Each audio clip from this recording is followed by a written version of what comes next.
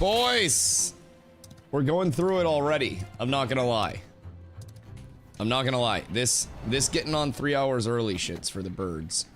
And the birds are not competing in the PvP tournament. I'll be completely honest. This shit, let me tell you what. I will be starting my future streams at 2 p.m. EST and no fucking sooner, boys. No fucking sooner. Also, I need a broodling. God damn it. There's another broodling right over to the side. And I still, like, I don't think I can do anything to get it. Wait. Are we back to invis weapons? What happened to make our weapons invisible overnight? Wait a second. Are we back to invis weapons, boys? Good morning, by the way. How are we all today? Oh, shit. And Firebrand Relic just spawned. Oh, God. Well, I'd say that was a good time to pop it with the tournament going in. What's that one do? The Horn of Firebrand is fucking insane, in my opinion. So, Horn of Firebrand. Horn of Firebrand has an active 10% damage increase and a passive 10% magic mitt activated. At all times. At all times. Like, that's really good. That's really strong. So, just keep that in mind. So, PvP tourney rigged, question mark? Wait, what do you mean? Is that like the drama that's going out? What's happening? I was kidding? Oh. There were actually people that were accusing them of that, by the way. Because of like the restart drama and stuff like that. With certain matches. Like, there were people that were straight, like, convinced that it was full rigged. So, I hope not. I hope not. I don't think it would be, but... Troublemaking, instigating looking ass. Yeah, I mean, so who knows, though? Who knows? You casting again today? Yeah, I'm on my way over right now. I don't really know, like, what's happening with the Horn of Firebrand spawning in. But we'll see. But I'm on my way down right now. I'm sure they've already started a match, but I'm scooting. I'm here late, but still early. It's a whole vibe. I joined the host, like, chat as well. We're up. So there, and I can TP to you and give you mount. Word. Listen, the last flyer that we got. That last flyer, we gotta fill in a bug report for that guy.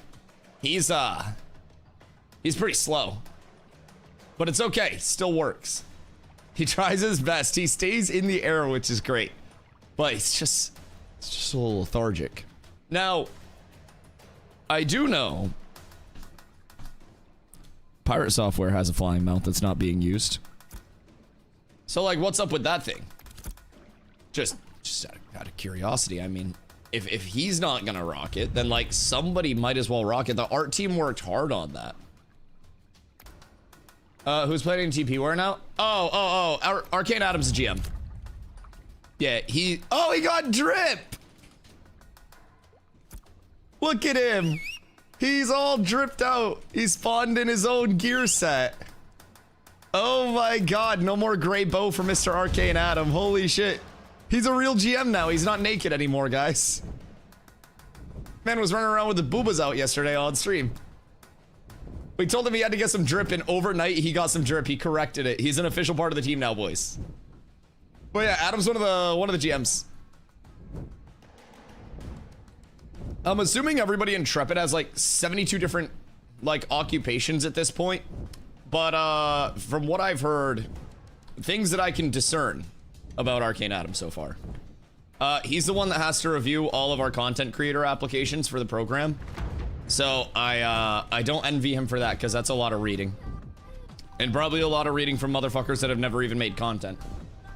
Pupsy! Good morning! Thank you for the T3 gifty, brother. Oh my god. Oh my lord, you're insane. I appreciate you. Zodiac, thank you for the follow as well. Welcome and good morning, everyone. Good morning. Coming in hot, yes sir, and I appreciate the shit out of that. But yes, so a lot of people at Intrepid wear multiple hats and work on a lot of different things throughout the company. So I don't really know what everyone does. I know so far Arcane Adam at the very least does like reviewing of applications for the content creator program and stuff like that. Planendorf, he doesn't really do much of anything. Maggie does a lot of the community stuff, content creator report write-ups, the articles, stuff like that. Planendorf doesn't really do anything. Steven, you know, creates the game at the top, tries to make everything happen for everybody. And then Planendorf doesn't really do anything. So, you know, everybody works hard. Everybody works hard at Intrepid. It's a whole team effort. Planet plays with light switches. He takes various brands of flashbang and throws them out to see which would be the best. What the brightest, most efficient flashbang is. Yes. No, we love Dorf. Dorf is like a project lead. So Dorf has to deal with people who fuck up. Very simply put. If Dorf is working extra, then that means something's wrong. If Dorf is playing the game, that usually means things are good. At least that's how I gauge things. Like if everything was just, if it was just full fucked, I don't think Dorf would be able to play the game. So I kind of gauge like the future of Ashes based on how many GMs I see actively just messing around. And I don't even mean like in-game banning people. I want them like leveling and shit. Make them play organically. No clip, no flying. We put them through the gauntlet. Honestly, we should do an 8v8 GM team. I bet they could take Cat's second team. I'll be honest, that'd be a good fight. Be a really good fight. Flying Snorse. I don't think there is a Flying Snorse. So, fun fact, Max, we did learn from dev streams that if you try to fly on a mount that can't fly, it may or may not crash the entire server.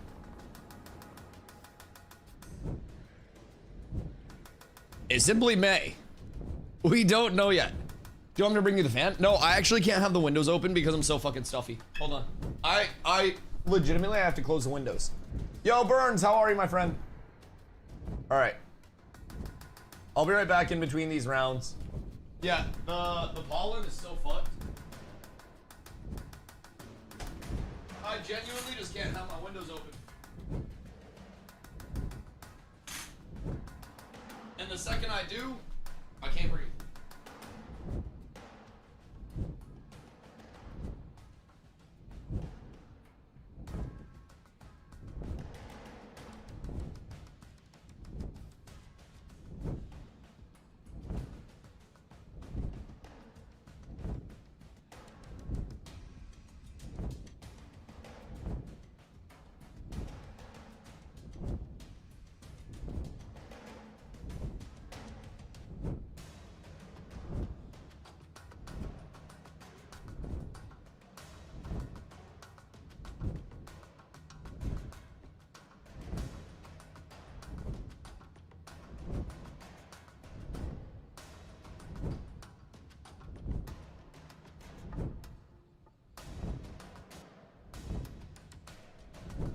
The pollen is not claiming me today, chat.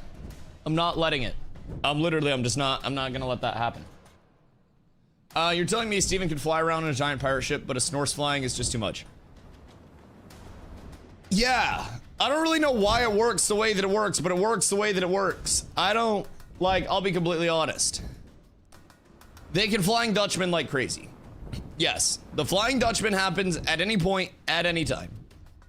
But a ground mount flying, like, sunders the world, Max. I don't really understand, like, why, and I don't know how else I can explain it.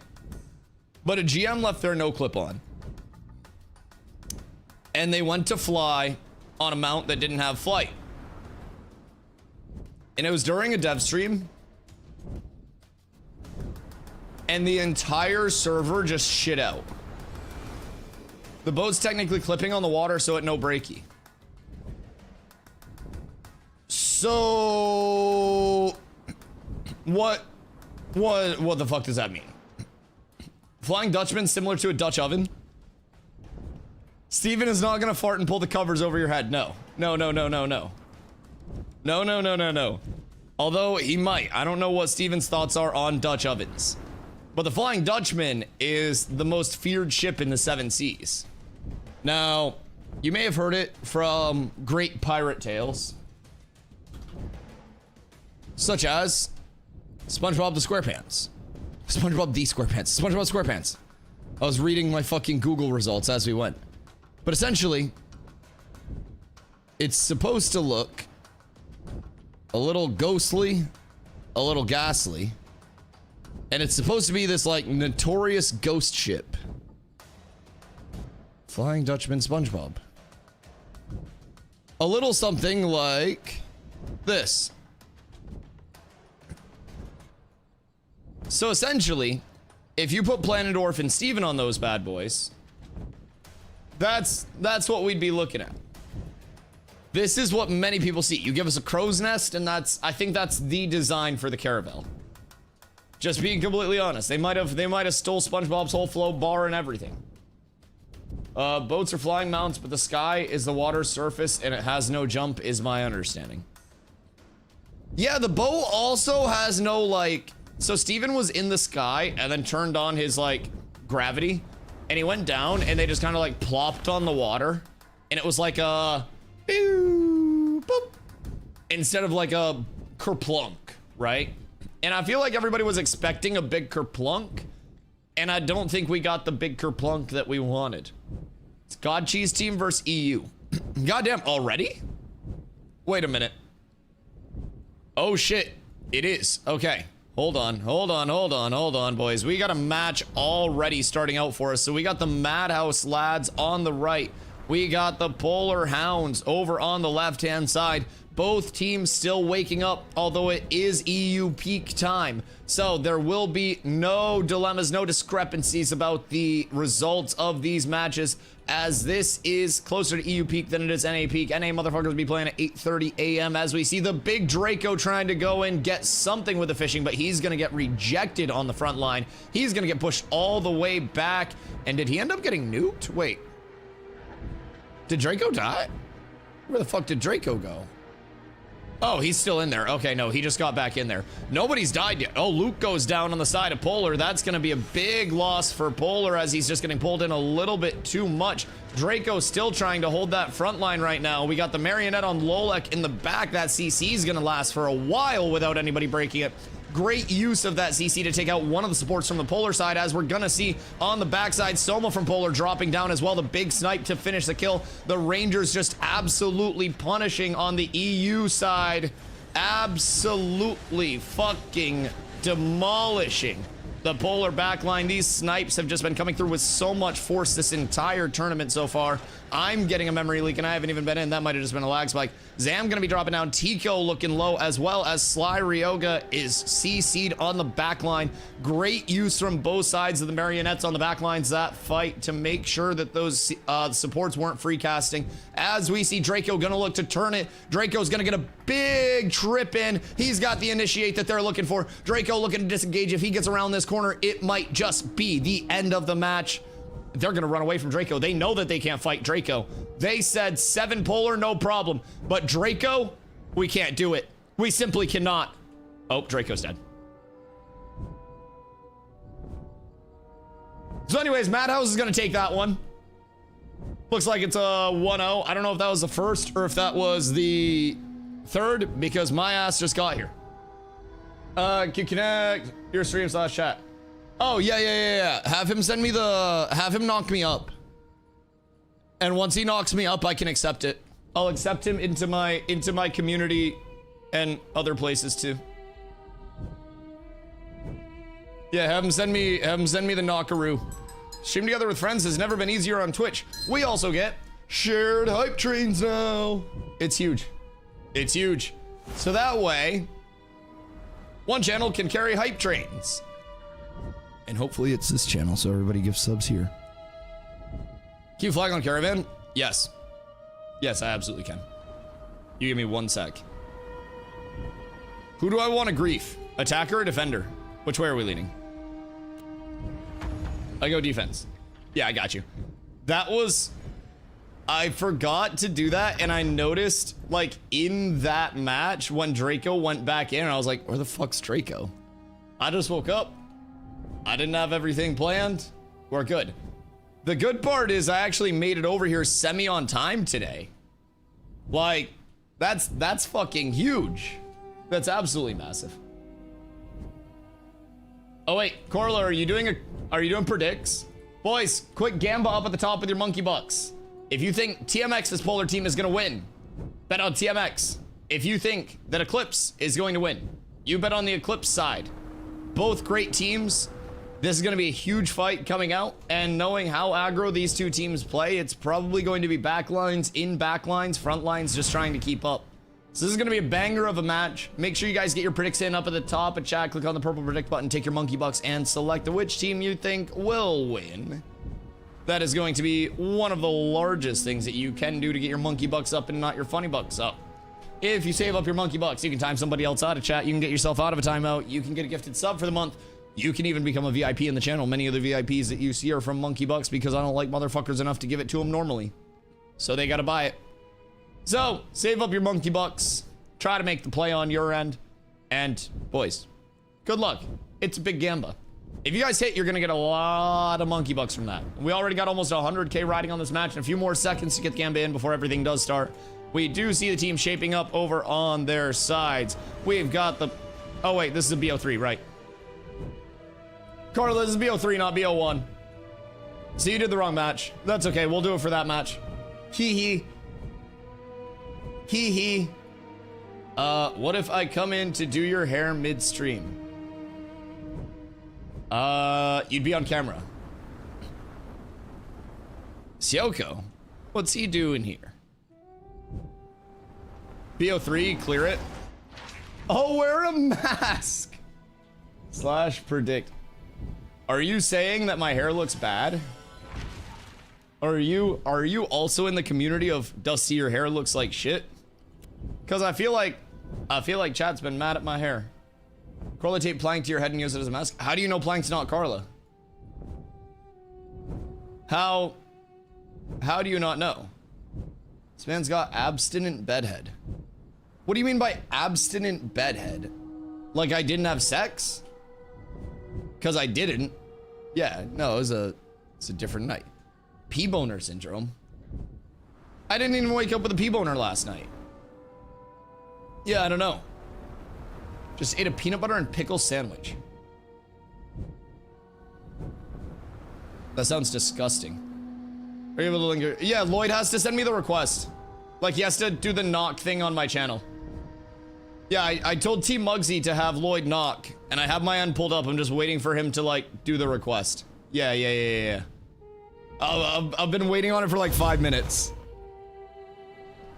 We had the whole plan, but someone else stream and invite them both, and then take all of our viewers. Yes. Yes. That's the goal. The timeout for the peanut butter and pickle sandwich is crazy. What kind of pickles? That's, oh, I don't know. Also, freeholds are available in Wind and Sea, lads, and the Firebrand relic is currently being escorted out. All right. We've got the polar side in the green. We've got the Madhouse side in the red. For everybody that may be curious, Polar Hounds lost match 1 of the best of 3, but that's not going to stop them here. We've got a little bit slower of a form up to this fight happening on the front side. Last fight, we saw Mr. Draco trying to take a big push early on.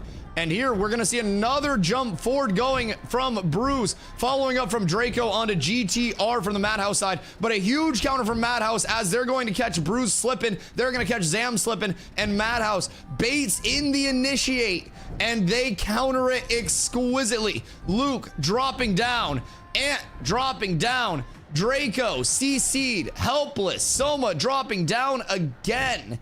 Boys, Polar having a really good jump there. Having a massive jump. Johnji, thank you for the 2 gifties during that. To Johnji and to Zamp, much love, much love. That was genuinely That was crazy. That was very, very, very, very, very, very, very well executed. Dusty. Carla, accept a knock. Is he knocking? I don't see him knocking. Wait. I'm not even getting the noti. Hold on. Did he block me? Wait a second. Lloyd. Maybe I try to knock him up. Hold on. Join.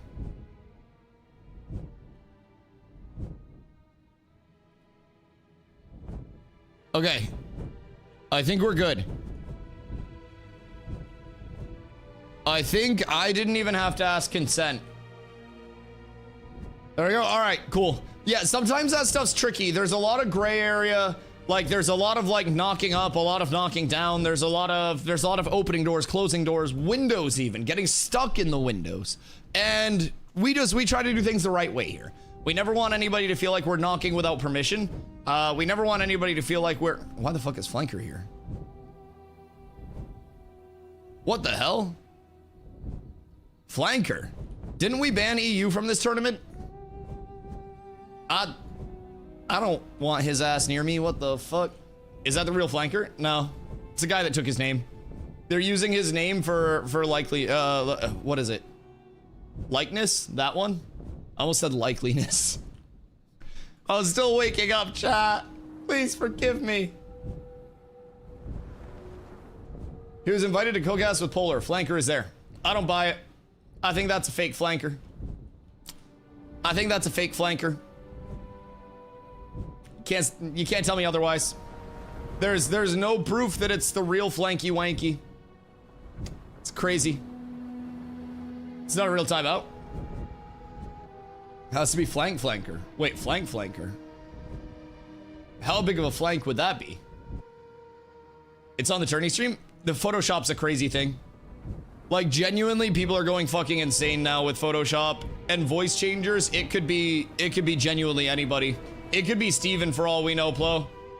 Like, you've really got to keep your eyes peeled, and it's like, we haven't seen Flanker and Steven casting the same tournament once, realistically. So how do we know it's not just Steven in a bear suit pretending to be Flanker ripping a vape? It very well could be. Holy, I know, I'm onto it. I wasn't supposed to know this much. I think that I may have revealed a lot. And if I'm not here tomorrow, you guys know why. You guys know why. It's because this fake Flanker, whoever this imposter is, he got me. They finally found me. No, that's cool. Flanker was hanging around yesterday. And I think he was just like watching the tourneys all day yesterday. You see too much? They've told me too much. They've told me much too much. I don't think there's much more that they could tell me at this point. Yeah, the Madhouse team looking really good, by the way, on that counter initiate. Like, that was two decisive fights, man. That was really well played, especially on the second one. I think that was probably... Horn of Firebrand has been picked up in Winstead. Well, who's got it now? What the hell? But in terms of those counter initiates, I think that was one of the biggest things that we saw from Madhouse, especially in that second fight. Bruce got a really good jump forward onto Madhouse's backline and then just fucking deleted. Like, he ceased to exist. Gone off the face of the earth instantly. Now, do we know, is Madhouse running the no tank comp? Because interestingly enough, it seems as though both teams on this side, between Eclipse and Polar, are running no tank comps. So it's intriguing to see, almost to an extent of like, is tank worth it in these 8v8s? Are we simply relegated to small scale or large scale? with mid-scale being that in-between where we're just better off not existing, right? Is mage, not mage, but is ranged too fucking strong? Is there anything that can be done to make melees viable again? There's a beast on Fnac as a tank. Okay, thank God. Thank God. Tank representation somewhere. Like, genuinely. If a tank feels super valid, it's just with the power of double mage, double ranger, and then like quad support. Oh my fucking God. Holiday's running tank too. Beautiful, beautiful. So that's two of them. Do we know what the split is on like tank versus no tank? All right, so we've got the polar side over on the screen right. That's going to be polar in the red. Over on the left side, we've got the Eclipse team. Eclipse holding the high ground. Polar holding the low ground over here as we see an awkward standoff. Everybody probably getting all marked up. Vath on the mage going to be holding the front line. Same thing with Kaiser over here. So really aggressive positioning for the mages out here on the side of Polar. Same thing with Hood out there. The mage for Eclipse looking to make something happen. Looking to go fishing for a little bit. Bait out and initiate. We might have to make the Fortnite zone close in. We genuinely... Oh, we're going to have the uppies engage coming out, boys. We're going to have Hood coming in. Polar getting a very good grip on it, though, early on. TMX going to be dropping the root in that midline. Tech going to be jumping in on the backside. Tech going to be looking very weak, but he's going to be getting healed up there. Polar taking a lot of this damage at the face and just saying this is perfectly fine. Delore with the positioning in the back. He's going to be pumping as Tech from Eclipse is going to drop. Polar starting to get the snowball established as we see Moonkin looking low on the front side. Hood also CC'd on the front side. Moonkin's going to drop. We see Nth from Eclipse dropping on the backside, going to try to get to that LOS, and he's not going to be able to get to the LOS. Lit pushing forward from the Polar side, looking for yet another CC. Rain from Eclipse trying to hold them off as Polar just walks them down. Rain is going to be the next one to fall. We've got 4 or 5 more to fall from the Eclipse side, but everybody looking very, very low, and Polar looking very healthy, very sustained. We've got another dominant performance coming up from DMX's Polar team here, taking out Eclipse in game 1 of this matchup. A very patient showing. And what we're seeing so far here, chat, is counter initiate, counter initiate, counter initiate. Genuinely, it looks like whoever initiates first simply fucking loses right now. I want to go back and look at what percentage of matches were determined by the initiator or the counter initiate. That is the goal. That is the goal. Because I think counter initiating right now is incredibly valid. And that's one thing in our matches that really good players were able to pick out. Or so whenever you initiate your opponent misposition. I also think it's the fact that if you are initiating, you're allowing the enemy to react and you're dropping your initial, you know, combos. So think of it as kind of like hands on top of a hand, right? And if you use all of your strength to put your hand on top of my hand, and then I put my hand on top of yours after you've already used your strength, I can push your hand down. Simple as that, right? So if I bait you into using a big combo on my team, and then we say, all right, we see this coming, we're baiting this, we're telegraphing this, that's going to be what opens up a lot of, in my opinion, what we're seeing here with just very strong, decisive, someone jumps in, bop. And I agree, the misposition, like getting out of position, getting too forward, definitely is exacerbated if you're trying to initiate aggressively. But like the commitment of the initiate itself, I feel like is just something that's getting so punished right now. And it's almost like, from my perspective, I'm looking at it from like, all right, at what point does it just turn into nobody actually initiating and everybody just sitting there throwing out, you know, auto attacks, throwing out basics until something happens? And that's kind of where we're at now. But I also don't think that it's, I don't know, I don't think that it's an omnipresent thing. I think there is plenty of potential to full initiate still. But at the same time, we have clerics that are just full healing people. Like 0 to 100 full heal. 1 heal.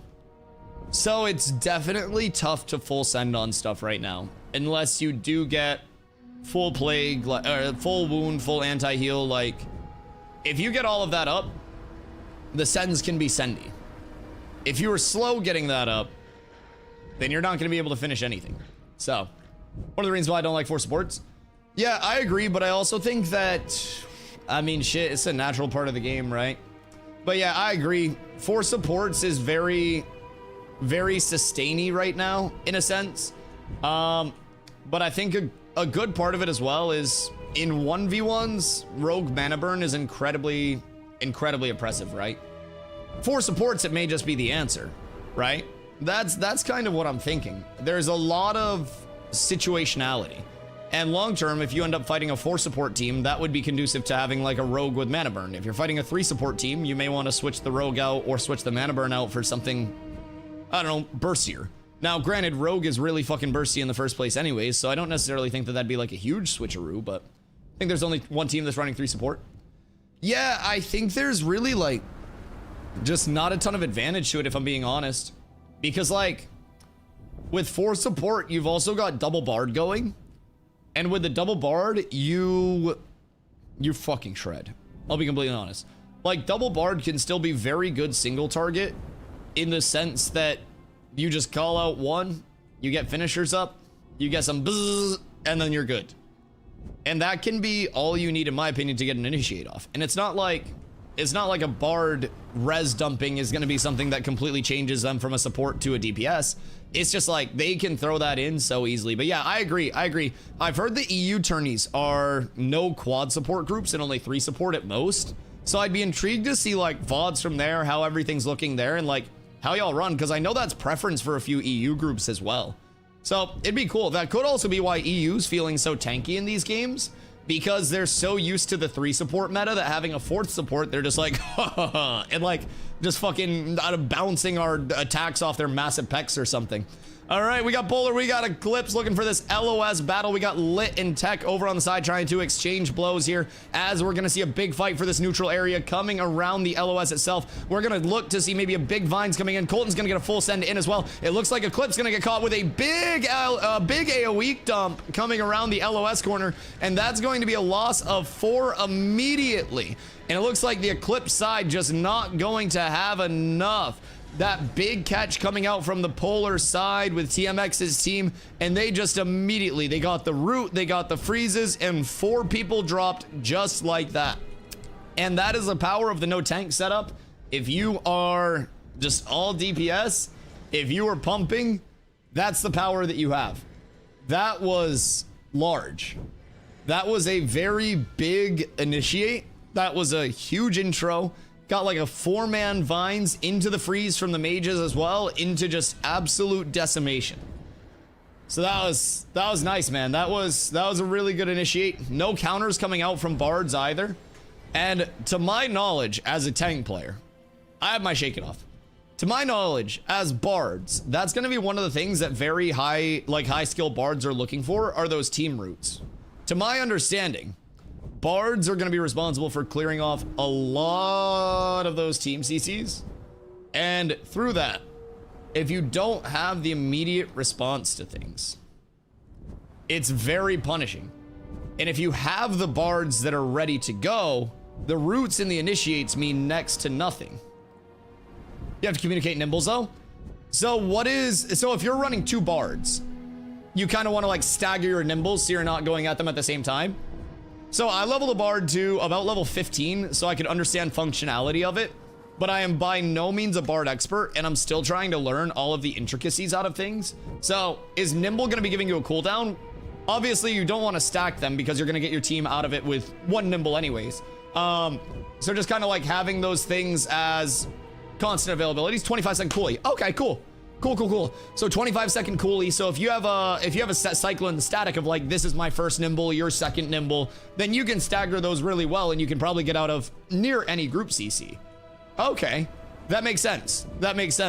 We'll have to work on that with our statics as well, because if like we can manage our nimbles, I'm assuming that's just maybe why the initiates also aren't going through the way that we want them to. Against really good teams, your hard initiates are probably getting instant nimbled off, they're getting peeled, And it genuinely seems like there's so much that's coming out from CC break and from lack of. Like Almighty's just said over in Lloyd's chat, man, 2 Rangers. People have like been shitting on Rangers for so fucking long. For no reason. Rangers have, since I've been here, been one of the most important archetypes in group combat. Absolutely insane. And the fact that people have slept on them for the amount of time that they have slept on them is crazy to me. You've got your vines, you've got your snipes, you've got your scatter shot. Like, you've got a lot of bursts that just goes out instantly, safely, everything. 6 Rangers and 2 Clerics. Like, you joke, but in mass scale, or when there's not a big lock on things, that is probably going to be something that is omnipresent. I'm not even gonna lie. Just like, double snipe, everything else pumping along with that. Oh my god. Oh my fucking god. Yeah, Rangers are nuts. Who are these people sleeping on Rangers? Is it the Rangers? No, the Rangers are trying to convince people that they're good and worth playing. Like, the Ranger players are like, no, guys, I promise you, like, Ranger fucks right now. And everybody that doesn't play Ranger goes, no, Ranger sucks. Ranger's ass. Why would you want a Ranger in the group? And we're like, brother, just play Ranger. The fuck do you mean?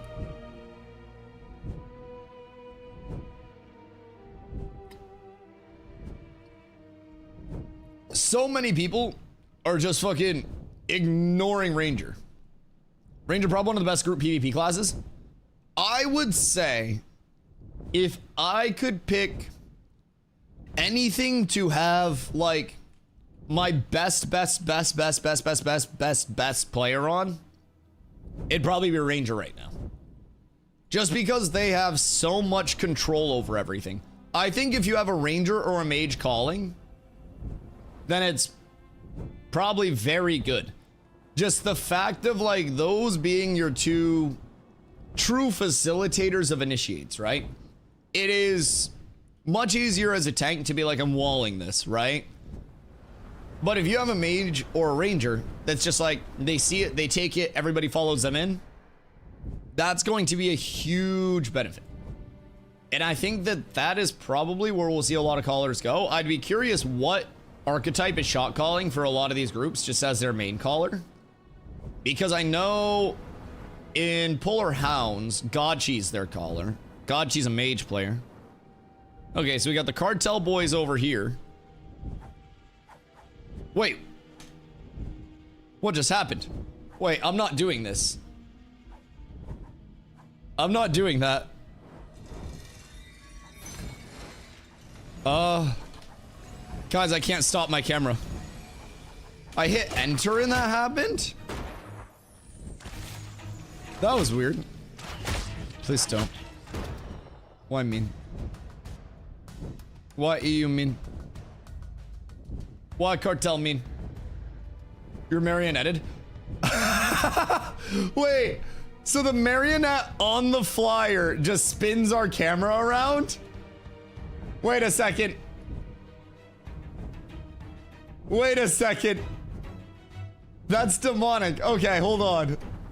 We need to test that interaction again. No, wait. No, it's hitting enter. It's not marionette at all. I just found a bug. I just found a bug. I want a real flyer for this. Wait. Okay, hold on. Ready? UI off. Hit enter. I have no idea why. UI on. Hit enter.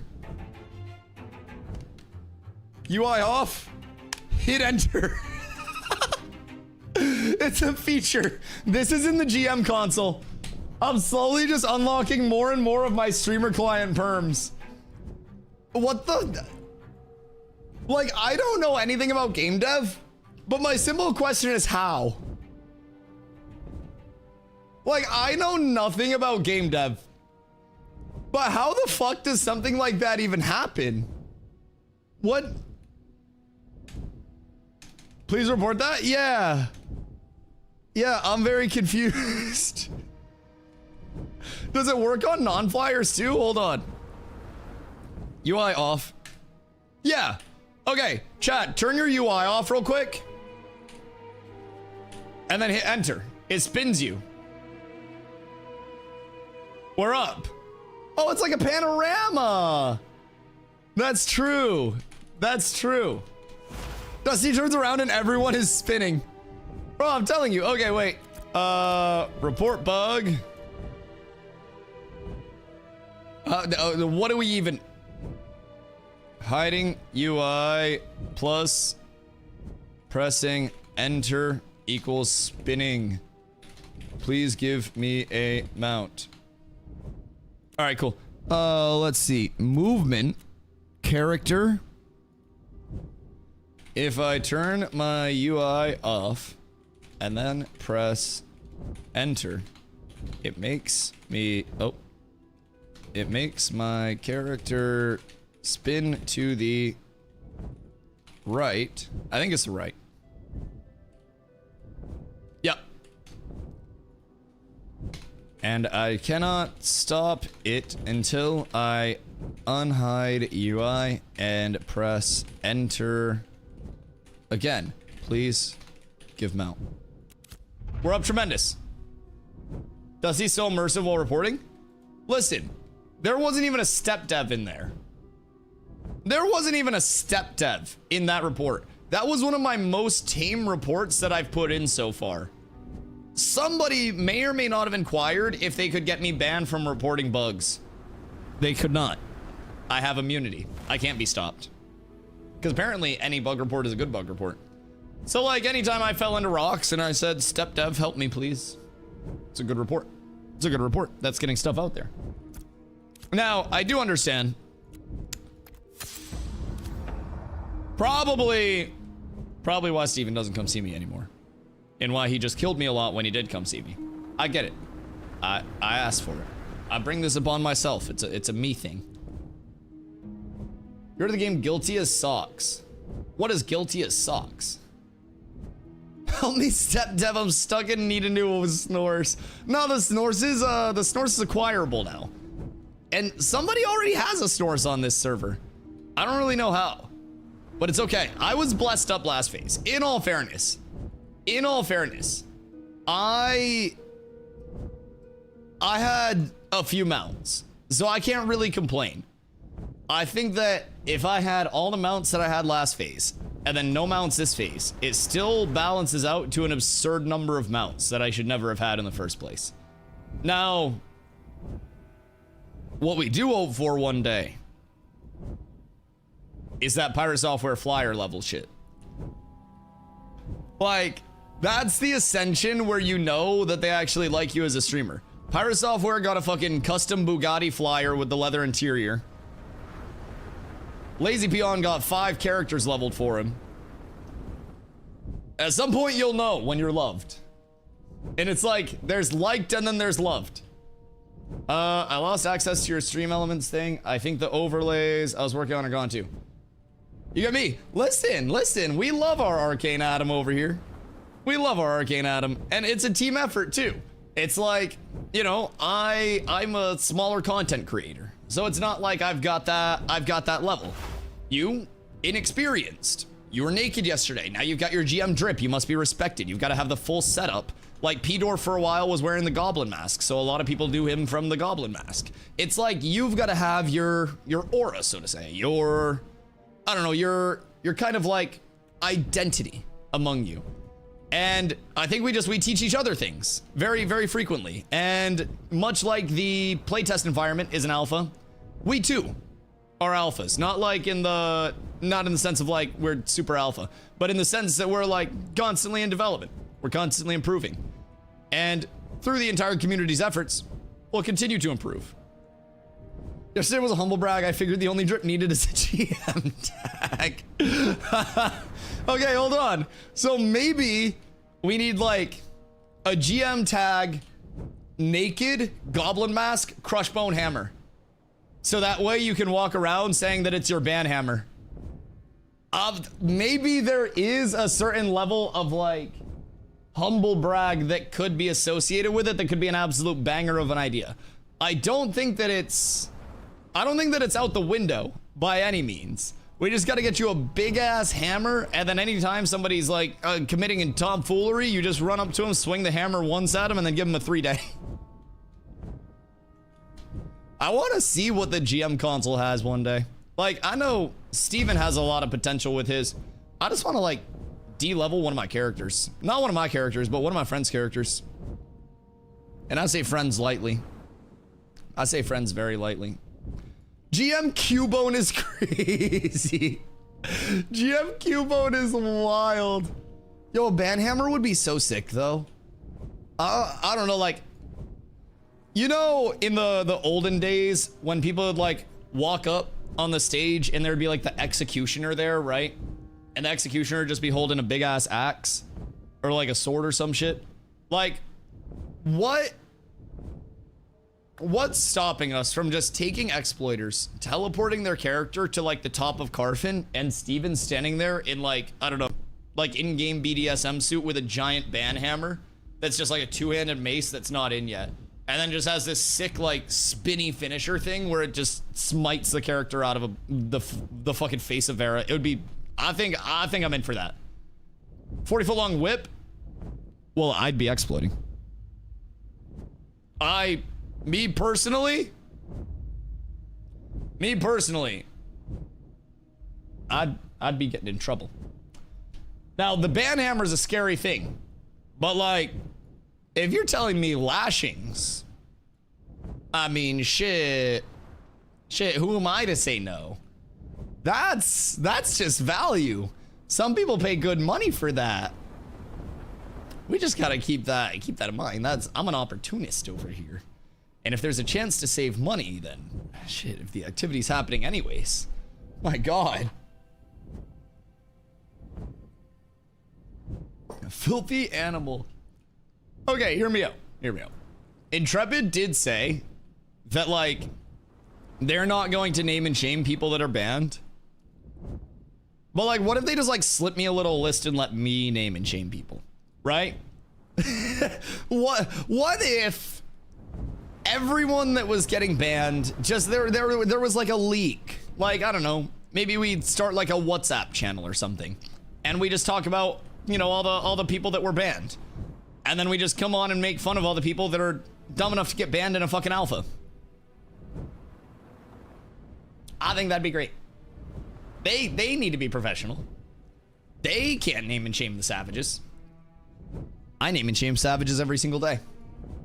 That's part of what I do. I think there should be a public area in Vera where exploiters and cheaters should be put in a cage and they can never do anything on that character again, yet it's always there. They just turn them into NPCs. No, I feel like being turned into an NPC is something that's like rewarding. Where's the relic? Within Winstead. So what's going on at that relic right now, chat? Who's over there? Who's over there? But I've always said, like, the steps to becoming an NPC within a game, it's like step 1, become really well loved within that community.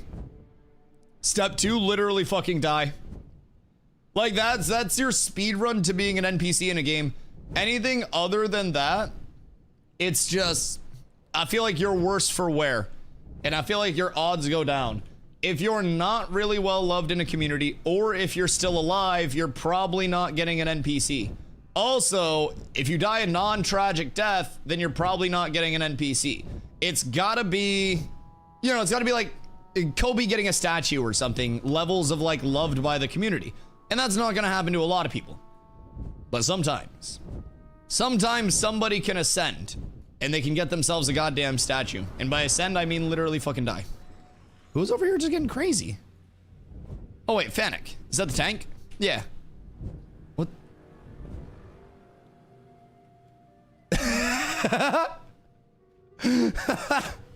Lolek is going fucking crazy right now. Everybody else is chilling, and then there's just Lolek. There's always one in the group, boys. There's always one in the group. Who is your Lolek in your group? And I know, like, everybody about to say Dusty, but like, this man is fucking headbanging, bro. Like, he is going crazy with it. The hands up. Oh, That was awkward. I was enjoying the concert.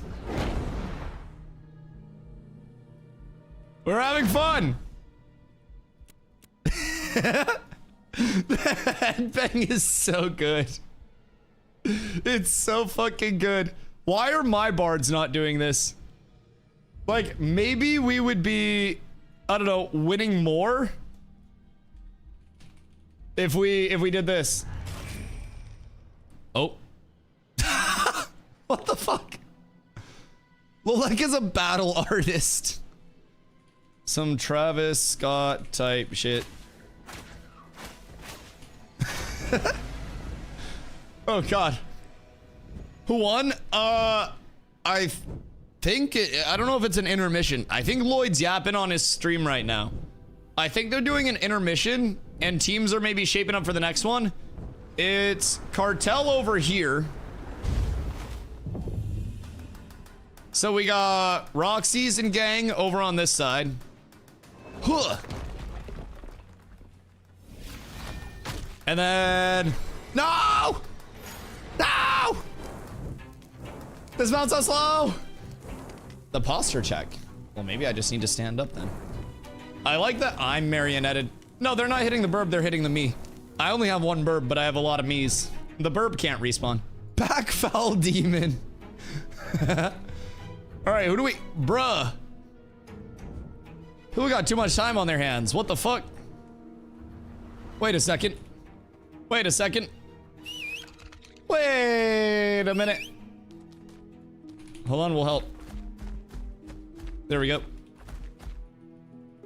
We gotta get right up in place. And then make sure the spacing's good. There we go. Someone's a little far forward on the end there, but... Imposter. Moin. Heinz, beans, and toast. I don't know where these guys are from, but I'm really hoping they like Heinz beans. Schnitzel! Sweet bread and all of that stuff. Good fucking gravy. Alright. We've met with both of the teams. They're German? Oh! Okay. Wait. Alright, cool. That's gonna fire them up, I think. That's gonna get them, like, ready to go for this round. I may have just given them a huge advantage. But Das Boot is, it's a sign.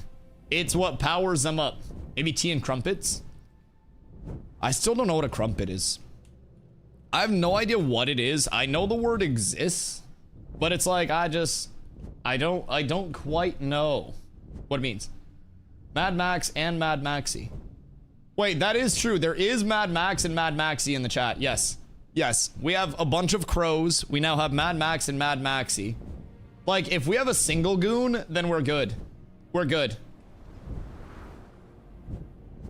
We're gonna go for this round, this dumb American. Oh no. Oh no. We've been sitting for so long, my strider fell off? Yeah, why is everyone sitting? What's going on there? Are they doing like... Are they doing all of their, like, interviews and stuff right now? Because that would make sense. John G, is that croissant? Is that croissant? You should do some interviews. I'm interviewing my chat. Yeah, I don't know. Jump in the chats and interview them. I don't have any interview questions. I didn't study. I didn't even know there was an interview right now. I'm just letting them cook over there. We're trying to do what we can to keep the content going. I'm gonna land on this bald guy's head. This is like Sergeant Stomps if he wasn't 5'6". Should I chat GPT them or are you chilling? Oh, I mean, I could make some up if I wanted to. That's what I did last time. Like, I interviewed people last time, but I'll be honest. A lot of people don't really like being interviewed. Like, a lot of people don't like being interviewed. And as soon as people start doing interviews, especially for these tournaments, I'm not gonna lie, as soon as people started doing interviews last time, people went, Interview Delore, interview Delore. And I don't know if a motherfucker that hates interviews more than him, I'd be willing to wager. Made hair for him? Hold on. We gotta land on the noggin. Hold on. Hold on. I think I can land on the other one, but not this one. I don't know why. Hold on, we'll check it out. Excuse me. Pardon me. Just flying through here. Air traffic control requesting to land. Oh, shit. Came in a little hot. There we go.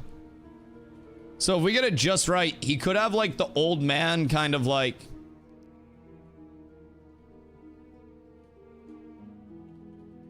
Why does he look like Thanos?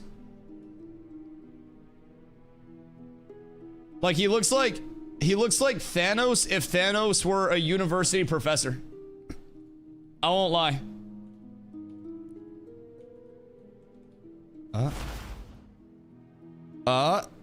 Oh, we're almost there. I think we've got it pretty well lined up. I'm pretty sure we've got it lined up right here. The Dean of Carfin has some hair now. Some hair. It's nothing crazy, but it's also better than a lot of the hair that we see in today's day and age. Probably mine included. But it's okay. It's okay. This is it. I don't think he's felt this good since pre-apocalypse. They put Dusty in game. It'd have to be like more forward for my hair. It'd have to be like, I'd have to get the bangs, right? So if it was my hair, it'd have to be like, I don't know, maybe like this.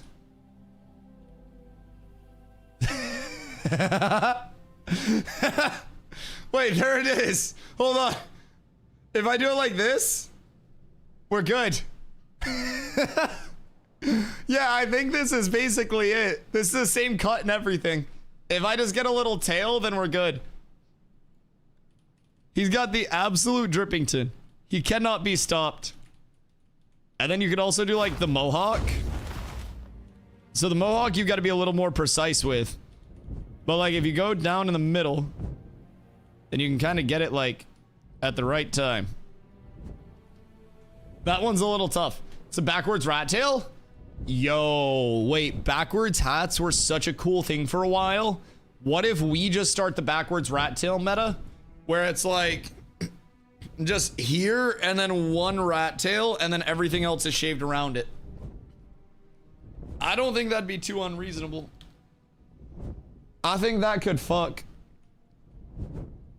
Okay, wait. I think we're good. I think we're up tremendous. If anyone wants to join Relic Raid to support Seahook. What's going on in Seahook? I'm confused.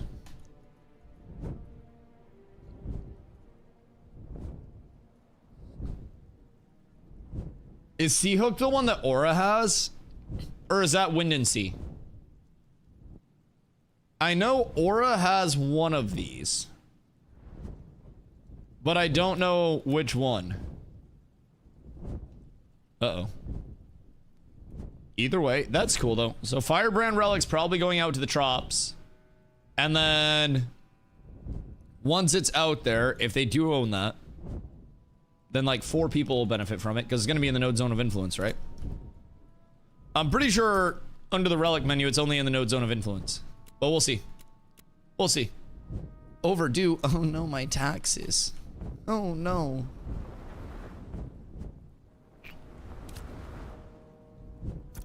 Are they going to Journeyman Animal Husbandry right now? Wait.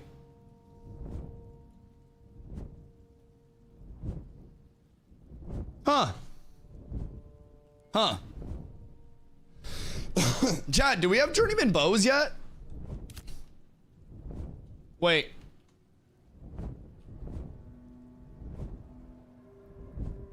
Wait a fucking minute.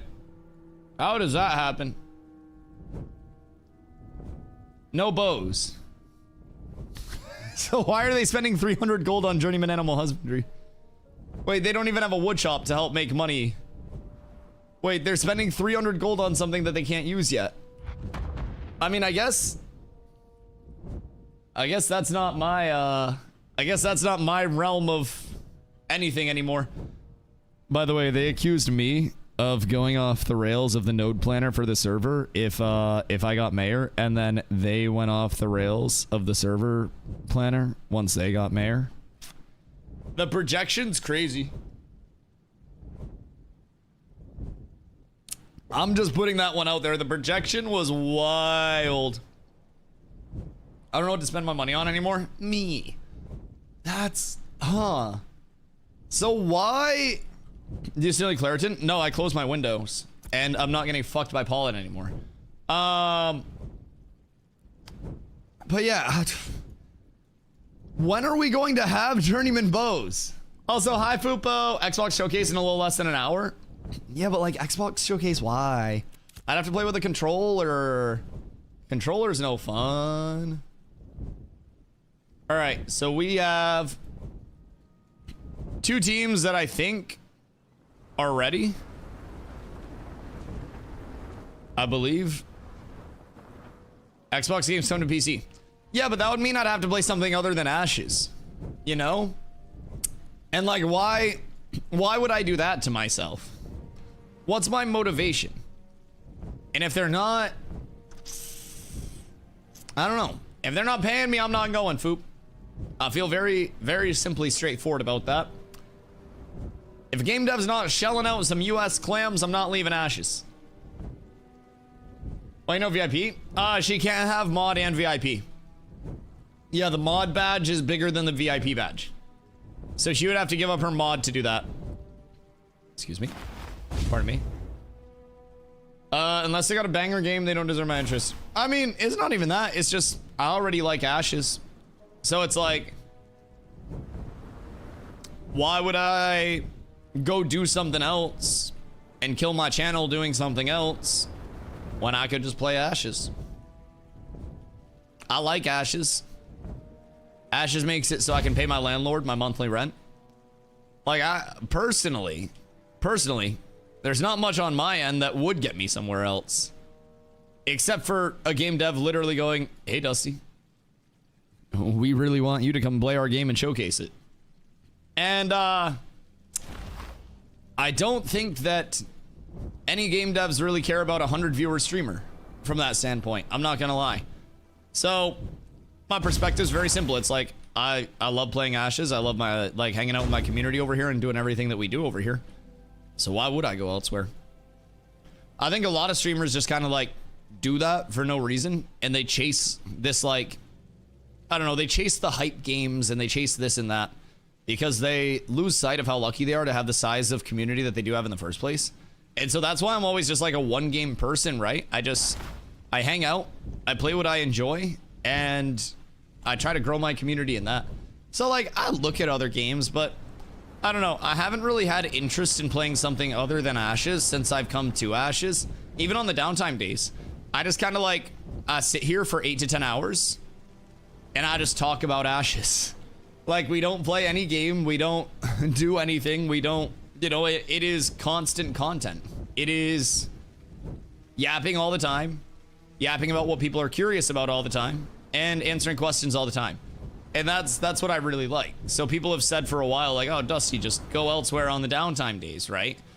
And like, you'd be fine. And I'm like, yeah, but I don't want more viewers. I want to play Ashes. Theoretical question, because it's not going to be on the Xbox stream.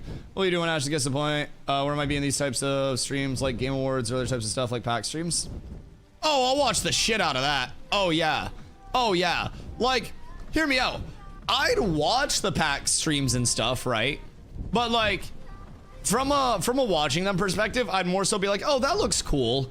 And a little bit less of a, like, I'm personally excited for this, right? John G, thank you for the gifty. I appreciate you. I appreciate you. Boys, we got Cartel EU holding the high ground on the right-hand side. We got a defensive wall coming up from the Oil Wars on Holiday. And we got the boob vines in the back line. All right, We got two titties of vines in the back line, and we have a lot of ranged exchange going out here. Looks like 721 may have been AFK at the start of this or something, but he just got back in as well. We see the first pull forward coming out from the Oil Wars side against Cartel, and that's not going to be successful. We see 721 getting slept down low. He's going to get caught out a little bit, down to 25% HP with some discordant notes floating in. Those discordant notes are not going to connect in time. They're going to get a little bit of bounce around, but 721 getting full healed. We see a lot of tanky exchange coming out from these Cartel lads, and we see Cartel looking for a full send in. We see Maruku in. We see Kulix getting isolated. We see 721 on the backside completely isolated, taking a lot of damage from those Rangers. Nocton getting chased down in the middle, going back into that Cartel clump. Cartel going to be trying to get onto the back line, onto Paranoid, onto Money, but the heals are just coming out too strong.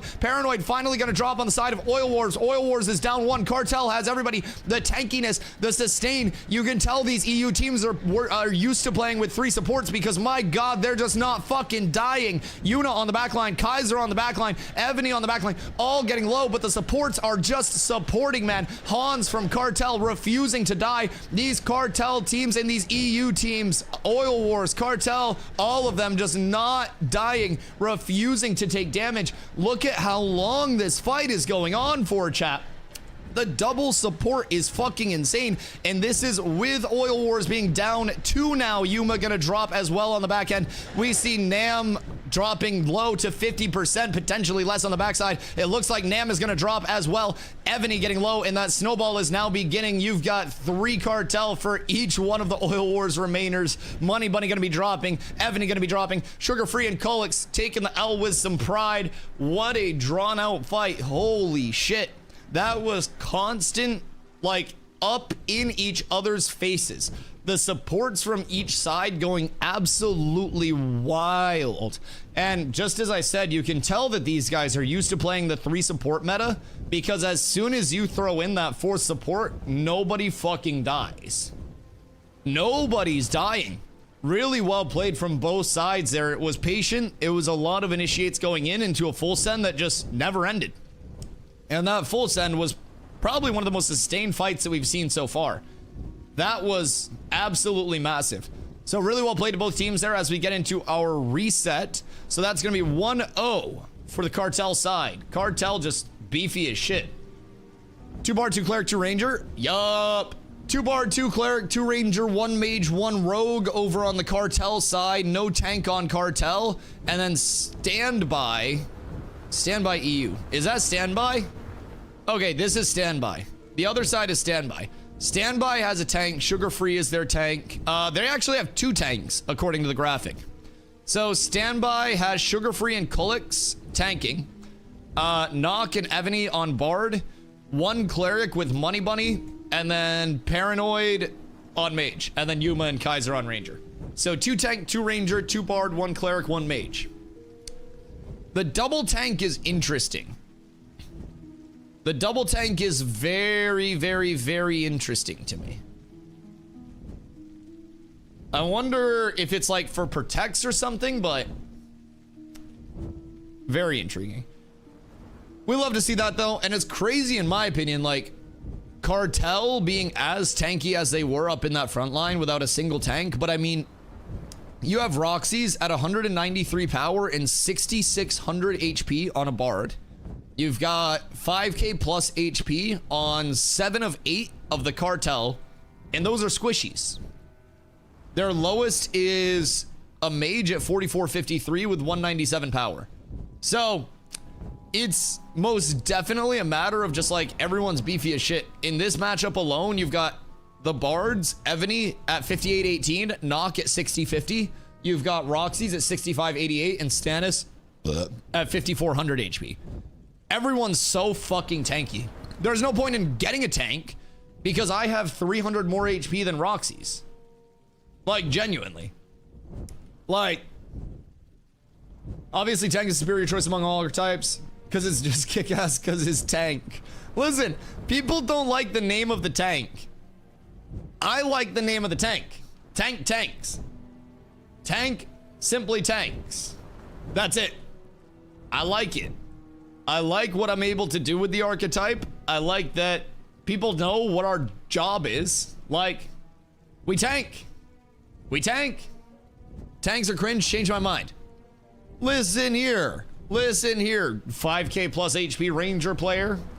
What do you need 5,000 HP for if you're not out of position? Let's talk about cringe. Taking all my tank gear. I can't even get brine breaches because of people like you. What else do we call it? A really dense dwarf? I mean, it doesn't have to be a dwarf. But yeah, people are like, why not call it the Guardian or the Schmeckelmeister? And I'm like, well, because it tanks. It's a descriptor of what the role is, and it's also a summary of the class. If anything, I think tank is quite possibly the best name. Mage could be spellcaster because you cast spells. Ranger, same thing as tank. I think that's really good. You attack from a range. Could be named archer as well if you really wanted to. Personally, I think cleric should be called healer and bard should be called support. I think it'd be very, very simple. Or like healer and buffer. Like, if I'm completely honest, that shit would make sense to me. And with how silly goofy a lot of MMO players are, I wouldn't be surprised if they needed that little bit of extra help. All right, we got the ready up from the cartel side. And then over on the other side, we're looking for standbys ready up as well. And then once we get that, we will be good to go.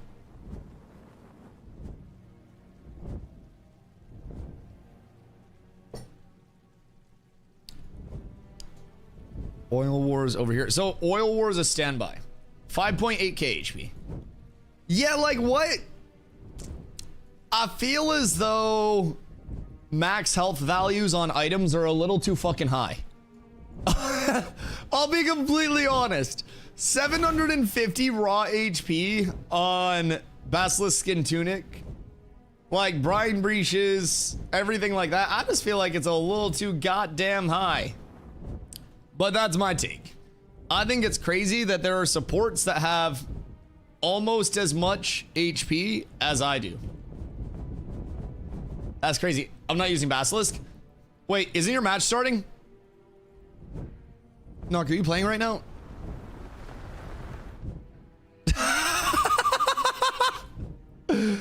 Wait. Knock is typing in my chat as the match is starting.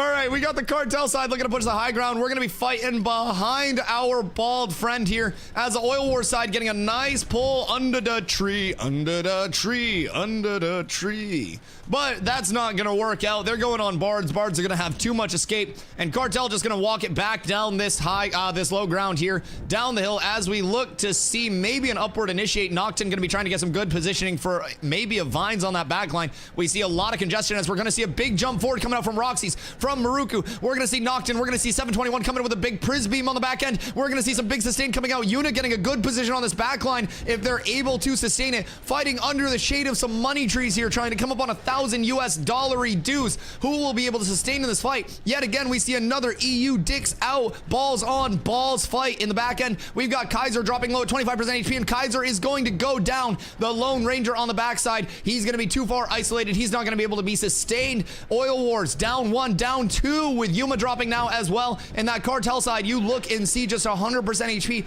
all the way around. It is like they take no fucking damage. They are beefy. They are playing together, and they are creating chaos. Look at them swarm the remaining Oil Wars players. Look at them set up the quadrant. This is absolutely insane. The positioning is crazy. The amount of just density to the way that they play, keeping everybody in these finds, keeping the pressure going up all the time. They play so together at all times. This is really, really, really impressive from the cartel side. Just great sustain up in the thick of everything. Great positioning to make sure that their clerics are able to heal. Even on their jumps forward, they've got the first jump, and then they've got that secondary jump after that's helping them secure that initiate. Cartel taking some really impressive technical fights here on this side of things. Very, very controlled, very like smooth in their initiates, and you can see all of that fight in particular. They didn't like what they had up in this area, right? That initial battle for positioning didn't go their way. And it was a really smart move of them to drop back down here and then initiate back upward once they had that drop down all secured. And through that, they were able to get themselves into a much better position and play off of that. Really, really, really smart plays. Really, really, really well done from the cartel side, and really well controlled, really under control, and really good pacing that entire fight. Oh, shit. The relic is being relicked, boys. My God. My God. Bruja, do an exclamation gamble all. That'll take you through it. That'll take you through it. All right, so another huge fight comes out, and I do believe that's going to be a 2-0 for cartel. So while Lloyd gets his interviews in, I'll be right back. I'm going to see if I have more coffee.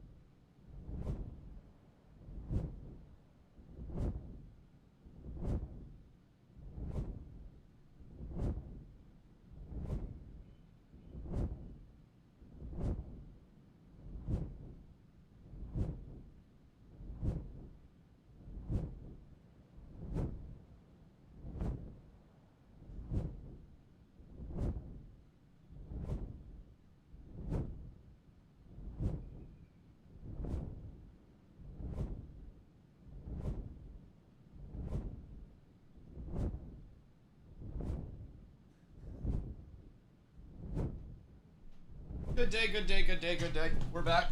Oi. All right. So, what's going on now? Is there area chat banter? The PvP past the actual PvP? Boys, we love to see that. We absolutely love to see that. All right, so let's get a look at this bracket. I know we have the challenge somewhere. Chat, who has the challenge?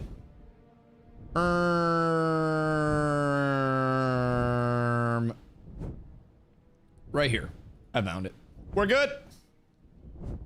All right. So we have the final stage for our next set of matchups. We have Holiday versus Madhouse EU. We have TMX's Polar Squad, the final NA team holding out here in the NA versus EU battle on NA soil. If EU is able to come over here on high ping, keep in mind, everyone says the ping's good, the ping's good, the ping's good. The ping's worse than it would be if they were on NA, or if they were on EU. They're playing at a disadvantage, and they're still playing very well. They're playing very well. So regardless of what happens, I think it's been crazy to see, like, the meta changes. I've talked to a lot of the EU lads as well, and they have said that they're used to running 3 supports. So typically, I believe they'll drop a cleric, right? I think is the typical go-to, but no, maybe a bard. Either way, basically, the EU lads are used to running 1 less support than they are right now. So I think that's why we are able to see so much coming out from the EU side in terms of sustain, in terms of playing together, in terms of really everything that's allowing them to put the pressure that they are putting onto everybody. And I think that is one of the best parts of watching them play. They play extremely together. And honestly, this reminds me of kind of how EU played in New World. So in New World, we always had our NA versus EU rivalries as well.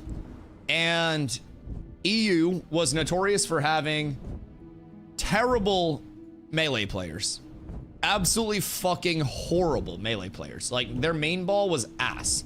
But their kill squad worked so well together that you would get swarmed within probably 10 seconds of someone being on you. It was near impossible for you to play your life whatsoever as, you know, a healer, as a caster, as any of those things against an EU kill squad. They were fucking oppressive. So watching them play here and seeing kind of like shades of that come back, it's kind of triggering to me.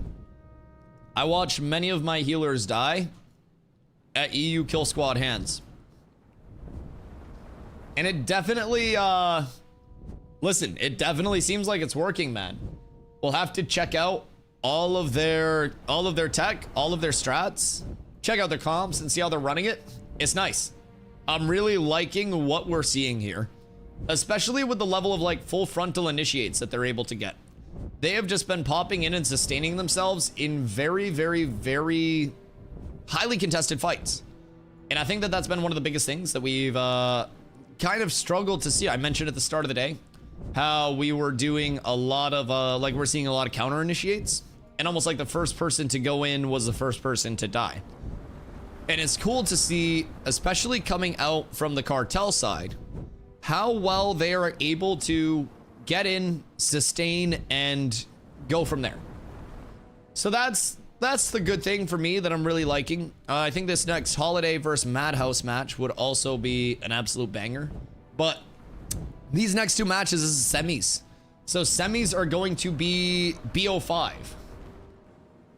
Hey, small streamer anymore? Oh, we're always a small streamer. Always a small streamer, Mr. Champagne Problems. 100%. Always, always, always, brother. I wish you had the Pokemon community app. Like, are you talking like a Twitch bot for it? Because we used to have Poke2 in here, it was called. But like, reading chat with those things is so fucking toxic. I'm not even gonna lie. I'm not even gonna lie. I hated once my chat started moving like fast, when motherfuckers would just be spamming that shit. It's slow as shit until you have 50 motherfuckers trying to exclamation poke catch something. Also, we just had ours as exclamation catch. But yeah, I had it for a while, and it was kind of like meh for me. I don't know, like it was cool, but I try to not have too many like ADHD dopamine hits for people other than the actual content, right? And I try to make it about like the interaction and stuff like that. But sub goal to get the Pokemon app, like the Pokemon Twitch bot, like Poke2. Why not just play Pokemon Go at your desk?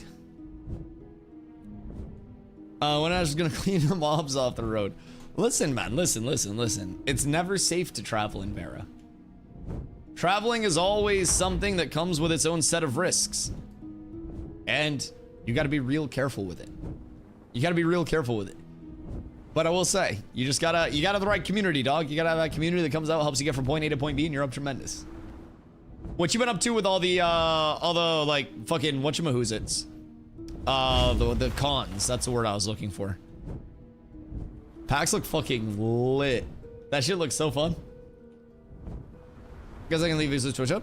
I mean, I'm not opposed to motherfuckers lurking more than one person.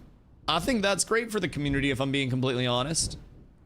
I think from my perspective, like, that just makes more sense. I always encourage my community to go lurk other content creators as well.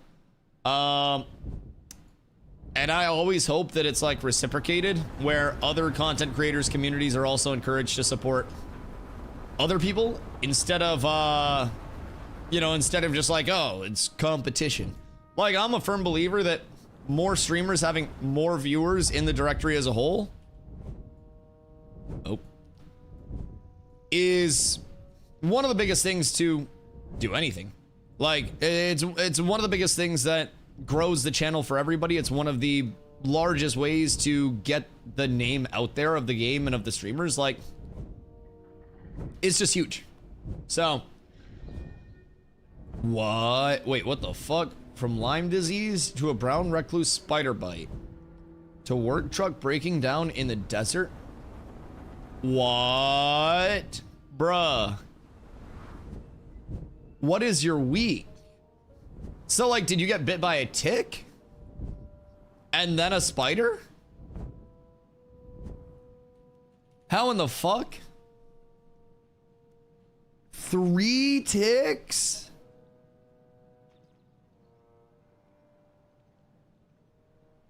Bruh. How long were they on you? You had 3 ticks that were like actively biting you? Nah, fuck that. Fuck that. Bro, there's a reason I don't go outside that much. Like, that shit, ugh. Especially in Maine. Like, ticks are crazy right now. Then climbed 4 mountains last Wednesday. Were the mountain climbs when you got the ticks? Is that what happened? Because that makes sense. What flavor dessert did your truck break down in? That's so unfortunate. Yeah, I mean, like, low-key, bro. I do a full body search after golf. I don't want to go outside right now because of how bad ticks are. People have said, like, I see so many people posting on Facebook, and they're like, I let my dog outside to go pee, and I pulled off 142,000 ticks. And I'm like, at that point, I'm just jumping in acid. Like, I'm just, nope. I'm not gonna do it. Simply won't happen. Lyme disease pain? Yeah, I've heard it's very, not fun to have. Ticks are crazy this year. Don't you have to be bitten for, like, 36 hours to contract Lyme disease or something? That's crazy, though. I hope it's nothing that's, like, fucking with you long term. No? Shit, well, I don't have Lyme disease. I don't know.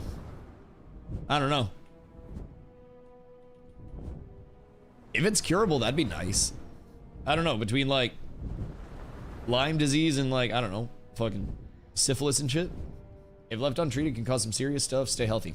Yeah, go get your butt shot. I don't know, like, what they give for Lyme disease or anything, but, like, I had to get, is it a penicillin shot? I had to get a penicillin shot, I think, in my butt one time, like in my butt cheek, and it, like, feels like you have a tennis ball just in your butt cheek, and that shit is the weirdest feeling in human history. It just, I don't know, like, it was like all of my muscles were just contracted into a ball, just right there. It was not very fun. You take antibiotics to make it dormant. Oh, yeah, that seems GG then. Is that why you went to the, wait, so what's like I don't like spiders in the first place. But is a brown recluse like a bad spider? Like a poisonous guy?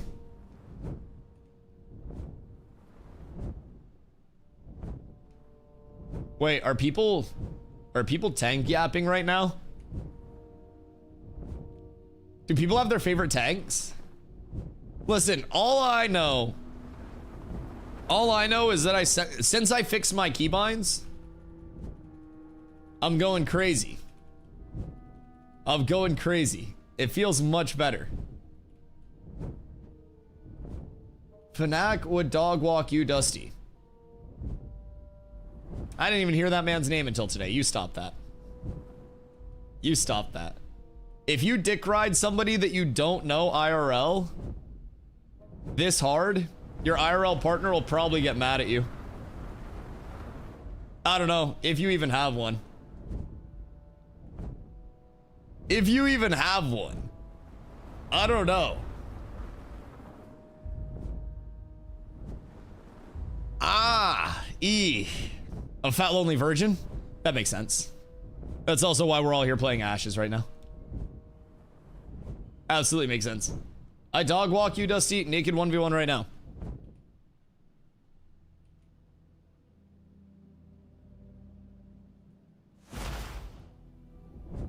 Draco, you stop. You stop.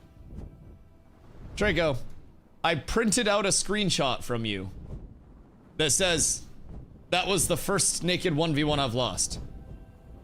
And I put it on my bathroom mirror, so every day I wake up and I look at it while I brush my teeth. And my God, I'm never letting that proof escape me. It's true, yeah, Carla also has to look at it. I won't take it down. I won't take it down.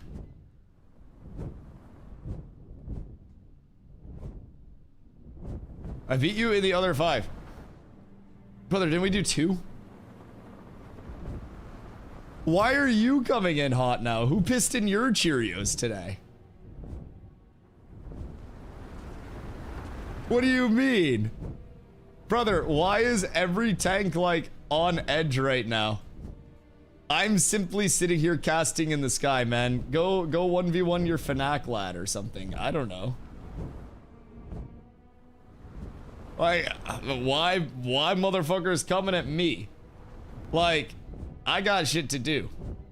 If you come at me, then that's not going to be like a long-term thing. So I'm very clear, by the way, with like, if people do actually want content from me, it's gonna be like in a consensual, respectful way. Because realistically, I could 1v1 anybody that I wanted to at any given point. So like, I try to keep it civil with people. I don't know. Sometimes motherfuckers be coming in hot, and I'm like, brother, let's just be friends. Let's tone it down a little bit. It's okay, but like, I don't know. I'm not one for the whole like disrespect levels of everything. I don't really care for that too much. And especially within like my community, I'll just like I'm gonna be a buck. I'll just ignore people at that point. Like, there are a lot of people that try to get me to 1v1 them or fight them by puffing out their chest and shit. And they just sit in my chat asking for 1v1s and then DMing me on Discord asking for 1v1s, and then they never get 1v1s, right? Because I just think they're weird because of how they're asking for it. So, yeah, I would just say long term, like, I try to avoid all of that stuff for a reason, just in my opinion. A lot of the people that I do like actually give content to are people that are chill about it and that I enjoy making the content with, because genuinely I have the entire community at my accessibility, right? I could ask anybody in the game to 1v1 and I'll get it. So yeah, I don't do too much with the whole like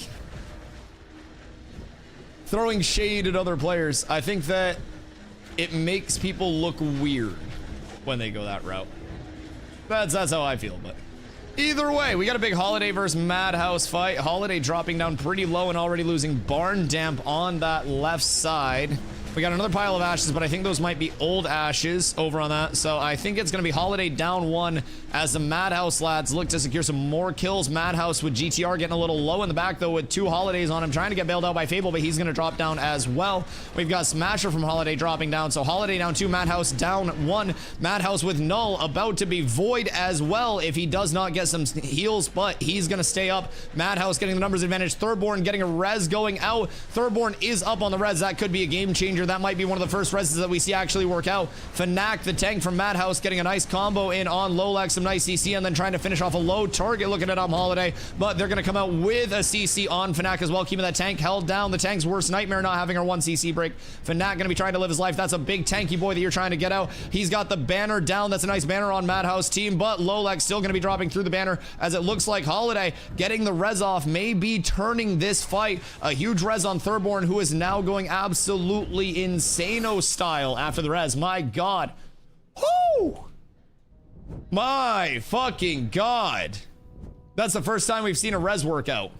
Yeah, I didn't realize they changed the van. I gotta go back over. That's my bad. I didn't know they changed the fucking van. I had to go back over after the first one last time too. It makes it... Where's the van? Oh, okay. Makes it so much harder to see anything without it. Perfect. Perfect. Perfect. All right, we're good. Slow. This bird is ungodly slow, by the way. This bird is ungodly slow. I don't know if it's broken or what, but that was a really good res that went out. Holy shit.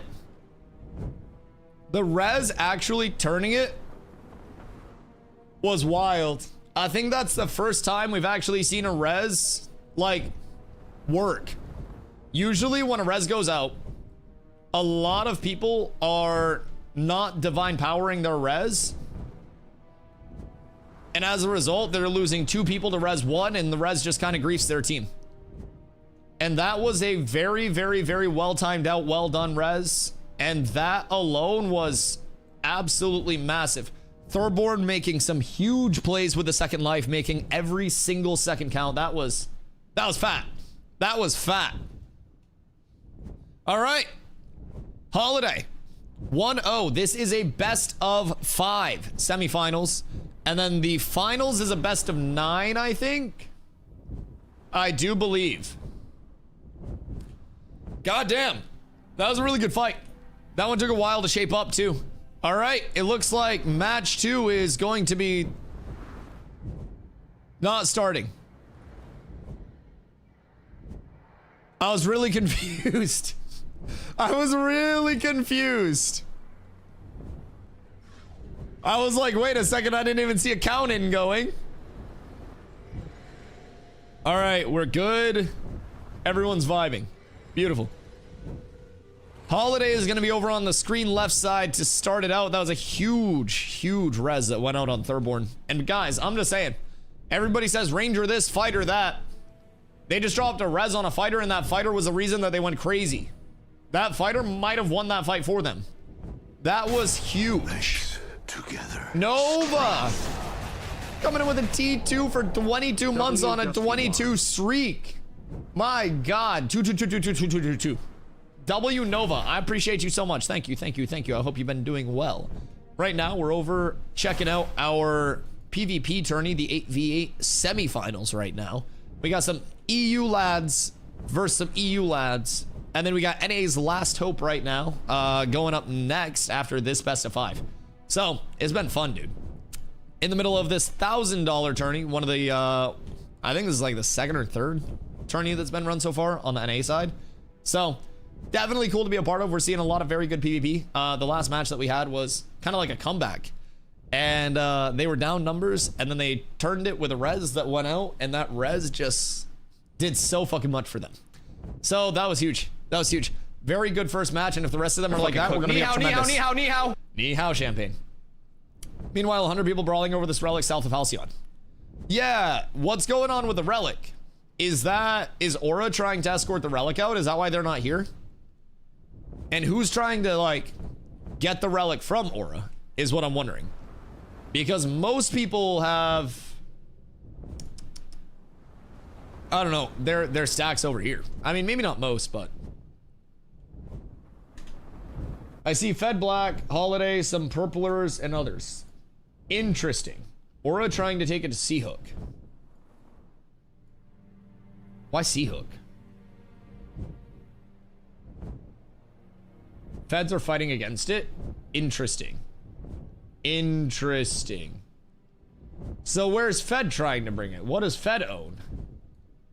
Is Fed 8th?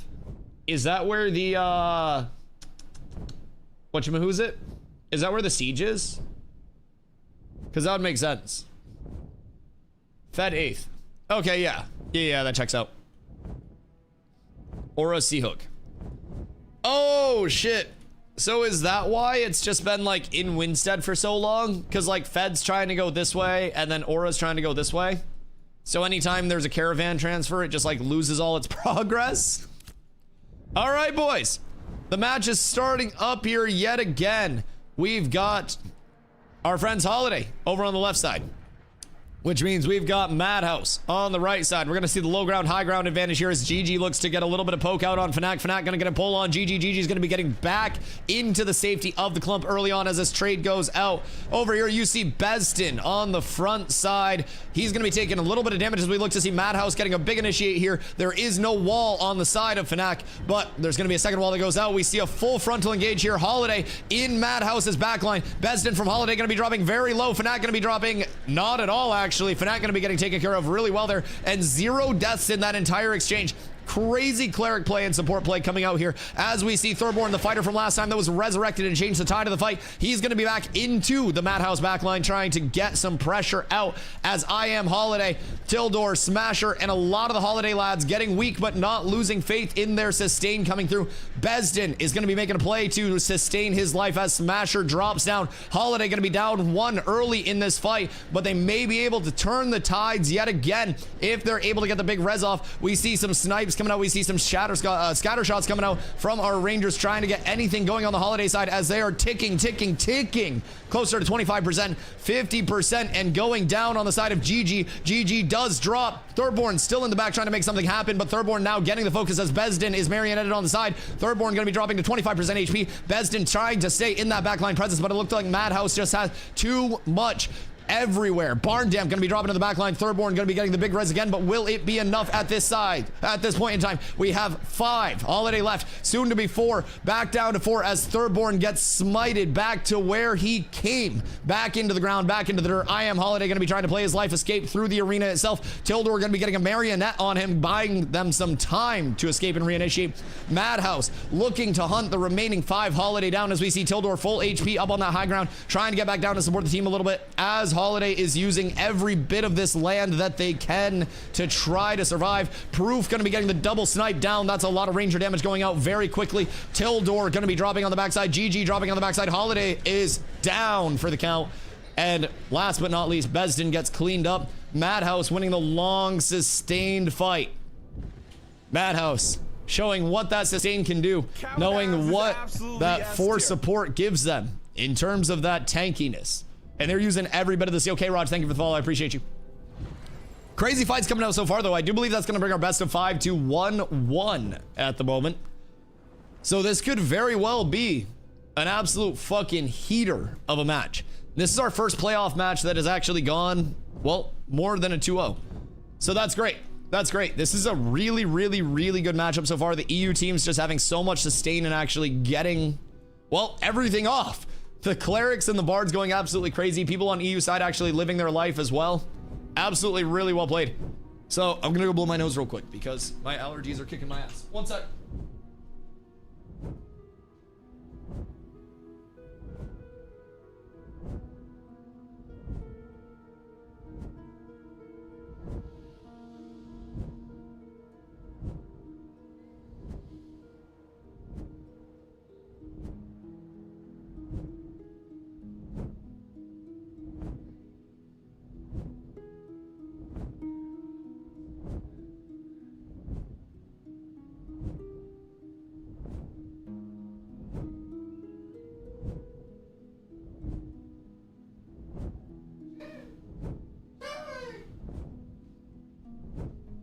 Okay, we're back.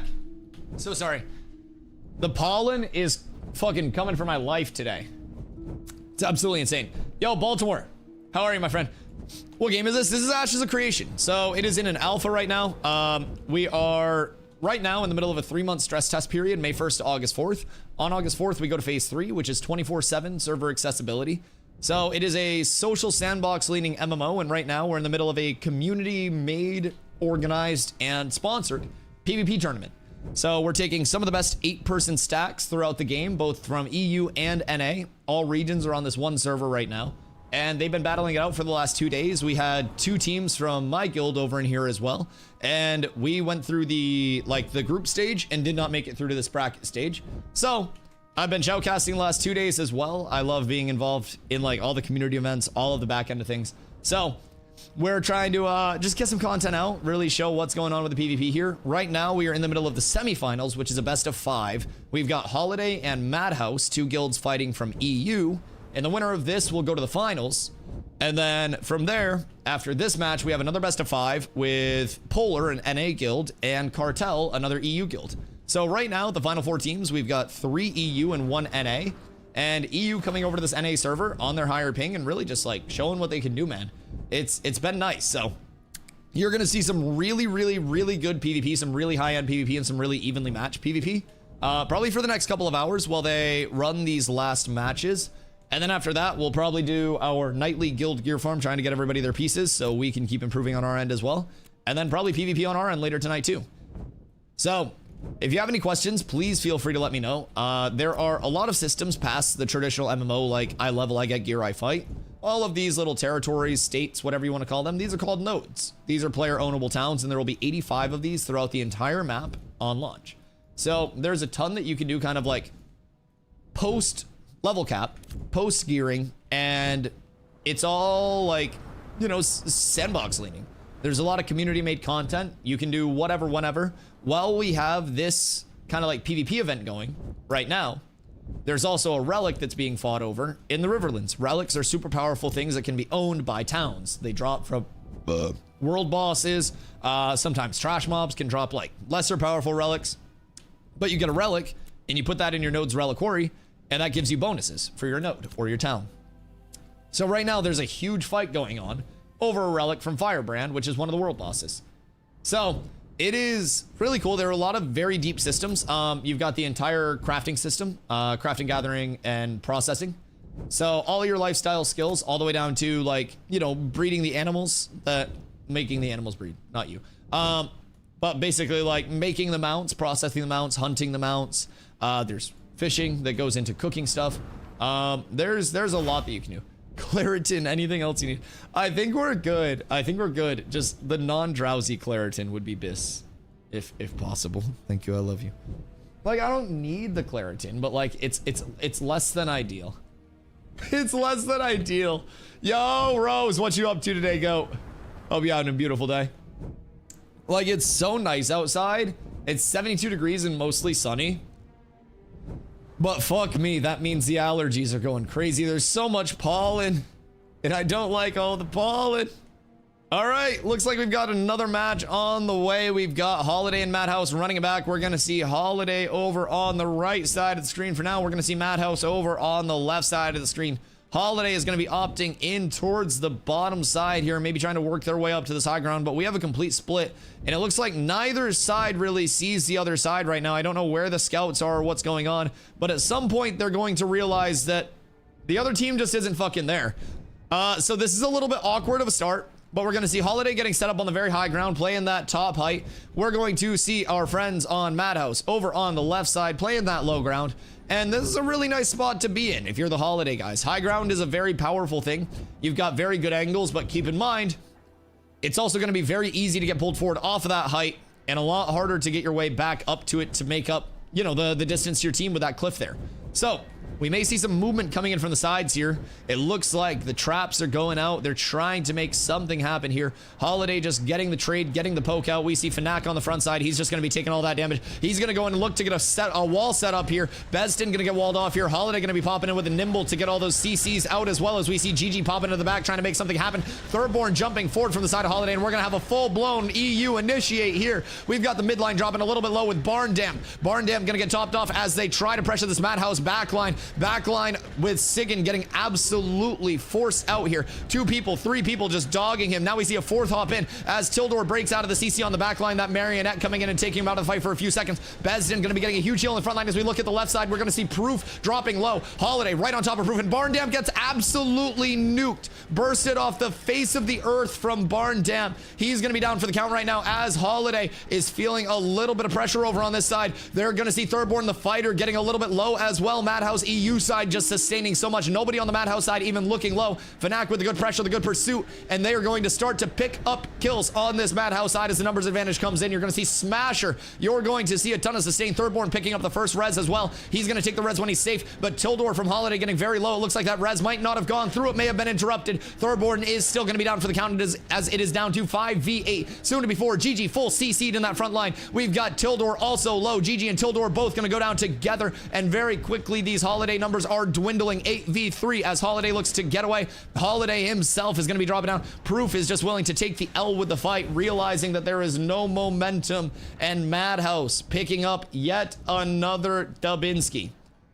Holy shit, the Madhouse supports, the Madhouse clerics, the Madhouse healers going absolutely crazy. Madhouse is just living in everything. They go in, they sustain, and they don't stop sustaining. Very, very, very well played from Madhouse. Very, like, just technically sound. They're not overextending. They're not doing anything too crazy or outside of their means of play. They're just making sure that they're all in the right place, dogging people together, and it's working. They're calling out their targets, they're sticking on them, and they're getting very, very, very good disruptive pressure there.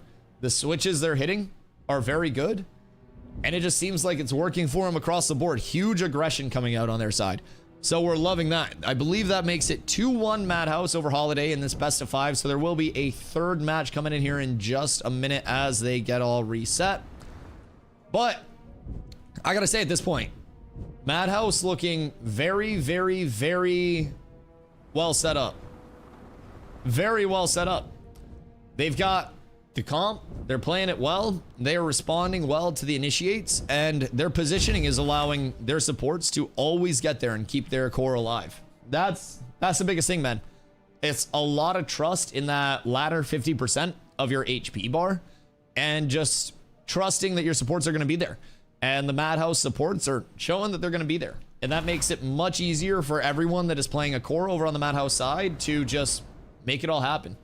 So crazy sustain coming out, crazy support coming out for everybody on the Madhouse side, and I don't really know what the best answer is going to be. All right, the Relic's on the move again. It's almost like at that point you've got to try to either CC one of their clerics out of the fight, or you've just got to try to like Ooga Booga one of the clerics. But as we've seen so far this tournament, Ooga Booging clerics in this day and age, it doesn't really work, man. It doesn't really work. So on the Madhouse side, they're acknowledging that. They're protecting their backline like crazy. Madhouse has the 1 tank. They're running, I believe, is Madhouse running 3 support? Oh shit. Madhouse is only running 1 cleric. God damn. So this is a 1 cleric matchup on each EU side. So on the Holiday side, you've got 2 bard, 2 ranger, 1 tank, 1 fighter, 1 cleric, 1 mage. And then on the Madhouse side, you've got 2 ranger, 2 mage, 2 bard, 1 cleric, 1 tank. Very intriguing. Very intriguing setups here. And we see something that I think is very funny here. Fnac the tank from the Madhouse side has about 6,600 HP. Lolek the bard has about 6,200. I think... Oh no. I just think motherfuckers be too tanky, bro. Like, Lolek has more HP than Beston, the tank from Holiday. That's crazy to me. That just seems like... I don't know, man. Everybody having 5k plus HP is fucking wacky.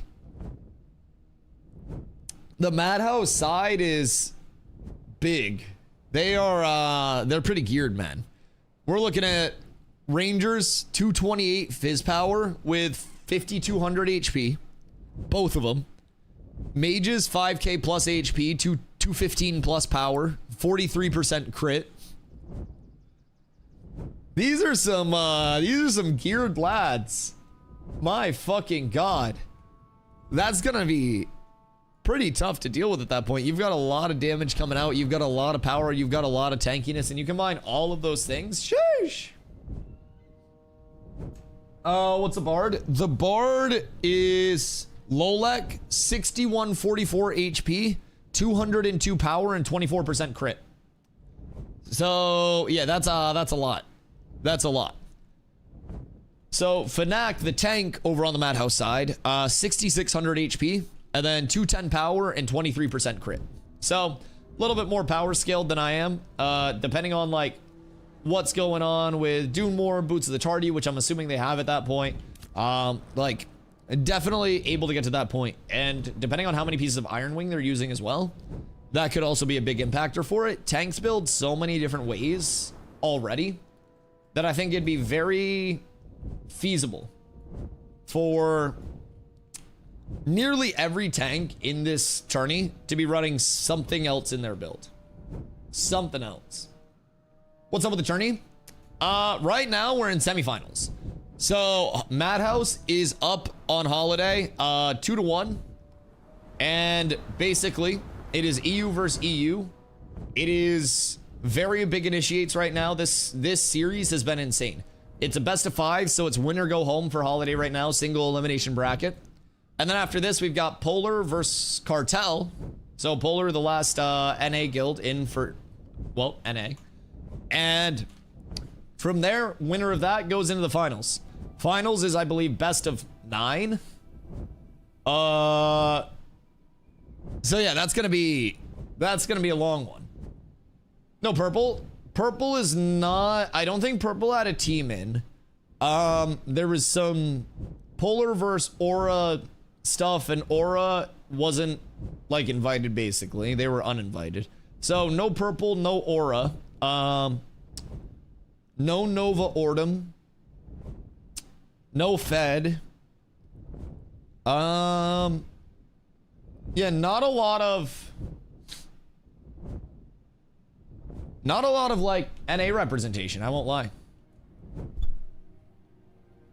Alrighty.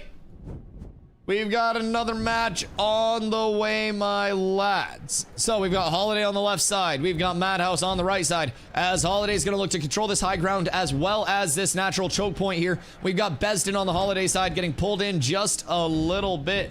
Meanwhile, we've got Besden making his way back. Thurborn staying safe there. On the Madhouse side, we've got Talzorn fighting off the Diddy Dart into the Marionette on that backside. He's just not going to be able to play the game for a little bit. Barndamp looking to push it on the Holiday side, but dropping very quickly to 50%, getting topped off, staying above 50 there. As we look over to the side, we see Besden, we see Gigi, and we see that Holiday side with much better sustain this time around, not falling victim to the Madhouse pop. As we look and we see a couple low on the Madhouse side, we've got Fable dropping to 25%. We've got Garuga low. Garuga's getting topped off. Fable's getting very low. No shield there. Garuga's still at 50%. Madhouse is going to lose one. Fable goes down on the Madhouse side. Holiday may force game 5. They might do it. Smasher from Holiday side going to be dropping as well. Thurborn trying to make something happen on that backside. And Thurborn is going to be doing everything that he can to stay up. Tildor coming in with the wings to keep Thordor up. Getting back out as well. Thurborn going to be getting out. And Tildor going to be making a beautiful play to keep Thurb up. GG trying to recover. Trying to keep that life going right here. As GG's dropping very low. 25%.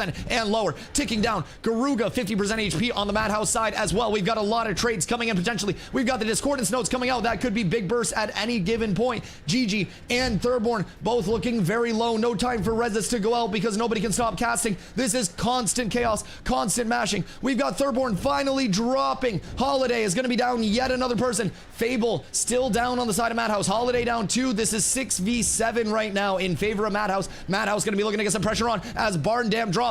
Lolek, the tankiest bard in Ashes right now potentially, is going to be going crazy with the sustain. They cannot bring them down. That's essentially hitting a second tank right now. Tildor is going to be getting low, getting pressure on the backside. They're still trying to bring Lolek down. All 6,200 HP of it. Lolek drops. The raid boss is down. Madhouse is losing people. Can Tildor keep them alive? Null is going to drop. Holiday is stabilizing. Garuga dropping to 50%. Holiday himself getting bursted, but Garuga may drop here. Garuga, Sigurd, both dropping. Holiday's gonna force game 5. Holiday might do it. Oh my God, what a comeback. Talzorn going down. Holiday forces it. Holy shit. Holy shit. The sustain. Oh my God, Fnac, the lone Madhouse soldier remaining. What the fuck? Shay, what a match, boys. Oh my God.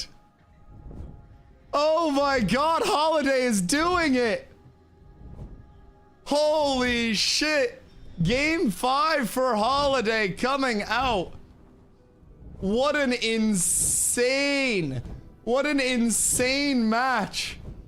Oh my God. This is game 5 now. We got game 5, boys. Holy shit, the BO5 game 5. We're up tremendous. My fucking God. Wait, Draco, were you a fighter main originally? Check Discord DMs. Bro, Thorborn been putting fighters on the map with this, man. The number of times that somebody came into chat and they were like, nah, nobody's gonna play fighter. Like, fighter's ass. Any team with a fighter's gimped. Like, just gotta know how to handle it, dog. I'm way better at fighter than tank. God, I hope so. I'm kidding, by the way. I love you. I love you. I have 700 hours on fighter. Shee! Okay, okay. So what did they have to do to get you off fighter? Interesting. See, part of me is worried because low-key, as much as I'm a melee enjoyer in every MMO, I have played summoner in every fucking ARPG that I've ever played, and I'm really worried that I might actually just be a summoner player at heart instead of a tank player. But tank's really fucking fun. Like, I love tanking. I love tanking. But I don't know, man. It's like, it's one of those things where it's like, no matter how much I love something, something better could always pop up. Could always pop up. I'm not 100% sold at any point.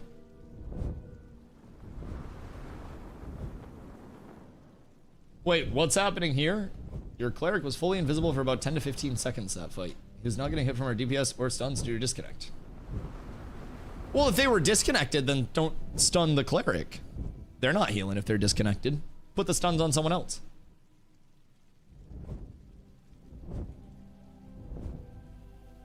I just manage the CCs. Manage the CCs. Are the finals today? Yes. So today is going to be the remainder of the bracket stage. So we have game 5 between Holiday and Madhouse. And then we've got Polar versus Cartel. And then we've got the finals between the winner of those two. So we don't know either side of the finals yet, but you level your bard. I don't want to level a bard. No one wants to level a bard. No one wants to level a bard. What if I don't know. I don't know. I leveled a bard till like 15, by the way. Bard was fun, but I don't think I would like casting. Like, being a caster is boring. I don't know. It's raining. It is raining out here in the desert. You miss fighter? Play your fighter. I believe in you. The clip potential is insane.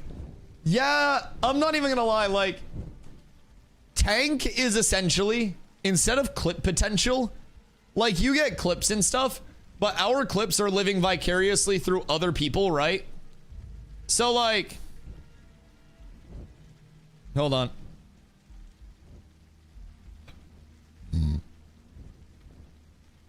Open link.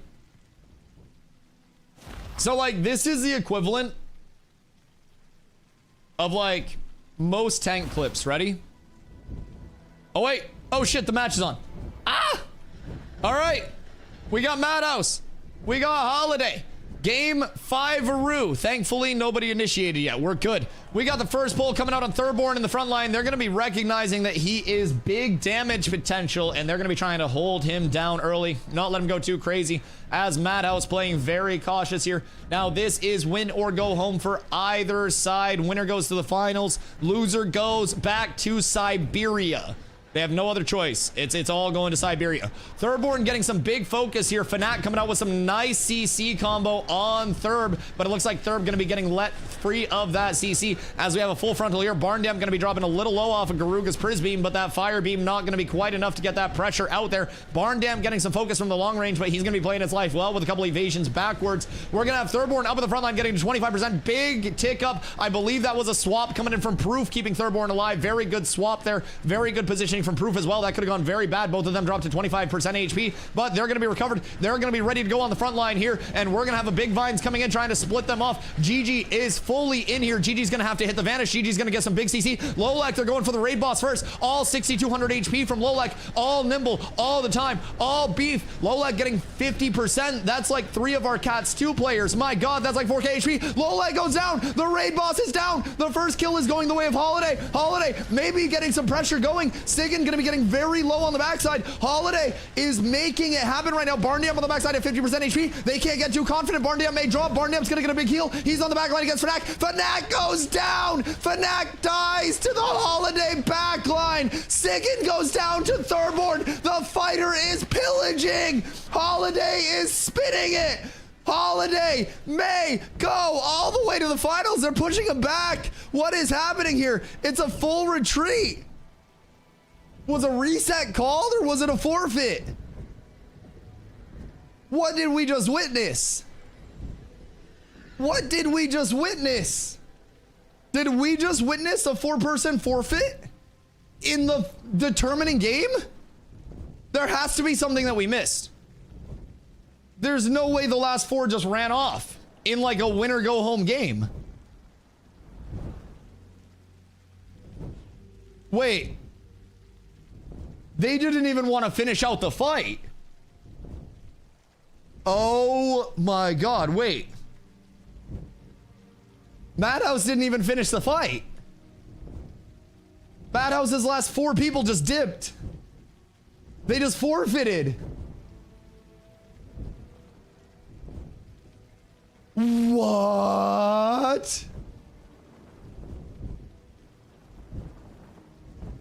Madhouse didn't even go down with the team. Madhouse getting upset. Oh my God. Insane plays. Thurborn on the fighter, and let's not forget, Proof came in at a perfect fucking time. This man made a crazy play right here to save Thorb with the switch, drop down to 50% HP, positioned instantly to not get popped. Do not sleep on that play from Proof. Proof just went crazy. Proof and Thurb together are proving why EU is confident coming into these 8v8s. That was an insane switch coming out. That was fucking beautiful play from Holiday. Supporting everybody. The switch comes out. You see Proof instantly healed at 25% HP. Thurb gets a quick top, and then Thurb is back in. Holiday is enabling each of their archetypes so well right now through support play, through staying together, the positioning. Absolutely beautiful plays from Holiday. And guys, keep in mind,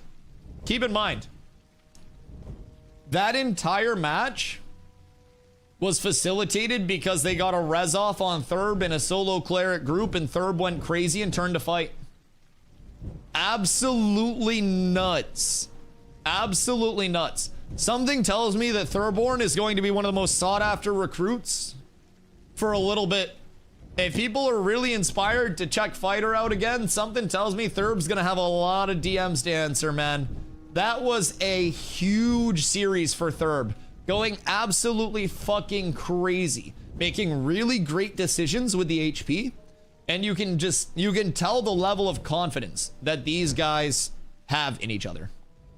The swap from Proof, the positioning from both of them, the coordination of how quickly the swap went out into Proof getting the heal. Everything there was coordinated. Everything there was crisp. It was concise. It was clean. That was absolutely beautiful. That was a wonderful fight. That series was an absolute fucking treat to watch, man. That was great. I could watch 100 of those from this POV. The new TTK showing how long people are able to sustain. Oh my God. How do I gamble? Click on the purple predict button up at the top of chat and take your monkey bucks that you get from lurking, following, subbing, and pretty much everything in between, and gamble on who you think will win this BO5 between Polar and Cartel. Polar is NA's last hope. Cartel coming in and trying to make it all EU all the time in the finals. And I don't know if that would make the $1,000 grand prize harder or easier converting it to euros, but it surely would make it something. Doesn't show up at the top on share chat. It's at the bottom though. Oh, well, if it's on the bottom, yeah, the top or the bottom, there's a purple predict button somewhere, and click on that button. We're up tremendous. Any financial advisor? Listen. We don't have financial advisors in this part. We're much too poor for that here. If there were financial advisors in this chat, then they would have banned Hoofsy long ago for his own health. And personally, I'm not one to pocket watch a man. I'm not here to tell people what to do with their hard-earned peanut butter money. I have a theory, by the way. Hoofsy always says he does this, does that. I think he's a peanut butter baron. That's what I'm thinking. That's what I'm leaning towards. Oh, also, Draco, you'll like this. So I was talking about how like tank clips, it's hard to get an actual clip, right? But we can do pictures in 2 parts very well. Ready? We were farming in the tropics at Brine Breaches, and we got pulled up on by like a stoic dissentient raid and then also a fed raid. And we got really good fights. We killed all of them. But the poor stoic raid got hit with quite possibly the nastiest 2-piece that's ever happened. Picture 1, taken slightly before disaster. Picture 2, taken at disaster. Taken at the point of disaster. They were spreading and like were trying to make their way like around and spread. And hold on, I might be able to pull up the VOD real quick. I think I can find it very quickly because I went back and showed Carla yesterday because it was that disgusting. Oh wait, yeah, we're good. Hold on.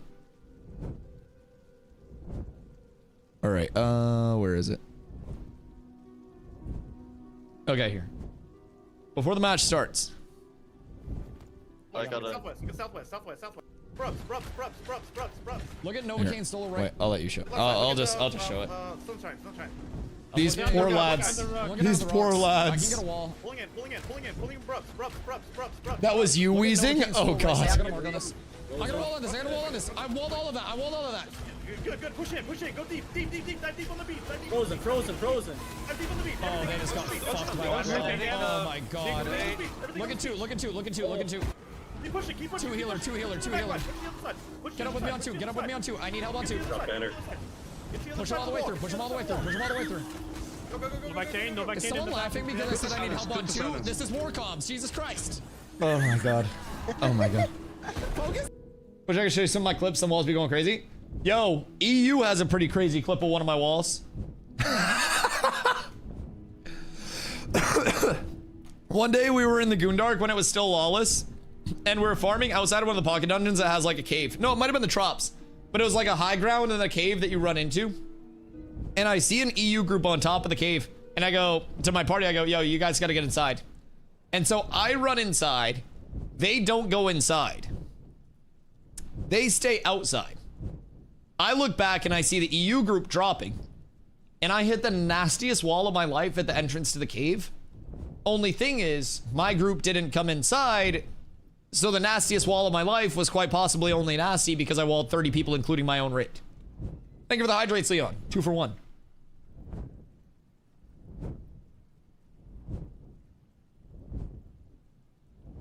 All right, we're up. So, who are we looking at for this next set of matches? What side is whom on? Polar over on the right side, which means we've got Cartel over on the left side. Excuse me, pardon me. And we're up tremendous.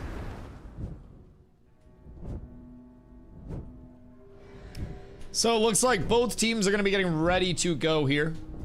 So we should have a start coming out at any given time. But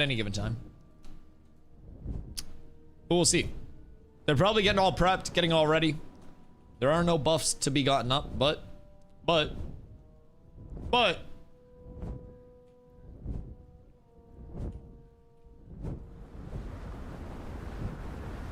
There's up with comms and shit.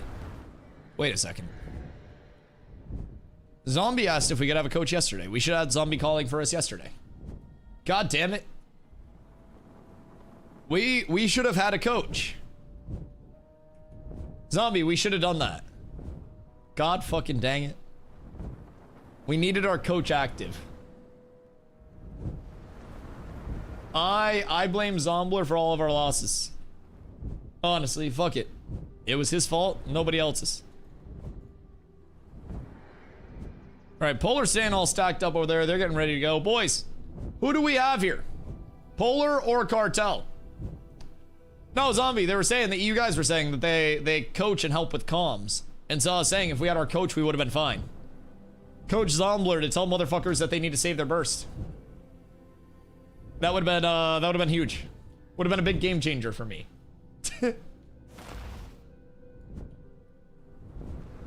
Polar, my boys got this. You think Polar taking it home? I told you to drag me all day and you didn't. I didn't know if we were allowed. And I also forgot. I don't know, I had a lot going on yesterday. We could have Carla drag you. Carla does more than I do. She's the smart one. Oh, the relic's in Jova. It looks like the relic is progress. Who's Burb? Where'd Lloyd go? Lloyd! Oh, he's up there. He's up there. We're up. Carla's AFK doing makeup? Yeah! Yeah! It's okay, though. She may or may not have been doing her makeup one time when we were about to start a match. Like, may or may not have. I cannot vouch one way or the other. But it might have happened. And it is what it is, being completely honest. So, boys, what are we thinking match-wise? I know from what we've seen so far... Sorry to burp. The Polar team likes to play very forward with their supports. The Polar team has caused a lot of chaos with how forward their supports play. Getting very... not their supports, sorry, their DPS. With, like, how forward their DPS play between Muggsy and between their mages. They take some really aggressive positions with those ranged. And that can get them some very high payoff initiates, but can also be very high risk, high reward. So over on the Cartel side, it's kind of a matter of like, do they have the counter initiate? Do they have the sustain to not get absolutely bopped? Now you do have Hans and Yeti, and both of them are going to be clerics that are going to be very, very, very ready for all of this burst. And we've seen a lot of high burst come out from the Polar side, but we've also seen from nearly every EU team a metric fuckload of sustain. Like just an absolute ton of sustain. So it's gonna be hard, in my opinion, to burst through anybody from EU in the current state of affairs. The time to kill being shown off in a really good way right now.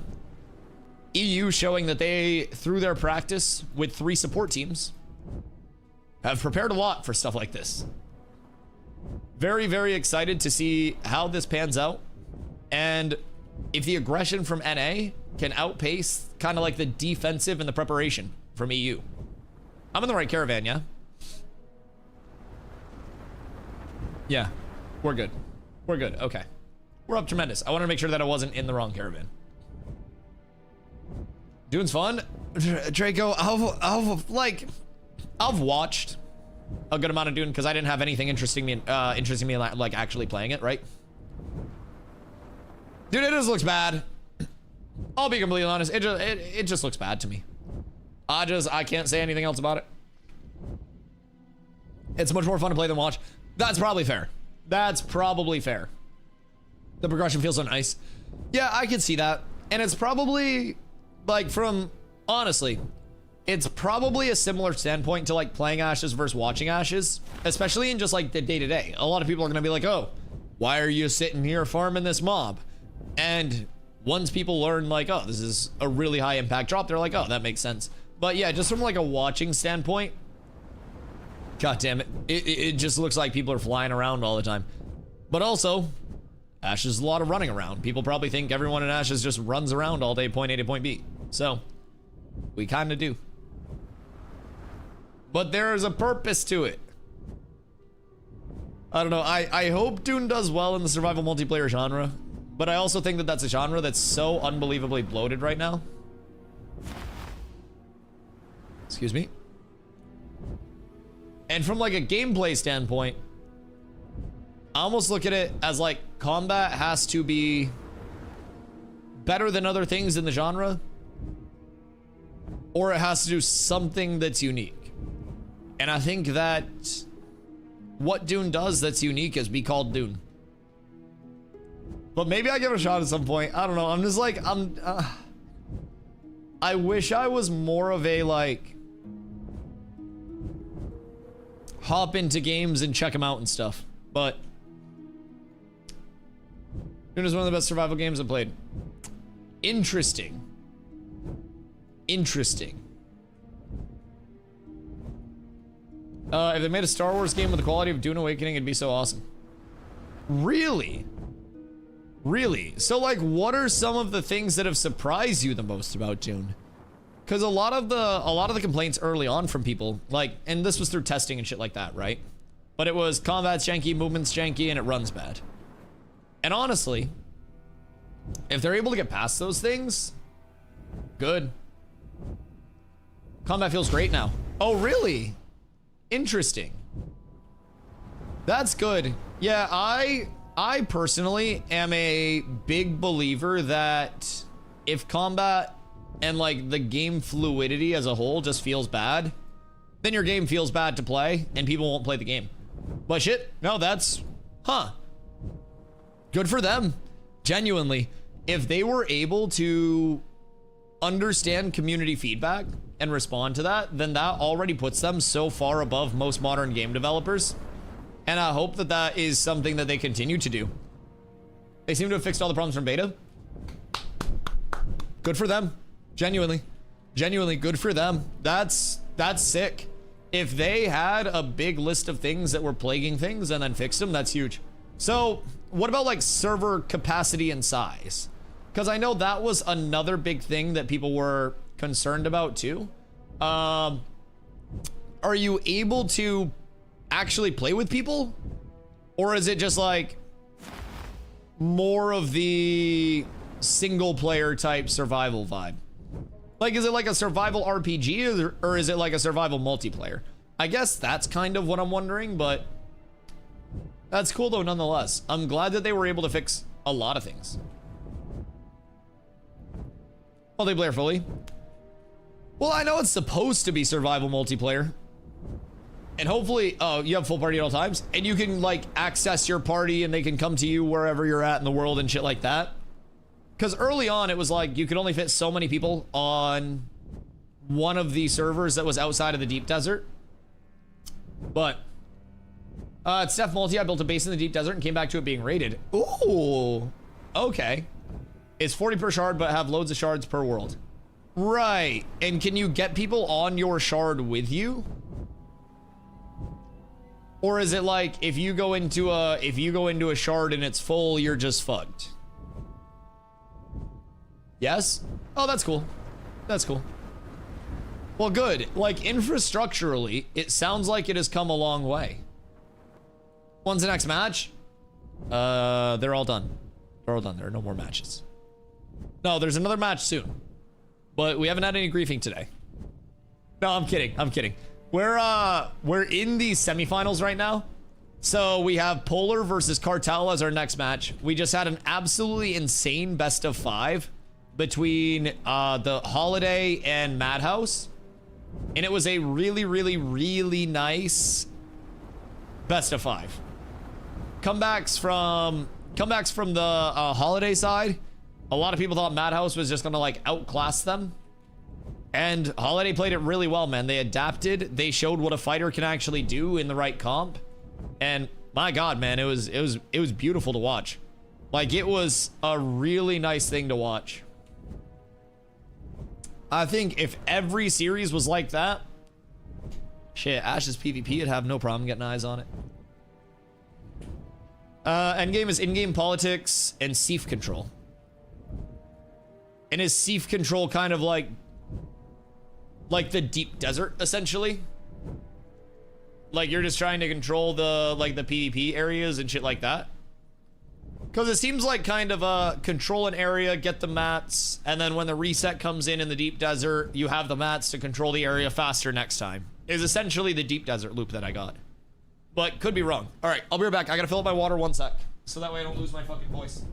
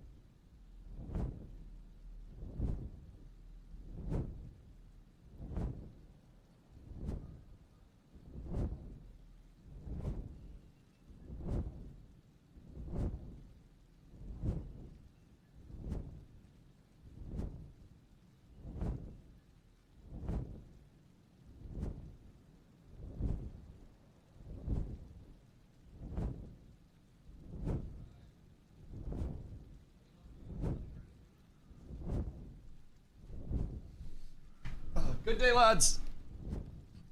Oh, fuck. Oh, God. I timed it perfect. All right, we got Cartel on the left side. We got Polar on the right-hand side here. And we're going to use this LOS yet again. This has been one of the favorite LOS spots of a lot of teams, given the high ground and the elevation changes. We've got Roxy looking a little bit forward, getting pushed back to 25%. 75% losing 25%. They're going to tuck into this LOS and then be all good to go. We've got Delore up in the front line, and he's going to work his way back, make sure that positioning is good. This Polar squad, they really like to poke. They really like to prod, get initiate, and then full send and try to capitalize on it. So you see Tanko with a cheeky little corner peek there, trying to make sure that he's got the best angles for all of the vines that he can get. Roxy's going to be making their way in right here, but getting very quickly repelled, and Roxy may suffer with a life. No, Roxy going to be getting the switch from Stannis.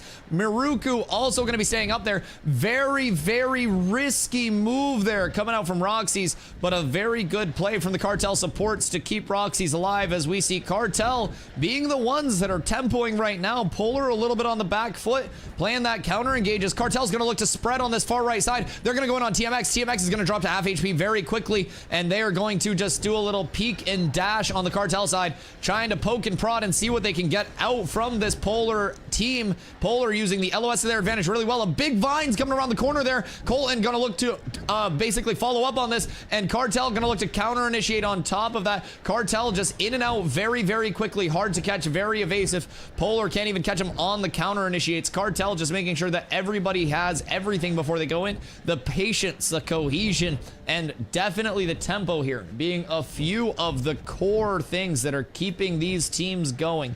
You see nobody really getting too far forward. You see the Bards always ready with the full swaps on those damage dealers that get too far forward. This is a really good fight from both sides so far. TMX was just AFK scratching his butt or something for a second, but he's back with the team now. His controller's plugged back in and he's ready to go. We're going to see a full regroup come out from Polar, and Polar is going to pull back and just get reestablished here. So, as of right now, Polar on the left side. Madhouse on, not Madhouse, I'm so sorry. Cartel on the right side. And this is the first full regroup that we've seen this entire tourney so far.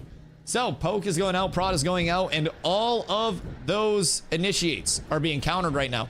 We see a stealth play coming in on the top side. Maruku going to be looking to get a big Vines off. Vathon going to be getting a big chain lightning off into that back line, but no jump forward yet. The Poke, the Prod, but we're going to see Maruku going in. Vathon getting down to half HP, but Vathon going to be getting topped off very quickly. D-Lo coming in with the saves to keep Vathon up. Tanko dropping a little low as well as we see Zest on that back end. Tanko going to be taking some big damage, but getting big damage restored as well, as Maruku may be at risk of getting pulled around this LOS if Cartel doesn't follow up very quickly. TMX on the backside dropping to 25% HP. The snipe is going to come in and take TMX out. TMX is down on the back end, and the pressure is coming out from Cartel. EU now, they say Moin. They are taking the T out of the harbor and they are bringing it back to EU with them. Polar is getting pressured up the hill. Cartel has had their foot on the gas this entire match with the momentum. Cartel pushing forward. No res going to be coming out. They're pushing too far past the body. Vathon trying to get some damage out, but he's taking more than he can handle. Vathon getting extremely low at half HP. He's going to get switched and he's going to be saved for now, but Delore doing his best to keep everybody up through the pressure. Delore getting to 50% HP. Insane heals, insane sustain, but can Kaiser stay alive? Kaiser is going to stay up. During that trade, we got Yeti from EU. Cartel, one of their clerics going down. That is a net gain for the Polar side, but we see Vathon dropping down very low. Jamal making a big push. Vathon goes down. Tanko, 25% HP at the top. Delore is full CC'd. Zest is full CC'd. Cartel may be able to counter this. Cartel going to be getting another pick with Zest. Vathon is down. Zest is down. Polar is falling apart of the seams as Kaiser gets taken out by the Discordance nodes. Tanko going to be going down as here in the full route as well. We've got Colton, 25% HP. Delore trying to play the life with Colton, but Colton goes down. Delore goes down. It is going to be Cartel taking game 1 of these game 5. Holy shit. What a fucking banger of a match. That trade for Yeti was almost enough. They were basically punching while walking back and managed to get Yeti through all of the pressure in that trade. And still, EU being too comfortable down a support, a ranger for a cleric. And it goes to show right now, this is one thing we talked about in our early engages. We, personally, we struggled with getting the right targets out early on. The second that you lose a ranger or one of your damage dealers in this meta, it's such high impact because the time to kill is so slow already. And like most supports, bards have swap, your bards have nimble, you have a cleric there to bail you out, you're going to get topped off even if one of your 4 supports is dead, right? But if you lose one of your damage dealers, that basically prevents your burst from being enough to actually kill somebody. The second it's 7 people bursting instead of 8, that is a huge thing, especially losing a very high impact ranger or a mage, just any of those core damage dealers. As soon as that snowball starts, that seems to be what's determining it.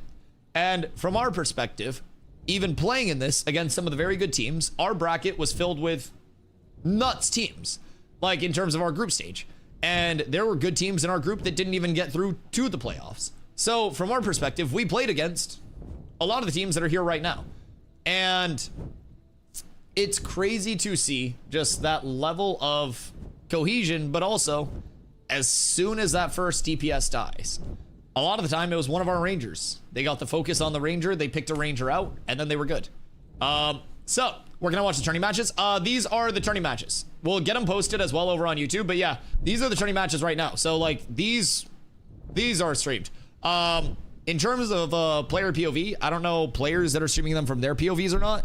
But yeah, we have all our POVs from the sky, and then I also have my POVs from previously. So, but yeah, genuinely, I think this meta right now, we were talking about this yesterday, but target identification and like target prioritization is huge. I, as a shot caller, like I was trying to shot call for my group, get comfortable with that. I was switching targets too fast. I was basically like fucking us over a little bit. And a couple of the targets that we called were simply non-burstable targets. We got kills, but they weren't value kills.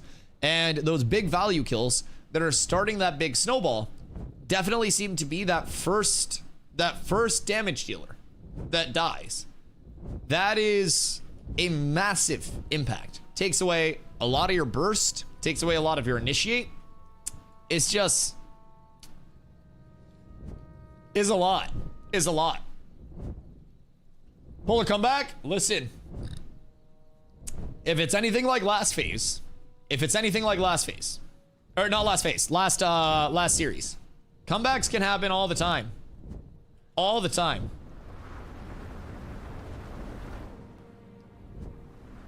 Bracket, I can pull it up for you right now. I'm lazy and didn't put a command up. Here you go. So this is what we're looking at right now. We had a 3-2 Holiday Dubinsky over Madhouse. Madhouse made it look like they were going to storm back up with a 3-1, but Holiday said no. So Holiday, our first team in the finals. Polar, down 1-0 against Cartel EU in this best of 5 right now. Best of 9 for the finals will be the structure. So there will be a lot of ashes to be played here. There will be so much ashes to be played that we may go play Fortnite at some point during the ashes, just because there's too much ashes. We may have one of the best of 9 rounds just be a box fight between the top 2 Fortnite players on each team. We might change it up. You never really know with these events. Anything can happen. So you guys just have to stay on your toes, and anything can happen at any time. You got to be ready. So it's a social sandbox PVX, and that's all you need to know. All I really know is Maruku Rogue, not good Ranger, Yeti C has connection problems. Wait, what do you mean connection problems? Like motherfucker's got the high ping, or he's playing on the mobile hotspot? Update your computer, update your attitude. It's fucking rude. What if I don't like the new version of Windows? What if there's something in there that's like causing me to not want to update? I'm just saying. Nock and Maluno, both really good rangers. Maluno only logs on for tourneys or scrims. Bruh. What is this man's gear?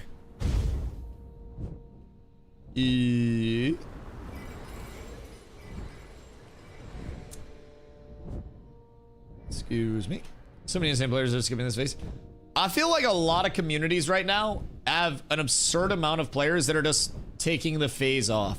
I hope P3 drops with enough incentivization for players to come back too, because if it doesn't, the start of P3 is also going to be a little bit of that same scenario. And if it happens for too long, then people will just play other stuff. Like I'll be completely honest. So I hope that P3 is enough to get people back into it in a very good spot and incentivize those who are taking breaks, who took breaks in P1, P2, P anything, right? To come back and check it out. Get our numbers up, get the guilds back up, and everything will be nice. Be nice. All right, where are our teams at? Looks like we've got them rallied and ready to go. We've got Cartel over here ready to go. You've got Yeti C and Haunts, your clerics, on the Cartel side as they march into battle. So, we've got the precast going out a little bit. A little bit of information gaining coming out as well. Stannis crashed. Poor Stannis. I thought he was going to be getting the information. I thought he was getting his, like... I thought he was getting the... just some Ford info. It's okay, though. It's okay. He'll be back. We'll protect him. Let's go. I'm your bard.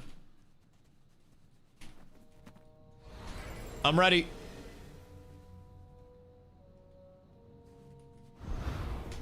We're here to help.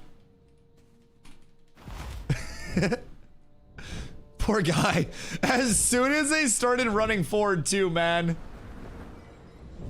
As soon as he started running forward, he crashed. Man went on the autopilot and he still hasn't stopped.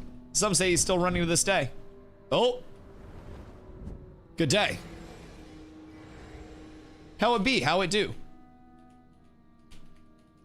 Hopefully. No tanks allowed in this team. Discrimination. Oh, he's done. He's gone now. He's gone. That's so sad. It's very sad. All right, so this match is going to be absolutely insane, by the way. Last match, we had multiple forward-looking initiates that were going out. Many forward-looking initiates, right? And they just got pushed back every time. Every single time. The nimbles were ready. The supports were ready. The counter initiates were ready. And as a result, even on those deep dives, you weren't seeing people just get picked. And that's one of the biggest things about these higher skill teams. As we get into the finals, as we go through this bracket stage, you're noticing a lot of teams that are very familiar playing together. And with that, you're going to have a lot of very good positioning. And most importantly, not a lot of very bad positioning. And in 8v8s, I'm a firm believer that it's not about somebody making the highlight play. It's about somebody not making the wrong play, right? That is, I think that's a lot of what these 8v8s are facilitated by, especially if it's a matter of like losing a DPS first and starting that snowball. It's so impactful to be down a ranger, down honestly anything in this meta. But the second you lose a DPS and you can't get them out, like we were talking about earlier, that lack of burst, that lack of kill potential, it matters so much. So out of our teams that were in the top 4, Holiday, Madhouse, EU, Polar here, and Cartel. Cartel runs no tank. Polar runs no tank. Holiday had a tank, right? I think Holiday and Madhouse both had tanks. Or no. Holiday was no tank, right? Madhouse had Fnac, and then Holiday had no tank. I'm trying to remember right off rip. But either way, I'm kind of like wondering the validity of how tanks are looking in 8v8s. Like, it feels nice. Oh, excuse me. It feels very nice. But like these no tank lineups are kind of crazy. Everyone besides Cartel and Polar have tank. Oh, Holiday also has a tank? Okay, word. So these are the last two that don't have tanks. That's kind of cool. So we see tank versus no tank in the finals. Interesting. It's about how people play with the tank. What do you think, like in your perspective, are some of the core things that like any new tanks could focus on in terms of their gameplay to try to help their group the most? Like if you could tell a new tank player that wants to PvP 3 things of like, make sure you're trying to do this, this, and this to be a better team player, what would it be? Because I think a lot of people get into 1v1 habits and think that it's all about that. And I think that 8v8s, 1v1s, 3v3s, 5v5s, mass scale, it's all different. And I think from my perspective, it's all about doing a lot of those things. Each little method of gameplay, figuring out the power scaling and everything. Number 1, shield your teammates. Agreed. Banner, intercept, protect. Yup. Absolutely agree. 2, walls are mega useful. I agree. 3, make sure your teammates capitalize off your pulls and make sure to calm that you're using it. Very well played. Very well played, very simple. And I think like to add on to 3, not to make it too long or anything, but make sure before pulls that you actually have the target identified and prepped. Prepped being like having your wounds up, having those anti-heals, having all those things that can impact the kill speed on that target. I absolutely agree. I love that. That's 3 very good core things to focus on, Draco. 100% agree, dog. 100% agree. All right, boys. Match number 2 of this best of 5. We're going to see Polar on the left side. We're going to see Jamal getting peppered on the right side. But it looks like it's going to be another poke and prod at first. We see Kaiser with a nice LOS on that corner. But a full jump forward coming out from Maruku the Rogue as Vathon is in trouble. Vathon's going to pop the CC break. Vathon's going to be good. Make it out with some nice movement. There's some nice protection from the team as well. Delore using that LOS very, very, very intelligently, trying to make sure that he's not getting poked and prodded. A full send coming out on Noctin. Potentially Noctin taking some poke damage, but we're not going to see the full send quite yet. Jamal having a really good position up top, looking at Vathon, trying to get that poke and that prod out. Jamal's going to get back down safely to the team as we see a different tempo this time. Polar now pushing the tempo, but we're going to see a big drop down on the back line here. We're going to see Maruku look to drop in. We're going to see Noctin look to drop in as well. The scatter shot goes out, and that's going to be a little bit of poke and prod, but nothing too crazy. We may see a big Vines go out. That is going to be a 6-person Vines go out, but they won't be able to do anything on it. If you take a picture of just that Vines, you might think that all of Polar is going to be dead, but they just sat there and kind of Mr. Beast challenged that circle for about 3 seconds. So we're going to see Tanko dropping low, but he's going to pull around this LOS. Polar doing a very good job to protect everything and everyone, even through a 6-person Vines. Polar is not getting caught out through that. I wanted to put a wall behind that Vines so fucking bad, but it's not my Vines. Another 5-person Vines coming out. There have been 11 people caught in 2 Vines here from the cartel side. They are going fishing and they're catching some big ones. It's only a matter of time until they reel it in.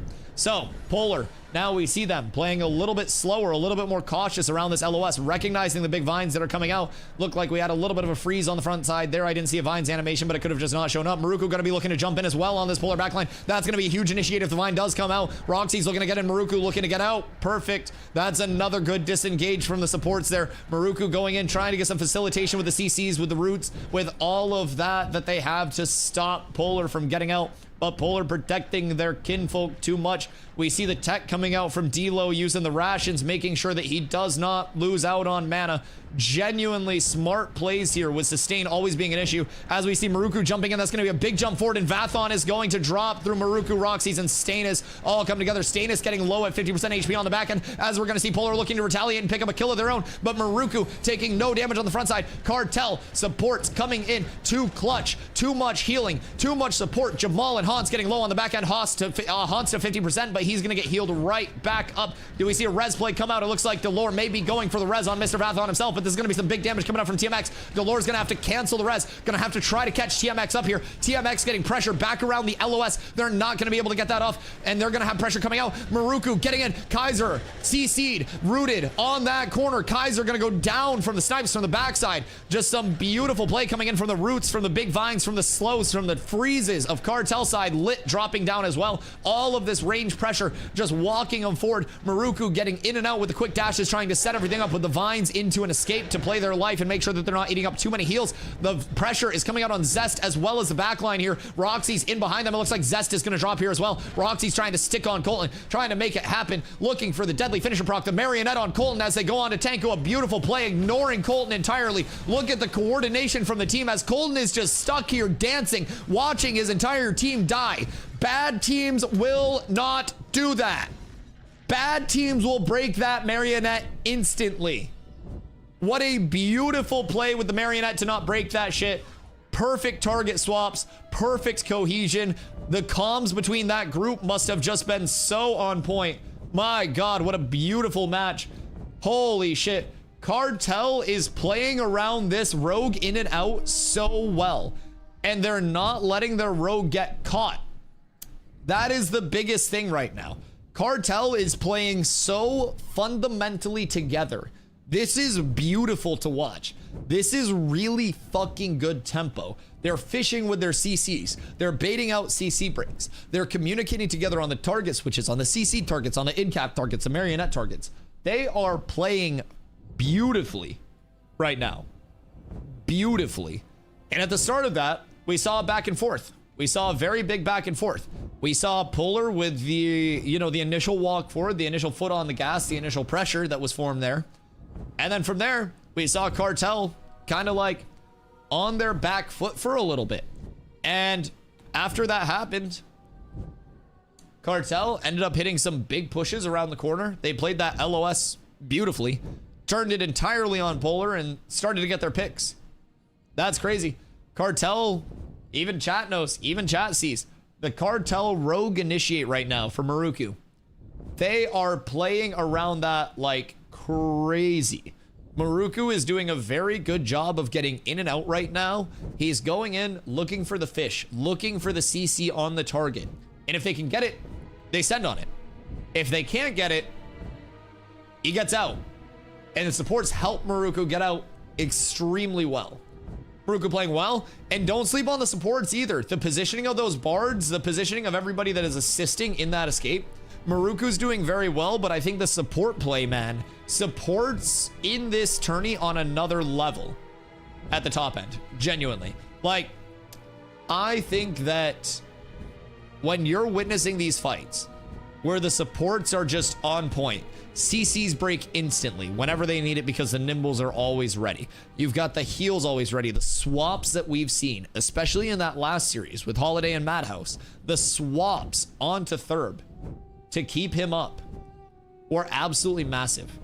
Now, as much as it is, you know, your melee's going in, initiating everything, my God, the support play has been beautiful to watch, man. It's been really good. Seeing how much impact these really high tier support players can have, and EU is so used to playing with 3 supports as well. So coming in here and having another support at your disposal, oh my God, it's huge. If not for the 2-class limit, I would low-key run like 4 bards. Okay, I have a theory. 8 rogues.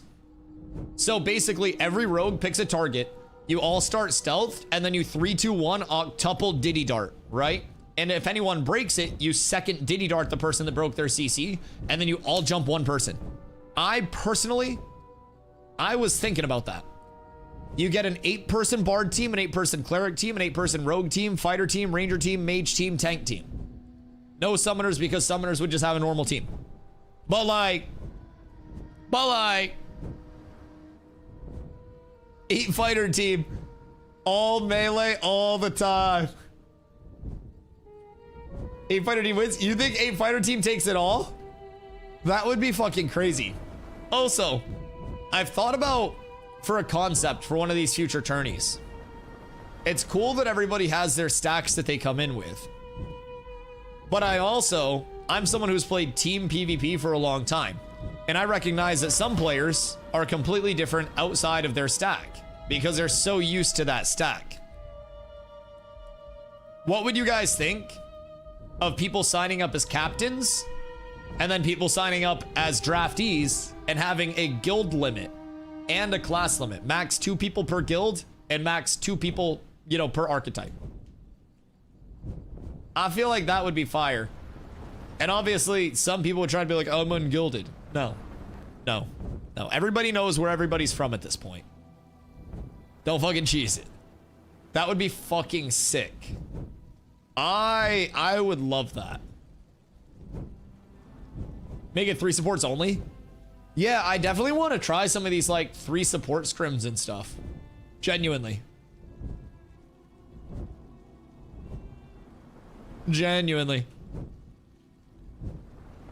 Well, you know, I think EU is playing really well off of Maruku, but I think that Maruku is going fishing more so than the hard initiate. Like, Maruku gets the poke out and is trying to see what they can set up. And then after the fish, after the poke, they're capitalizing with freezes and vines. At least from what we're seeing up here. Like, when they came around the corner here, yes, Maruku was pressuring, but like the big thing that turned that fight was a freeze that came out right in this area. And that freeze allowed them to actually get kills set up on a lot of people.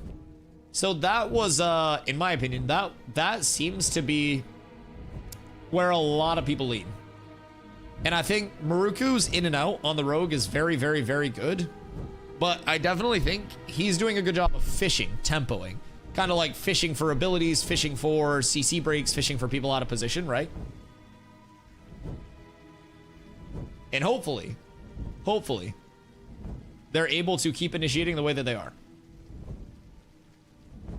But we have EU up 2 to none on the Polar side right now.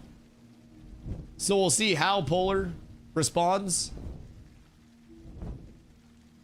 How it all goes. And Polar been doing everything they can here to kind of like adjust to the EU pressure.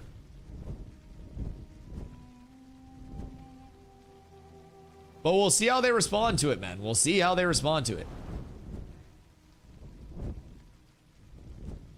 I think that overwhelmingly, Polar has a lot of very smart players. It's just the fundamental play and how linked up the EU side is right now. It's making it hard for Polar to find any opportunities. Really, the only person that is going too far forward in the whole fishing scheme of things is the person that can get out the most from the EU side. And they're doing a great job of that in out, that fish for CC breaks, fish for, you know, roots, fish for bad positioning. And they're capitalizing on it extremely well. The roots that we're seeing, the vines from the Rangers are fucking massive. They've got the other supports coming out as well. It's just, it's a full community effort from their 8-person right now. And I think everybody is playing extremely well off of the other person. Polar doesn't have a melee to counter Maruku.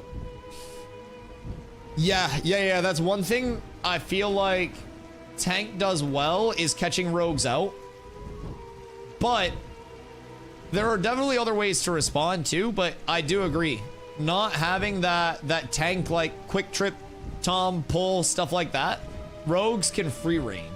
And if your supports are good, between Rogue having the CC breaks that Rogue has, Bards having the ability to swap, nimble, having good clerics at your disposal, like,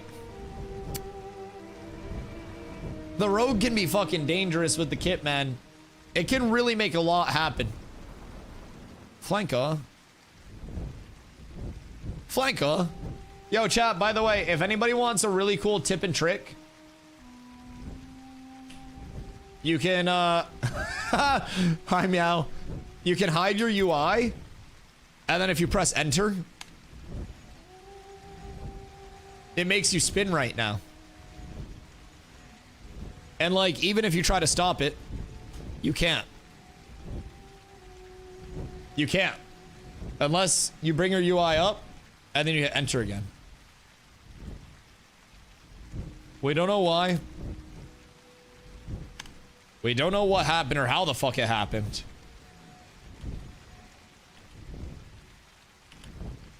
But it happened. So use that at your own discretion.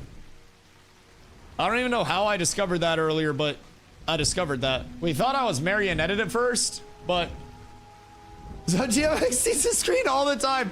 Wait, is this the shot caller tech? Honestly, like, you just go here and you're like, all right, we got 3 coming from, I believe that was the southwest.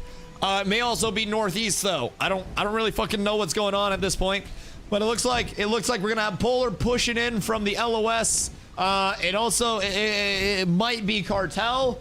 I don't really know which side's which at this point, and I'm quite dizzy.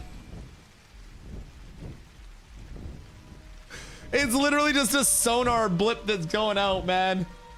Just a full sonar. Skirt. Excuse me. Double menacing melody. Wait, is that part of what's making Bards hit for a zillion? Hey, Oshakums. The 3 T1s. I appreciate you, brother. Much love, much love. You're an absolute legend. I hope you've been well, dude. Next tourney, I hope we're able to get the gang in. Because, my God, the rogue gameplay is looking nice right now. I want to get us some scrims, man. I want to get some scrimmy wimmies in soon. Yo, Savo! What up, brother? How you doing today? Yo, Savo. You're going to want to go back, and you're going to want to watch the Holiday vs. Madhouse series. Thurborn is your king. Thurborn is your new fighter god. I want you to watch Thurborn film, and I want you to get our other fighters to watch Thurborn film, and I want our fighters to play like Thurborn. And we'll be fine. We'll be fine. And then I'm gonna recruit Thurborn. We're fine. Everything's good. But man, there was some fighter gameplay that was absolutely beautiful. How do you guys fare in the PvP tourney? Not the greatest. We ended up sneaking out a win, which some people say has an asterisk beside it. Either way, we ended up sneaking out a win against a really good 8-stack. Played one of our fights extremely well, but a lot of what we didn't do, and this is honestly primarily on my end, was set up very patiently like these guys are. So there's a lot of back and forth and a lot of setup that goes into the proper initiates. And what we were doing was getting very far ahead and trying to just burst someone. And in scrims against less organized groups, you're able to just pick someone and burst them and then GG, right? Against really good players, you're not able to do that. You've got to put a lot of prep work into your big initiates. So the biggest thing for us, we had 2 groups in. Our first group was in Group A. Our second group was in Group B. Group A was insanely competitive. There were great players that didn't make it through to the bracket from Group A. So I think Group A was fucking stacked. Yo, Mad Maximus! Coming in with a 5 to push. Maybe Mr. Shawcome's out of the top 5. Oh no. Oh no, Shawcome's back to 6th, and boys, we got the hype train on the way. A little bit of choo-choo! My God. My God. I appreciate you guys. I appreciate you guys. But yeah, so for us, it's target identification and just getting accustomed to everything there. And that's one thing we need to do better with in our scrims. And I've got to put a lot of attention into it as well. Boys, we've got the Cartel versus Polar Game 3. Cartel is up 2-0. Shawcome's coming in with a 10 gifties to start off this game 3. This is a win or go home for Polar here, as we see Poke coming out early.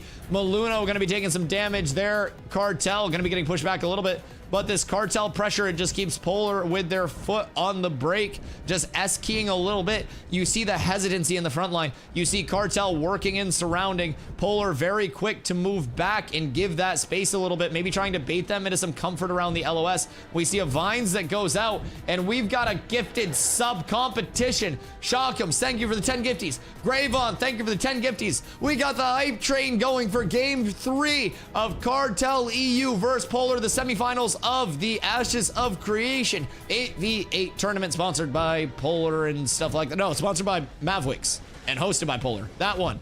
I did it right.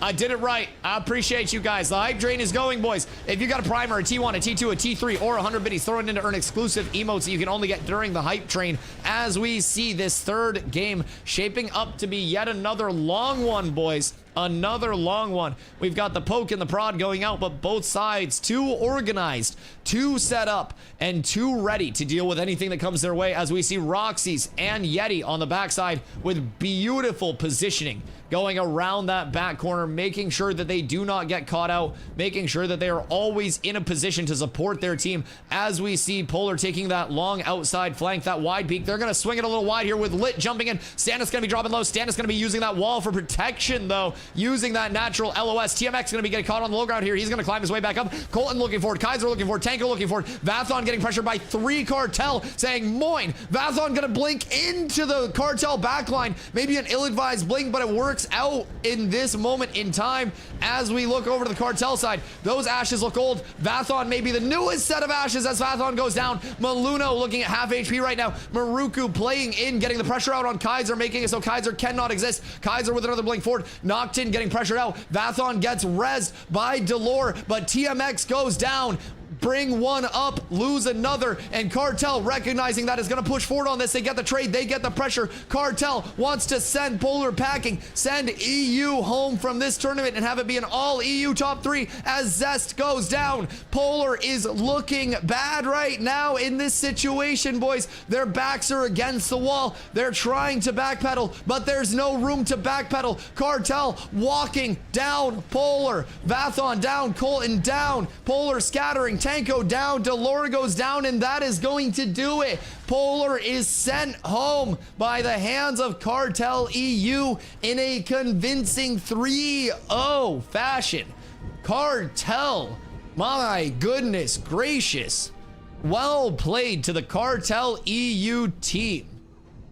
Really, really, really patient, really aggressive at the same time. Walking forward constantly. That entire series, what you saw was Cartel walking forward, forcing Polar onto their back foot constantly. Polar just S-key, S-key, S-key. And that pressure that was constantly coming out from Cartel was hard to deal with, man. That's crazy. Cartel never broke like their formation, never got out of position.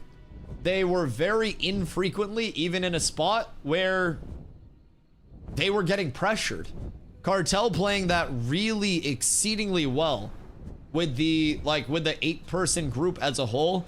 You saw the LOS use from the supports, making sure that they were able to target their team and not get targeted by Polar. So over here was a peak that we saw Yeti and Roxy's using. So Cartel was here, and then you had Polar on the other side that were basically long lining this. And instead of standing back here so they could be caught out, they were standing here, healing all of the people that they could see through this peak, while Polar couldn't see them at all. Small things like that are absolutely massive in the totality of an 8-person group playing together. The way that they're not overstaying their welcome and forcing those heals out, forcing those swaps out, and putting the rest of their group in a bad spot. Very, very, very fundamentally well played from Cartel. That was beautiful to watch. That was a really good team effort. It wasn't one person doing anything like, you know, as an outstander, right? It wasn't a big highlight play. It was pressure, pressure, pressure, pressure, pressure. That was really, really nice to watch from Cartel, man. These EU guilds playing together like crazy. Just how much they support each other, how willing they are to full send to save one of their own and pull them back out of that. Really, really good gameplay coming out from the EU side. I think just in terms of positioning, oh my God, man, this is a clinic from EU. So it's official. EU, the top 3. The top 3.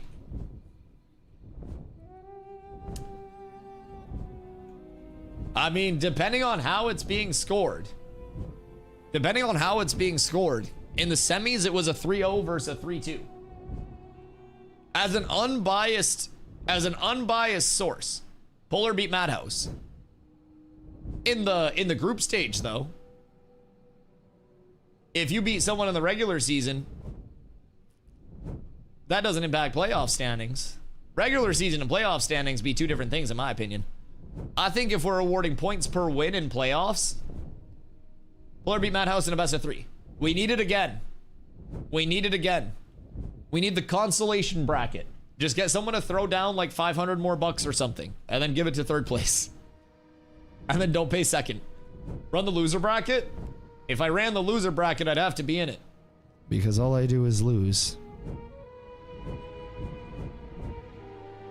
We had one really good match. And honestly, I think when we played Hounds, we also played really well. But, you know, obviously just not enough reps, not enough experience, not enough everything. Like, we played one really good match against Skilded. And it was unfortunate that the Griefers were going out at that point and caused like some controversy with that match. But I also think against Hounds, we played that match probably the smartest we've played. It just, we didn't quite have enough in the tank against them. And then from there, we just kind of fell apart. I kind of like got very impatient as a caller, and that's not going to be something that helps out much at all. So I personally, I think I just need more experience like calling. I think a lot of our losses were on me because I wasn't doing enough to set us up. And that's very easy to say as a caller because just like, oh, I could have called us better. But genuinely, I was switching targets a little fast. I was picking some bad targets at times. I wasn't really being patient enough for us to get something to develop. So I just got to learn, dog. That's the biggest thing. But these EU guys, man, they're showing me a lot, even from the eyes in the sky. Like, they're showing a lot on the positioning. My money's on Cartel winning the whole thing. Ooh, boys, who do we have right now? We've got Holiday and we've got Cartel EU. That's going to be an absolute banger of a match. Holiday taking the 3-2 over Madhouse. Holiday having that big all-in melee presence with the fighter as well. Cartel having that more nimble approach, boys. Who do you have? Do we want to get a Gamba up? Hold on. / predict. Carla's not here to run the Gamba. She went out. Best of 5. Who makes it to the finals? Cartel EU makes it to the finals. We'll get another Gamba up while we wait for this to start. We'll start our predict. Who wins the tourney? Holiday or Cartel? Boys, 5 minutes on your Gamba for the winner of the tournament. 5 minutes. Get your Gambas in. Purple predict button up at the top of chat or down at the bottom of chat, depending on which way you are looking. And you'll be able to take your monkey bucks that you get from lurking, following, subbing, and pretty much everything in between with supporting the channel. And you'll be able to pick your winner of the tourney between Holiday and Cartel EU. Now, do we have European locations on each of these guilds? Are they centralized in a certain area, or is this just all of EU? Because there could be like country beef here too. Because technically Europe's a continent, and we're mostly US. I don't think we're full NA. Although there are some Canadians among us. There are some.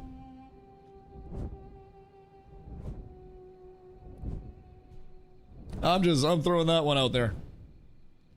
All right, boys. And European. Yeah, we got a few EU lads as well. We got a few EU. Yeah, that's true. That's true. I mean, just honestly, man, I would love to like hear the comms from these EU groups and see what their kind of like thought process is going through all of this. Like, they are really, really, really well put together, really well playing, really playing well. And just like as a team cohesion standpoint, they're going insane. Also, chat, who told me to get Dr. Thunder yesterday?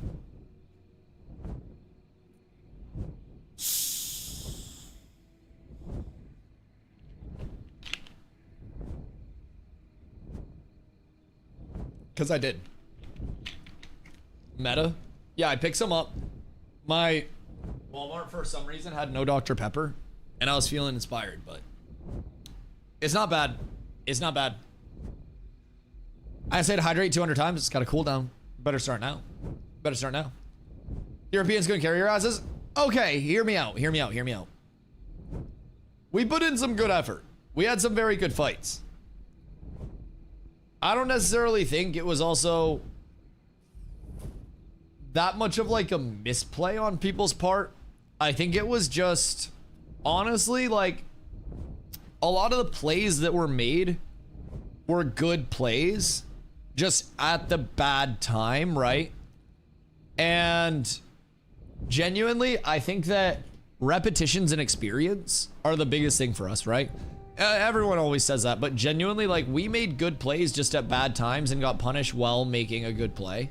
And it's just a matter of like patience and recognizing that. And I think that's our biggest thing for everybody, is just kind of like recognizing when those things become available. And we take initiates that aren't too large, too punishing, or anything like that. And from there, we just try to recognize those quicker and be a little bit better at executing on those. And I think that's our big next step in progression. Either way, I have to piss real quick. I'll be right back before this next match starts. We have the grand finals starting soon from DSTV. That's DustyWhy, by the way. All right, I'll be right back.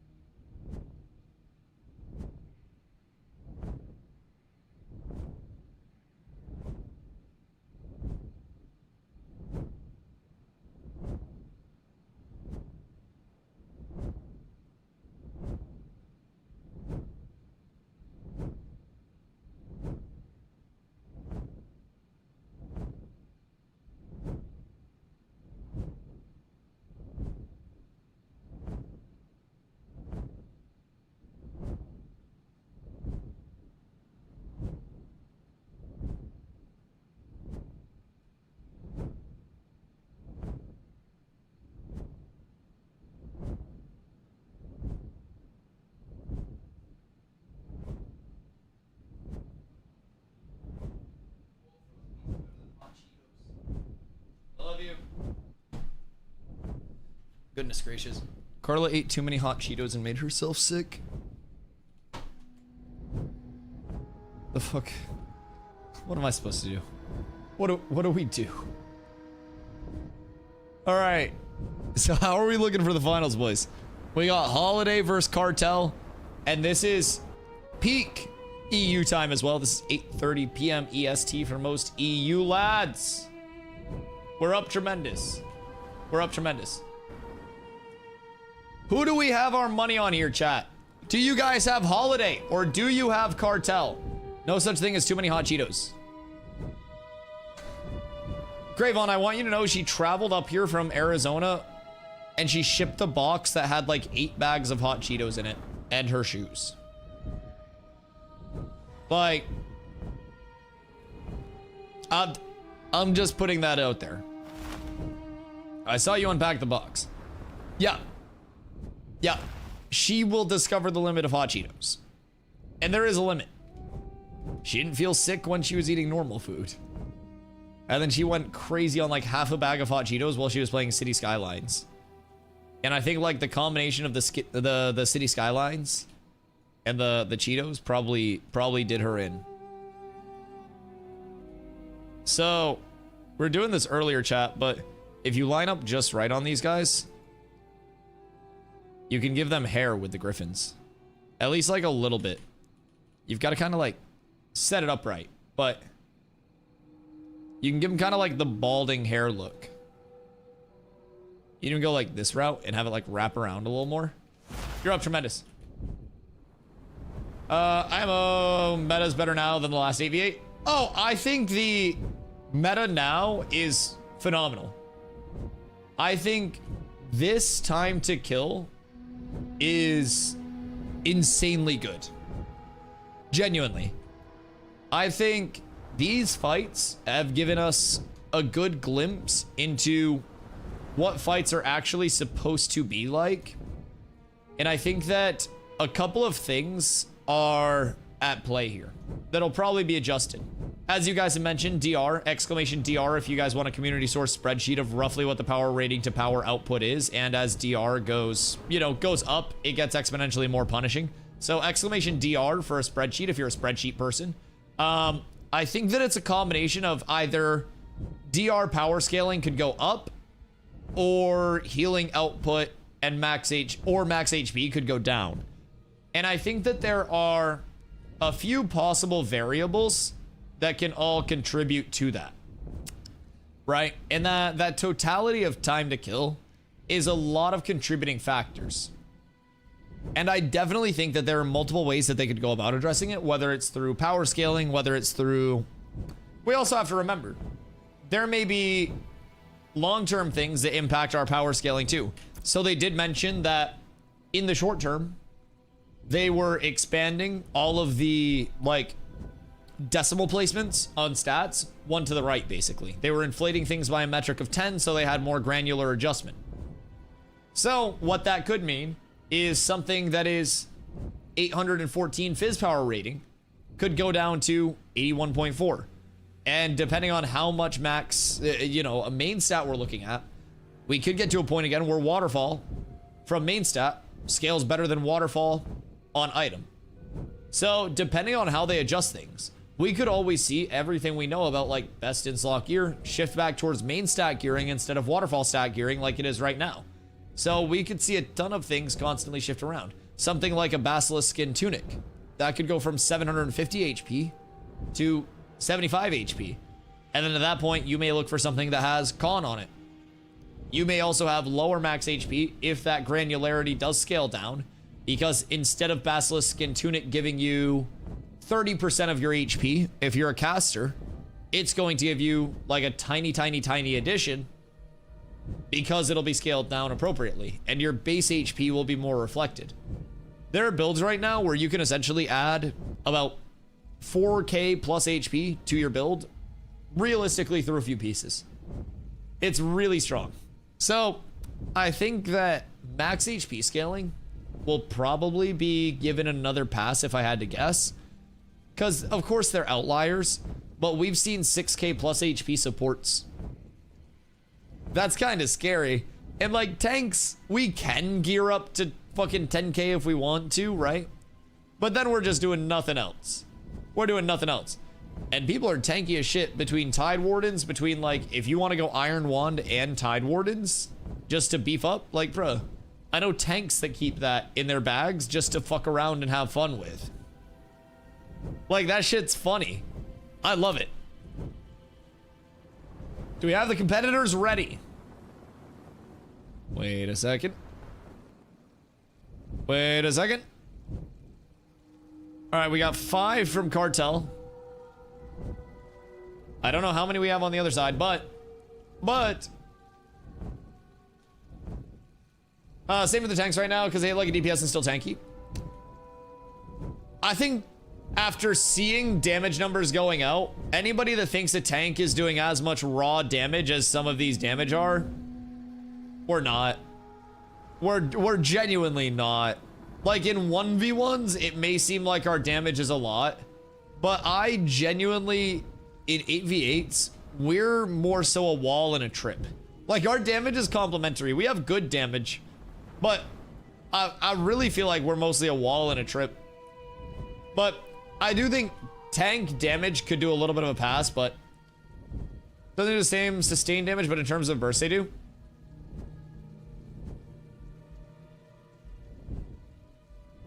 I'm pretty sure every class has single instances of damage that hit as hard as our entire combo, no? Because we have a predicate with ours as well. We have to get the trip into the pulve to get the guaranteed crit. Like, that's just the fact of the matter. I mean, like, we have potential sustained damage. But, like... Or, not potential sustained, sorry. Potential burst, but that burst is also on a single target. We're very limited in terms of, like, our AoE burst in terms of anything else. We don't really have much burst other than I Tremoring Strike and then I pulve every 15 seconds. But, again, that's going to be very present in, like, small scale and stuff. But... play around. Out of the first burst is just a wall and a trip bot. Visible burst. Visible. You play around. That after the first burst, it's just a wall and a trip bot. But it's a good burst.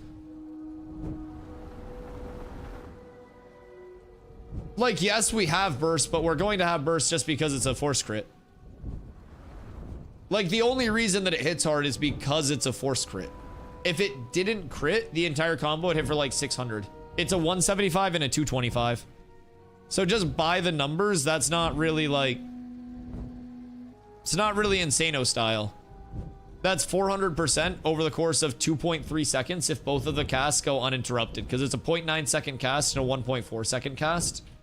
So that already, even if I crit, that's like 500 damage per second. I think... Yes, we have good damage, but I really don't think we're anywhere near repressive. You've got to realize, like, actual DPS are doing thousands of damage in a single second. Like, we don't really hit that hard. I think a big thing for us is initiating, pulling a target to where we want them, keeping them there, and then also buffing our team. We're like a pseudo support. Being completely honest, I would almost say, like, our important thing as a tank, one of our most important things is proper, like, banner placement and proper banner timing and stuff, but gonna lose damage as those changes go up.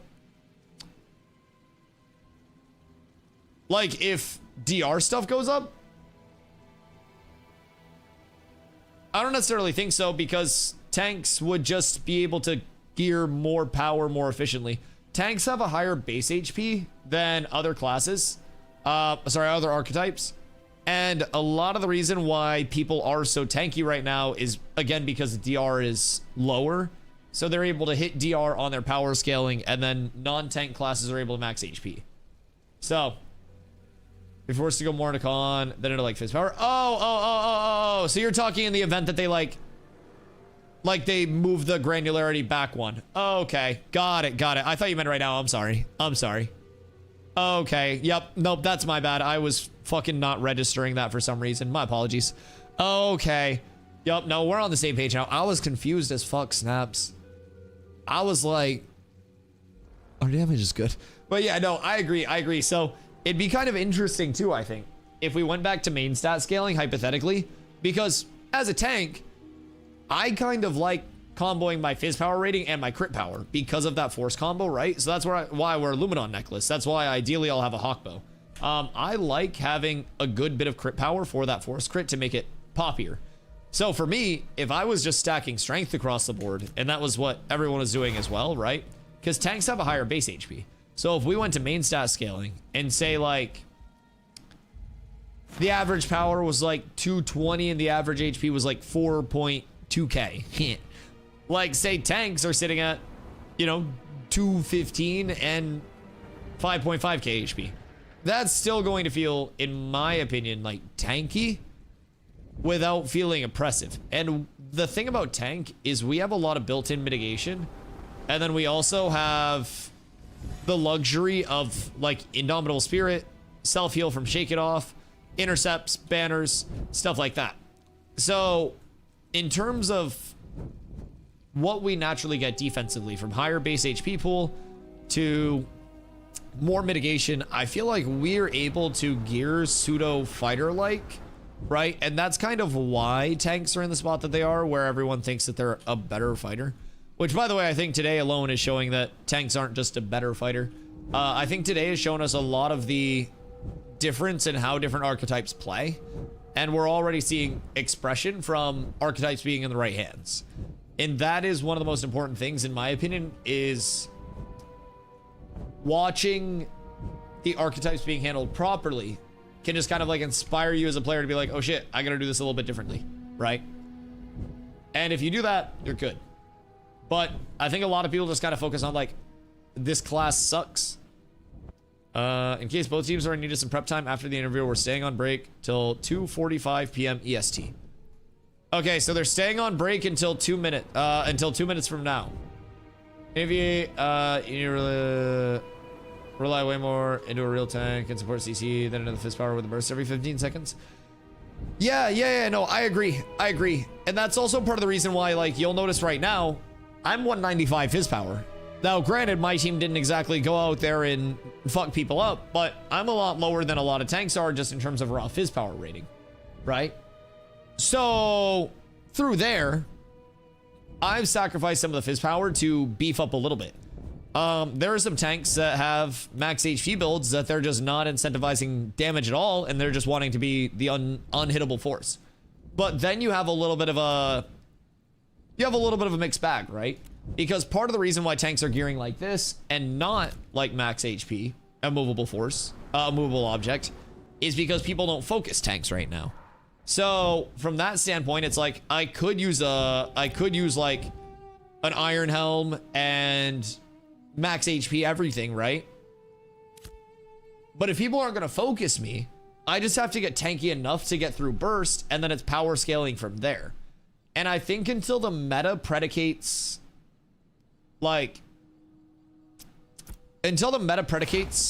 people actually hitting tanks, then that's not really going to force us to gear any type of way outside of just like effectiveness.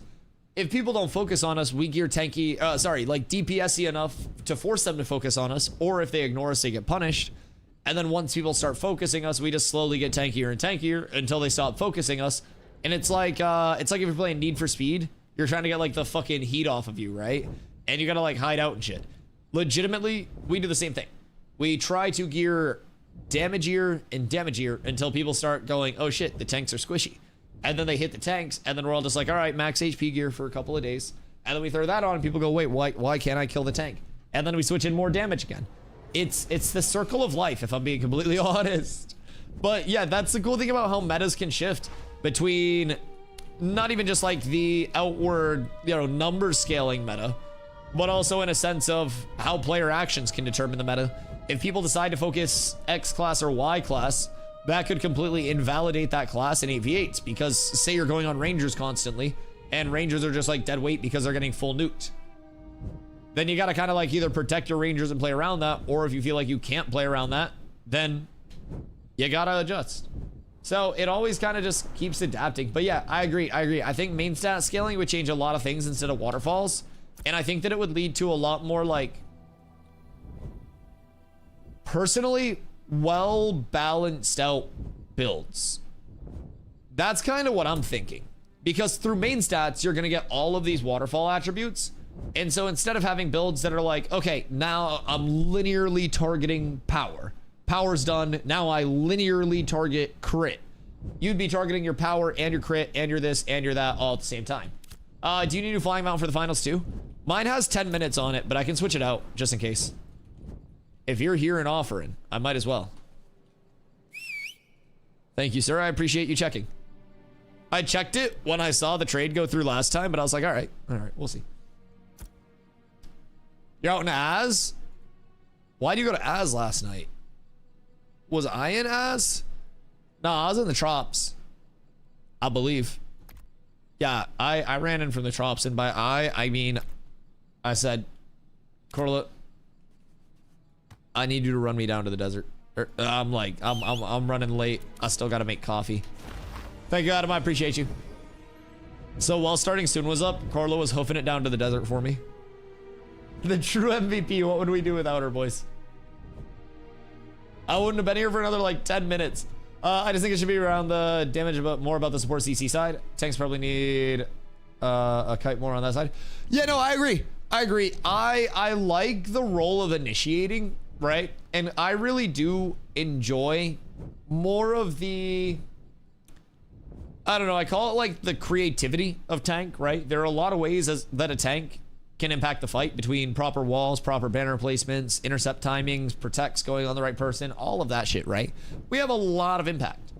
But it's not necessarily just I hit button, do the most damage impact, but our damage comes from making other people do more damage, in a sense. So, tank, I feel like, is truly the closest thing that we have to like the melee support class. Besides the chain of walls, tank doesn't really have a good kit for support initiator CC. They should be able to enter and CC people, not to follow up. So, that's one thing I've actually talked about. Would you like to hear my proposal? Personally, I would love it if we had an augment to grapple, where instead of being a 25-meter range single target cast on a 20-second cooldown, it shoots out 5 grapples from your character. 1, 2, 3, 4, 5. 5-meter range, increase the cooldown to 30 to 35 seconds. Shrink the range drastically. So it's a very, very short range initiate. Very short range initiate, right? But you go in, and if you're able to get a full send, it pulls up to 5 targets in a frontal cone right in front of your character that we could follow up with a shield assault ground pound, and then they could jump in with vines, with freezes on top of us. I absolutely agree. I would love to see Bard, or not Bard, Jesus Christ. I was reading chat. I would love to see tank have that like true full send instead of being like the okay, I'm gonna pull and then just like Indiana Jonesing a motherfucker 16 times because grapple keeps desyncing. That's where I would love to see it go. And that's something I talked about in the tank roundtable as well. The tank roundtable, we asked about a lot of things from grit changes, bringing it up to 20 seconds, by the way. My proposal was 15, but they brought grit up. We got a few other changes as well because Intimora was absolutely fucking bonkers in terms of threat gen. And it's been nice. It's been nice. So I'm confident that we'll get more amendments to everything as it continues. But genuinely, I really love the direction the tank is going. Grapple being that long and just what is kind of weird. It's good for small scale, but for large scale. Yeah. I would love it if we had the choice too. So it's like I could keep my grapple, shorter cooldown, single target, longer range, or just like I spec into reflect with trip or reflect giving mana back, I'd be able to determine if I wanted my grapple to be AoE or not.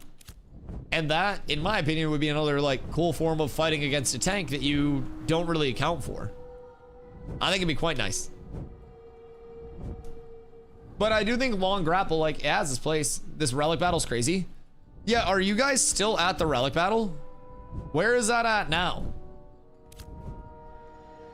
AoE grapple sounds so strong. That's why we would make it really fucking short range. Like, it's strong as hell. It's strong as hell. But keep in mind, I can cast Pulverize from 10 meters away. I'm proposing keeping like the 25 meter total range, but just dividing it by 5 for each grapple. So that way it would be 5 5-meter grapples. So like it would be a very close range. Like I would have to charge into your clump and then like say we're charging into this clump here, right? I would go in, I would grapple from here and it would pull like these 3 people, right? It would be like that level of range. I don't want it to pull all of these guys, but if I can get in and I can pull the people that are just like right within my range, like literally the Griffin's wings, that would be so impactful. And it would also be a risk reward. If they see it coming and I telegraph it, I'm like, I'm gonna jump you. I'm coming in, here I go. They're gonna back up. They're just gonna miss it, right? But just grapple does nothing since you have to go in for it to work. Yes, yes, that's what I'm loving about it. The full send risk reward of, all right, I see my chance, I'm taking it. Or you could have like a vines into a grapple. They get a huge vine's about to wear off. You're like, all right, we're following up on this big AoE grapple. And then the big thing about it is frontal cone pull on it. Make shield assault ground pound, which is a frontal cone trip combo. Playable. Gets this big setup there. I think that is, in my opinion, one of the things I look forward to the most with the possibility of tank. If we got that grapple augment, I also think that we'd see a lot fewer grapples going through, or like not going through, honestly, and bugging on the pull. I think it'd cut down on incorrect grapples. I think it would cut down on a lot of those things. I wish, genuinely, I wish I could just get in the room with the class designers for like a day and just be like, what you guys thinking?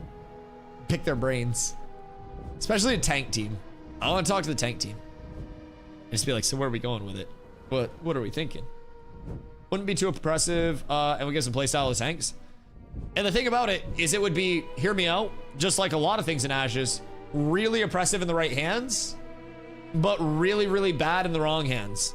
The number of people that would try to like charge in, would stop their charge just short, and then would cast their grapple and whiff everything, and then just get countered on, would probably be too damn high. I'll be completely honest. But the second you have somebody that understands the range, understands the setups, like understands the combos to actually get in without telegraphing, then you've got someone who is going crazy with it. And I think the longer cooldown, even in those hands, would make it more of a big thing. Like, I go fishing with my 30-second cooldown AoE grapple. If I get a big initiate, 3 or more, then we take that. If I don't, then we just get the fuck back. Like, I get back and we try to blow people up. And if we get the initiate, everyone just full sends on me. And that would allow mages to blink in, get their freezes. That would allow rangers to have a setup for vines so they don't just have to like cast vines and hope people stay there so we could get more value out of vines. It'd be nice. Grapple into wall and trips. Yup. Yup. And kind of what I'm thinking too. They would obviously have to have an animation with it, but I feel like it would be a lot less of the Indiana Jones like animation, right? So that'd be kind of nice. Good old Fortnite combo. Oh yeah, I love Fortniting a motherfucker. Nothing is more satisfying than full boxing someone and making them eat granite. It's beautiful. It's so satisfying. I think that's something too in 8v8s, just since we're on the topic, that I have to work on, is being willing to blow my wall much sooner. Boys, we've got the finals. The finals are here. It is Holiday versus Cartel. EU versus EU for 1,000 NA dollary dues directly imported in whatever their country's preferred currency is. I don't handle any of that stuff. Don't ask me questions. I've been told it's all legal though.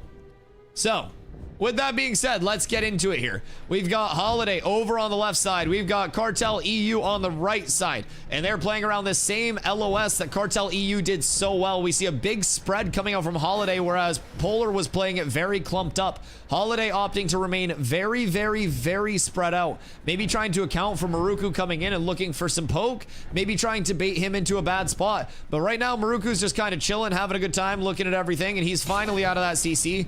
There's a rogue somewhere near me. I don't know who the fuck that is, but look at the spread here. As Holiday moves back, as Thurb moves back, and they're trying to make sure that Thurb cannot get in. This spread is crazy. We look back at the last match, and everyone was condensed. Very, very, very tightly packed. But we see Thurb dropping low to 25% HP after the snipes come out. We're going to see a big switch come out from Holiday himself. Holiday is going to live there. I am Holiday with a big switch, saving Thurb's life. GG and Thurb in on the backline. Beston is going to go in, and this is going to be that big Holiday full push that we see with Thurborn leading it. Barn Damp on the top end. He's going to get nuked down 25% HP, back up to 50, back down to 25%. He's going to live though. Proof living on another swap. We've got GG dropping down to 50% HP as we look for some trades. The Cartel EU side sustaining all of this constant damage and push as Thurborn looks for an opportunity somewhere. But Cartel EU haunts free casting up on that cliff, undisturbed, unbothered. He could probably pop a ration right now. Somebody's got to get pressure on Haunts or they're not going to get a kill. They can't let a cleric free cast like this, chat. Thurb's doing everything he can, and they're wondering where the sustain is coming from. Well, it's coming from Haunts on the cliff. You've got to look up. Maluno on the Cartel EU side getting instantly healed up by Haunts, but the pressure's coming out. Holiday is trying to push forward. GG gets dropped down to 75% HP. They're looking for a full initiate on Maluno, dropping to 50% HP on the Cartel EU side. Holiday going to be looking for a big push. We see the pack condense. They're looking for the initiate as Maluno goes down on the Cartel EU side. Cartel EU losing their first. Holiday trying to get the snowball going. They catch Maruko. Maruko getting the swap from Status. Status on the backside getting pressured by GG. GG trying to make something happen. The heals come out to keep that Bard up after the big swap, keeping Maruko up. We're going to see a counter coming out. Barn Damp dropping low, 25% HP. Tildor with the wings out to Barn Damp. Holiday at 50% after the swap up top.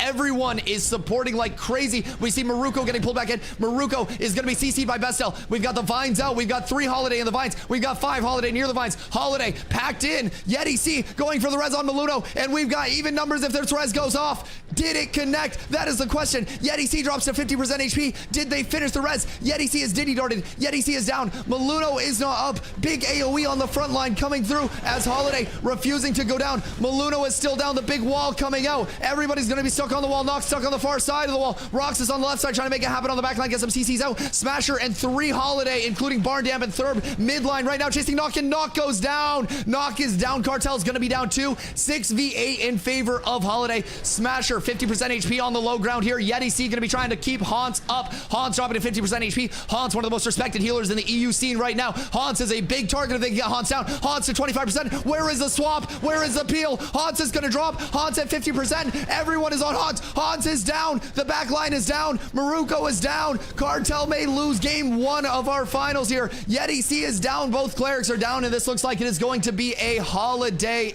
W here for game 1 of our best of 9, and I'm probably going to have a stroke if the fights are this good for the entire tourney. Jesus fucking Christ, what a fight. What a fucking fight. Holy shit. Holy shit, boys. The swaps, man. These Bard swaps are fucking nuts.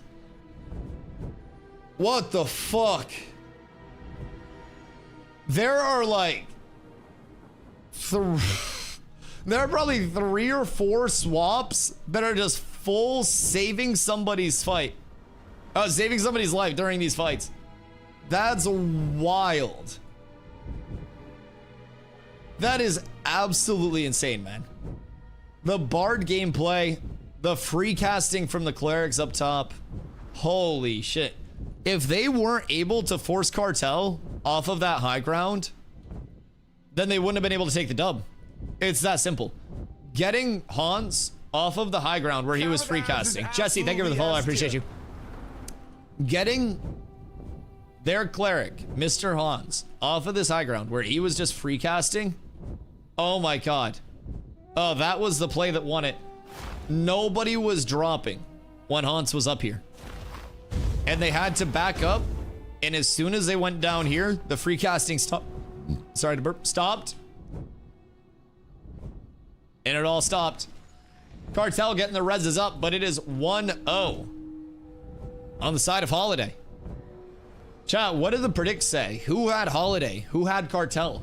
I can verify in chat too who got their predicts in and who's thinking that they know the winner at this point. Because that was a pretty even fight. That could have gone either way very, very quickly. Keep in mind, we had a res get interrupted on the side of Cartel that would have been a big res if it had gone through. So depending on what the cast timer was, that could have very well been a game changer. That could have been a very big impact on that fight, especially as early as that res was going out. But my God, what a first game. We see everybody going over to reset now. And I wonder how Cartel is going to approach it this time. It looked like they had everything the way that they wanted it to be. But eventually that backline just got pressured. It broke. And you saw that fucking holiday walk forward, man. The holiday walk forward was insane. Absolutely insane. And that's what they've been doing this entire time. Holiday is just Mr. Walk-em down as an 8-person right now. They get that big push in. They play around the big push from Thurb, their fighter, and their supports who are going absolutely crazy with all the swaps. Holiday's playing, they've been playing really well, man. Like really fucking well as a team. That is crazy to look at, but just the pressure, how spread they were into how condensed they were once they went in. You didn't see them get too far out ahead. You didn't see them panic too much and try to get in too quickly. They just slowly packed in tighter and tighter and then just walked forward. And they won off of the walk forward. And that's what they've been doing this entire time. They have been brute forcing a lot of their matchups and it's been working out well, man. The pressure that Thurb's putting on the back line once he's able to get in and sustain, it's huge. It's huge.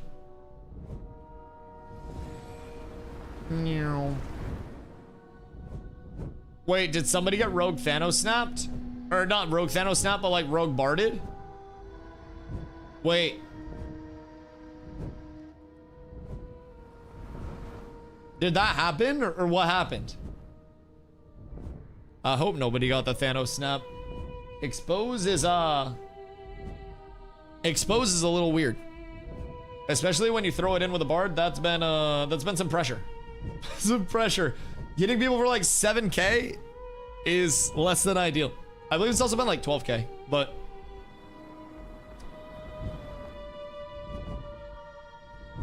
second time at tap in this whole tourney. Wait, oh, okay, so who got Thanos?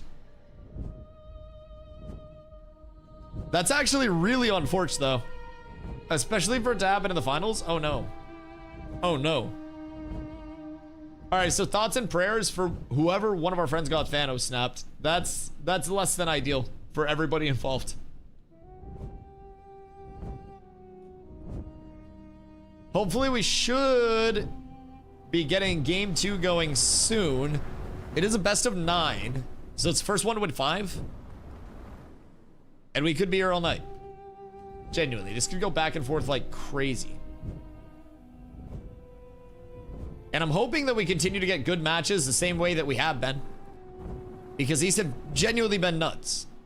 Some of the best PvP that we've seen in a while and the best view in the house, thankfully, because of our flyer. And I think the tournament organizers worked very hard with Intrepid, so thank you to both sides of that for getting the flyer and making that happen. So I can lose my voice in the sky. It's a beautiful angle. And we're very happy for it. BO9 is crazy, by the way. I'm not gonna have a voice by the end of this. Just genuinely. This is gonna be rough. Glad the TTK allows this type of play now. Oh yeah, absolutely. The TTK has been amazing. Starting PvP last phase, like, and honestly starting Ash's last phase, pre-TTK, it is night and day from a watching it standpoint, from a playing it standpoint, how much better it is and how far it has come. These fights last phase would not have happened pre-TTK changes. Every fight was legitimately just a matter of we throw abilities and you die. That's crazy to me. And I'm glad that it's come as far as it has in the time that it has. I think that is huge to recognize. At least you have Iceland coming up to rest your voice. Iceland will still be streaming. Like we're not taking a day off of stream. You guys will still be getting Ash's streams during Iceland. Like that's gonna be very simple. Yeah, you guys will still be getting like probably 5 hours a day, 6 hours a day of ashes. But not as long. Yeah, that is true. That is true. It will be a recovery period. And then I'll have to financially recover from the loss of subs. But it's okay. It's okay. We do it. I'll just get a part-time job in Iceland for the trip. I'll work there for 2 weeks and then come back home. I've got a plan. And it's employment. Nah, Iceland will be beautiful, man. Even on the downtime days, like just the IRL backpacks, getting the hikes and stuff like that. It's gonna be fun as fuck. Genuinely, it's gonna be such a beautiful time.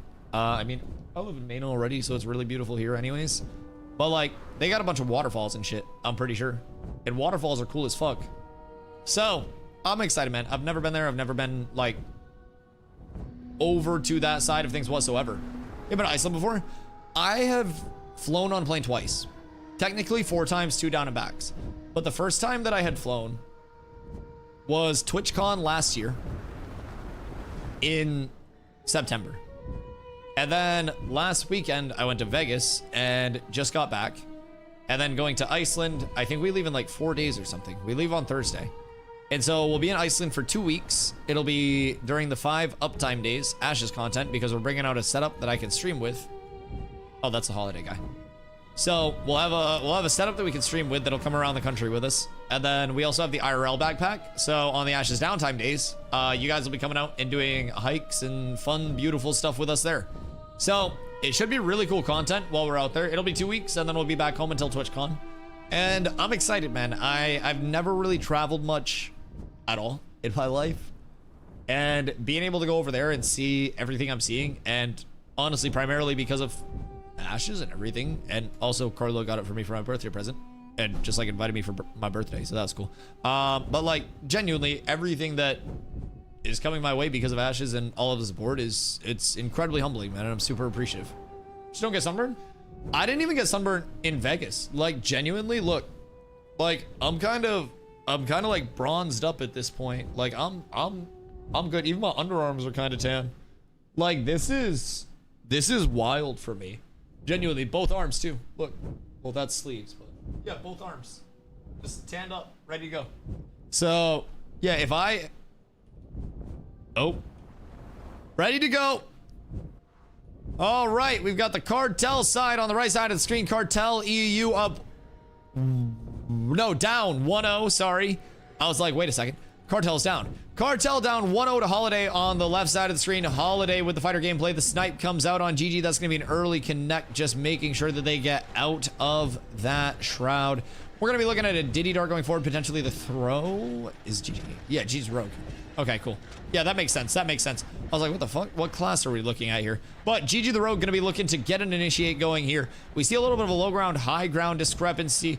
Cartel holding that height the same way that they did so well last match until they got forced off of it. And as soon as Holiday was able to break that Cartel height in that Cartel backline, it went downhill really quickly for Cartel. So Holiday going to be trying to replicate that pressure again. Cartel probably going to be looking to stay on that height, play that height, and protect that back line as much as possible. As we do see Cartel looking to drop down. Thurborn going to get pulled in very quickly. Thurborn going to be making their way back out to the back line and safety. Catching a little freeze from Jamal on that right-hand side. Going to be getting pulled back in, but this counter initiate coming back out. They're going to be chasing Maluno, the same target that went down first. Thurborn going to be going in for a big chunk of damage. That's going to be a big full heal coming out, but we see Maruko on the side trying to get some space for that Cartel group to reestablish. Besden and GG both looking very low. GG getting the out there. Besden going to be getting healed up through it, brute force through it, as we see a huge exchange with no deaths. Smasher getting very low in the midline there, though, dropping to 50% HP. Roxy's trying to get some pressure out. Roxy's is alone against 5 Holiday right now. Smasher's gonna stay up through a beautiful swap coming out from Holiday. Holiday getting topped off on that front line, and then we see Thurborn trying to hold the front line down. Getting taken out to 25% HP. He's got no shield. Thurborn goes down. There's going to be a res prio on this, surely. But where's the res coming from? Can they get the interrupt on it? Tildor's going to be holding the res down. Tildor's got it off. Thurborn is back up, but can they recover or will they lose more? The res is always such a high-risk play. We see GG trying to hold it down as they're looking to flip backlines. Cartel making a full push up at this high ground. Tildor getting pressured by one Cartel. Thurborn trying to peel. Smasher getting very low as well. Holiday could start falling apart at any moment. GG is dropping. Smasher is dropping. Badster is gone. Burn Damp is is gone. Holiday is getting cleaned up all at once. Tildor goes down, and the entire team getting taken down with a split instead of one focus. The res got third back up, but at what cost? They were never able to catch up after the res. Cartel doing an amazing job of posturing, never letting the backline get pressured from that big third push in and that big Holiday presence. We've got a 1-1 on our hands here. Goodness gracious, goodness gracious. I don't think I've seen a res go off before. Last series in the semifinals, Holiday won the first match because of a crazy res on Thurb. And Thurb got up and just went ballistic on the back line against Madhouse.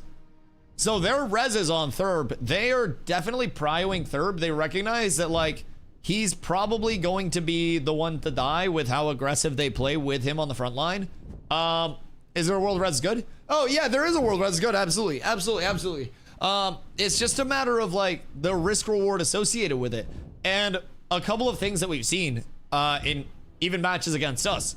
Somebody will go to res a target that's down, and then while they're resing the target that's down, another target dies, and then they get the res canceled anyways because there are so many ways to deal with it, right? Depending on the divine power that you have, your res is going to be a really long cast or a really short cast, but a lot of people are choosing to res without their divine power up.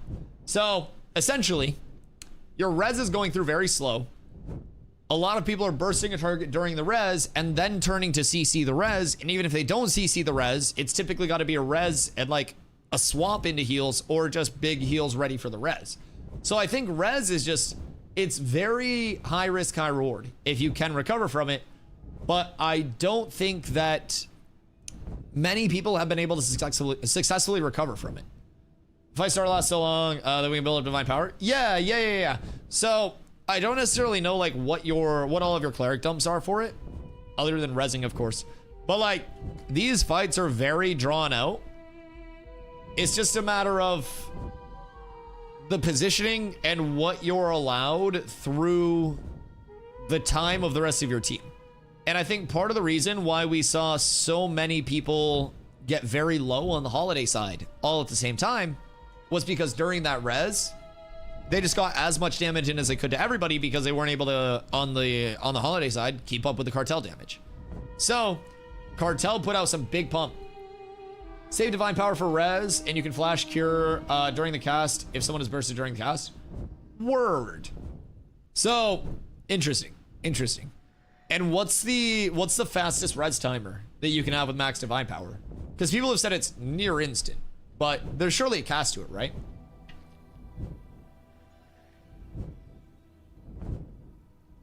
$3 seconds. Oh, that's not bad at all. That's not bad at all. Instead of 8, yeah. The 8 seconds is crazy. And that's what some people have tried to get off for casting this tourney, and it just doesn't happen. Just doesn't happen. Excuse me. Pardon me. All right, we're up. Okay. So, wait, what's happening? Are people saying that it's just like full bugged? Like, what's happening? I'm confused. Res really only matters on the accept. Excuse me. Having divine for judgment heal after up is more important. Is there a way that you could res without using divine and then save it for your judge? Or does it just force strain? I'm assuming it just force strains like a lot of the class resources do. So would you just dump what you have for divine on res and then judge heal with what you have after, or try to like force divine up and then judge heal? Cleric's like the one class that I haven't fucking leveled because I'm never going back to healing. It's not gonna happen. It's not going to happen.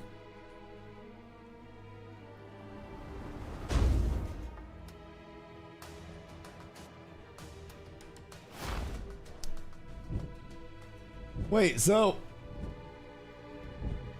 what are these accusations of like abusing bugs? What is happening? I think Lloyd's got the heat in his chat right now. We're just chilling over on this end, like vibing. But what in tarnation is going on that side? Because it seems like each round people have been saying that so-and-so is abusing this or that. I don't know. I don't know. I'm being wrong when I say the rogue should be recorded. Wait a second. So is it just the rogue stuff on each side? But don't rogues fuck over their own team? Or no? Like, the rogues themselves fuck over their own team if they expose, right? Because expose is making their teammate take more damage from the exposed target.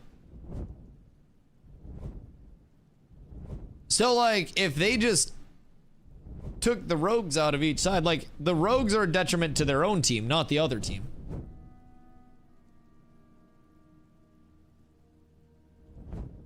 I don't know.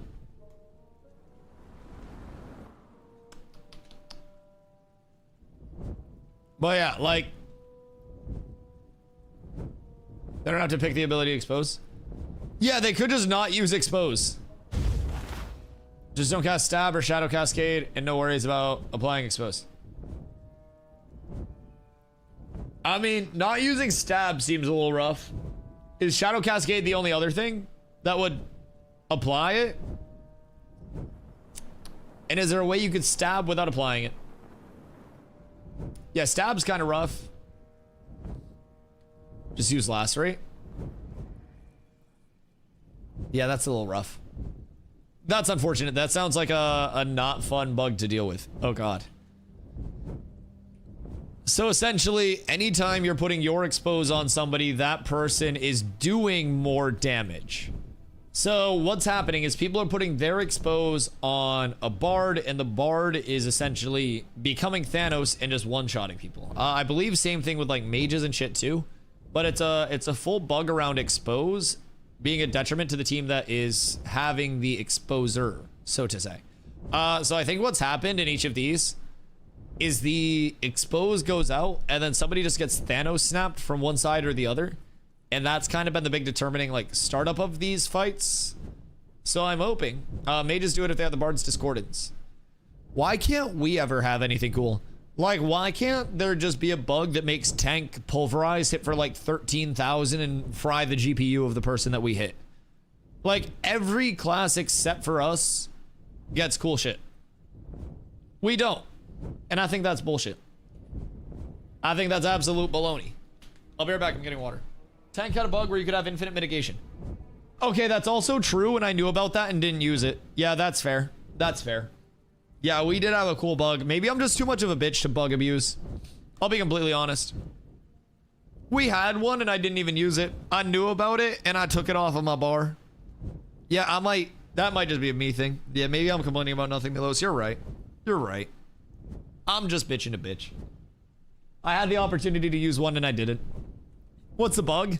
Expose from rogue is making the exposed target do more damage. So if you put it on a bard, the bard becomes Thanos, and if you put it on a mage and then the bard a bard gives a mage discordance, then the mage becomes Thanos. Crazy not cheating couldn't be 90% of the hardcore players in Ashes. Listen, man, Oath, I say a lot. I say a lot.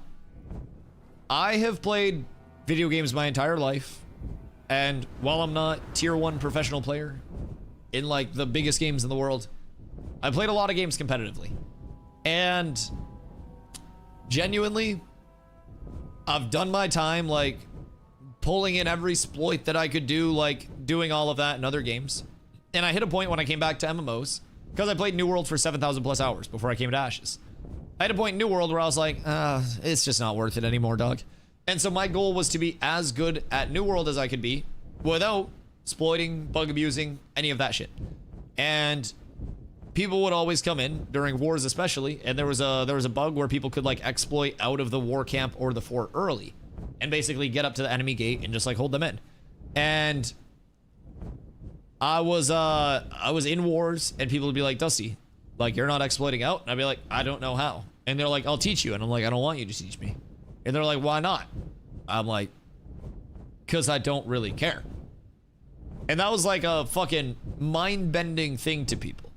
So yeah, I always tell our people, man, like all of cats too, we don't really do the whole griefing other people, the whole like mob training shit. We try not to get involved with any of that stuff. We don't hit exploits. We don't farm blocked off areas. We kind of like, we try to stay within the boundaries of the game as much as we can and be as good as we can be in that regard. And that's why we're also willing to lose on the way up. We're very realistic that it's a learning process and that we are nowhere near the peak of what there is to be learned. And so coming out to this PvP tourney, it's the first time our guild was in a PvP tourney. We had our statics formed 2 days before the tourney. So like we came out and our goal was to get experience for our people that wanted to come out. And it was honestly a really good experience. And so that's constantly our goal. That's how you get better. Yes, sir. That's how I got better in New World. That's how I got better in a lot of games. Like genuinely, it's just investing in the right things. And in our opinion, always punching up and always trying to, you know, just kind of like get ourselves the best, most competitive content possible. And from my standpoint, it's all about being willing to lose and be like, why did I lose? And try not to lose to that the next time. And being able to look back on it and not like dwell on it and be like, oh fuck, I misplayed. Like yesterday, I could have done a ton of things better as a caller that probably would have won us some matches that we easily should have won. And I'm not like dwelling on it like, man, I gotta get a new caller now. I'm just like, okay, cool. I'm gonna work on those things and then we'll call better next time. And that's the goal. And that's the advantage to being here in an alpha, is that nothing really matters right now. This server goes away in less than 2 months. Then we're on Alpha 2 Phase 3. And then that server goes away before the betas. Well, it doesn't go away, but the betas will come out. We'll play the betas, both of them, and then we'll play launch. And hopefully by the time launch hits, we have so many people that have learned the game the right way and are in a spot where we can be competitive without any of the drama, the accusations, or anything like that. We just want to kind of like chill and do our thing. We like being friendly with pretty much everyone. So that's our goal. We just want to contribute to the scene in a good way. Just blame losing on the exploiters. Nah, I don't even, like, personally, I don't even get all caught up in that. My theory is that even if somebody is exploiting tech or something like that, I should know how to play around it. And if I don't know how to play around it, then I'm not a good enough player. And that's literally, that's my mentality to everything. Getting stream sniped, you should be good enough to kill the stream snipers, otherwise you're not a good enough player.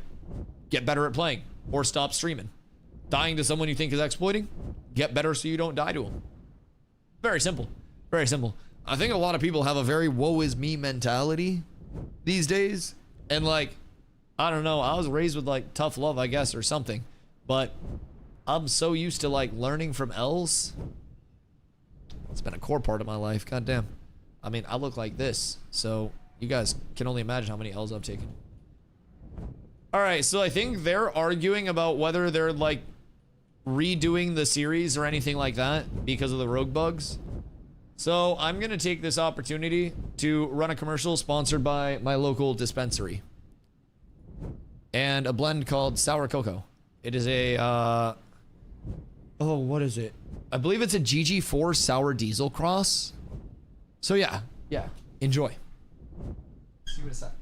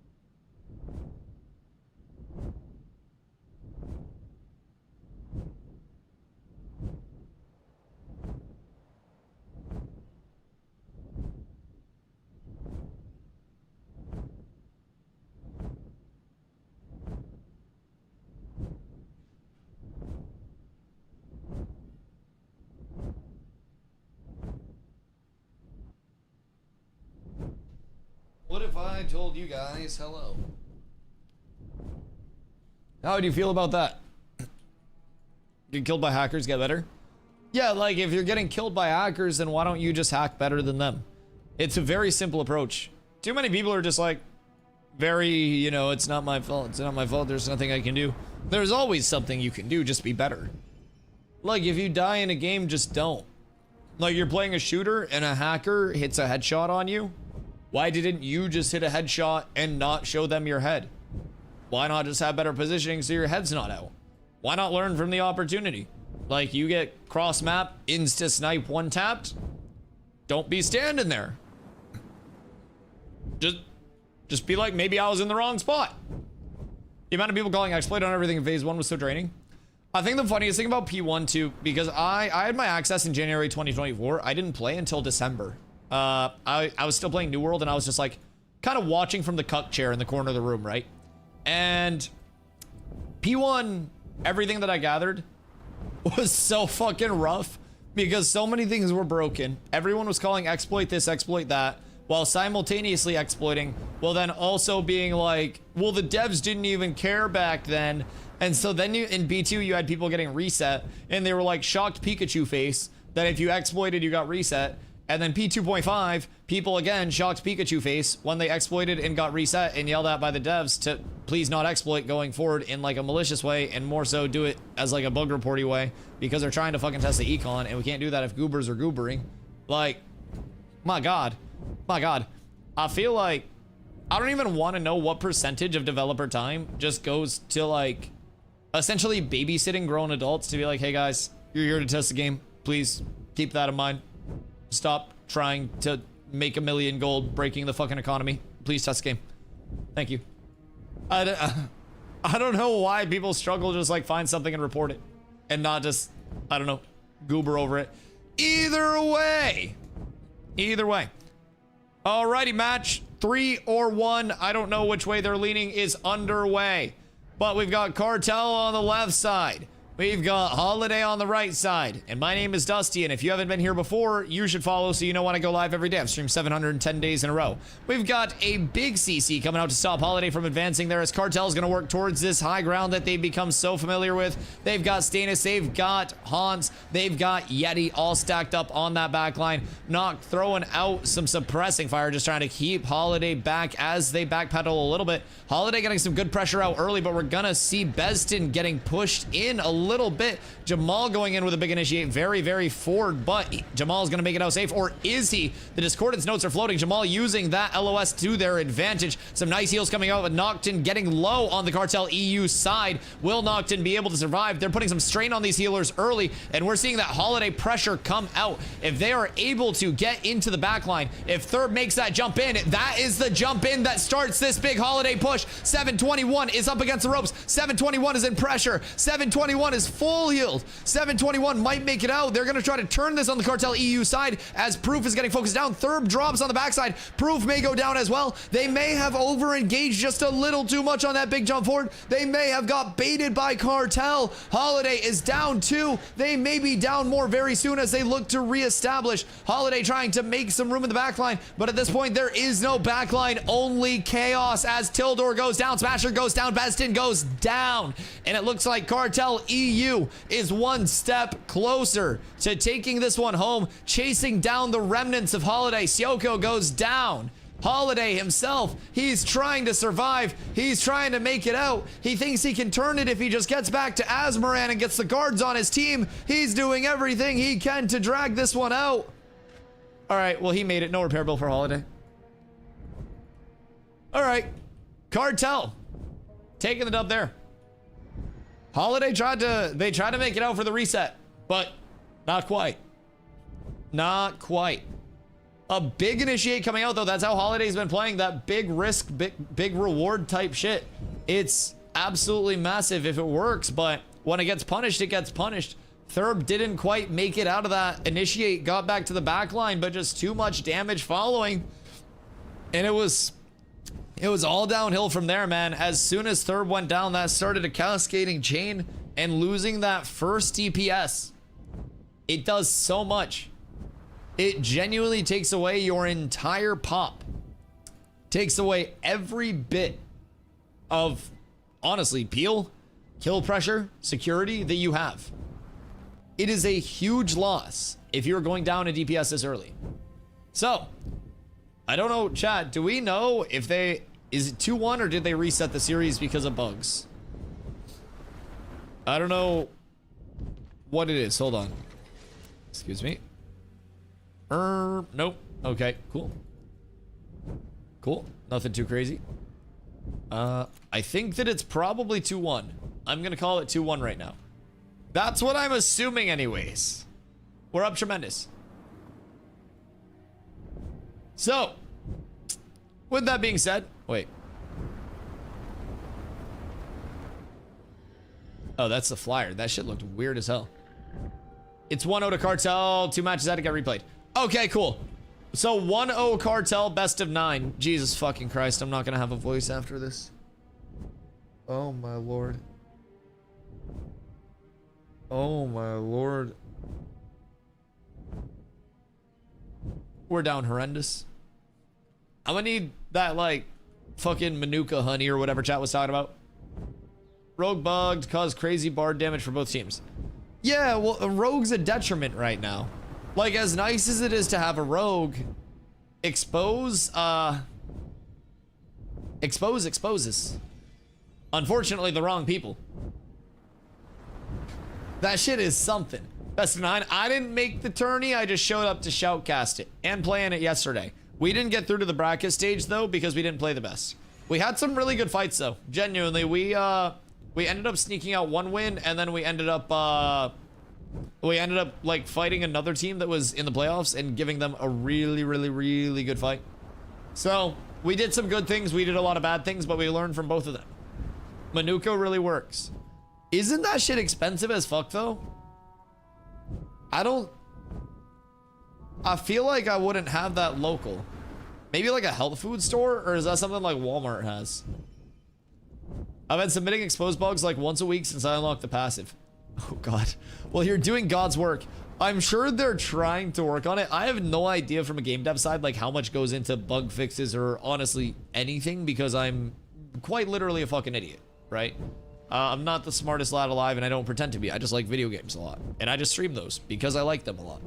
But yeah, bugs like this, and I mean honestly, one bug that's been confusing me today too, and you guys can do this as well. If you have your UI on, all you have to do is turn your UI off and then hit enter.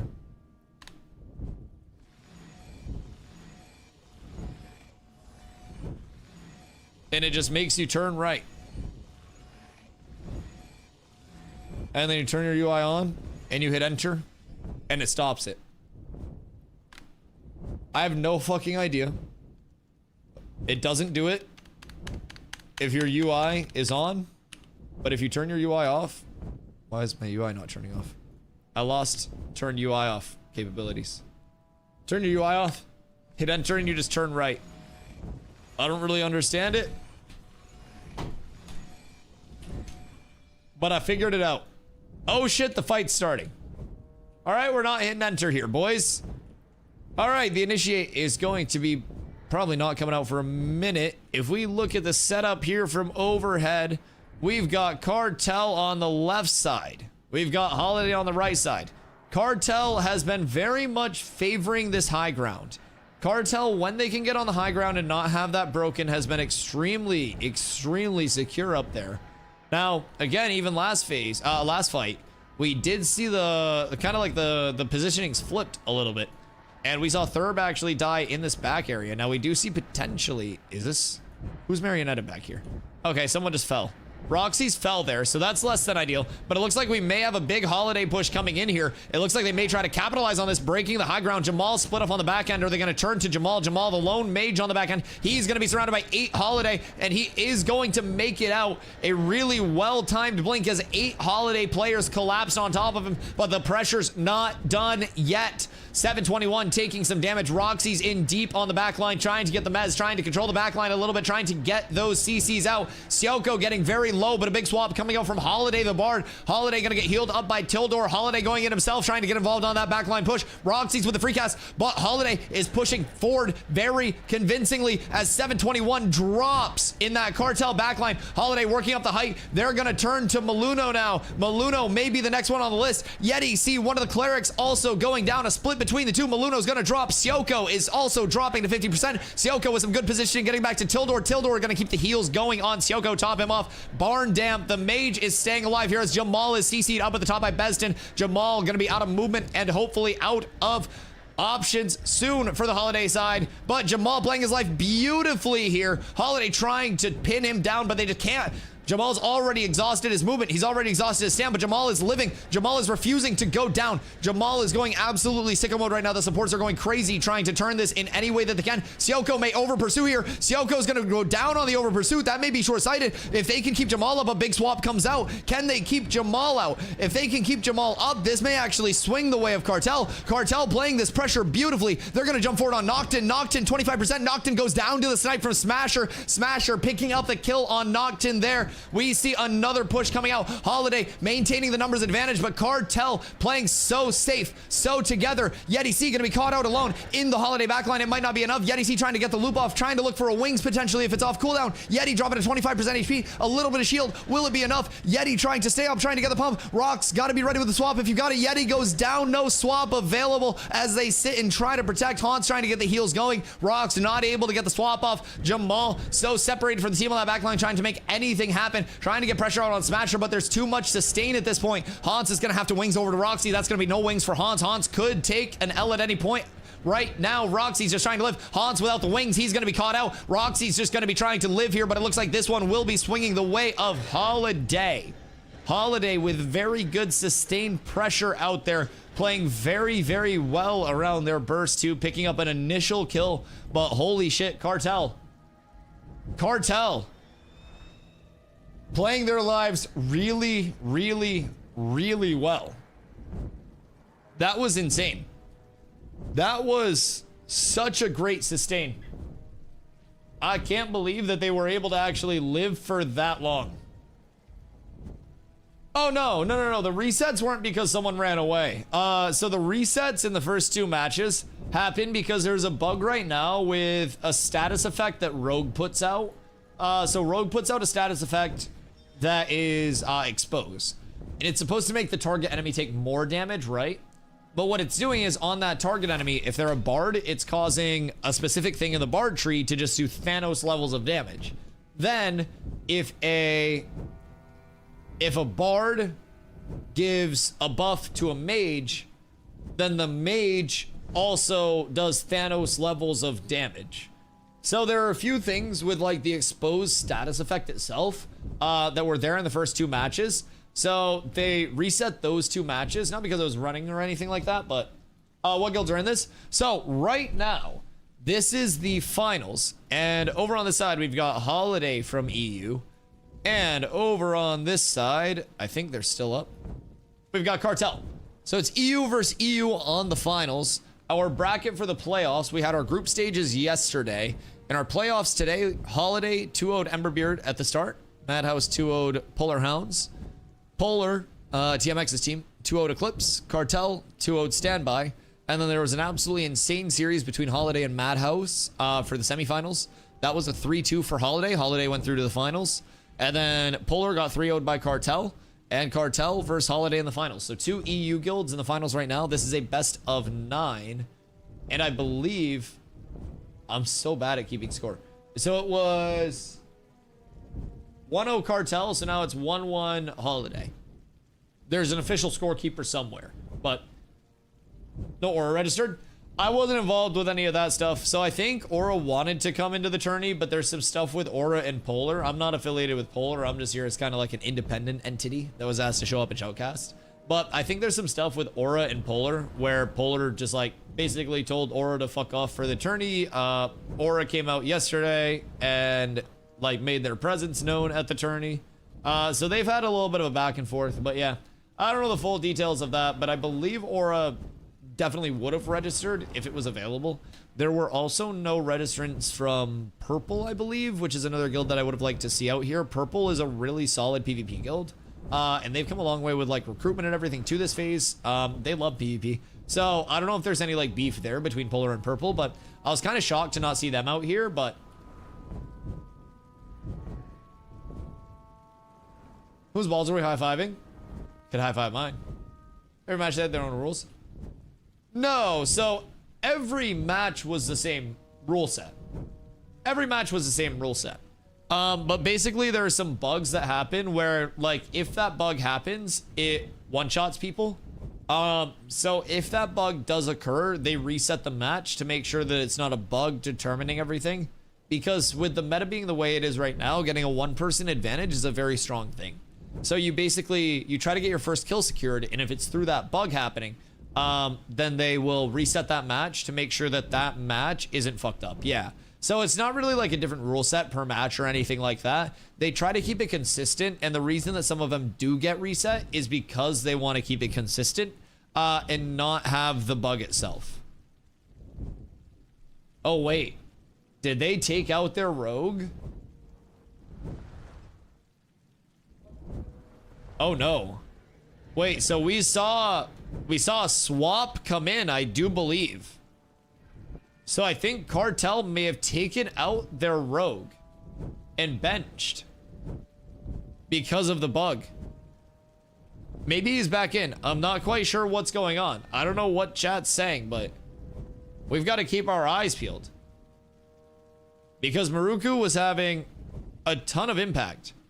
How many do we see here? We see 7 here right now. There's surely a ranger somewhere that's creeping around. Or is it... Could it be? Could it be the return? Who is this? Who is this? What is the roster right now? As we see Cartel over on the left side, we've got Holiday on the right side here. Holiday looking for a little bit of poke, a little bit of prod here. The high ground is going to be very punishing to come down off of. They still have Rogue? Okay, cool. Cool. Chat's fucking yapping about nothing. Oh, wait. Is that him? It is. Wait, no, that's Noctin. Either way, we'll see him at some point. Cleric just healed something invisible. Yeah, I thought it could also be a ranger though, right? We're looking for Maruku. Yeah, I think they switched him out. I don't see him there.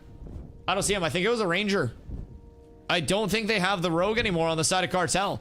So we're gonna see Holiday kind of playing a little bit passive. I don't know that Cartel will have much of a forward presence without the rogue there, without the front line, especially with how much pressure they're able to put on the side of Holiday, with Thurb jumping in very far, with Thurb having that presence in the back line and being supported so well by the bards, the clerics. Like, it is essentially a full pocket heal that's going out on Thurb at all times when he's in.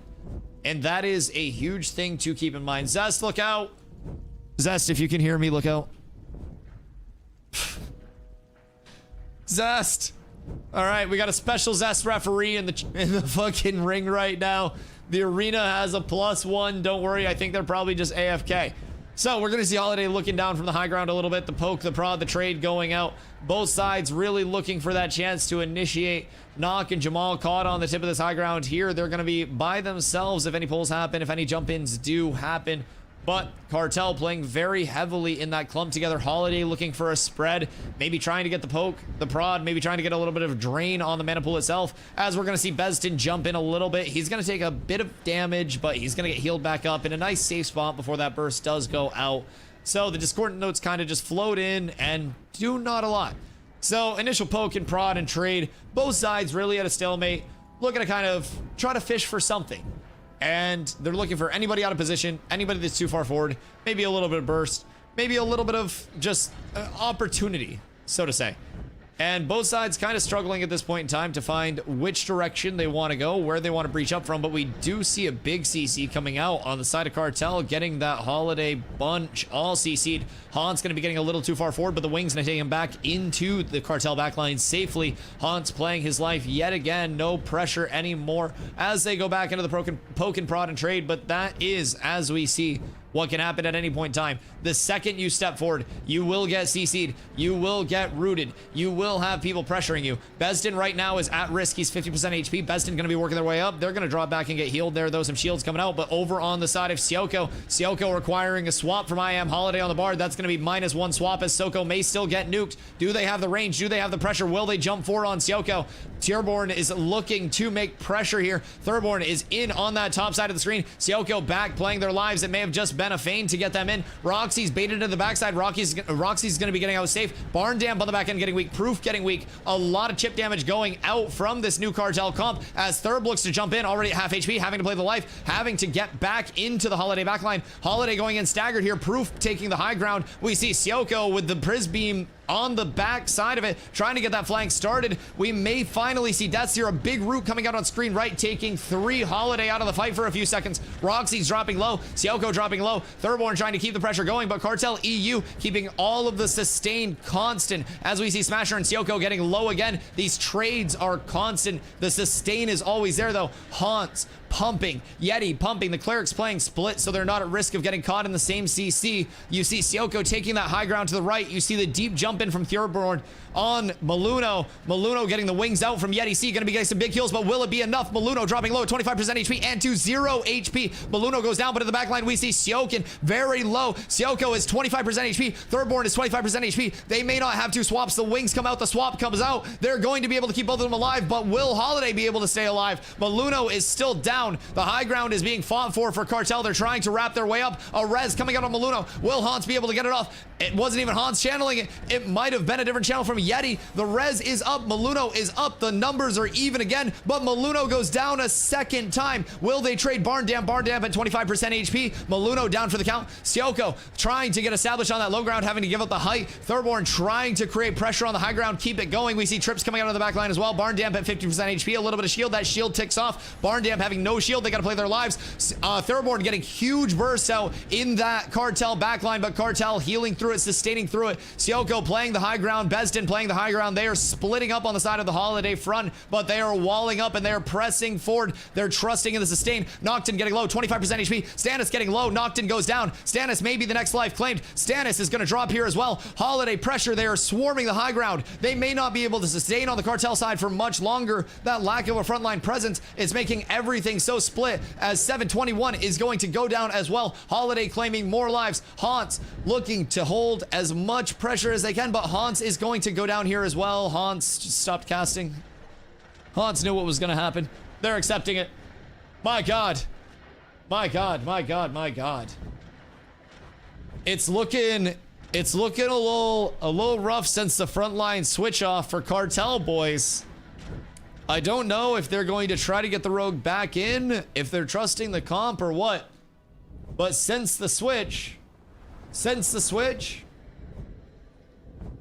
it's been working out. Can you use more than one of the same class? Limit of 2 of the same class, yes. So you can do exclamation classes. Right now, it's primary archetypes only. We don't have secondaries. But you can have 2 of any primary archetype. Summoner's not in the game yet. That's the next one to come, and that's the final primary archetype. But essentially, what we're looking at here is a max of 4 supports. So, some EU tournaments, and keep in mind these are both EU guilds, are very used to running 3 supports between clerics and bards. So you have Holiday and you have Proof as your bards over here. And then I have apparently a mount that doesn't want to fly. And then over here, I believe they have Tildor, and I don't think... Do they have another cleric, or are these guys 3? I think this might be a 3 support team. Because Proof, Thurb's fighter. So these guys may still be 3 supports. I don't think they have another cleric. Unless I'm missing something. I think it's just Tildor. I'm pretty sure it's just Tildor for cleric on the Holiday side. And then Cartel just changed up their comp. 3 support comp? The EU Classic. Oh shit. Oh shit, wait. Wait. The EU Classic comp coming in. Oh my God, that's crazy. I respect the shit out of that. Like, staying true to the comp that they knew instead of being like, oh, it's a 4 support tourney, we run 4 supports. That's legit. I like that. I like that. If Rogue is good, I'd be running double Rogue and blowing the healers up every time. Healers are very tanky. So, keep in mind, I'm a tank. I have 6,900 HP. There are a few items that I could be running that would obviously give me more max HP. But with healers, you're able to A, heal a fuckload, B, heal a lot of instances of healing, and C, build very, very, very high HP. There are clerics that are in this tournament and bards that are in this tournament that are very like strong power rating, which is what affects your spells, while also being like 6k plus HP. Very tanky. Is a sky flashing on your screen or just for me? I think it's when it rains. I think we're good. Oh, like over there? Like off in yonder distance? Like that? Just going off my other MMO experience with the rogues. I don't know shit about this game. Yeah, rogues are really beefy. What kind of ice cream do you want? Wait, are you at Shaw's? Wait. Are you at Shaw's? Where'd you go? Yeah? Okay, which deal are you doing? Are you doing the Haagen-Dazs or are you doing the, Tillamook? Which ice cream brand are we looking at? I love you. Thank you for asking about the ice cream. I'm looking at my Shaw's app right now. I do Haagen-Dazs? I mean, it depends on what you want. The Tillamook's a better deal. Because the Tillamook is the big thing and the Haagen-Dazs are the little things. Like, I think the Tillamook is a better deal. I don't know if Tillamook is still on sale. Search your app and then just search ice cream. The Signature Select 48 ounces on sale. Shit, that's cheap. You also have Klondike or Popsicle ice cream novelties. Okay, wait. So yeah, if those are the current sales, shit. I don't want to be like, what flavors do they have? But like, I need to, hold on, shop. I can find it. Signature Select ice cream. I need to see what flavors they have. Hold on. I'm doing it. I'm actually so smart. Ooh. Extreme Moose Tracks. Out of stock. There's no shot. Do they have like anything like, I don't know, fudgy and brownie-y and just like very chocolatey-y? Moose Tracks? I mean, normal Moose Tracks fucks. Yeah, normal Moose Tracks is good. And then, what else do they have? There's chocolate Moose Tracks? Oh, do the chocolate Moose Tracks. Chocolate Moose Tracks would go crazy. Yeah. Haagen-Dazs still on sale. Okay, the Signature Select I think is a better like deal just because it's like more ice cream. But yeah, like chocolatey, fudgy-y, brownie-y, and I will love you forever. I will anyways, but actually so legit. Chat, this is a tech by the way. Everyone always goes, Dusty, check your Discord DMs. Carla's literally at the store right now and she's like, Dusty, what kind of ice cream do you want? She's smart. She knows how it works. I heard Shaw's and got so hyped. I love going to that place. Yo, main gang. I don't know how far Shaw's expands, but Shaw's is my favorite fucking store. Signature Extreme Moose Tracks for the win. Did you get it in the Shaw's app? Because if you didn't get it in the Shaw's app, you're up tremendous. Or if you didn't get it in the Shaw's app, you're down horrendous, but I think there's only one near Port. Portland or Port Smith? So many ports. So many ports. We don't have that place here. Wait, what? How do you get it? Isn't the Signature Select the Shaw's brand, or am I tripping? Oh no. Acme? Isn't that the Anvil place? What do you mean? Is the game looking better or is it just this zone? Are you talking like you think this zone looks good or bad? This is definitely not like Ben & Jerry's New York Super Fudge Chunk 2 for $6. That's not a bad deal, but I will literally punish a pint of Ben & Jerry's in like 4 seconds. These are 1.5 quarts. So like, how many pint to quart? It's 2 pints per quart, and this is 1.5. So that's 3 pints per quart. So like, I feel like that's less value, but like, it is also a good deal. Because Ben & Jerry's is normally, like, expensive. Yeah. I was thinking Port Stanley. What the fuck is a Port Stanley? Port Stanley. Ontario? Are you Canadian? Google tells me that's Canadian. My neighbor to the north. Do they still have Baskin Robbins in the US? I don't know. All right, boys. Hold on. More ice cream talk after. It's time to go. We've got another round to spectate for you.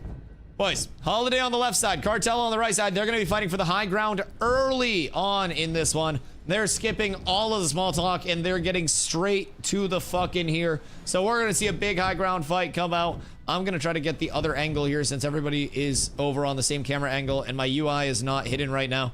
So we've got some early trade coming out. The typical poke, the typical prod, nothing too crazy on either side. Cartel holding that bottom side of the screen. Oh, hey, Ludo has a good idea. As we see Thurb looking to jump in on the Holiday side. Thurb gonna make his way back out, though. Not getting in very clean, but he's gonna come out clean. Sioko looking to jump in. Just keep a little bit of pressure up. Keep a little bit of spacing up. And then over on the top side of the screen, we see Jamal getting pulled in. Jamal with a deep blink. Jamal may get punished for this. Jamal is gonna be looking low coming out of this. That blink into the backline may be ill-advised, but Jamal's gonna make it out. Some great support coming out from the Cartel EU side here. I've got wings in my face, but we're doing what we can.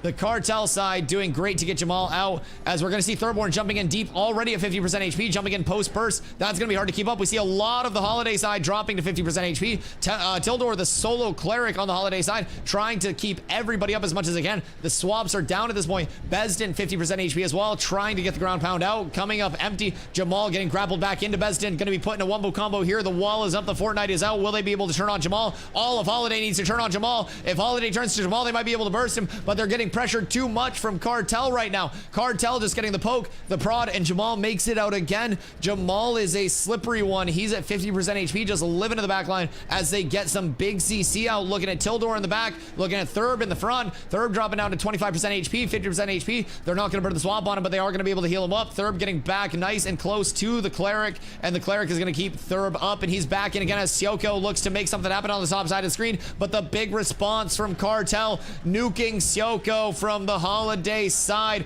Cartel picking up the first kill of these trades as we're going to see a very deep wings come in from Tildor. Maybe a little bit of desync there on my end, but Tildor getting low as well. Tildor, the solo cleric, and Holiday is going to lose their solo cleric here.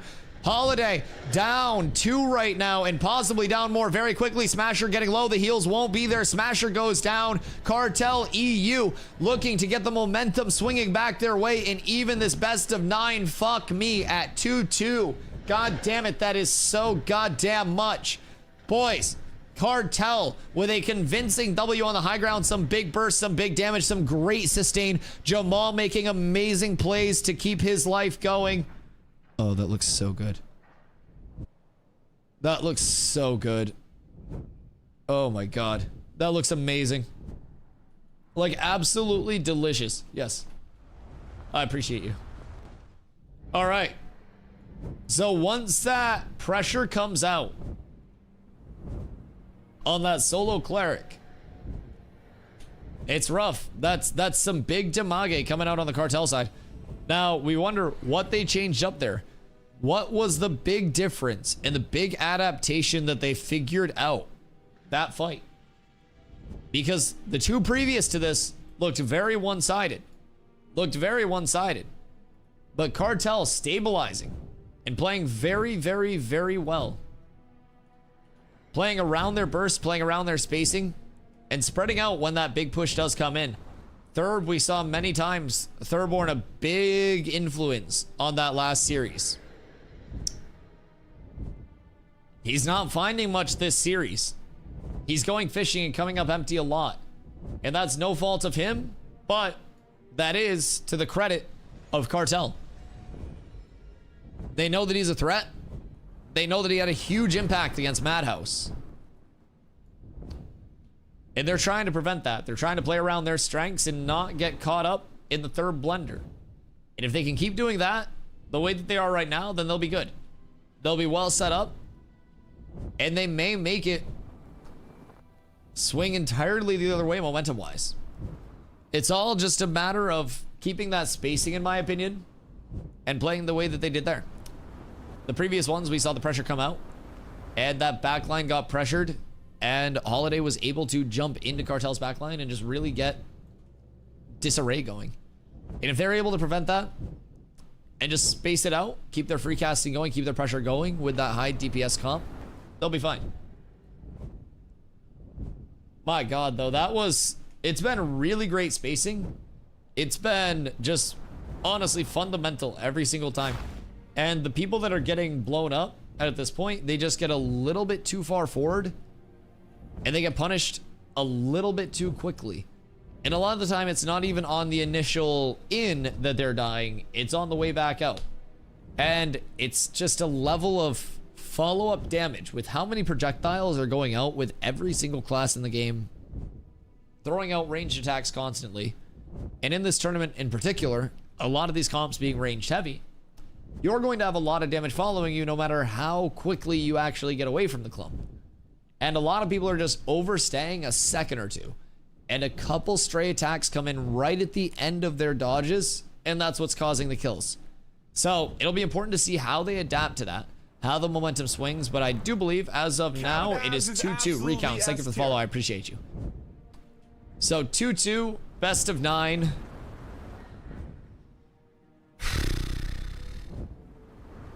I'm not feeling confident. Wait, 33 silver for Epic Goal? I mean, honestly, if you could smuggle that in your ass to P3 servers, that would be huge. But I don't think that's going to happen with it. Yo, Cypher, what up, my goat? How you doing today? We are in the middle of the $1,000 grand finals for the Polar Tourney, sponsored by Mavwix. I wasn't paid to say that. I wasn't even supposed to say that. I just wanted to say it. It sounds so official. Sounds so cool. Anyways, I played in it day one. We didn't make it through to the brackets. There's a lot of competition out here. So we came out and we were shoutcasting the rest of day one as well, but we got the flying POV courtesy of the tournament organizers. And thankfully we're able to get some really good POVs, get some casts out and keep it going. But right now it is 2-2 for Holiday and Cartel. EU versus EU in the finals.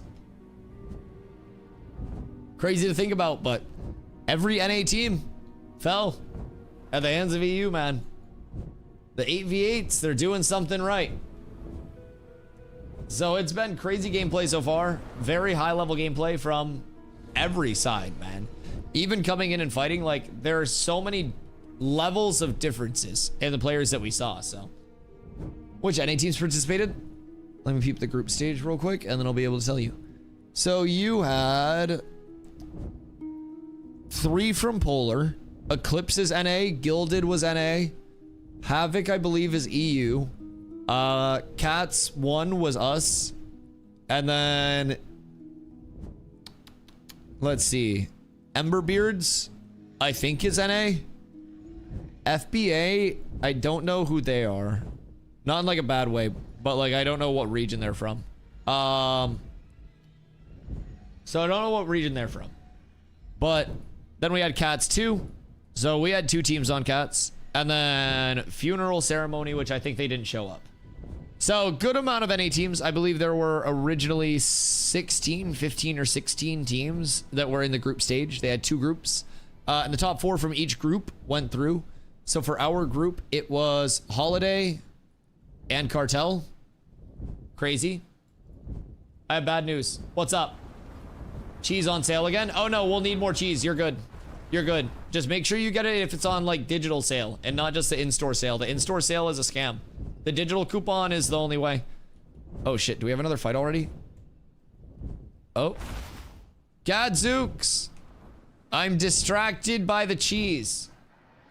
Very good sale. Okay, cook it. Yeah, get what you need. We're balling. All right, boys. We see Cartel working this high ground on the left-hand side. Cartel trying to get momentum swinging back as Holiday, who was also in our group. So we had, we had Polar Hounds, we had Cartel and Holiday in our group.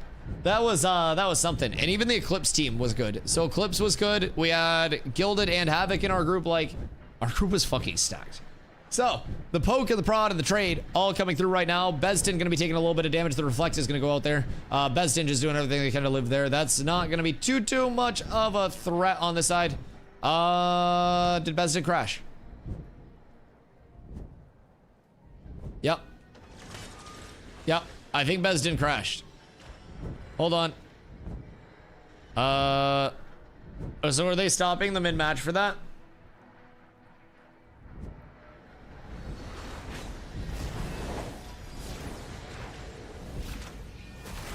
I actually think, wait. I stopped the fight. I stopped the fight. I did it. They said to stop the fight. Zant said to stop. Zant called it. Okay. I didn't go till Zant called it. If Zant calls it, I help. Zant said stop. Jazz said DC rule. That's rule change. I don't make the rules. I'm not associated with making the rules whatsoever. I was just told stop. I just tried to help. I just wanted to stop people from having to run back if half the people stopped fighting and it was supposed to stop. If I catch any strays there, just know it was a sick wall. That was a banger wall. Pastor X, you're coming. Are you bringing me goodies again? I need more bribes. Or else I'm gonna pay other people to vote for me. Bringing a relic? Wait, did you guys get it back? Are you all horny now? Wait a second. Wait a second. I was watching the announcements go out and I heard that it was you guys versus Fed for it. And I kept seeing the caravan callouts move closer and closer to the tropics as it went. People were coming in saying that there were like 200 people out there, man. I hope you guys had fun with it. We had the Forge relic the last day of P2 for the merge, and we called that in during the dev stream. And the Forge relic itself, yo Gun, thank you for the follow, I appreciate you. The Forge relic was so fucking fun. It was so fun. That shit was insane. 2 hours of murder. I love that. And bro, that's crazy because there are still teams out here that couldn't even be out there. I'm sure there would have been more people out there as well. My God. My God. I don't understand why rule changes all the time. You agree fellow participants to cause havoc. I don't rule change. I don't rule change. Bad timing or to still be fighting. Yeah, and that's not really one that you can control. Like the Forge relic, it drops from Zammer, right? But it drops the little like molten core thing that you put in the statue outside of Forge, right? And you put it in and then it calls in the relic. So I held that like molten core in my inventory for like a week to bring it over to the merge server, right? And we called it in mid dev stream. And the announcement went out in the dev stream and it was funny as shit. Like everyone that was over on the merge came over to it immediately. We had so many fucking people fighting. It was great. Had to kill some of your cats folks, but they kept coming. Yeah, they'll do that. They'll do that. Hopefully someday I'll be able to join them in that stuff. Dude, as soon as people were like, I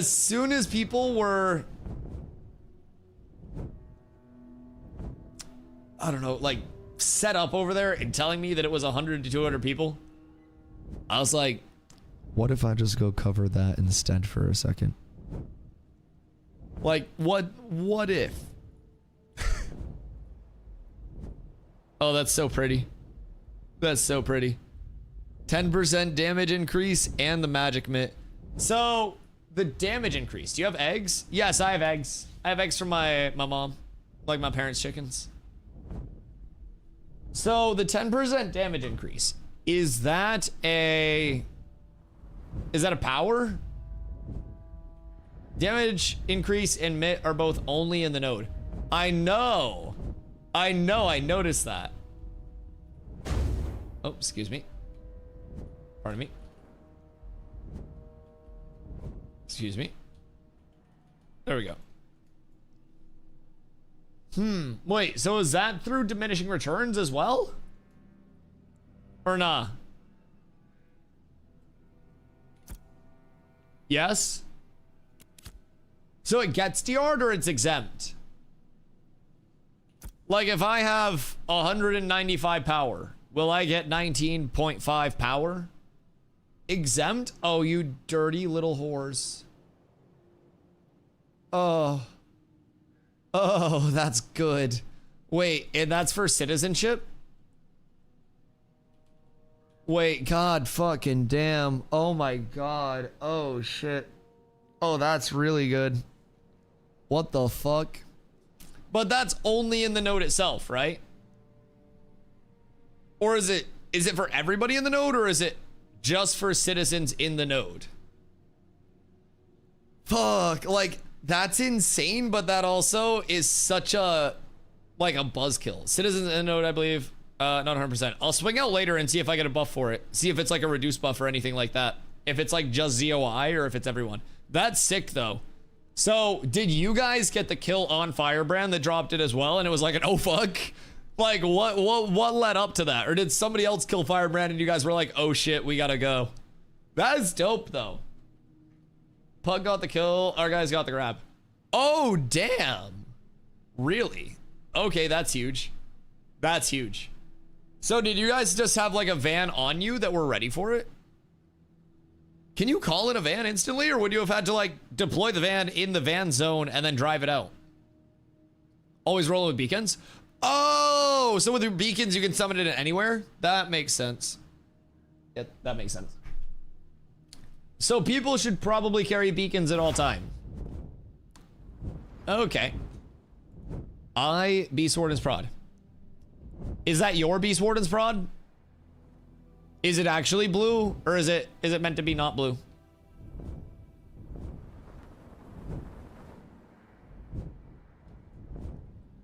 Yes? Ooh, that's nice. What's max HP? You up over 1,000 with it? That shit's beefy. That shit's very beefy.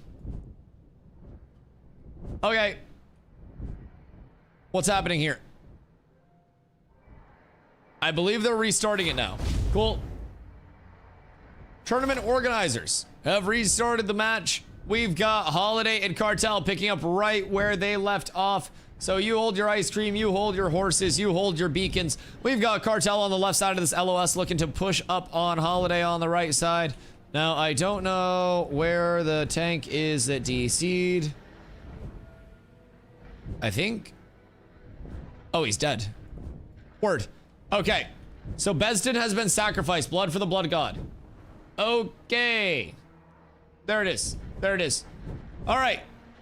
So we've got Holiday down one right now. We've got Roxy's over on the left-hand side, looking to push in, looking to go fishing a little bit. Cartel going to be looking to push this advantage with the Holiday front line being a little bit down. But Thirdborn going to be trying to pop in on Roxy's here. No success with the fishing. Thurb going to have to walk back up that high ground as Cartel is walking him forward right now. Tildor, the lone cleric, 50% HP and dropping. Once you get those wound stacks up, if you can't get them off, that's going to add up over time. The chip coming up, but Noctin getting very low. Noctin going to go down on the side of Cartel. Cartel losing the numbers advantage and losing one of their initiates. Noctin goes down. Sioko with a beautiful positioning in the back line if he can live. Roxy's in the back line trying to trade, trying to finish the kill on Sioko. Sioko is going to get a swap. Sioko is going to be low again. Proof jumping in, but Sioko goes down. Meanwhile, on the Cartel backline side, we have Maluno dropping to 50% HP, getting some big heals up as Thirdborn is trying to make something happen, but Sioko is down. Jamal is dancing on the backline. He is a dancing fiend. Jamal has been slippery this entire time, targeting Tildor. Tildor goes down. The lone cleric on the side of Holiday is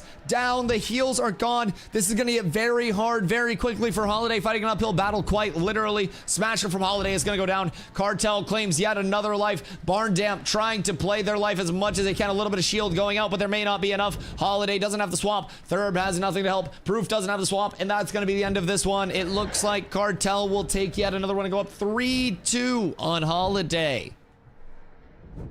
Good fight from Holiday, given the fact that they started out that re-engage without their tank Besden because of the DC. Unfortunate disconnect, as always. Very unfortunate disconnects. We hate to see all of that happen, but I got to hit a sick wall like a special guest referee. I won't lie. That was cool. I popped in and they said to stop the fight, so I stopped the fight real quick. That was nice. And then they restarted and we got a good fight off it. So GG's. Big banger of a fight there. Good counters coming out as well. After the first death went out on the side of Cartel, Cartel did a really good job to stabilize, not lose more than they had to, and get reestablished. And through there, they were able to do very well. Very well. All right. As the teams get reset up, I'm gonna do a snack. You don't even gonna restart when someone disconnects? So, I don't do the tournament organization side of anything. I just kind of got asked to show up and like cast and play and stuff like that. So, from my perspective, I'm not too up to date with all of their formal rule sets and shit like that, right? And all of the situationals. That's more on the tournament organizer side. Someone said something about like if it happens before the engagement, then it's fine, like in the run up. But if it happens once the engagement occurs, then, you know, it's not exempt. So I believe that was what they said for the ruling over there, was like once the engagement happened, the disconnect occurred. And with that, there's no real way to like, you know, from the tournament organizer standpoint, not speaking for anybody, but know what caused the disconnect or anything like that. So I'm assuming they restarted it at the -1 because of that. And even given the -1, I think it was a really good time, really good play in terms of like how Holiday handled the -1 and ended up actually getting a kill. They got some good push. They played their lives well. They were getting walked back up the hill without their front line. So I think given the -1 kind of like setup there, they did quite well. They did quite well. I'm just happy I have my flyer. The POV from up here is so nice. It's so beautiful.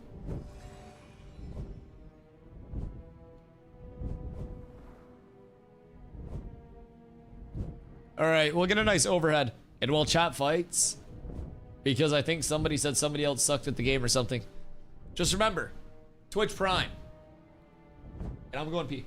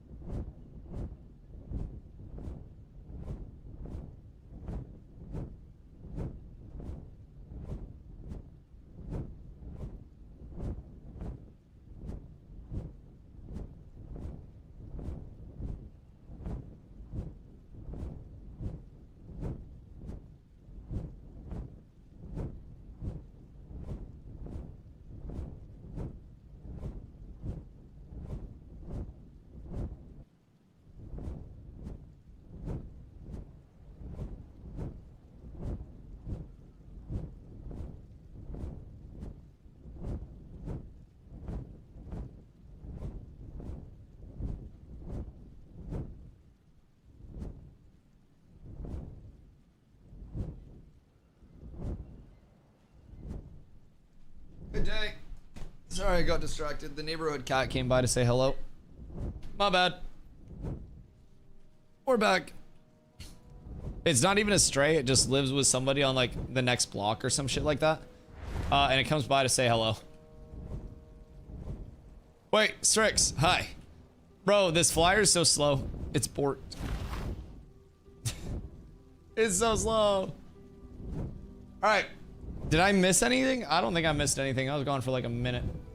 We'd be like halfway through. Hey, who's saying this face sucks? Personally, I think from a standpoint of the quality of gameplay this phase, with the exemption, of the econ shit, right? And crafting quality, I think the actual gameplay quality itself is substantially better. Genuinely, I think that time to kill changes, attribute changes, everything that they have done is for the better. And I'm trusting that long term, being able to get changes in place that take care of the econ, take care of the crafting, all of that shit, it's just gonna naturally come. It'll just be a part of it. These matches have been insane though. They've been very good matches. And I hope that we get to see a couple more of them. I believe it should be 3-2 on the side of Cartel, right? If I am correct. I believe 3-2. Someone keep track though, because I just went to smoke bowl.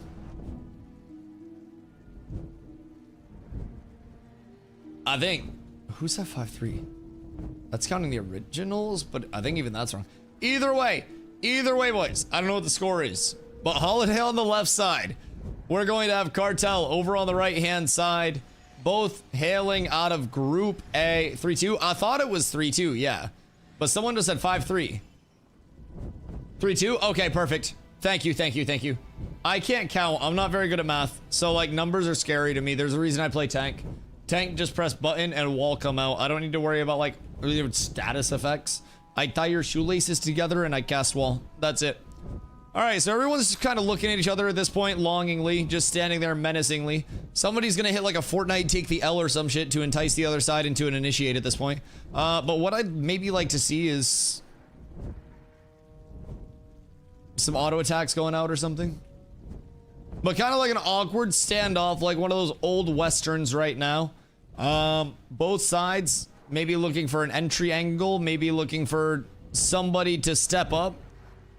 And it could happen at any point. Okay, the auto attacks are out now, boys. We have some trading of damage occurring on the battlefront.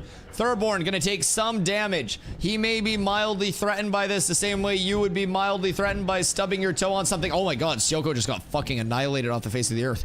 Holy shit. Sioko just got double sniped and fucking Thanos snapped. Oh my fucking god. Jesus. Okay, Sioko doesn't exist anymore. So now we have Smasher on the Holiday side getting quite low. The Cartel EU side coordinating all of that big burst. Smasher getting the swap from Proof. Proof dropping to 25% HP. Swap is going to leave Proof very, very, very low. Tildor going to be getting the heals off for him and Proof, though, as we see Sioko, the lone pile of ashes so far, with the crazy healing coming out from Tildor, the solo cleric on the Holiday side, but the burst comes out and it is too much mid-wings. Tildor cannot make any space, cannot get away from the Cartel pressure. Cartel is turning the tides very quickly of the momentum again, not letting Holiday breathe, not letting Holiday get situated, and not letting Holiday get that backline pressure that they become so known for over the course of this tourney so far. Cartel spreading, making it impossible for Holiday to get around on them as we see Barn dropping, Smashers down, Tildor's down, half of Holiday does not exist. It's just Holly right now, and unfortunately this is not the NBA Finals, so that will not be enough. Thurborn gonna go down, Proof gonna go down, and we do believe that is the forfeit coming out from Holiday. Cartel leaving no survivors. Cartel wants the bodies. They want to claim them. There is no forfeit against the Cartel. I believe they're saying the match is over when it's over. All must die. All right, 4-2. 4-2 cartel. The cartel is 1 win away from claiming the $1,000 grand prize-a-roo. Keep in mind that's American dollars too. I hope my memory leak's not cooking me. I'm starting to get skippy. I don't want to have to reset. Okay. Okay. It's never done versus EU. It's just one alliance, so it's 28%, maybe 30% of the United player base. Fair. Honestly, I think part of the reason GBK why NA never cared to ally is because NA is too busy comparing ecocs to actually realize that everyone would get better PvP content if they were like at least mutually agreeable with each other. Genuinely. Like, and I think we're seeing that with a lot of the guilds that didn't go too heavy into allying with everybody that exists on the face of the earth, right? And, you know, allying can only lead to so many things because eventually you'll have conflicting personalities over the course of the allying. And that's part of why we don't ally with anybody. And I'm sure that's part of why Purple is also very selective on who you guys ally with, because it's all about, like, trying to get the content that you want to get regardless of who you get it with. And that's our biggest thing too. We want to be getting the best content possible through, hopefully, mutually beneficial means. Like, that's the whole thing. We want it to be like cats versus whoever eventually, but the whoever we're fighting against is also, like, understanding that it's for mutual benefit and shit. Obviously, there will be bad blood eventually. That's bound to happen. It's a game with a lot of bad blood. But I think overwhelmingly, a lot of people are so set on, like, the this versus that narrative and take it way too far, way too quickly, and can't really separate the, I don't know, the gameplay side of it from the personal side of it.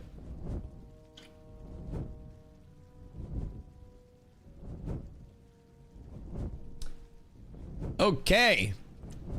So we've got one more to go. If Cartel claims this last dub, Cartel are now professional Ashes of Creation players. A crazy concept. Something not many people can claim at this point. The highest earning Ashes of Creation players in human history. Except for the gold sellers. Those guys are probably actually at the top of esports earnings. They've been going kind of crazy on their end. But other than the gold sellers, these guys might be your highest earners. So pretty cool to think about. Pretty cool to think about. And my game is getting very stuttery, but it's okay.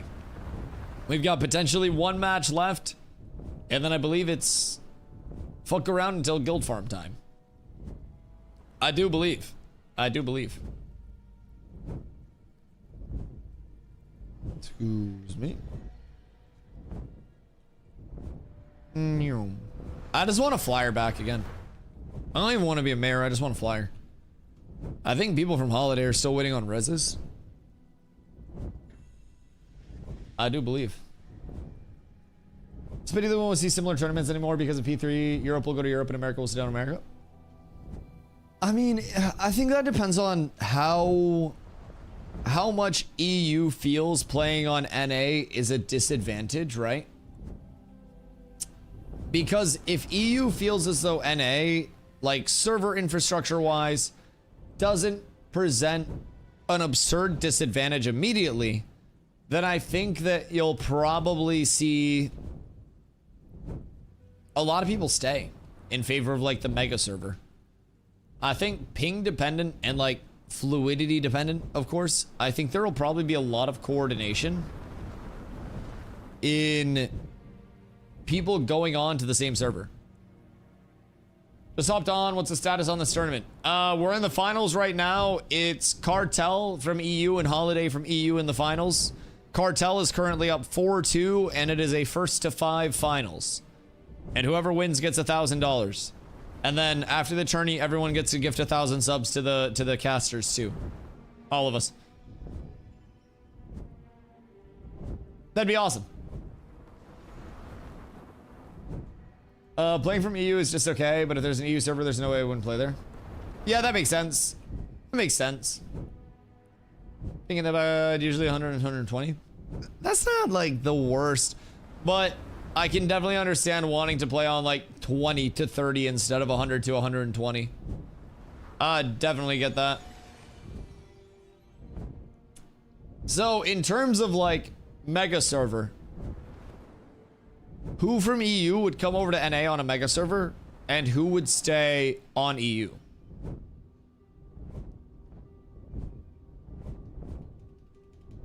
Large alliances equals less potential VP. Doesn't mean you can't team up for Zerg though. See, GBK, that's what I've been saying. Like, we have essentially through our, I don't know, connections to other guilds, people that will Zerg up against us, people that will Zerg up with us, and a lot of the carryover is the same people on each side, right? And I'm really thankful for that, because if we want a guild versus guild war against a lot of the competitive guilds, I can literally just hit people up for it. It'd be like, yo, we want this content. You guys want this content. Let's do it at this time. Like, there are also the people that just want to deck on us for whatever. That's part of the game. It's gonna fucking happen. But like, my belief is we can fight against each other. We can fight with each other. And that way, if you ever see us, you know, in need against somebody that we mutually dislike, we link up, and then people are like, oh, we're fucked now. Like, that's the goal. And we don't necessarily need to be aligned with people. We're not in an alliance with anybody. And everybody thinks just because Polar people come in and hang out and stream that we're in an alliance with Polar. Well, Aura's also in here. Purple's also in here. Like, EU is also in here. That doesn't mean we're aligned with everybody. That typically just means that I'm either really hated or really not hated. Yeah, no, you're not in here. Aura's not in here. Aura's not in here. You don't exist. Rix isn't here. It's just it's a figment of your imagination. But like, you're either really hated at that point or really not hated. And thankfully, we've learned that at this point, we don't see a lot of like actual grief. People beat us in PvP and it's, yo, GG's, like, try to do this better, and we like VOD review and improve off each other. Like, it's huge, man. It's huge. Thanks for hosting the tourney during Relic Drop. Yeah, I specifically, so basically, Strix gave me 5 gold yesterday and said, hey man, we talked to the devs and they're gonna give us Firebrand Relic today, and I'm gonna need you to throw a diversion up. So basically, I went back in time 3 months and planned with Polar to have this tournament at this time. Because of that 5 gold, I actually RMT'd it, sold it, bought a time machine, and through the help of Steven, he has one in his basement, I was able to rent that out through the money that I made RMTing. I went back, planned the tournament here, scheduled it for this time. Now Aura owns the relic, and we're in game 7 of the finals. And it's not like it's 3-3. But this is win or go home for Holiday. If Holiday loses, Holiday dies. Not IRL. They can still play the game. They don't actually die. But Cartel will claim the dub here if they win this matchup. Knock on the front line, gonna be getting pulled in, gonna be taking a lot of damage, but the big support comes out. Holiday gonna look to push forward on this. The Thirdborn initiate, but will it get countered? Cartel having a fantastic position on that high ground, looking down. Thirdborn gonna be pushing him down to 50% HP really quickly. Tildor, the solo cleric in that 3 support comp, trying to keep everybody up as much as they can. The counter comes out on Maluno, and Maluno is gonna go down from Cartel. Cartel suffers the first death. It's winner go home for Holiday, and Holiday with their backs against the wall. Will they respond? Will they push out? The res is going out on Maluno. These numbers are going to even up as Sioko is getting bursted. Proof switches into Sioko. The swamp saving Sioko, but that's no swamp on Proof for now. And that is, well, the res was going out. Not being able to secure and getting pushed back during a res is worst case scenario. They're going to look to turn on this, and Smasher and Sioko both getting low. Smasher and Sioko both going down. 2 from Holiday are down. Cartel with the res off. That's going to be an 8v6 numbers advantage. Cartel having a huge advantage here. Pushing down from the high ground, looking at Tildor, the solo cleric, and the solo cleric is going to go down with no chance of a res. I think this may mean that Cartel are doing it. We are here for it, folks. We are seeing it. Barn Damp, 50% HP, ticking down. Barn Damp is down. Thirdborn fighting for his life. Bezdin and Proof all in a Jamal prismatic beam, and they're down. Jamal just hit the beam of dreams.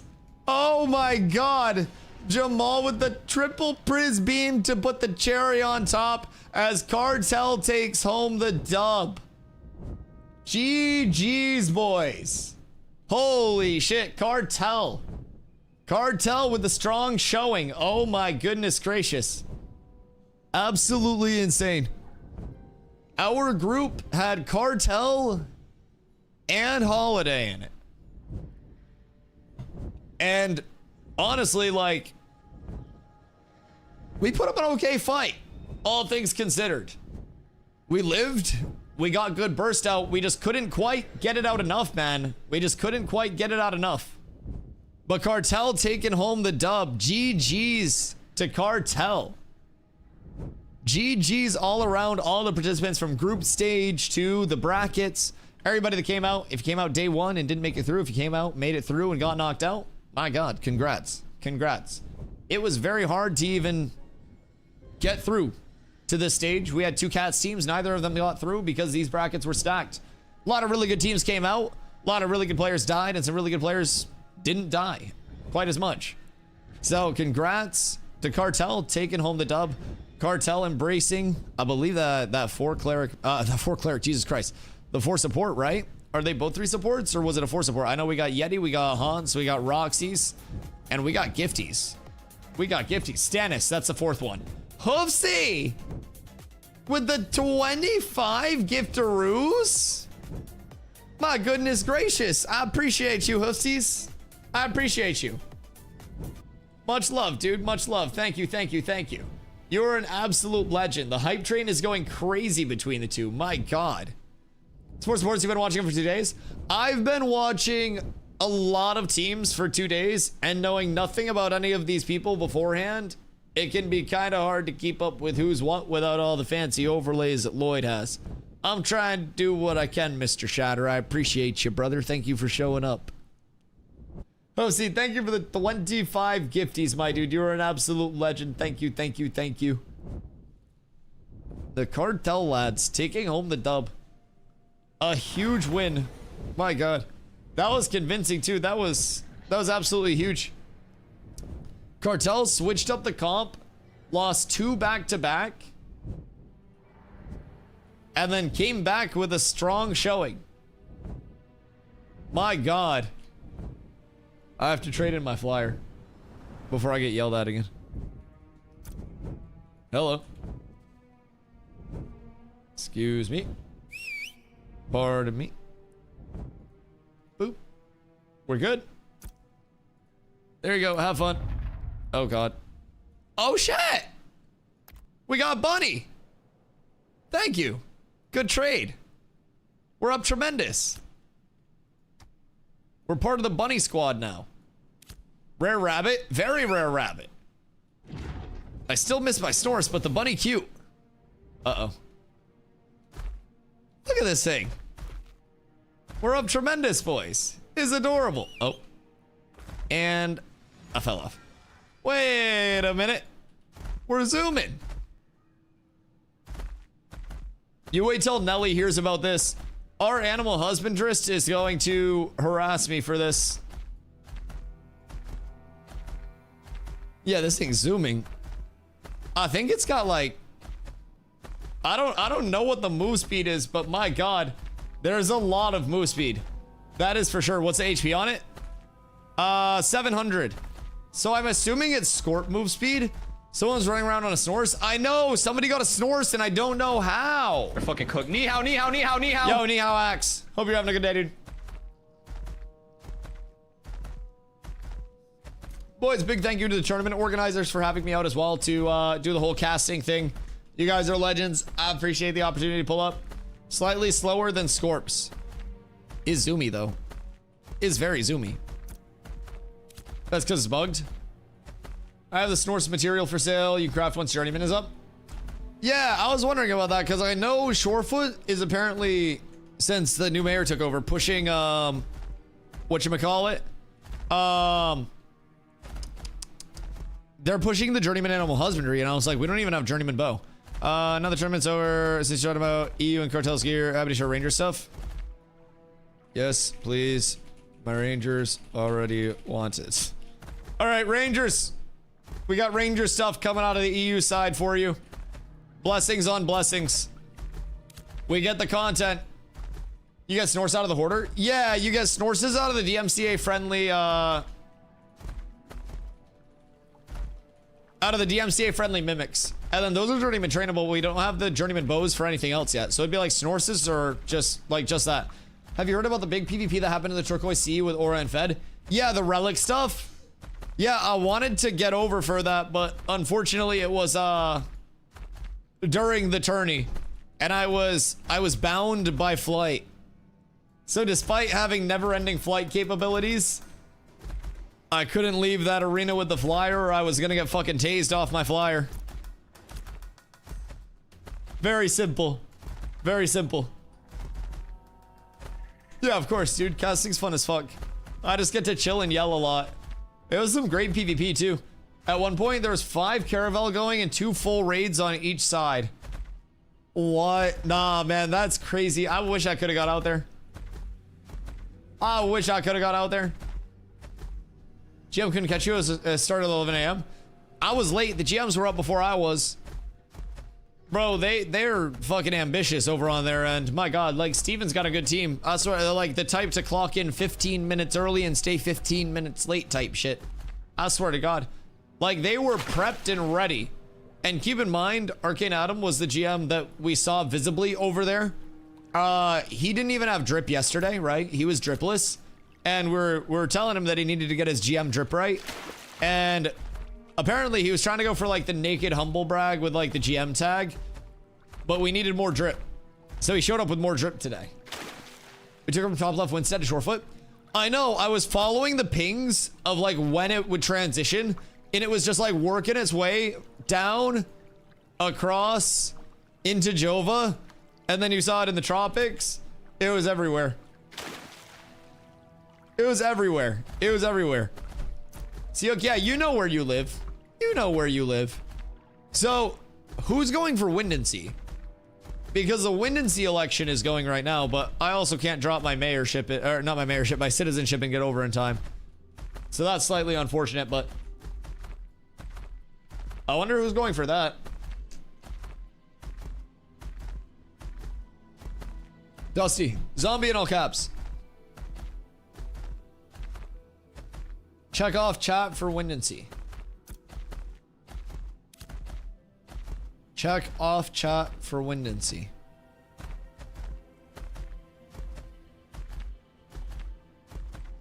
What?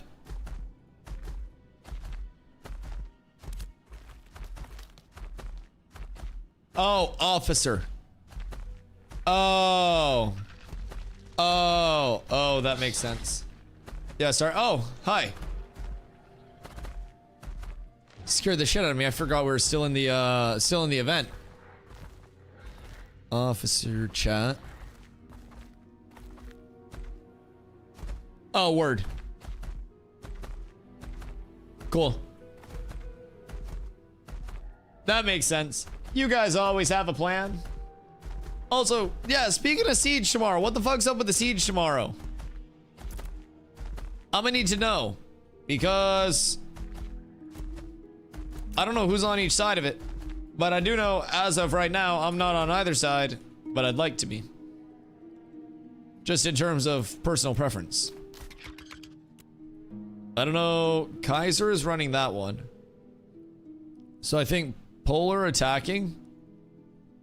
And then Fed defending. Wait, so why are Polar and Fed fighting now? Interesting. Join.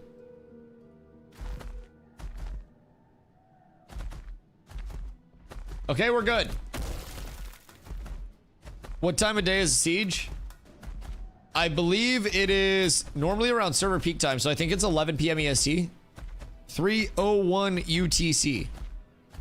What the fuck does UTC mean? 1 day, 6 hours. 11 p.m. EST. Not tomorrow, but the next day. Right? No, not tonight, but tomorrow. God damn it. I've woken up early twice, and it's killing me. No, so it'd be tomorrow, 11 p.m. EST.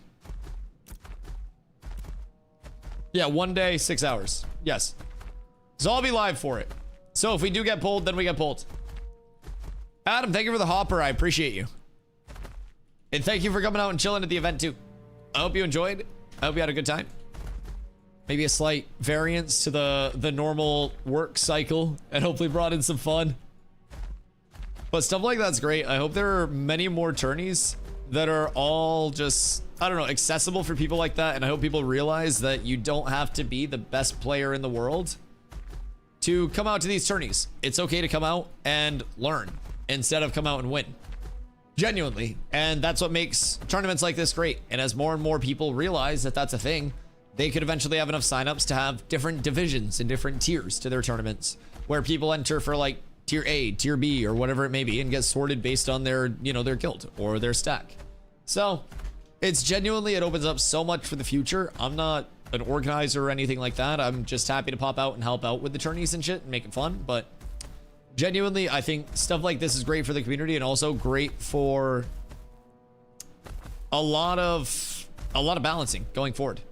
A lot of data for Intrepid, pretty much everything that they actually need to make this happen. So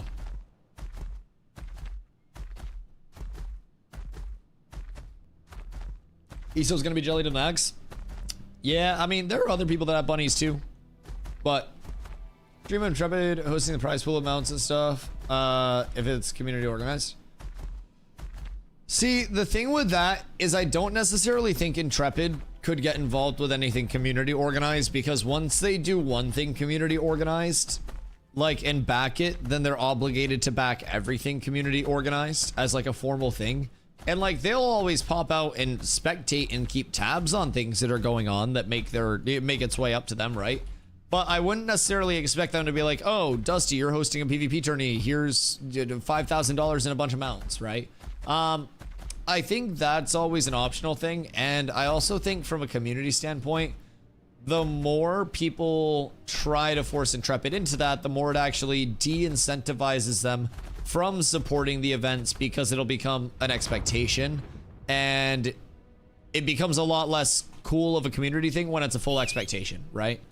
And I think that if it does ever happen, then it would probably be on the side of like Intrepid running their own event and maybe bringing in some people who are tournament organizers from the community to help organize the event.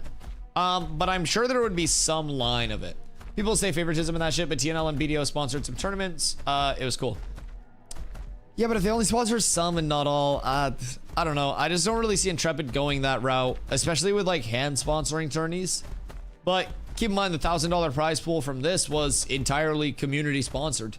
So I think that there is a lot that can happen, a lot that can go on that could lead to, I don't know, more serious tourneys. And if everything does develop in that way, keep in mind stuff like this with arenas is very esport applicable, right?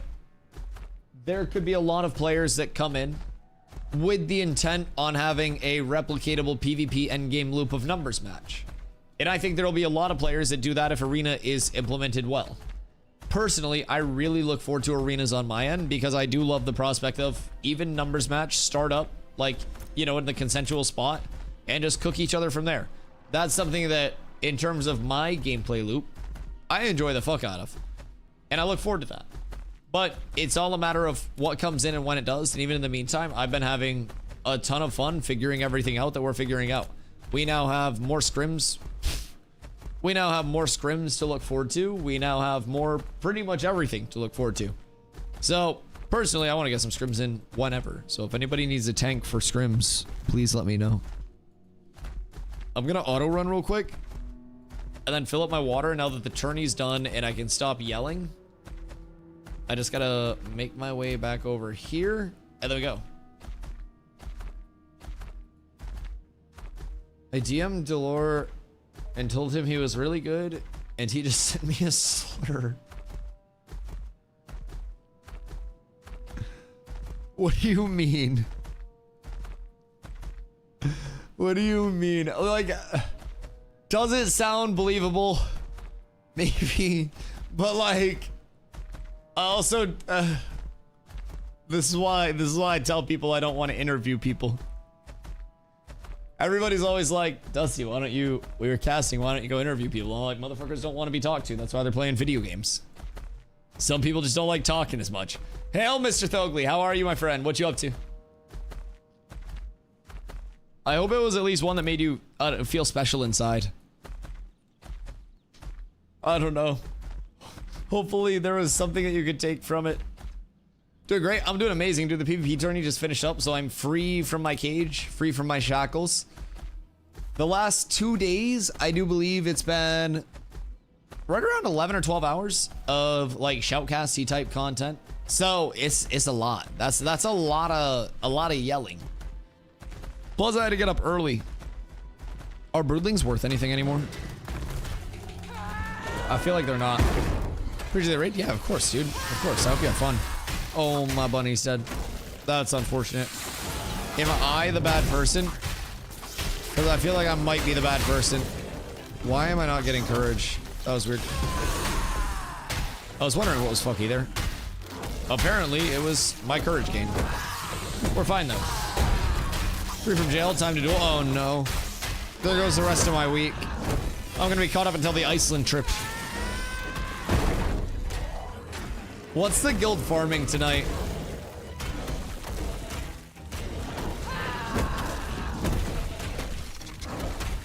They're not worth a lot, but they're still sellable. Word. All right, I'll stop for it. I did sacrifice my rabbit for it, but it's okay. Probably should have unsummoned him, but I mean, I'm not gonna like hit this anyways. I'm not much of like a hunter-gatherer or anything like that, but magic gear.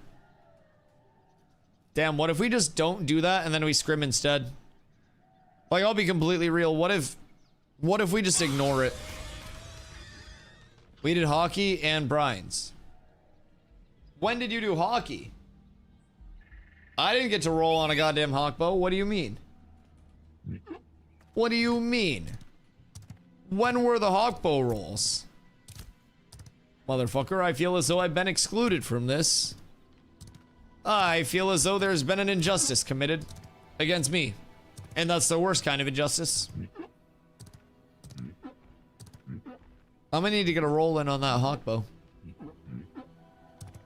How does the sound make you feel? And we were at Dustpaw during the tourney. Give me a Dustpaw then. What do you mean? I need a hawkbow and a Dustpaw. Y'all get any drops or nah? Cause if y'all got drops, we said fuck Shillelagh. Well, because the Shillelagh farm's fucking butt cheeks. Somebody got one. Hold on. What'd they roll? I lost. Okay, on to the hawkbow. How are we doing on hawkbows? Listen, all I wanted was the opportunity to roll. I just want to be an equal opportunity employer and provide the same opportunities for myself.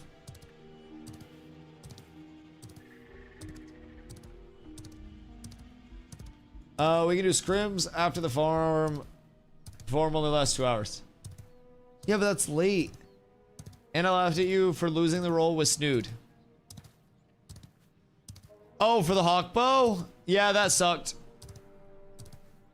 That sucked. And then realizing that it was going into this auction anyways. Yeah, that was sad. So where are we farming? Just to establish. Like, where are we going tonight? We don't have any farm going on. We could go hawkbow until the evening farm. Like, high key, I might be down. I might be down. I do like hawkbow a lot. Genuinely. But I like hawkbow a lot. Are people saying that crit is ass? Is that the slander that's going out? HP and mid are good, crit's ass? Calidars and Varix. Oh, okay, cool. That makes sense. I mean, that should be pretty easy back and forth. Fuck, did we get a Dunmore helm drop yesterday? Or when did we farm Dunmore? 2 days ago? I don't even know when we're farming what at this point, man. I'm losing my mind. I'm losing my marbles. Okay, I'll be right back. I'm gonna fill up my water while I swim across. I have a croc. I should have got on the croc for this. 1 sec.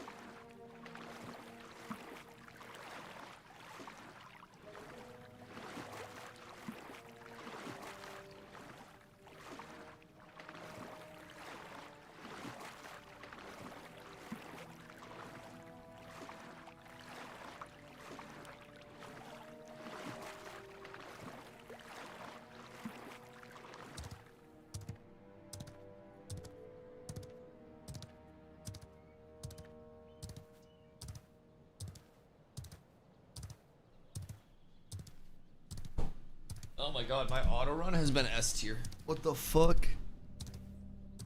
Wait, we're up tremendous. This might be my best auto run yet. I just got my water, I smoked, and we're up tremendous. Boys, I have no complaints about this. So, does anyone want to try to farm Hawkbow? Or...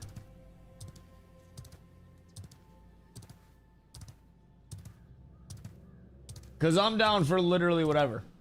There's a calendar. I didn't want to check the calendar, Nin. Personally, like, I was not about to check the calendar. All right, we got Dale Fist. Axe on the way for Hawkbow. Axe up. Hawk. Tua. The bow, by the way. The bow, by the way. I'm just putting that out there.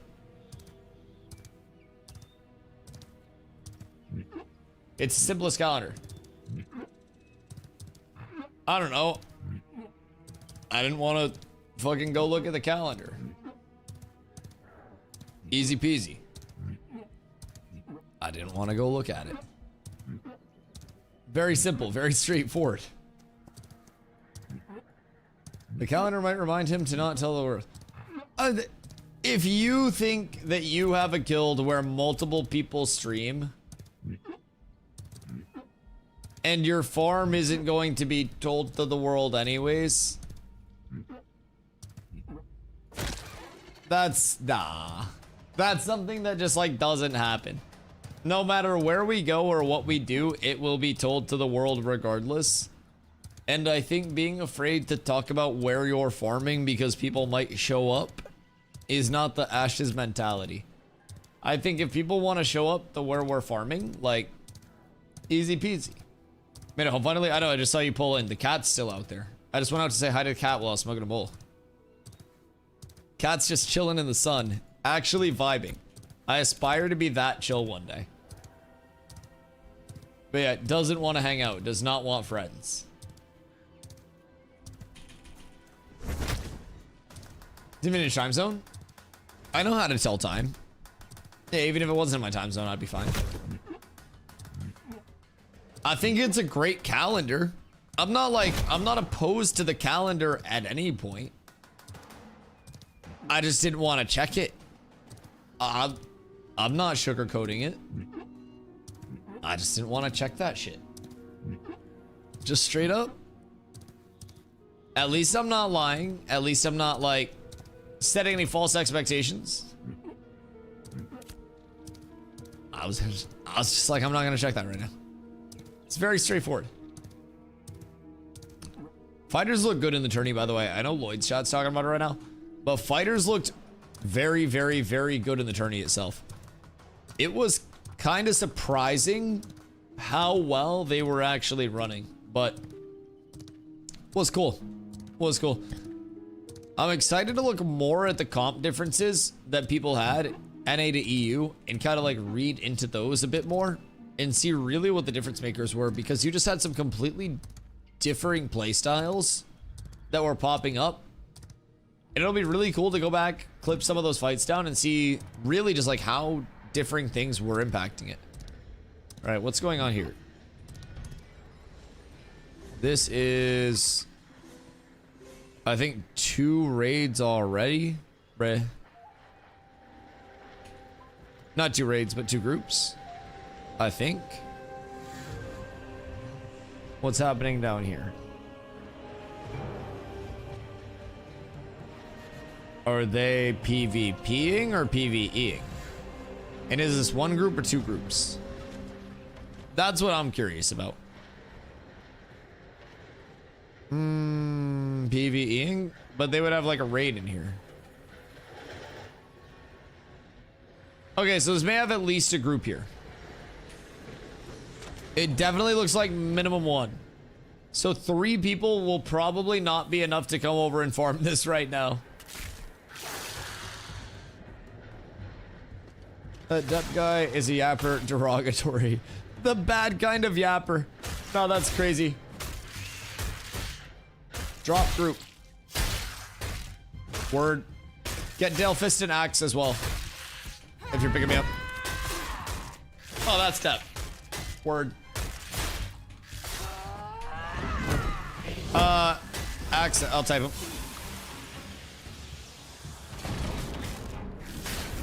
Those guys. Should be easy peasy. Should have kept them out so I have a higher chance to get the bow. That would have been the goal. Kick my guys out and then it's my bow. Should be good though with 8 people over here. This will be great. So what's up with the other group down there? Are they flagging up or like? Because once people get here, we can just do the thing. Ha! Hi, meow. They're flagging and griefing. We were only 3. Oh, word. Okay. Well, now we actually have people, so that's cool. I'm glad that we had more than 3 over here. My guys were coming in and I was like, guys, we're not gonna have enough for this. As soon as I heard all of the abilities that were going off, I was like, I don't know, man. I don't know, man. Hello, lads. Is it just these guys? How are y'all still level 19?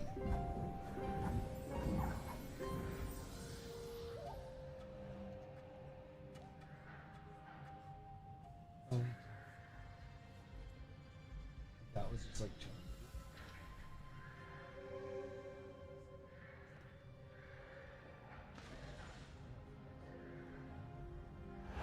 Well, is an outdoor community cat that just walks around. Yeah, he's...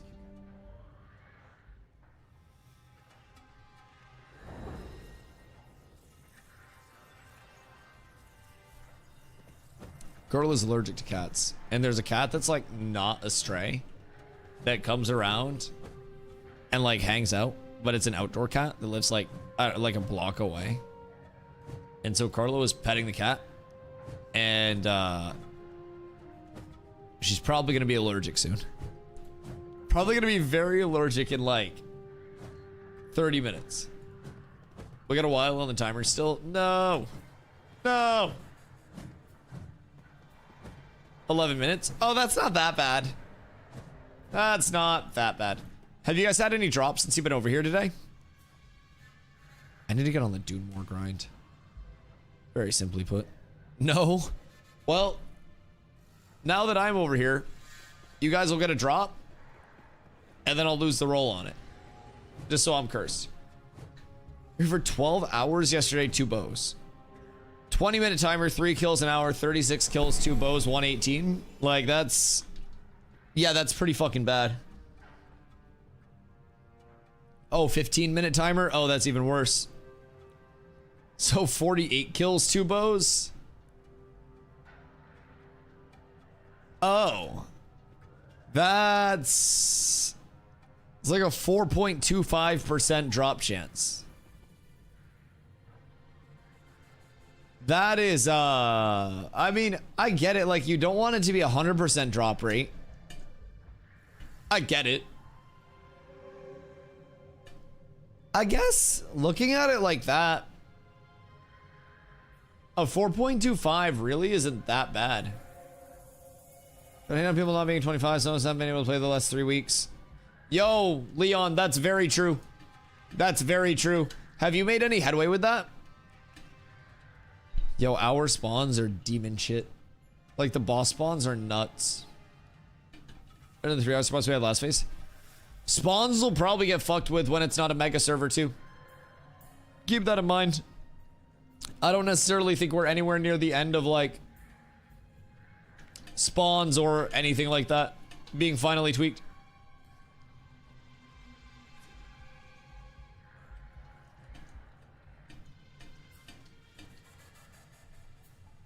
Chippies. Oh, thank you. Spending money I don't have on better computer parts. What do you think is causing lockout? Is it your GPU?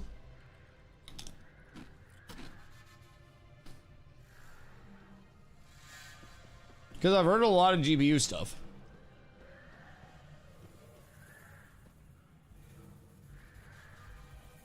Like 40 series cards or something are crashing a lot. 2070 Super. Oh, wait, really?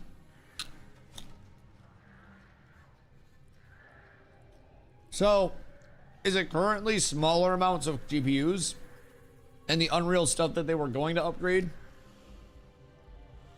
was a 40 series?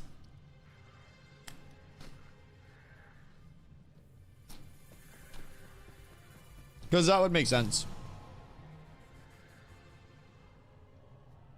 The Pringles are beer can chicken. Interesting.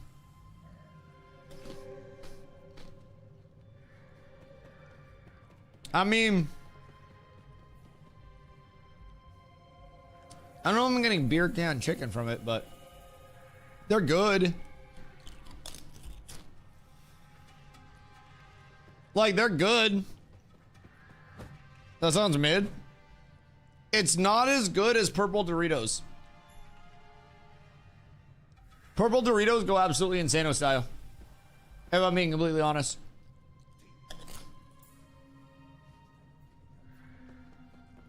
Hubsy, where were you importing your Doritos from?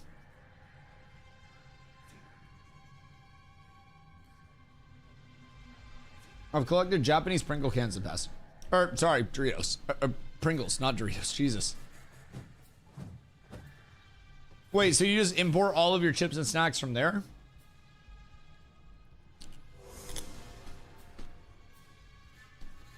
There was... Purple's mid? Wait, what? Purple's mid? Purple Doritos are mid?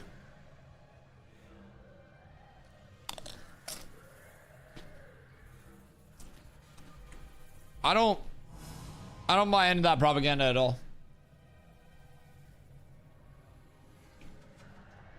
A gaijin in Hokkaido runs and ships from Napa, Japan. Bubsy, I don't know what two of those words are, but purple ones are mid.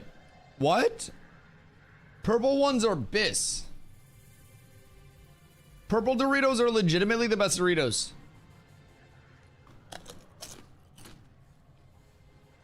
What is better than purple Doritos? What is the black Dorito flavor? You want me to make the broccoli cheddar soup? You make broccoli cheddar soup if you want. Blue Doritos? Cool Ranch? Nah. Nah. Literally any other Dorito. You're on Fent. Sweet chili heat. Is that what the black one is?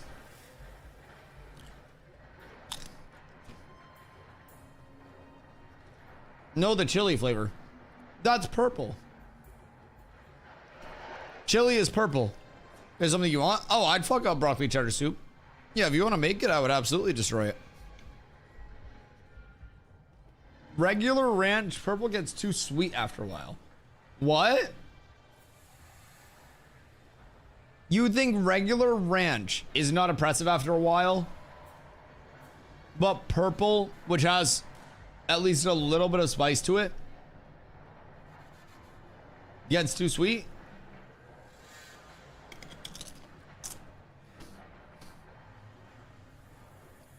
I'm gonna show that soup whatever I want. You're still in the stream together, by the way? Yeah, that's fine.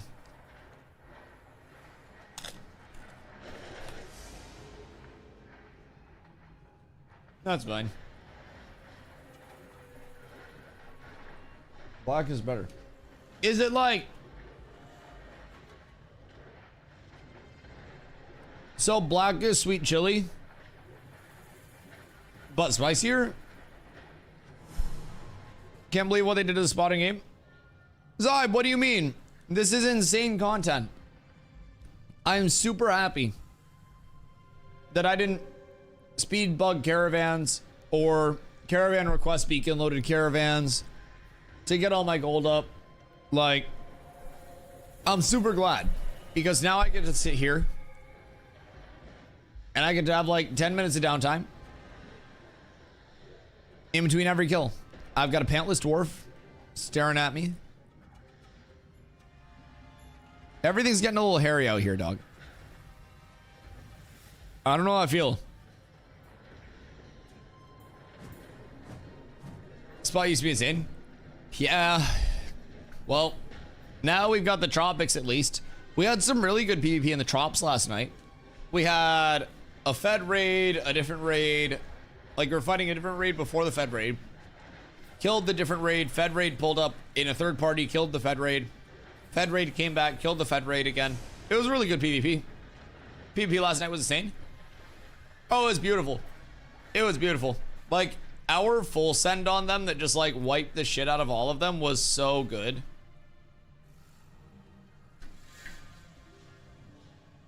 Is this non-drowsy?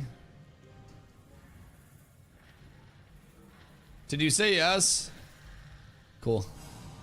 She yelled yes. We should do a caravan. The thing about like doing a caravan for world PvP is I can probably just get us the same world PvP by DMing one person on Discord. I'll be honest, like we could get that world PvP whenever we wanted. We just have to have people on to get it. People offer to scrim us all the time. It's just we don't have people that are on right now, and like we can't just fucking usher people and force them to get on whenever something pops up. So it's kind of like we got to get people playing the game, and then we'll get access to all of the content that people will ever want. We just got to have people here in the first place. So we came to flag up in grief. Hello, comrade. Good day. But like, I don't know, caravans, in my opinion, are less than fun. The actual PvP is great, but I yearn for the day that we don't need to depend on random open world encounters to get high quality PvP. That'll be a nice time for me. I'll be very excited. 1 minute. All right, we're getting a bow drop here, boys. Surely. There's nothing they can do to stop us. The RNG's on our side. We've got the rabbit for even more luck. I have 2 rabbit's feet in my backpack. I believe this is the one. I needed 10 common willow planks and I procced an uncommon. So now I have 9 common planks. Can you not rarity mix for whatever you need? We're speaking about the caravans because it's an event that people sign up for the time. I mean, we also just gotta get people in the habit of like nightly, if we get into a routine of scrimming every night X amount of hours, or like getting scrims at this time and that time. It's almost like they need a zone that people want to be in, that people are doing activities in, that happens to be PvP enabled. Maybe, mayhaps.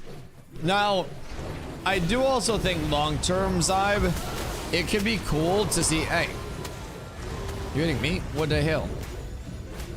What the hell? I think long-term, it could be very cool to see mayors have a form of input over like whether their zone is lawless or not. In kind of like some decision making. These guys are level 17. What do you mean? Sorry about the wall. Anyone get a bow? Because probably nobody got a bow. What the hell? Who's up here doing this? But essentially what I was thinking is how we are going to have land management score for gatherables and shit. I think it would be also cool to have a similar thing that determines... Are we flagging? What's going on here? I think it would be cool to have a similar system that determines almost like whether an area is lawless or not lawless. Oh yeah, we are. Okay.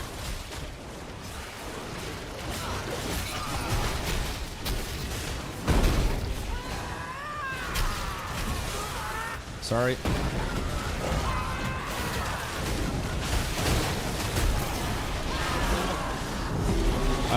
I hate to do this. I really do.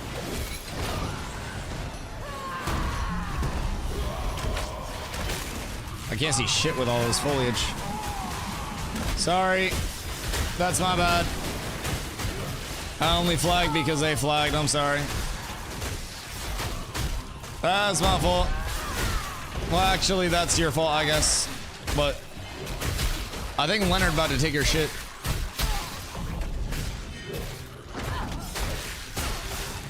Leonard's about to have a comeuppance.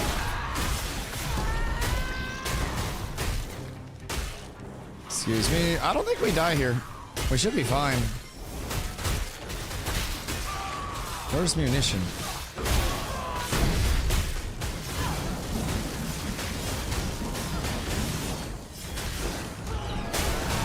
We should be fine.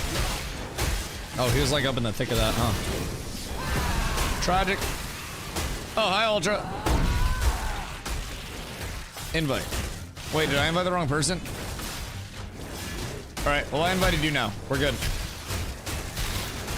What's Leo doing? What's his purpose out here?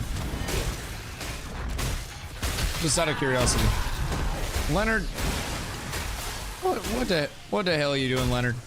These have to be alts, right? Surely.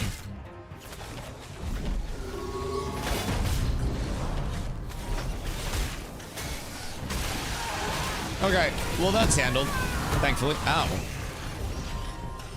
Shit kind of hit hard. Shit kind of hit really hard. Either way. All right. Boys, what did we think of the tourney overall, by the way? Fun? Less than fun? I think overall it was a W. Now, obviously, like, the day one griefing stuff, super unfortunate. Hello, Lloyd. How are you, my friend? I rated Dusty Who and not DustyWhy. Wait, is that cap? That'd be so fucking funny. I've typoed raids before and it feels so fucking, like, so bad. That's so funny. How do you mess that up? Were you typing slander about me? Were you... Have you been typing Dusty Who recently? Has there been shoutcasting beef that I should know about, Mr. Lloyd? Goodness gracious. Goodness gracious. Participating in the slander, I see how it is. I see how it is. What are your thoughts overall? I know there were some controversies on the TO side of things, like some situationals that had to be dealt with, of course. But overall, I feel like a lot of people just probably overwhelmingly enjoyed it. What? He's gonna unflag. So, are we going out? We'll be back for Hawk respawn. Okay, so are we staying here or are we going out? What are we doing? But I had a lot of fun, man. Seeing the meta in the place that it's in right now is so much better than seeing it in the place that it used to be in. Oh. I just got swatted, by the way. I don't know if he can unflag or not, but he's got the heals. He's fine. He's fine, right?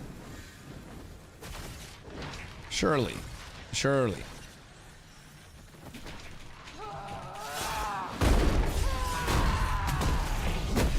Bop. Bop, bop.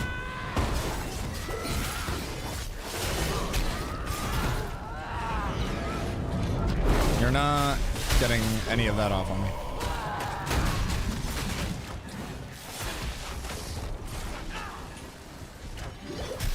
Hello. Good day, comrade. I hope you're having a beautiful one. The mobs are everywhere, and nobody else is here. And we need more people and fewer of them. Oh, no. Jesus. The mobs are doing so much more damage than he is. That's so unfortunate. Oh, Dale corrupted. No, Dale, why? Dale, why did you corrupt, brother? It wasn't worth it.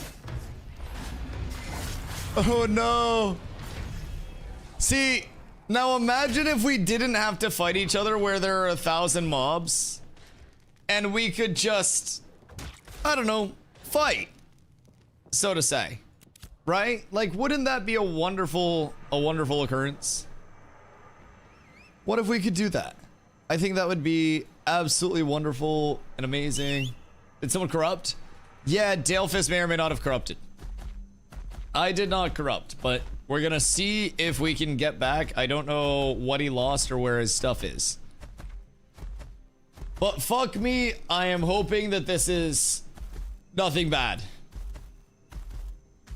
Thoughts and prayers, boys. Thoughts and fucking prayers. We should be getting back there soon, though. I genuinely... Elite mobs hitting as hard as they do is cool when you're PvEing. But when you're trying to PvP anywhere, and you have so many mobs hitting you, it fucking sucks. Why did they do corrupt? I don't know! I don't know, comrade! Also, good fight, brother. I was tanking the fucking mobs for both of us. Brother, I hate fighting where there are mobs. Forgot to flag? No, I don't think our guy forgot the flag. That wouldn't corrupt him, that would just make him flag. There was somebody that was running around next to the fight that was low HP that was unflagged. That I think may or may not have been like just trying to watch and unintentionally corruption baited. So yeah, slightly unfortunate. Slightly unfortunate. Check DMs. Yeah.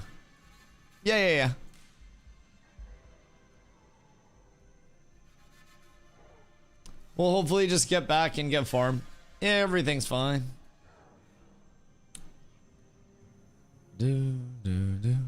Excuse me, pardon me.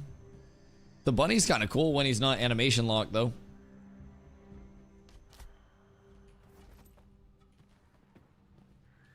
Pardon. Tragic. Pain and suffering is all we know. Yeah, it's not there anymore. I tried to get back and get it, but I think somebody else probably got the yoink on it. It was there for some time. Because this isn't going to be anything like corrupted. That's just... Oh, they got a crafting mat. That's so sad. It's so sad. Some good glint here, though. Alright. Let's just get set up with the group again. Excuse me. Beast Warden's prod. Wait, what? -1 Beast Warden. Bruh. Wait, no shot. Wait, we got a fighter using Beast Warden? Is that what they're supposed to use right now? Is he still...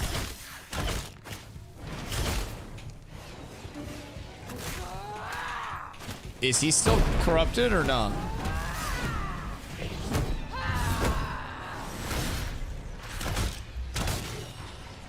Because I'm hoping that was enough of a death to get his corruption. Also, I don't even have a Lungs of the Abyss. If I did, I would use it. Also, you do all of that plus the Ragebringer Stone, and I would do the Lungs if I had it. What? What is going on here? Brother, I'm gonna be real. The last time I flagged up to help one of you guys, it ended with so many mobs on us. So what are we doing? Are we actually flagging with 3 of us here? I feel like you should wait until we're a little together. Just in terms of general. This dog shit corruption system. Yeah, it's okay. It's okay. Low level stands next to combat, dies in combat, and then someone loses their gear. Nature of the beast, right? But you also have to be careful with your tab. Like, I'll be honest, I almost corrupted. Like, I went to target switch and I picked up the person that was unflagged and I sent off a projectile when they were 25% HP. It could have killed them. Like, they were just sitting there super low HP and it could have happened to me. But yeah, it's unfortunate. It's unfortunate. My level 3 rogue is there naked stealth with scorpion HP. Oh no. Oh god. That would be dude, that would be fucking awful. I'll be completely real. That would be just soulless. And somebody's probably doing it. Somebody's probably doing it. And some people will probably be corruption baiting until the game itself comes out. And will probably be corruption baiting past that. It is what it is. Corrupting is something that's never intended to be like anything other than punishing. But I feel like it's also in its current state way easier to pick up than it probably should be. Like, I totally understand like non-consensual PvP. It's almost like you shouldn't have gear drops to create a perverse incentive. We could possibly have warned us of this. See, I also think like maybe associate the level of corruption that you get with how recently someone was flagged for PvP. So if you kill someone that was just recently flagged, you have barely any corruption that comes from it. Like if someone unflags, I feel like if they were PvPing and then they unflagged after the PvP and they get killed because they're near the PvP unflagged, that shouldn't be something that was like super punishing to the actual PvPer. Genuinely.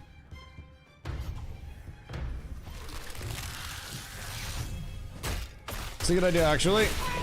I don't have many, but I have a couple sometimes. Especially since corruption baiting is so bad right now with the flag system being the way that it is. I agree, flag system bad too, yeah, especially, like, even if this was a lawless zone, like, not that you would corrupt by hitting someone that wasn't flagged up, but everybody having to actually flag up to make sure that they can hit and heal and stuff like that. I think it's just a lot of less than ideal things in the totality of the system that are making it feel compoundingly worse than it probably should. But I think there are options. I think there are options. Redrop gold instead of gear if you recently PvP'd. Oh, recently PvP'd? I mean, I don't know, because corruption is again never going to be something that's like not punished, right? Or sorry, not punished, but like it's going to be something that's always punished, right? And I think from that standpoint, makes sense that it is punishing. Makes sense that it's a no net gain, that it's never going to be a net gain. I have no problem with that. It just seems too easy currently to pick up the corruption, right? If it's going to be punishing, I think that it is probably best that it's not just like an accidental kill. Do you have a rabbit? Rabbit.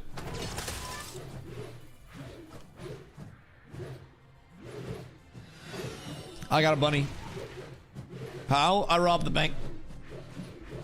My, excuse me. My streamer client, at the risk of my vocal cords apparently, my streamer client is enabling itself more and more every day. I think I might have got the tag there.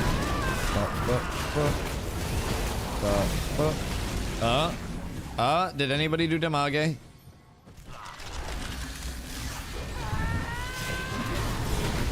Maybe. Maybe. I was pumping. I think there are only like 3 of us here. They probably got it even if I got the tag. I'm doing what I can. My man's voice is going after the casting. Oh yeah, this is why. So when this phase started, I did a 20-hour stream and then a 14-hour stream and a 13-hour stream. I had no voice and I sound like JoJo Siwa when I lose my voice. Just straight up, if you Google JoJo Siwa and listen to her talk, that's what I sound like when I lose my voice. It's really bad. So I try to avoid that by, and I say only streaming 10-ish hours a day, right? Yesterday it was like 11 plus. Today I'll probably try to keep it at like 10-ish so I can chill out so I don't lose my voice long term. But in a few days, I am also leaving for Iceland. Iceland, we're gonna have probably like 6-hour streams each day for Ash's content. Now, I will be on a mobile setup on Iceland internet, so it may not be the greatest like PvP content, but it will be content. We'll be out there for 2 weeks doing Ash's streams on the daily. And then when Ash is down, we have the IRL backpack where you guys will be coming around and hiking with us and stuff like that. And just seeing Iceland and chilling. We'll be yapping about Ashes as we always do. So it's going to be a really good time. I'm really excited for the trip and hopefully excited to give my voice a little bit of a rest for a couple hours. That may be the best part. All right, I'm going to go pee real quick while we wait for the respawn, and then I will return in just a sec.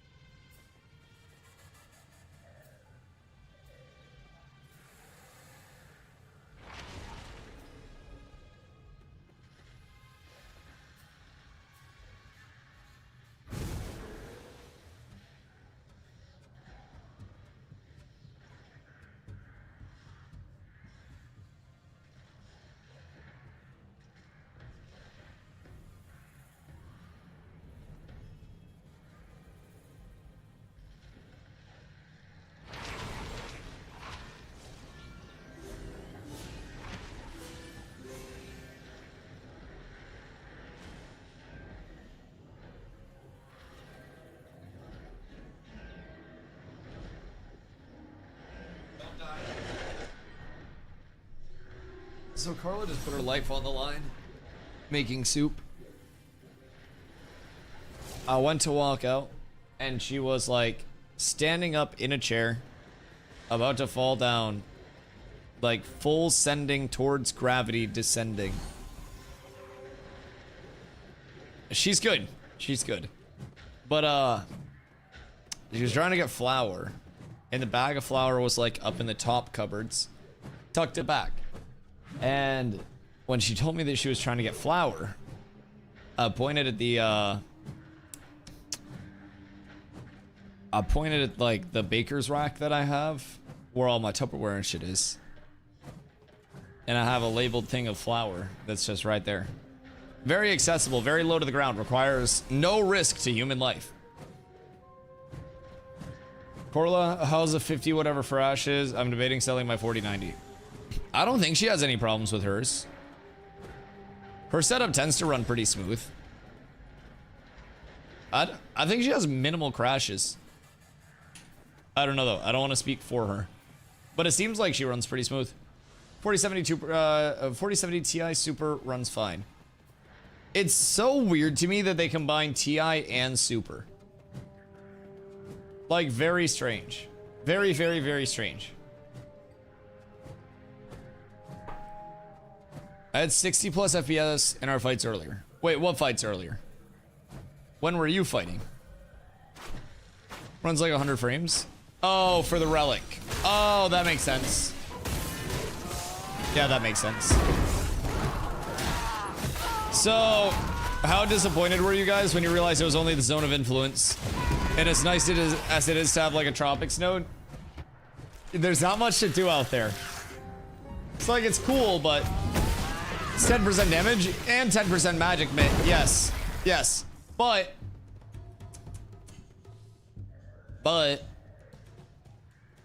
suits are tied and all that. Yeah, I mean, because you guys have Sea Hook, right? So yeah, that might be like the worst location, I'll be completely honest. Yeah. There's not a lot of like effective area. Now, what could be good is the Adobe Photoshop suite is, according to the map, right around there. Let's see. I think the neighbors just bounced their kid off the floor or something. Ash's Codex. If we go to the map, then we go here, then we go over here. The Accursed Obelisk, Adobe's lair, and that is in your node zone of influence. And Odobua, whatever the fuck his name is, I think it's Odobua. That's the world boss. Like, that's the Kraken, supposedly. Oh, you guys can't see this. Fantastic. So it is right there on the map. So I don't know if it's supposed to be like underwater or what, but when it first got put on the map, I went to check it out in terms of the Codex map. Ain't shit there. There wasn't a single thing. Do you want a pickup for guild event? What do you mean a pickup for guild event? Oh, boating back. That's like a pickup truck. Oh yeah, yeah, where are you coming from? Are you coming from like the desert? Because I have 5 minutes on this spawn and then I can run down and meet you. And then hop on your boat. Crazy. Oh, right, because we're going, that makes sense. Okay, yeah. Yeah, let me know. Because I should be able to make it down to the south side. Oh, fuck me. My bad. I shouldn't be trusted near heights. I'm sorry.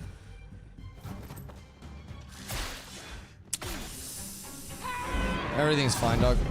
Everything's fine. It's all okay. Nothing's going wrong here. This is fine. Probably do a few spawns. Bro, it's a 15-minute respawn. What do you mean? Are you gonna be a half hour? My god. Why? I just got back up there. Like, why does Sword and Board have the best ability in the game now? Why did Firestaff get a 20% plague on the easiest ability to use? Why the fuck did I lose my grit? Everything sucks and nothing makes sense. Man, pre-fired the everything sucks to accommodate for the pulse bug. Nah, there's no way. There's no way. It's fucking Baba Vanga. Meta, what you up to tonight, my friend?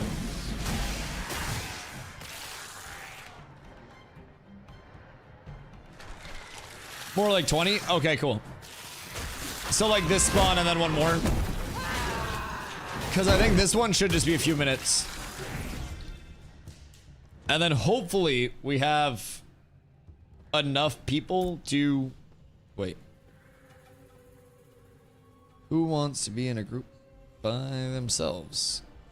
Haha, haha. Perfect. Perfect. It's actually a nice group comp. About to collect everything I have in the world again. Like run around and grab it everywhere? Wow, what you doing? Ooh, Muni by himself. He's not here. Okay. Munition. Tailfist. Cool. We're gonna go. Now we at least have Bard support. Who is still running over? Do we have everybody here?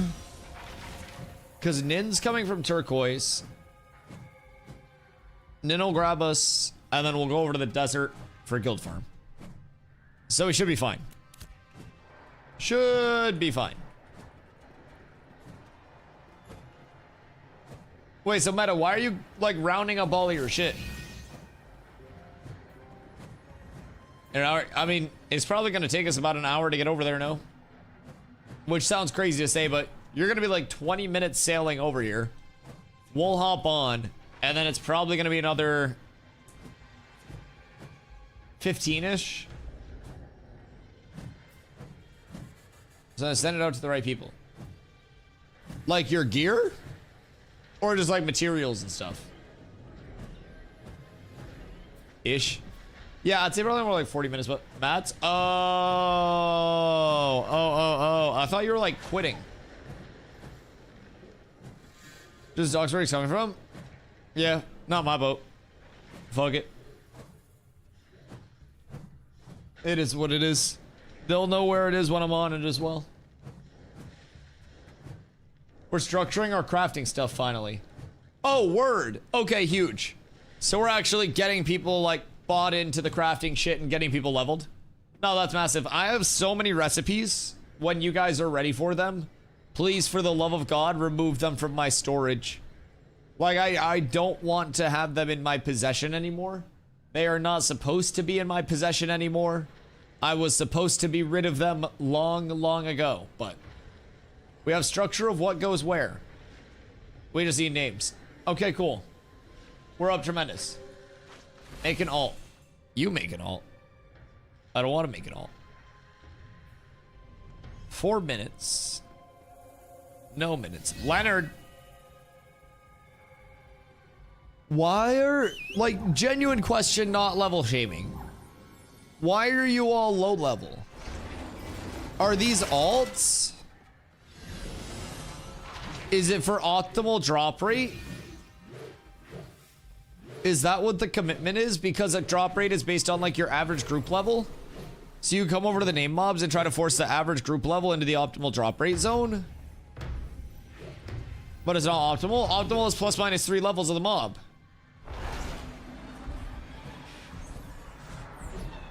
And it's average level. So if they have 19, 17. Suddenly a bunch of our people wanted to play Bard. Oh, interesting. Interesting. We have like 4 or 5 Bards. Is it because of the rogue stuff or just like genuine Bard interest? Good God. That's fucking crazy. Bard is sick. Yeah, Bard gets a lot of love. Make sure you guys are swinging, by the way. I just almost hit the flicky. Hold on. Oops. Oh, we got it.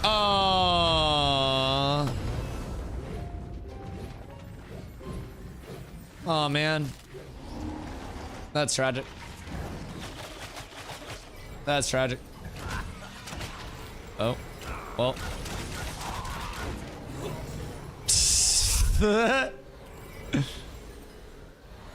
Poor guy.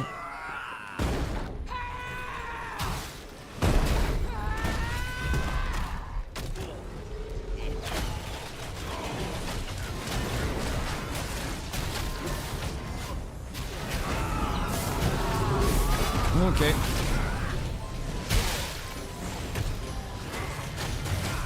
Where's the mage and are they flagged?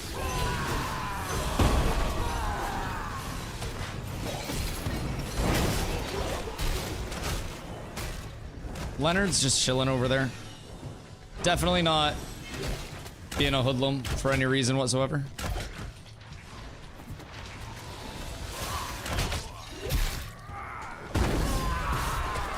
Oop. Bonk. Nope, nope, nope, you're stuck.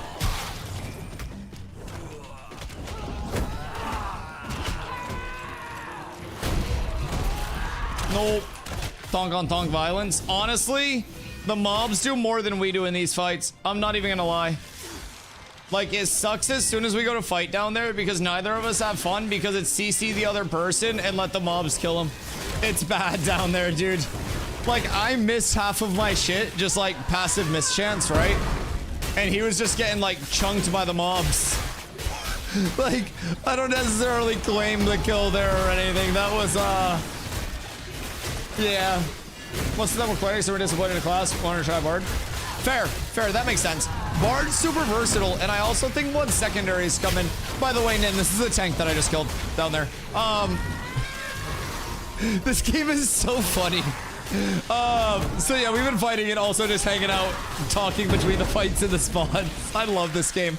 But yeah, no, that absolutely makes sense. I think one secondary is coming as well. A lot of things like Bard Cleric are going to give people more options on the spectrum of I want to be a healer, so I'm going to go this route. Instead of right now, it's like, oh, you want to heal? Well, you're a cleric, motherfucker. Like, I think Bard Cleric will provide options. I think maybe a fighter cleric could also provide some fluidity in terms of what it gets, whether it's like a percentage of your damage is like turned into your group's HP or HP around you for a certain time or something like that. Just any of those complementary healing architectures as they come in will be really nice. So secondaries will change up a lot. Hopefully, even on the Bard side of things, like the thing that I'm excited for them is secondaries will make Bard truly an Omni class. The bad thing is respecs aren't always going to be free.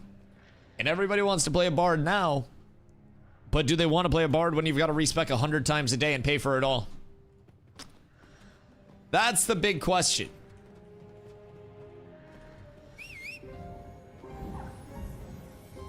Is Leonard refusing to flag? Goodness gracious. Goodness gracious. Listen, I gotta boat out of here soon. We have a guild farm that starts in like an hour, and we got a boat ski on the way to pick us up. So if you guys need a ride, by the way, feel free to come along. I don't know how late you're planning on hanging around here, but we'll be heading east once we get picked up. So if you guys need to go that way, let me know.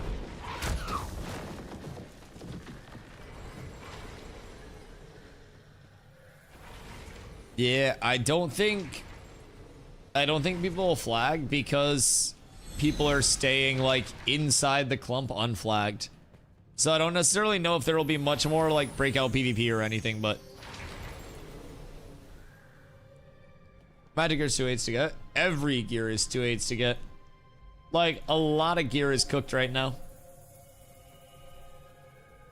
20 silver feet aboard the boat if not a guildie. Including if you want to attack it. Yes, yes, yes, yes, yes. It's even 20 silver if you just want to come and hit us. And if you pay that, you're good. You're into the PvP. What's Ultra getting hit by? I think he died to the mob. Poor Ultra. Yeah, I mean, I will say, having competitions that are like this not be lawless, I don't know, like maybe certain pocket dungeons being lawless or something, just, I don't know, some form of competition where corruption baiting isn't a thing that you have to worry about. And honestly, even if you were able to get PvP in these areas without corruption baiting, it would be so much better. But corruption baiting is so fucking prevalent right now. And I think that is what pushes a lot of people off of even like flagging in the first place. TP'd to the guild farm. Ultra, we have a boat coming for the guild farm.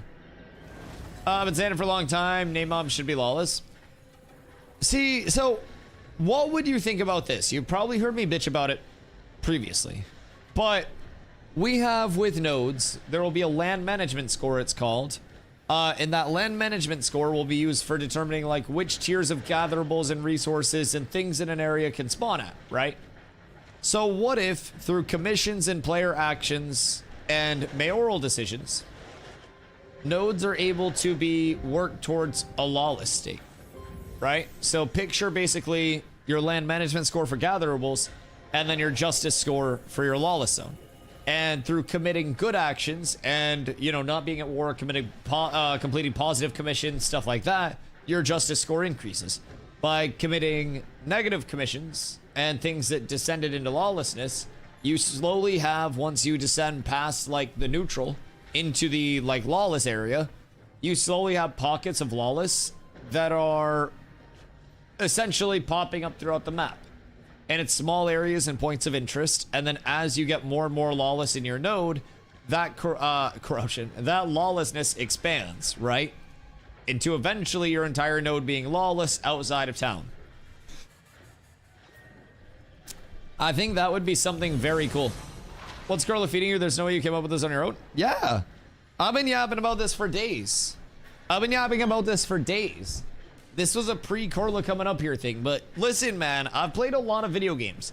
I don't know how to implement the systems in terms of like me go in and code this, but I can sure as fuck say this is a community pain point and this would be a good solution to this.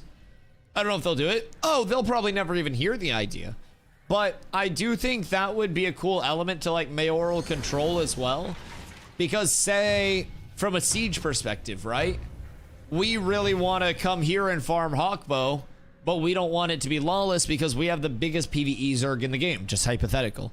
So, you know, Comrade owns Tangled Post, and he has it as a lawless zone because he just wants to be able to kick the shit out of me all the time, right? And so, anytime I come over here, Comrade's here, and, I don't know, he comes in chat and he's like mean or something, and he's like, you're stupid and ugly and bad at the game, Dusty, get fucked, right?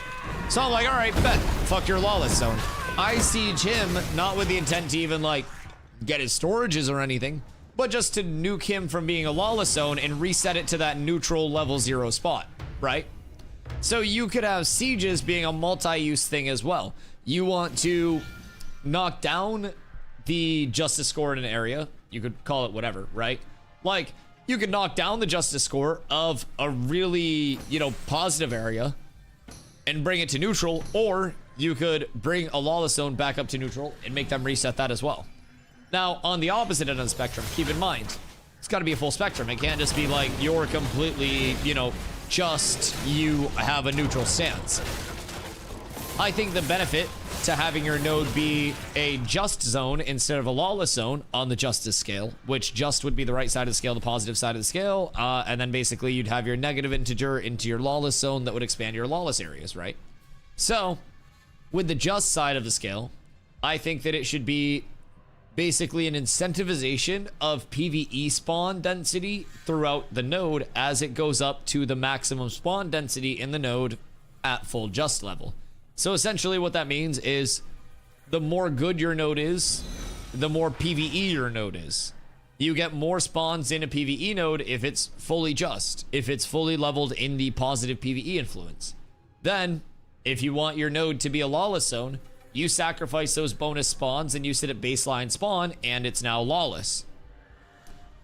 Could be a nice way to incentivize people to do one or the other, to add another level to commissions as well, because you could have positive commissions, negative commissions, basically like lawless commissions that are more like kill or even PvP, stuff like that. When I mentioned this, people thought places in wilderness like the Jundark should be force flagged. Like, in terms of wilderness like this state, like just the low tier before it's a node, that would be cool as well, but it would also limit once something actually levels. If they meant like wilderness as in the node level itself, that would be like a short-term thing and could be really good as well. Like the entire map is lawless to start out and shit like that until it's leveled, right? But I also kind of think a long-term form of player control over it would be really cool to see. Because you'd have player actions that determine like, okay, I'm the mayor, I'd make this a just zone. Or I'm the mayor, I'd make this a lawless zone so you guys can get PvP out here. You guys want your PvP, you don't have a lawless zone in this area, my zone will be that lawless zone. Come vote for me so you guys can PvP anywhere, stepping into Dystopia, right? Shit like that. People will run based on that. People will, keep in mind, democratic election is only going to be a portion of the votes. So if you have somebody who wins the martial node election, like the military node election, which is a week-long battleground state where it opens up for an hour at a time throughout the week, and then you get points for PKs as well as objective, like, kind of holding time. That's going to be completely different and maybe more likely to be brought into a lawless state because it's a military node in and of itself. Anything can happen with those. And I think that again, leaning into the player agency side of everything and like the decision making of the player base itself is probably the best way that I can think of, server to server, especially because every server will at that point continue to have more of like a server story to it, you know? Not wilderness like node progression, like in the middle of the jungle or desert, with making the places in the township safe. So like, basically, anywhere outside of town just being lawless.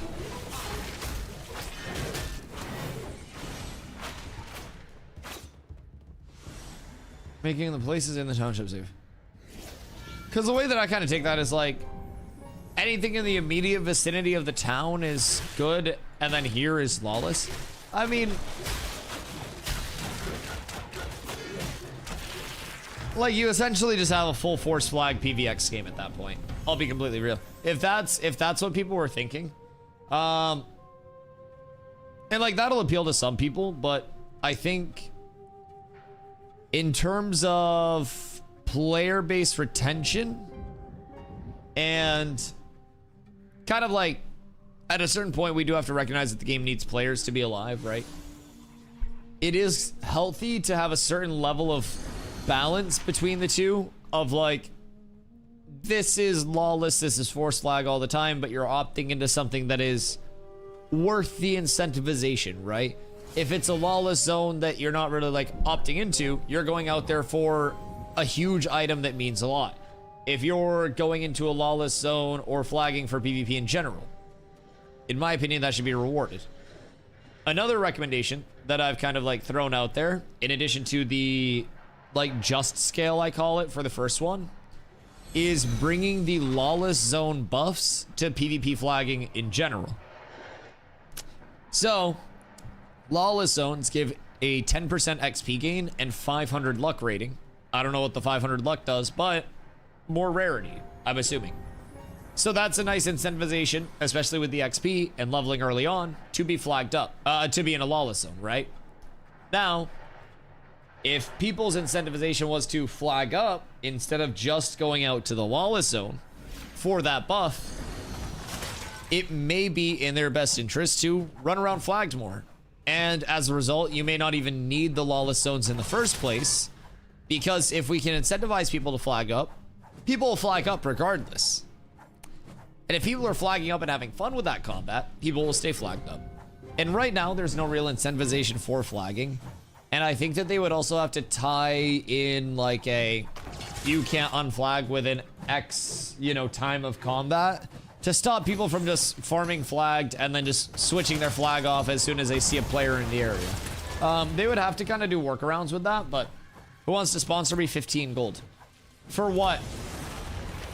Why do you want 15 gold? What are you trying to do? Why are you trying to come up on my money? Oop. A cheap calendars. Are you getting scammed?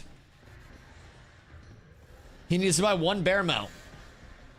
P-Dwarf, are you selling bear mounts now? Listen here, scamming dwarf. Listen here. 90 gold. Oh, you're getting scammed the other way. Why don't you just farm up a red freight? Yeah, cheap. Cheap in terms of current prices. Well, that's because current prices require you to enter the fucking 3 digits on the back right of your card at the time of purchase. Like, just wait 2 weeks for everybody to quit. By the time July hits, everyone will quit. And then you can buy calendars for 10 gold because everyone will just be giving their shit away. It's okay. It's okay. I mean, if you have the 90 gold, then I guess take the 90 gold, but like...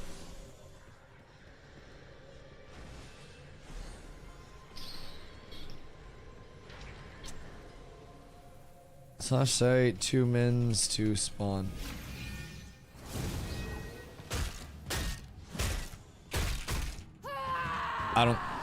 They don't know. They don't know. What about a rare calendars? I mean, are you flexing yours? And are you giving yours away by chance? Per se. I need to replace. What do you mean you need to replace? With what? What are you replacing your calendars with? Like Basilisk Skin Tunic? Or Iron Wing? Or what the fuck would you replace it with? Oh, BST? Yeah, that makes sense. So, are people adopting the just like power and HP meta? What do you think the biggest takes from the PvP tourney are in terms of meta shifts? Do you think that people switch up how their gearing is?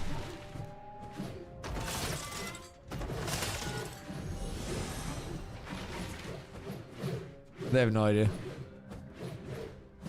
Guys, the spawn was like a minute ago, by the way. You just missed it when you came up. You guys literally just missed it. Are y'all leaving for event? Yeah, and these guys also just missed the spawn. Poor guys. Poor guys. Calendars is heavy. Wait, so are you trying to get out of heavy?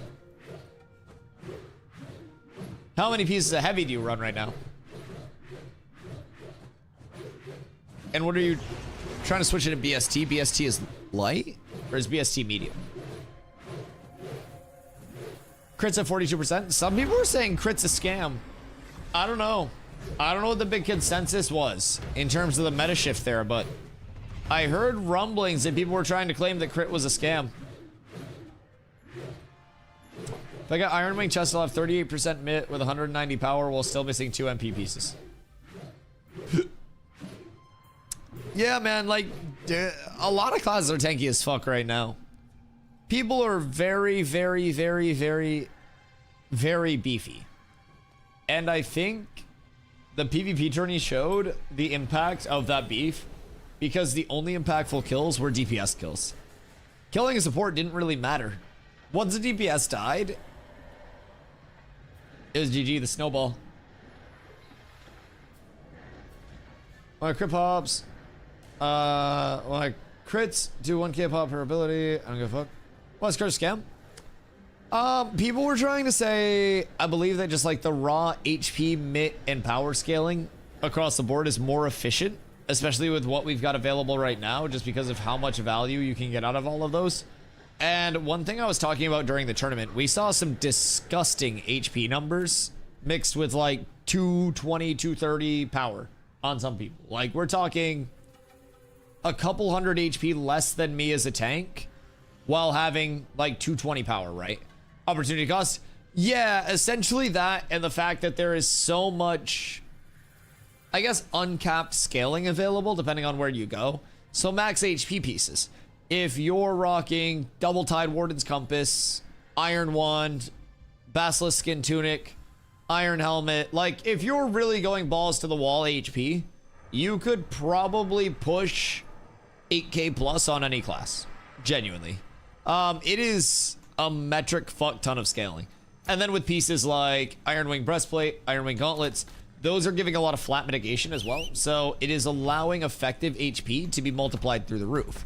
So a lot of what we saw, and this is kind of like what we were talking about with the tourney too.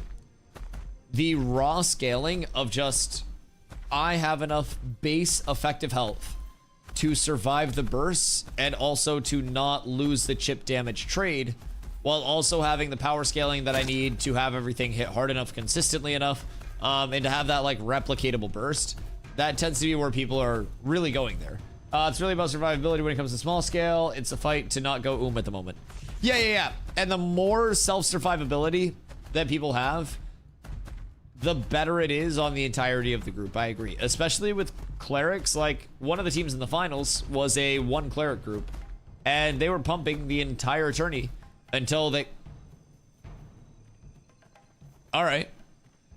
They were pumping the entire tourney until they ran into a 2 cleric group, and they weren't able to... Well, not until they ran into...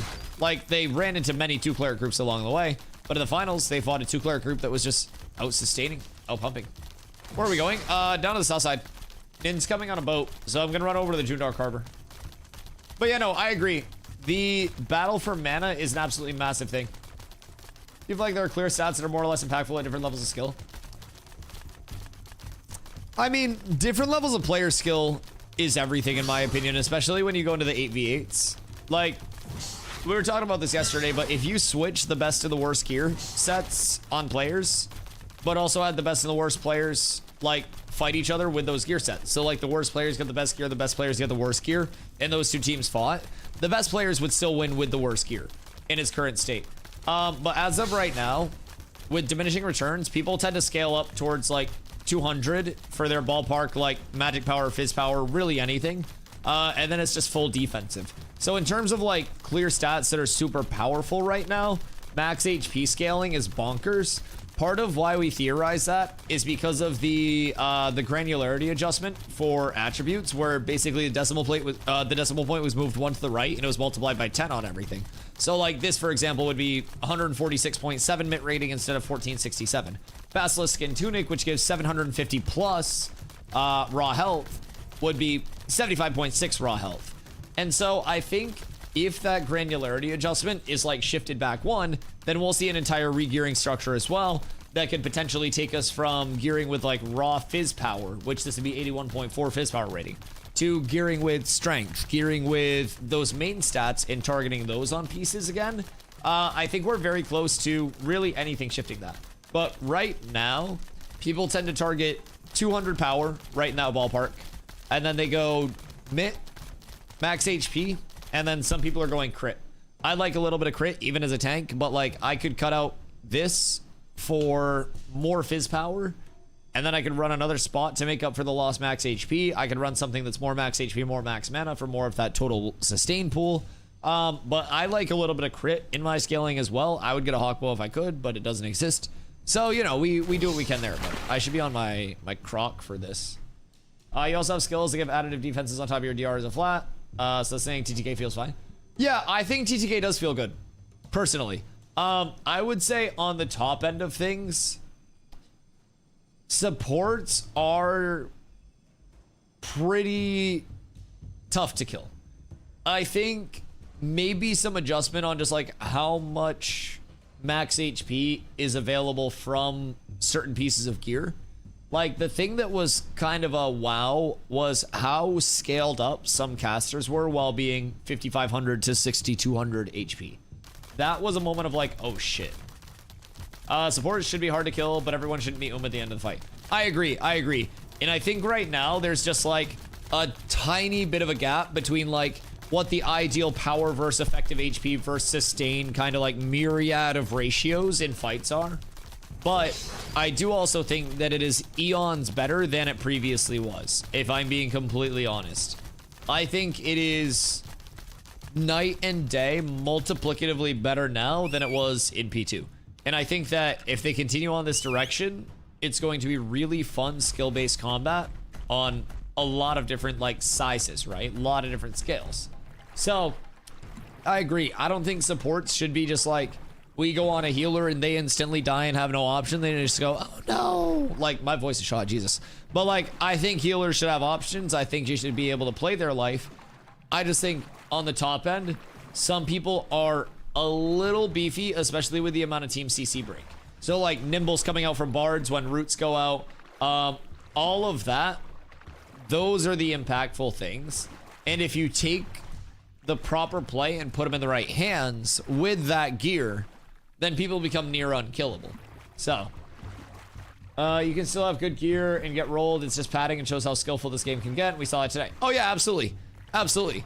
I think, like I said, you could switch the best and the worst players, give the worst players the best gear and the best players the worst gear, and the best players would still win the fights. Gear only does so much if the gear isn't impacting the fight, right?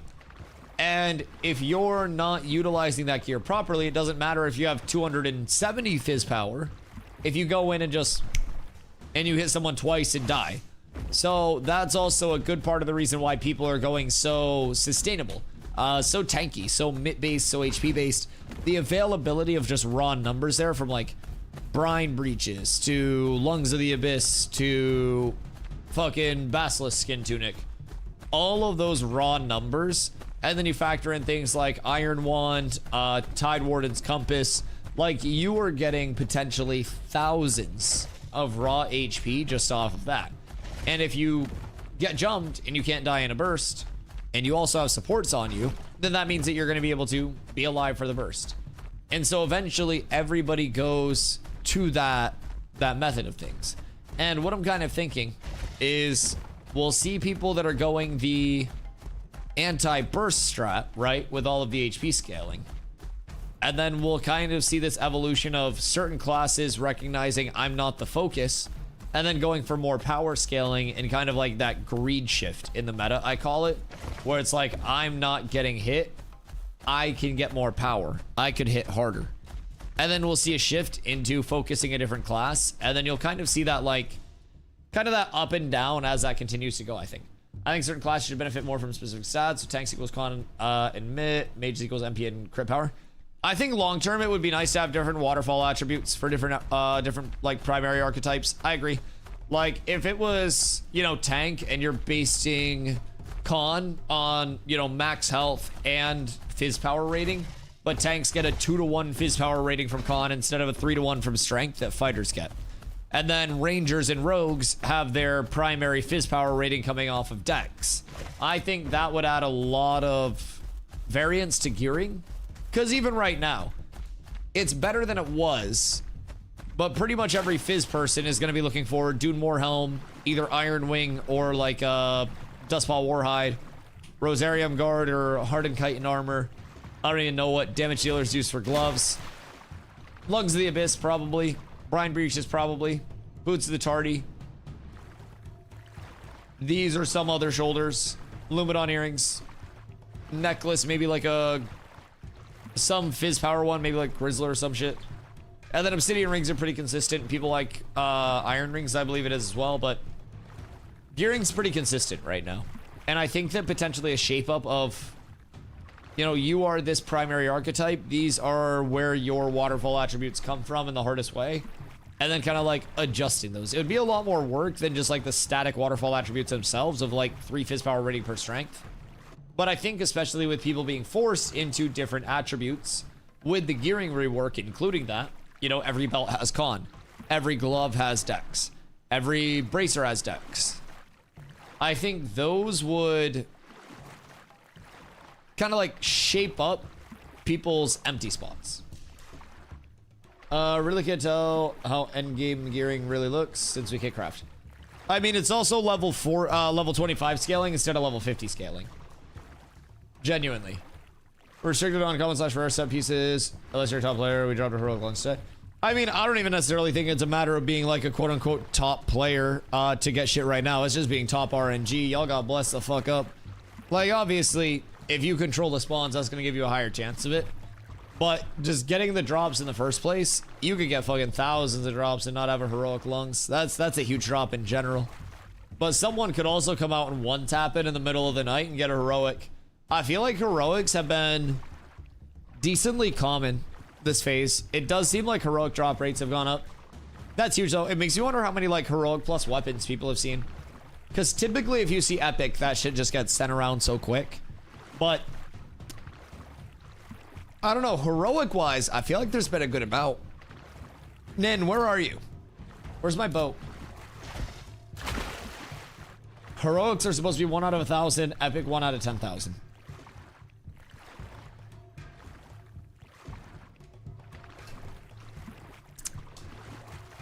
So it would have to be 150,000 kills to get an epic hawk bow.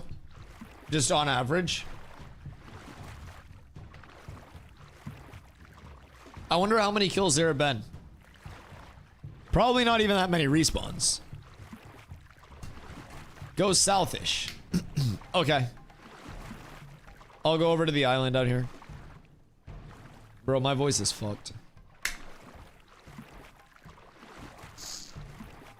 I should demand like compensation and reparations.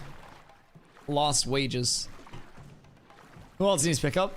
I don't know who else is pulling out, but also got a heroic Tide Warden. Goddamn. Yeah, that's a lot of HP. I do feel like I said, I feel like heroics have been more common this phase, but maybe that's just because we know everybody this phase. It's like the rarity, not the actual drop rates. Right. So out of the drops, you would also need... You would basically need to get the drop rate and then roll the rarity drop on top of the drop rate.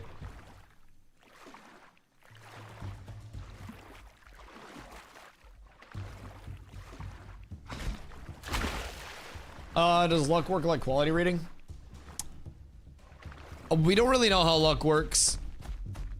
I'll be completely honest. It's not like a full New World scenario, but like, I don't think we really know how luck works at this point. Although it just says luck. Yeah. I'm not quite sure the one-to-one on how it works and how it actually like impacts everything. Goddamn, what's the fizz power on that? Don't harass P-Dorf. He doesn't know and he can't tell. P-Dorf simply exists. You can't bribe the GMs for in-game information. And also, Planetdorf works on, like, fucking lighting and shit. He could probably tell you, like, how a cave is illuminated. But I don't think he's directly on, like, the loot luck team. Huh. It's ass worse than a green Dune Moor. That's so tragic. Yeah, green Dune Moor is juicy. That's one thing as well that we'll have to keep in mind long term. The item level discrepancy to required level is a very large thing. So in terms of level 20 pieces for the required level, you can have item level 20 to item level 29 distributed throughout that level bracket.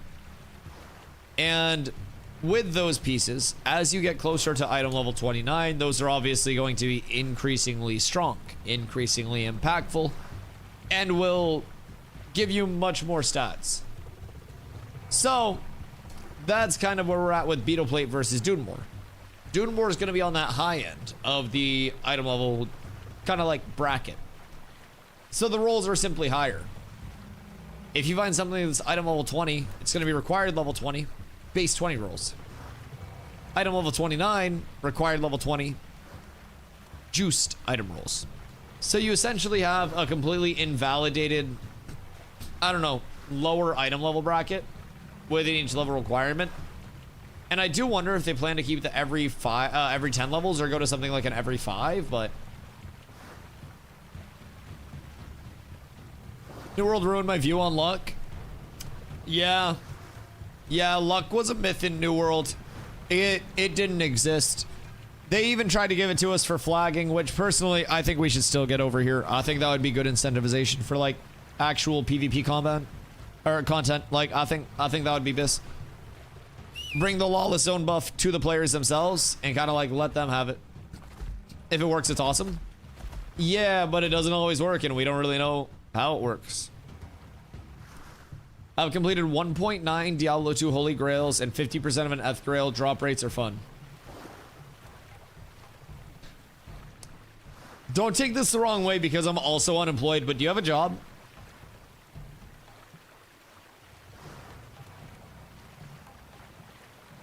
Like, I know a lot of people that have played a lot of Diablo and like are nowhere near a single Grail. I actually do have a job, but I work from home a lot. Ah, a job. Okay, got you. So, Do you work from home a lot, or do you play Diablo and video games on the clock a lot? What's a Holy Grail? So a Grail in Diablo is basically cataloging and finding every single item in the game, like every single unique item in the game.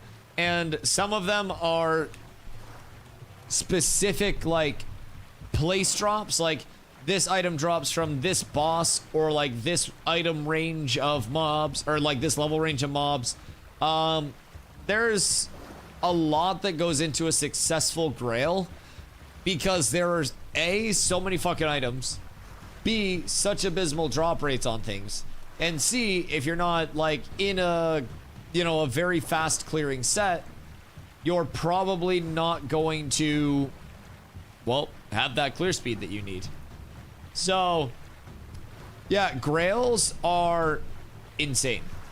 I probably 20 to 30k hours in Diablo 2 in my lifetime. Just completed my first single player Grail last year. Oh yeah, Diablo was like D2 was a huge part of my childhood as well. And honestly, like growing up as a gamer, a huge part of everything. Like I went back for so many ladder launches and played so many iterations of the same summon Necro. But over time, I got better at playing it with less and less gear, which meant that my brother who played a Sork got geared the fuck up every single launch. And we would just cold Sork summon Necro every ladder launch, and it was beautiful. I was just the front line, he did all the work and teleported everywhere.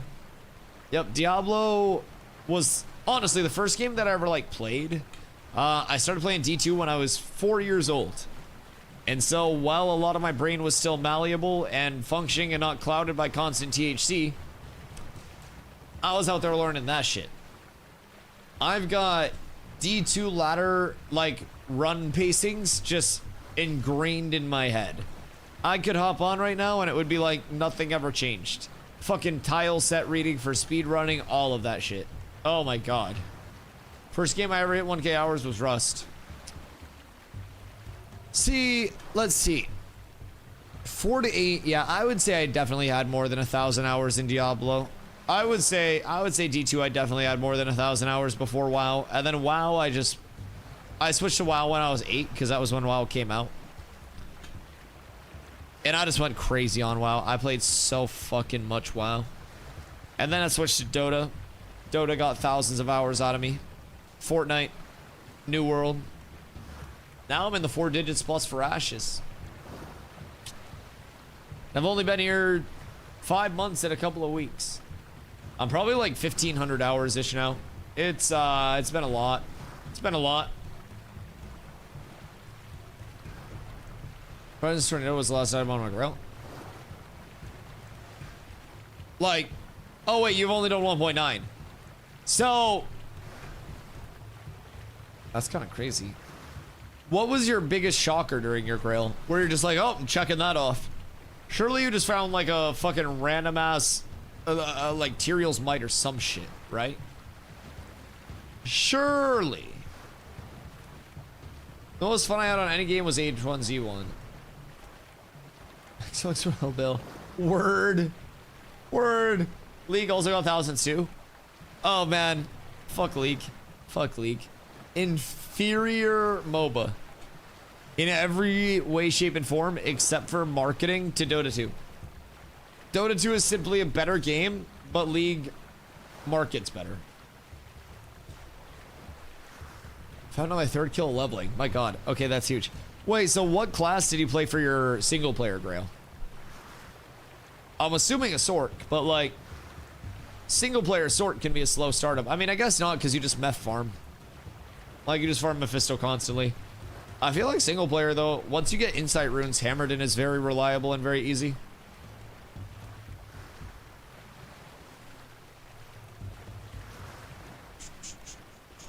Was Demon Hunter a thing in there? Diablo 3. Diablo 3. Farmed items on Sork. Okay, that makes sense. That makes sense. Yeah, D3 Demon Hunter was a fucking vibe. They actually had some really cool builds for D3 Demon Hunter, where you would play through like ballistas that you place down that would replicate your most recently cast ability and shit. Like they chunked. They actually did really well with some of the class design over there, but Diablo 3 was a loot pinata. Did y'all get Hawkbow? Nope. Hawkbow doesn't fucking exist. I don't know how else to put it. But like it genuinely doesn't exist. So now I have to go help my dumb fucking casters farm up dumb fucking caster gear. Hashtag believe in you. Believe in these nuts. Look at this bunny. Look at this bunny. He has fleas, I think. We need the bunny flea and tick treatment. It's like a war bunny. Alright, am I too? They're so nice. We gotta take a picture with them. They're zoomy too. The jump is fucking insane. This thing is almost athletic as a Snorse is too. You're definitely about to fall off that bunny? No, we're fine. We're fine. Look, I've got full control over everything here. The bunny keeps turning it. I don't want him to turn. Why is he tweaking? You're agitating my bunny, Dwarf. It's fine. I have full control over everything here. We're never about to fall off. Oh, Dwarf, did you hear about the cool bug that I found today? Hold on. This is actually gonna be like hold your horses, because it's gonna be like a haha what the fuck moment, okay? It doesn't actually impact anything, and a majority of the player base will never like actually interact with it. But ready?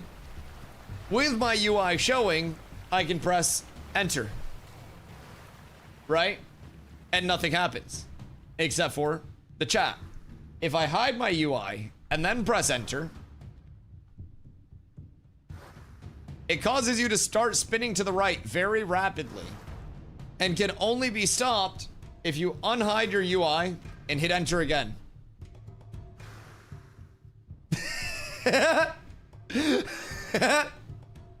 That's the controller bind. Yeah, the full controller bind. Nin, did it work for you too? Yeah, you hide your UI and then you press enter.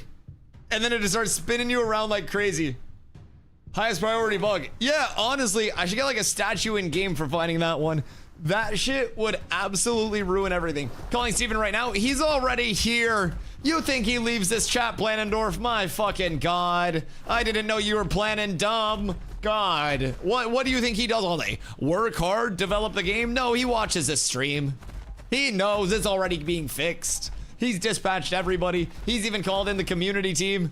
It's over. Also, I did find a flashbang, but I'm not telling you. No, we actually haven't found any flashbangs lately. It's been great. It's been great. No more flashbangs. For now. You've got the whole anvils coming up, buddy. We'll find them. You know I still keep sunglasses on my desk because of you. Me and Steven are PvPing in the lawless zone right now? Wait a minute. You're not Lazy Peon. Bubsy! This man and his gifted T3s. Good God, Hussy, I appreciate you. Thank you, thank you, thank you. Making sure Mr. P-Dorf never has to suffer another ad ever again. Hussy, I appreciate you. 0 bugs in the anvils. None whatsoever.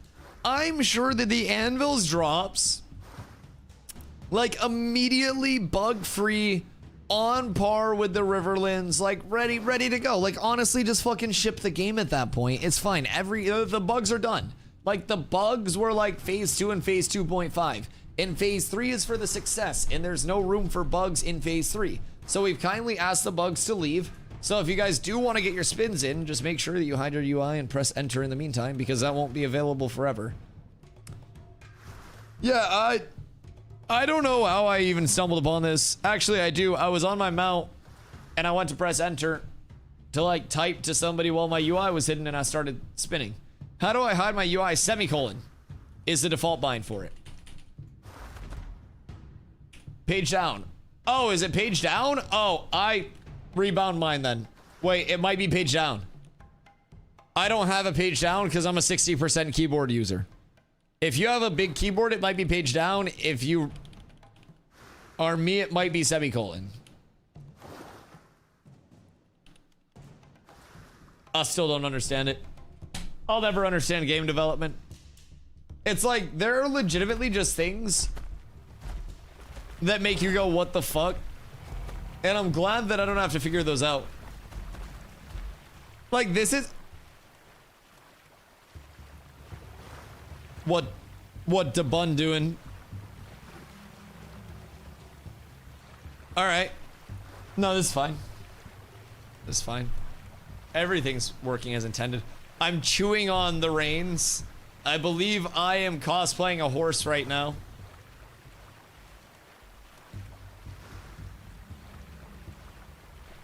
Oh, started amazing. Wait, Planadorf.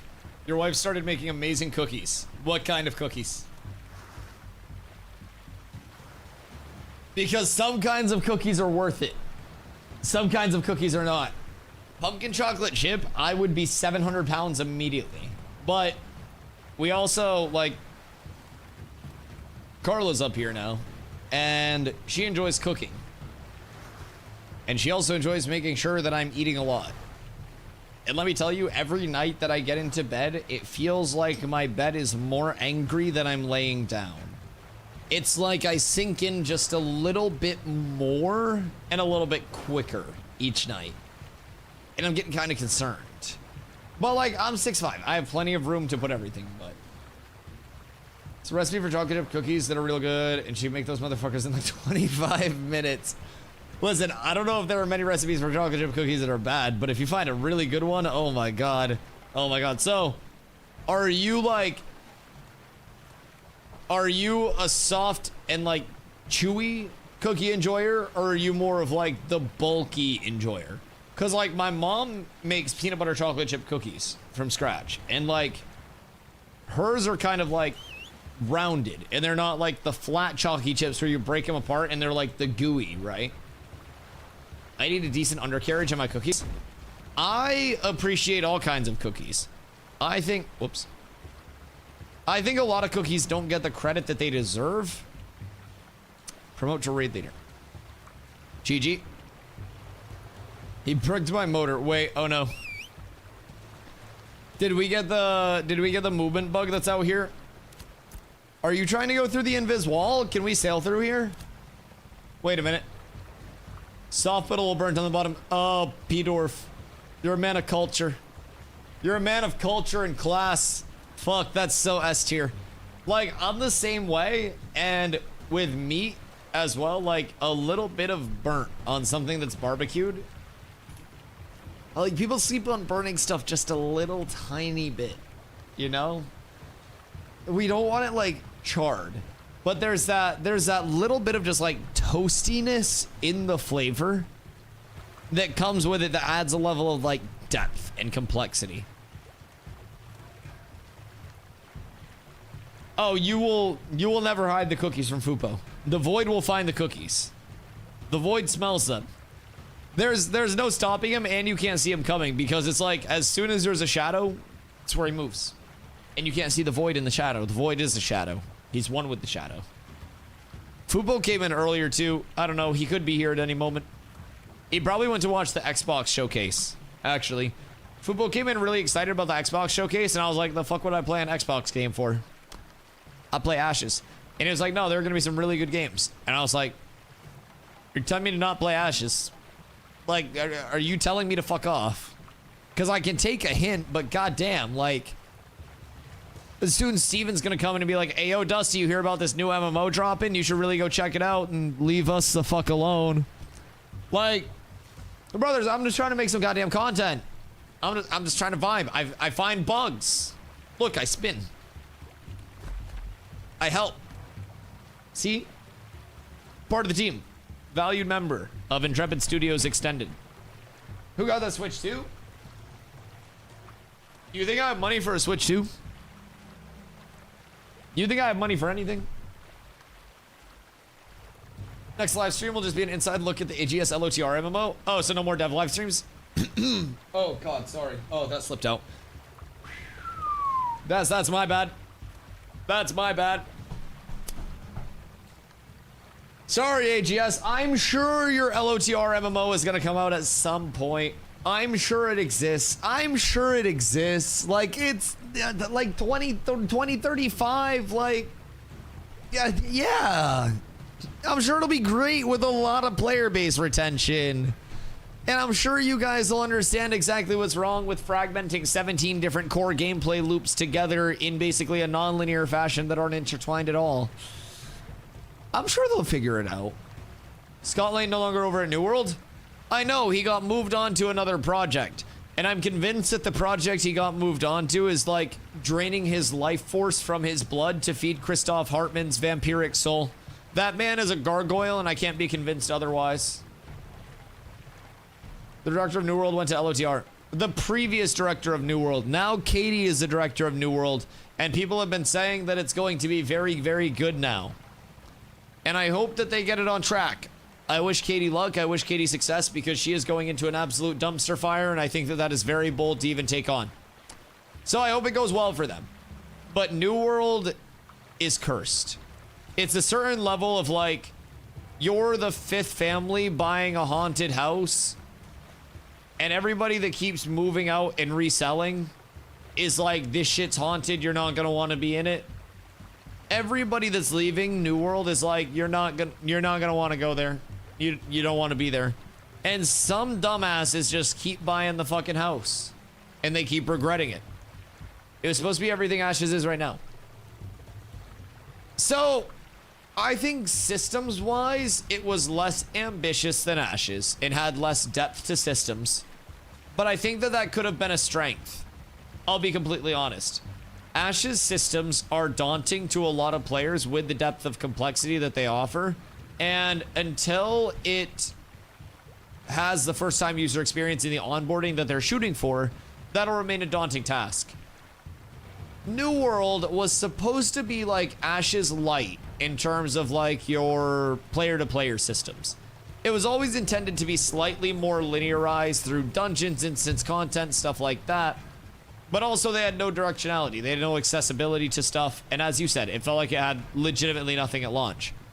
What New World did have that could have made it, in my opinion, a one-of-one MMO at the top of the genre as a standalone was the best combat system that the MMO genre had seen in a long time. At peak, New World combat was fucking phenomenal. I'll say it. New World combat was absolutely unmatched in the MMO genre for a long time. It was good. It was really fucking good. Crafting was satisfying. The gathering and the gathering, the sound design, all of that stuff. Really well done. A lot of accessory things that drew a lot of people into the game.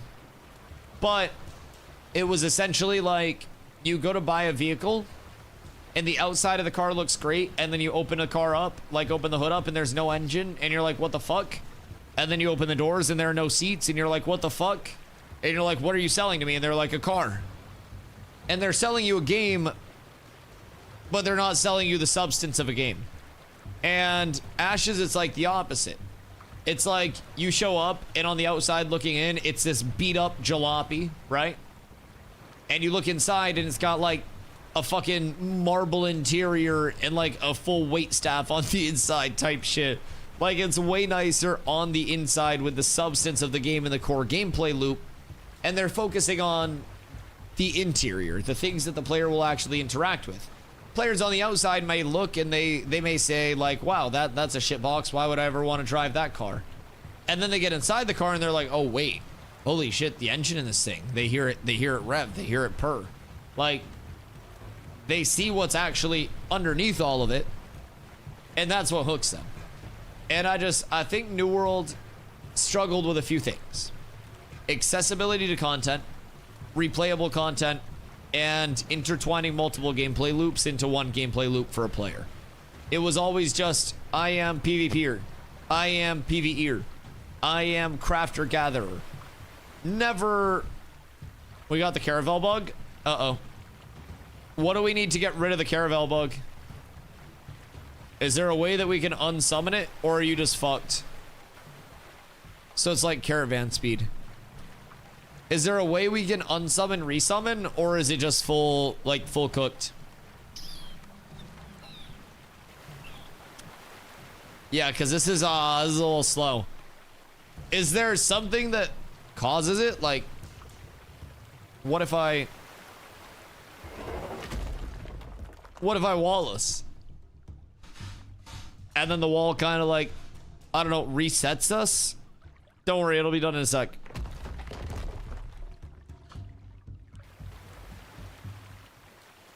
Okay. I don't think that did anything. I don't think that did a single thing.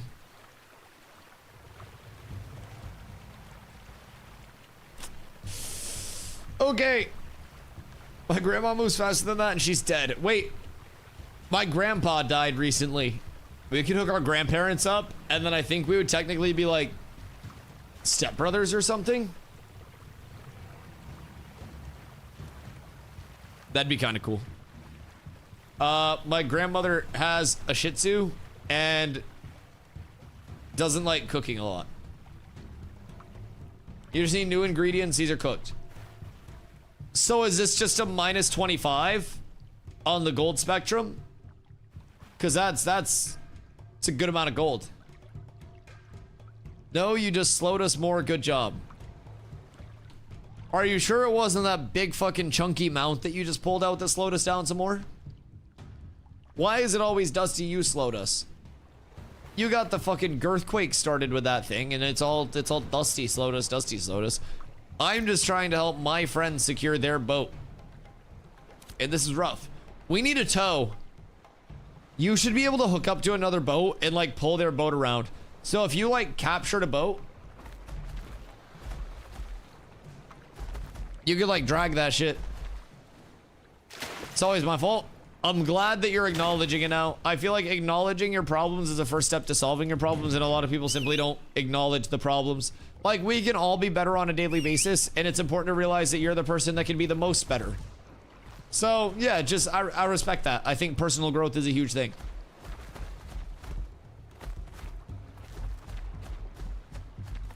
You're just projecting? No. I have a microphone and a camera. I'm perfect. I've never misplayed. I've never made a single mistake. What do you mean?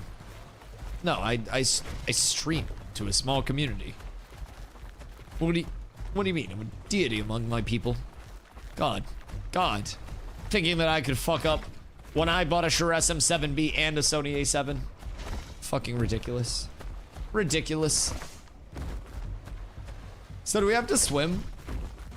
We can just blame Nin and yeah, just blame Nin. Like, you're the one driving. Maybe if our captain was looking at the fucking ocean, we wouldn't be bottoming out on rocks. You're not even driving. I'm pretty sure this is some form of prayer right now, Nin. Like, you look like fucking Wolverine without the claws. Look at his dumb head. You look like one of the grandmas that goes out for a very late brunch and complains that the mimosas don't have enough alcohol in them.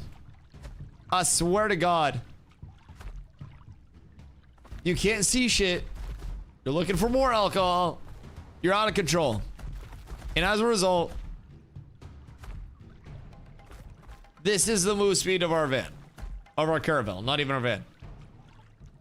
This shit is, it's unfortunate. 25 gold down the tube? I mean, that's not my gold. They never have enough alcohol in them? Listen, those grannies will get wild if you get enough alcohol in them. The grannies go crazy. Jesus Christ. Alcohol is for boomers? Alcohol makes my tummy hurt. I don't know, like, I feel like that happens to everybody at a certain extent. But just like the taste of alcohol, I'm like, eh. Like, I would rather just smoke a bowl. I'll be completely honest. I feel like the meta is changing. And I feel like it's much easier to just have Benjamin Franklin in my pocket than it is to have like a fucking full flask like some like 1800s theater actor.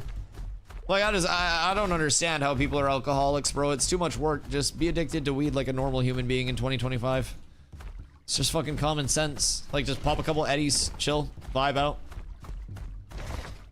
Please don't pop eddies and double up on your eddies because your eddies aren't hitting in the first 30 minutes. New millennial meta has a booze industry in shambles? Oh yeah. Oh, absolutely. THC gives me anxiety, I can't. Like, Anxiety as in like somebody's going to break into my house and kill me, or anxiety as in I'm having a heart attack, it feels like my chest is about to collapse? Because there are two different types of like weed anxiety. Heart racing, can't relax. Yeah, that makes sense. Was your first time smoking in a stressful environment?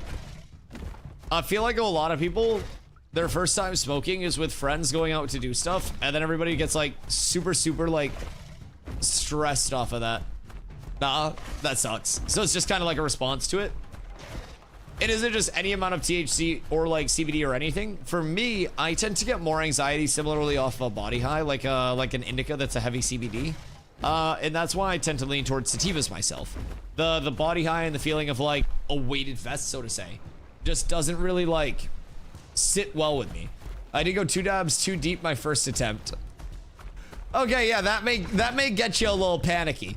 I remember one of my first times ripping dab skis. It was like pre-New Year's Eve, pre-New Year's, so it was New Year's Eve, and we were going out to get like super late, you know, night, early morning food at a diner that was open 24 hours. And so go over to one of my friend's house. I was working at Applebee's at the time. I was still in college, and we ripped a couple dab skis, and then he's like, "Oh, you gotta rip my grav bong before we go, right?" And I'm like, "All right, bet." And I'm like, "It's probably like, you know, a small like bottle grav, right?" He comes out with this entire like, I don't know, seafood boil level pot that's like this big around, and like a 5-gallon bucket that has the bottom cut out. And I shit you not, he filled that entire thing with smoke and was just like, "Here you go." And I was like, what the fuck do you expect me to do with this? So we're at the diner and we're standing there because they're packed. And I literally feel my knees start quivering. Just start quivering. And I'm like, God damn, I am fucking zoinked right now. And I feel that. There's a certain level where it's like you're at the point of no return, and I've hit that before. One of my friends, one of my roommates in college, the first college that I played basketball at, one of my friends and I, we basically had 3 of us. And at our college, the athletes got like suites, they were called. We called them the apartments because it was like a room and like a living room, a bathroom, and then solo rooms. And so there were 3 of us, and my buddy Levi and I smoked like nightly after practice. It was dry campus, and our coach lived on campus and just walk around and shit. So we didn't smoke on campus. Like we would drive off campus and smoke. And so we had edibles one time, and our third roommate Z, he's like, "Yo, let me get some edibles." And we're like, "Z, you don't smoke." And he's like, "I don't smoke because I don't like smoking." He's like, "Give me edibles. I want edibles. Like I would take edibles. I just don't want to smoke." And I'm like, "You're really gonna want to smoke to get an idea of like what it's gonna be like, because Eddies will smack your shit very quickly." And he's like, "No, I'm fine. I can handle myself." And so we had these like chocolate bars, and I break them off like 2 squares. And it was basically, I think it was like 10 milligrams square or some shit like that. So it was like 20 milligrams. And it's a decent dose. Like, it's typically what I take in today's day and age. And we're like, this'll have you feeling right. So he takes chocolate, and we're driving to Burger King because Burger King was just a spot. They had the cheap nuggies at the time. We'd get fried, we'd go to Burger King, we'd get a bunch of sauces, and we'd chow nuggies. And so we're on the way to Burger King, and he's like, "Dusty, I'm not feeling it yet. I'm gonna take a couple more when I get home." And I'm like, "You're not gonna want to do that." And he's like, "No, I'm not feeling it. Trust me, I'm good." And I'm like, "Z, it's been like 10 minutes, dog. You just gotta wait. You just gotta fucking wait, right?" And he's like, "Nah, I'm good. I'm ready to go. I can handle it." And so I'm like, "All right, fuck it. Go fuck yourself. Your bed, you're sleeping in it. I don't fucking care." Like, if someone's a certain level of persistent, I'll be like, "Fuck around, find out. Go for it. There's a reason why I, Mr. Stoner Man, am telling you no. And that's because you don't want to do that to yourself. It's not from ego. It's because that shit's about to hit in 25 minutes. and absolutely wreck your shit. You grab, you yeet, you yacht, and you mail. He needs one of those. He needs one of those. So we go home, and he bobs 2 more squares. And we're chilling, and this is when Big Mouth had hit. And so we're eating Burger King nuggies and watching Big Mouth. Vibing, laughing our asses off, right? And he's eating chips. And he goes to fuck with me. And I guess, like, his intent after sobering up was to fuck with me and try to make me panic. So he's eating chips, and he looks at me and goes, "Ayo, Dusty, I can't swallow my chips right now. Like, I forgot how to swallow." And he starts laughing. And then freaks himself out because he's getting absolutely fucking zoinked at this point. And starts freaking himself out. And he goes, "Wait. No, I actually can't swallow."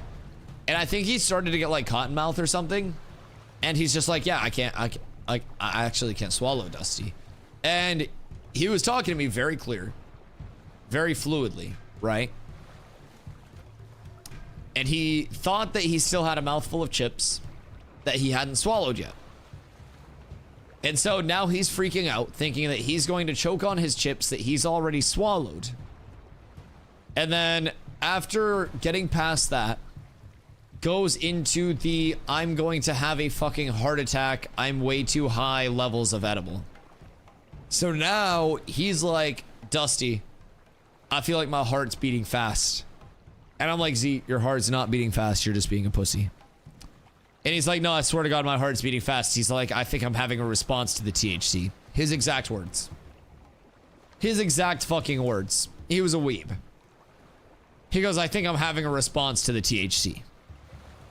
And I say, "Z, your response is that you're being a bitch. Just relax and watch Big Mouth." And that apparently did not settle him at all. And he started freaking the fuck out. And he started thinking that he was gonna die.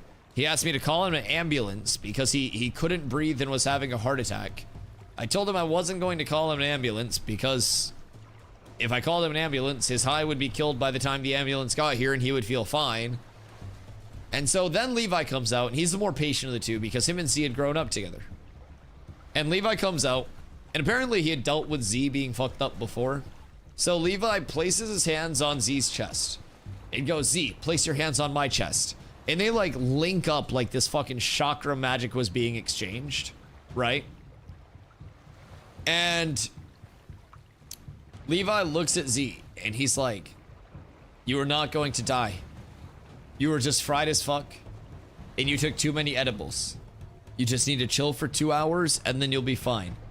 And Z's kind of like working his way down from it, right?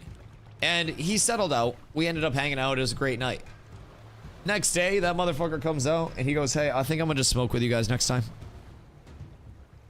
Like, he had no interest in the Eddies anymore. So for some people, the Eddies can be good. For some people, the Eddies can be very bad. Last night, I had a pack of like 100 milligram Eddies from Planet 13 in Vegas. It was a 100 milligram pack, 10 milligrams per. And my Eddie tolerance is not high at all because I smoke. And so I go to take like 20 milligrams. And Carla's like, "Oh, like how smacked would I get if I took one of those? Or like a portion of one of those, right?" And I was like, "I don't know. And I can't tell you." And she's like, "What do you mean?" And I'm like, "Everybody's dosing is so different with Eddies. I could give you a quarter of one of these and it could absolutely obliterate you. I could give you 3 of these and you may not even feel it." And I was like, "It's probably best that if you want to, like, if you want to try weed up here, it's with a roll." And so that was established. But yeah, depending on like what you're smoking, that can also give you a shitload of anxiety. Like, if your first time smoking was supposed to be a baby dab and it was not a baby dab, I get it. I get it. I remember my first bong rip was an involuntary spliff. So we had a friend, Kodak Black, we called him. And all he smoked were spliffs, which were half weed and half tobacco. And he packed my first bong ski. And I didn't know that he was packing his American Spirit tobacco into that bong ski. And let me tell you, Trying to bong rip half tobacco, half weed. Nope. Nope. No bueno. Absolutely no bueno. That molded me though. After that, I became like a connoisseur of the flavor of different strains of weed. And like the terp profiles and all of that. Really inspired me. Almost like a wine taster type beat. Also, hi Toast. Hope you're having a beautiful day. But did a dab. What you puffing on? I'm gonna go smoke a bowl while the boat is en route. Cause we may or may not be trying to go over to the guild farm, and our boat may definitely have a bug right there that is preventing us from moving at anything faster than a snail's pace. And it's not even a snore's pace, it's full snail. We're down horrendous. Although we do have a couple of happy crocs on the boat, so that's nice. I'll be right back. We get our inspiration. Accidentally missed the tourney today. Today was a lot better than yesterday. I'll be real. Like, today was not bad at all. There were no disruptions. Excuse me. No real delays or anything like that. It was quite smooth. But I'll be right back. Sunshine number 4. Numbers better. Ooh, that sounds nice. Be right back.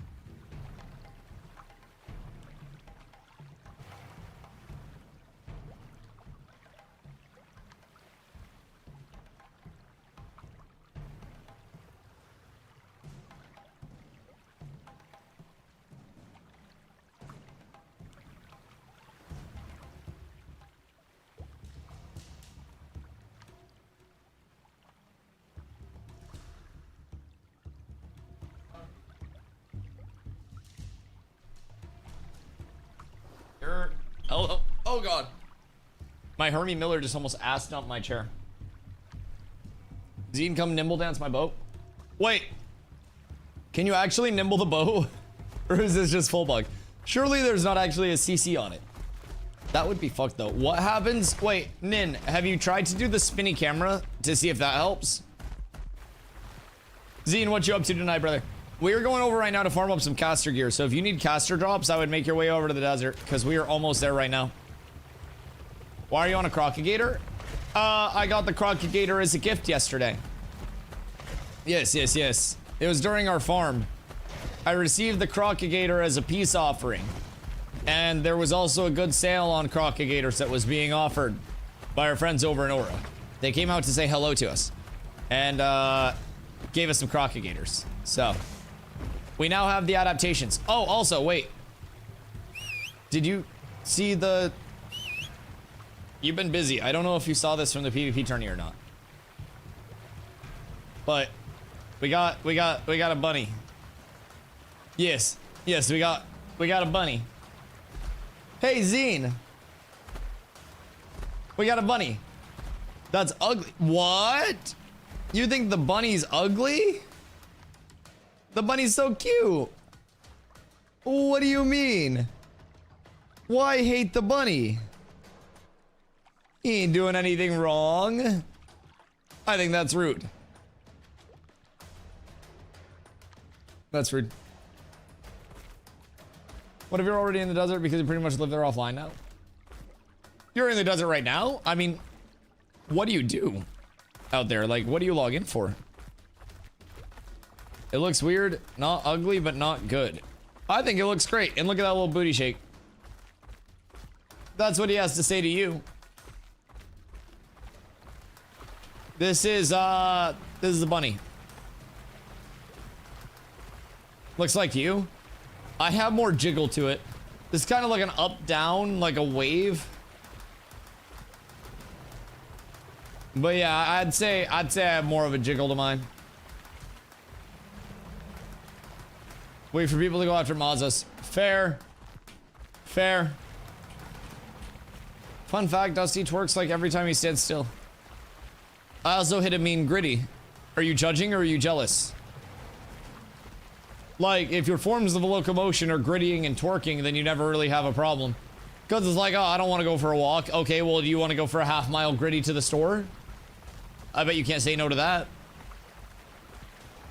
You've just got to, like, I don't know, sometimes you got to redefine the classics.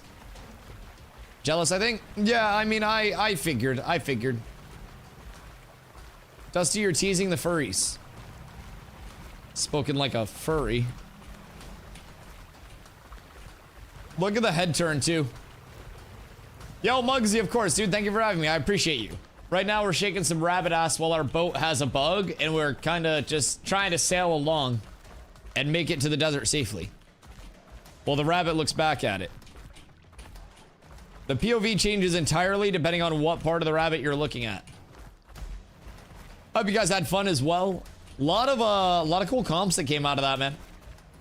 Do you guys need a bard or just inviting? My PC can't handle PvP, so I'm just not gonna give myself for the rest of the phase. But if you all need me, I pull up. I feel like your PC should be able to handle PvP.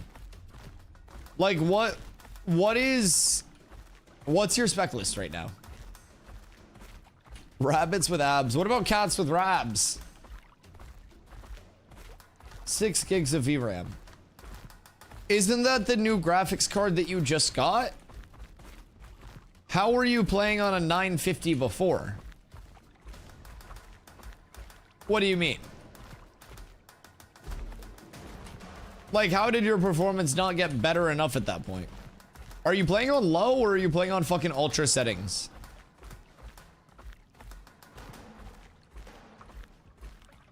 All low. Interesting. 33%. Wait. Like 33% super res? Or 33% what? I just turned my shit off. I can't turn it off. Wait, what? Weird. Very weird. I feel like I had mine on, but it turned off previously. So you're running all low, 30 FPS. I swear to God, that sounds like your monitor is going to be plugged into your motherboard instead of your GPU. I'd be almost willing to bet something's fucked. No, it's not. Are you sure? Have you checked recently? Like, is your monitor plugged into the right place? Because, like, a frame drop that bad, dog, like 30 consistently? Plug my monitor into you. I don't necessarily think that would up your frames very much. I don't know. That might not be the most advantageous use of monitor, so to say, but, you know, to each their own. I guess beauty is in the eye of the beholder, and you're a free man under your own free will to do whatever you'd like. Also, wear Kraken. No, gross. Gross. Also, we've gone over this. I have cinematic farts. My farts are like an explosion in a Michael Bay film. Like, you know, nobody's really dying, or it's not gonna be like a big explosion or anything actually, but it's like, you know, it's cinematic. There's a big boom, but it's not dangerous.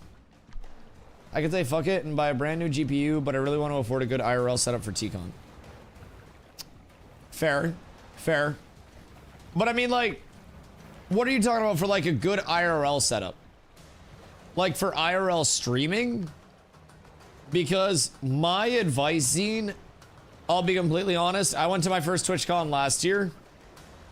You're probably going to actively want to stream about 5% of your time at TwitchCon, if that. When I was at TwitchCon last year, Moin Tarvo. When I was at TwitchCon last year, I streamed less than an hour a day from my phone, because you can just go live from a phone. So essentially, at the con itself, you were typically so busy doing stuff, talking to people, and the con in and of itself is really just like different booths, different areas. There's like there are some stages where they're gaming and stuff, but most people aren't going to be sitting there just watching that like crazy.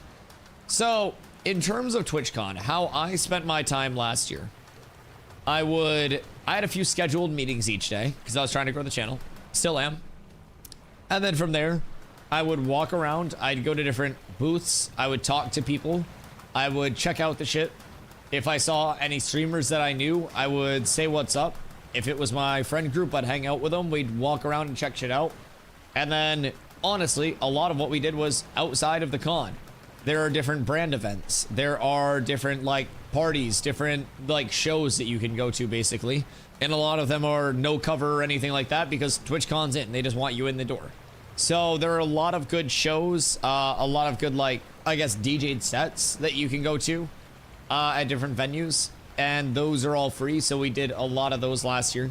We went to a Logitech event last year where I ended up getting this keyboard for free because they were doing just like a lot of gear giveaway, and we got the whole like VIP for that, so that was cool. It wasn't even anything crazy. We just got like free food and a couple free drinks and then free peripherals, but it was sick.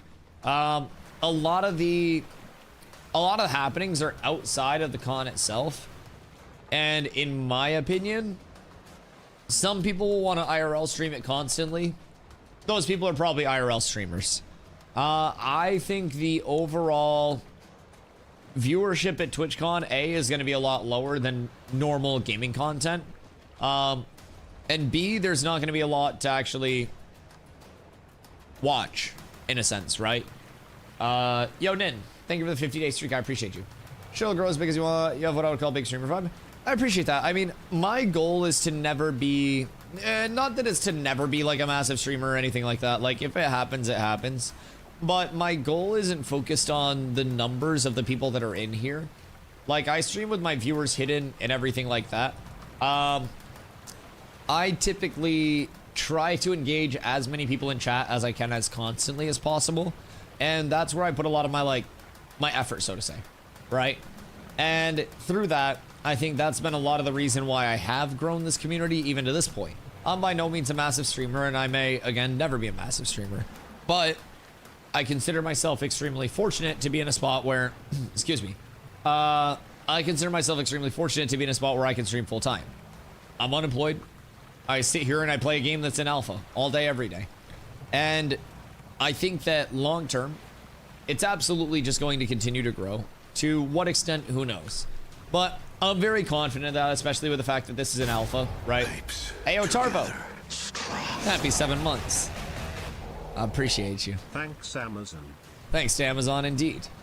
Thank you, thank you, thank you. I did not even twerk on this boat. I did not even twerk. I didn't twerk until the boat was already fucked up. You don't come at me with that.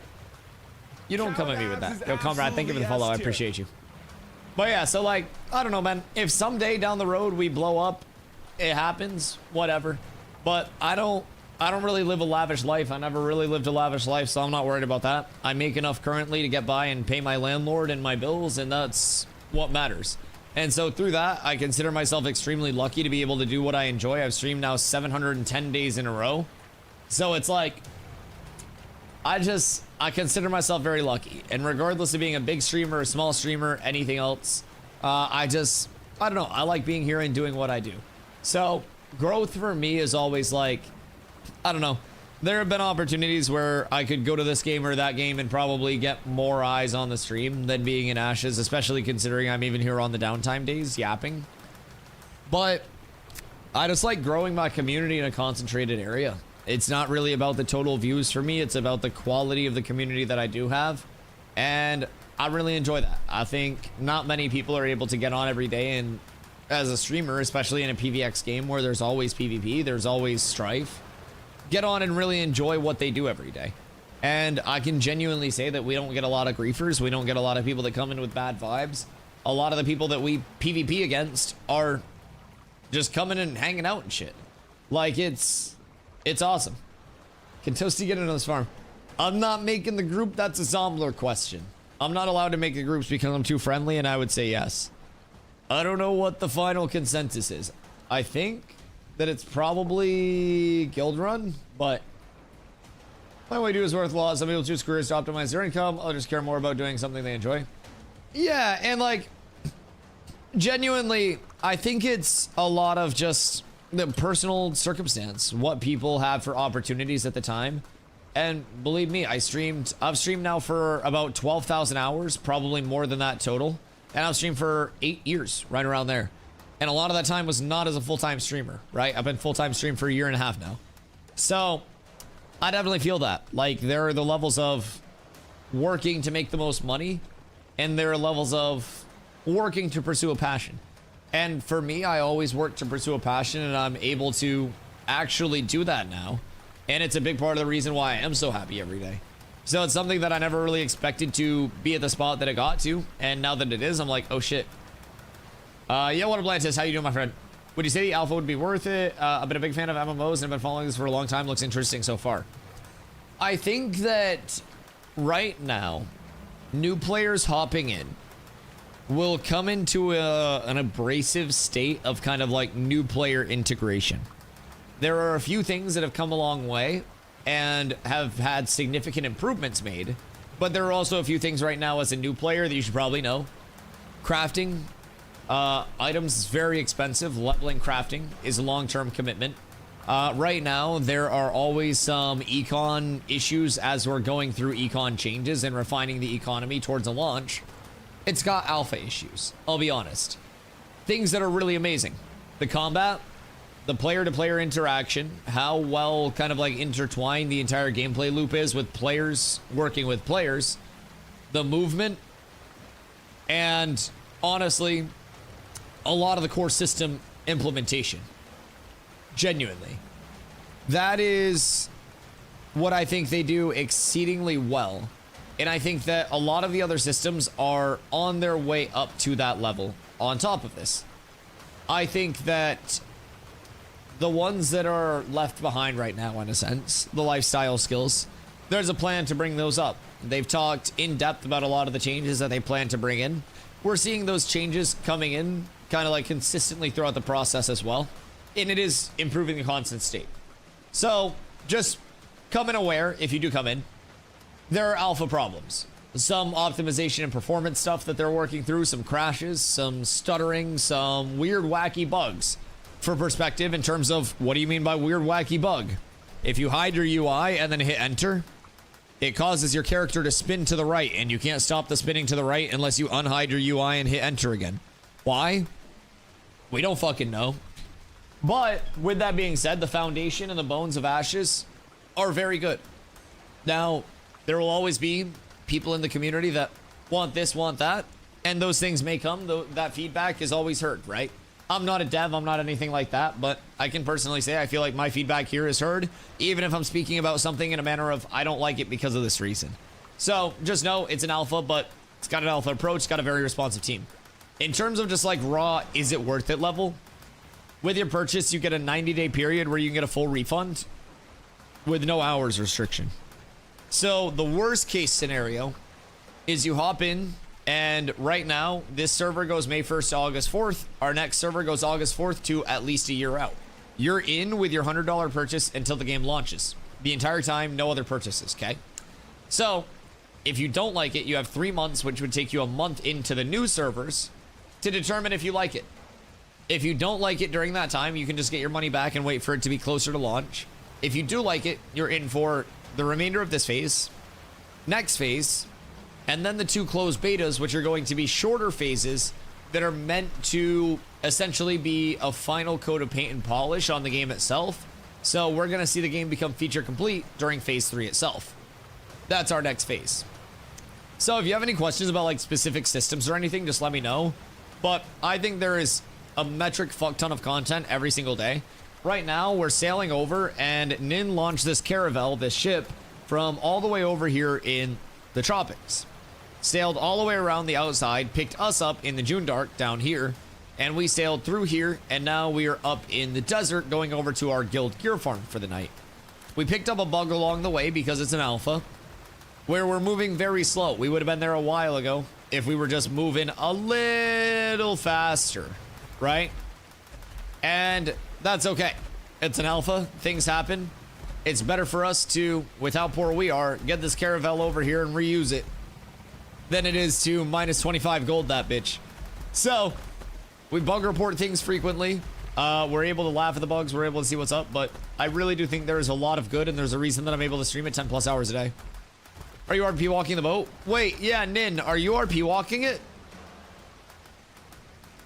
Hold on. Hold on. Is that true? No? Okay. That's good.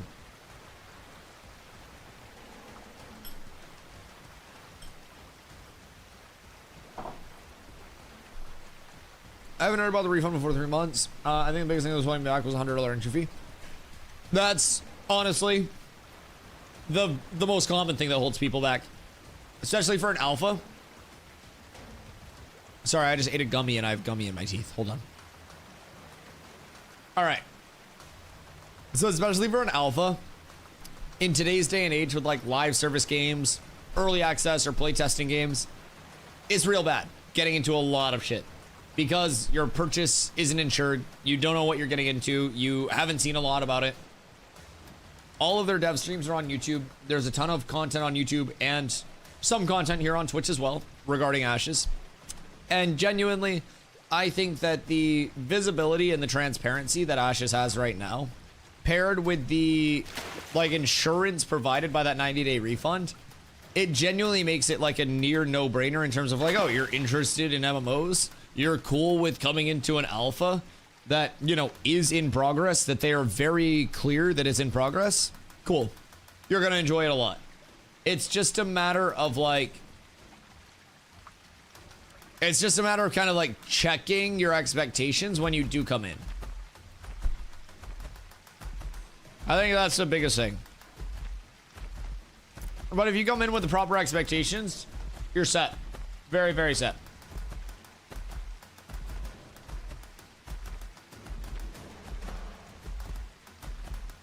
And in terms of like total time until launch too, you're probably looking at, my guess is late 2027 until we do actually see, you know, the total launch.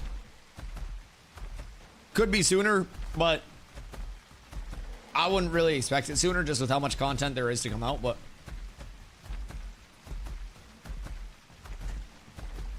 I'm almost here. Wait. Are we at Jackal's Knives or where are we? Okay, we are. Huge. Is weather better than it was before? They made a few visual passes on things already. Like, they've done lighting updates, weather updates. And keep in mind, I do not play on, like, cinematic settings by any means. I play on a pretty low mix of settings that are designed to have higher frames. And also, there's a little bit of a trick right now where in areas like this, right? With areas like this, if you go and you put your global illumination on high or higher,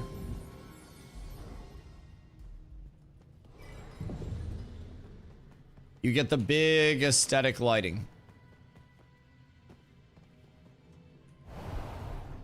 This is your global illumination on high. So when you're actually in the cave, you get the dusky, dark, you know, gloomy vibes, right? But if I want to be able to see stuff, I just do that and I can see everything everywhere. That's why I play global illumination on medium. It allows you to see so much more in so many different areas. And if you're looking for like a cinematic approach to the game, that could be an entirely different settings setup than, you know, than what you're looking for competitive. What is this? Protest the game. Where's there a bard? Oh, what the fuck? It's a bungus. Oh, that was from yesterday. I thought that was again today. I was like, what the fuck? Looks so bad without the shadows. Yeah, like I'm not here, so it looks good. That's for sure. That's for sure.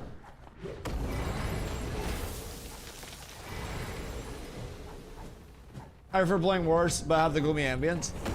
Yeah, that's fair. That's fair. Like it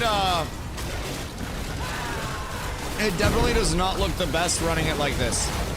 But I think given how bad games can look on like competitive settings, it still looks quite nice.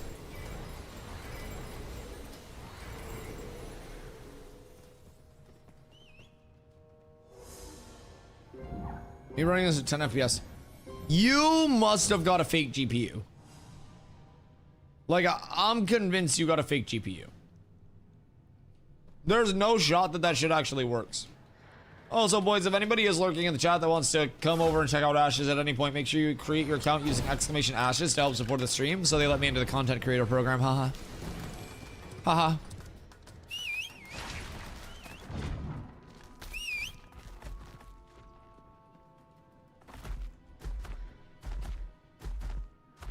UE5. Do you mean UE5 or 5.5? Did we transition to 5.5 yet? Or nah?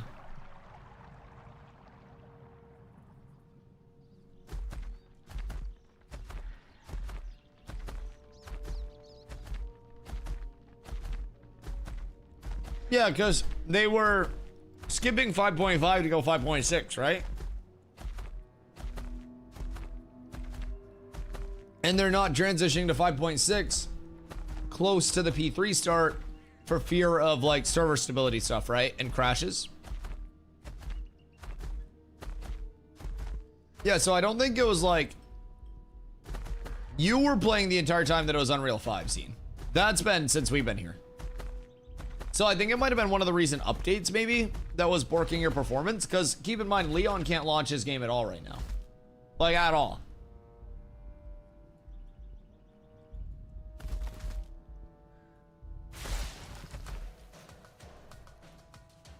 Was the 29th patch. What was that patch even about? Where'd everybody go?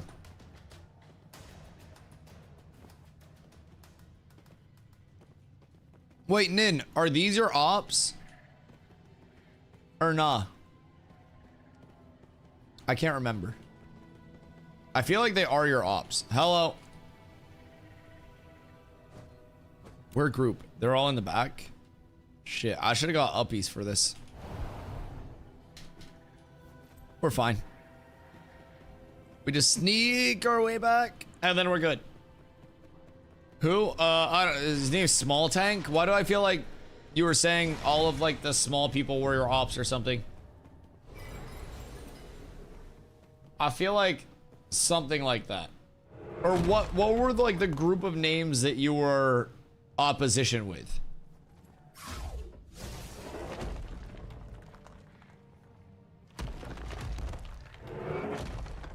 Opposite? Oh, Fat Tank? Is it the fat people?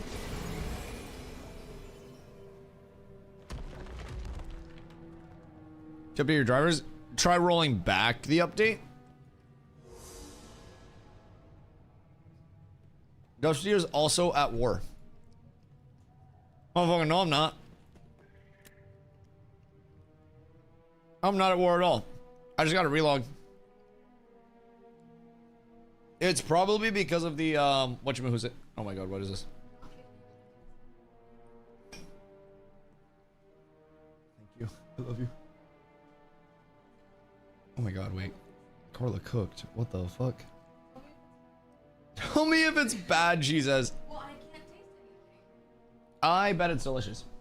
Yerd, what up, my friend? How was Vegas? Vegas was amazing, dude. I appreciate you asking. It was a very fun time. And Carla snuck back on the airplane with me. And now I'm eating broccoli cheddar soup and I believe some like homemade garlic bread. Oh, that fucks. Yes, that's delicious. That's delicious. But yeah, the concert was great. There were a ton of fun things to do in Vegas itself, of course, comparatively to Maine. And like being out there was just such a culture shock. Cause like here, we don't really have like very bright light up signs or tall buildings or crackheads passed out in the street. Vegas had all those things.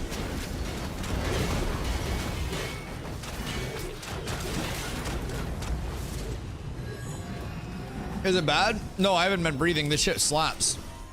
Yeah, this is delicious. This is very good. Is this cream based?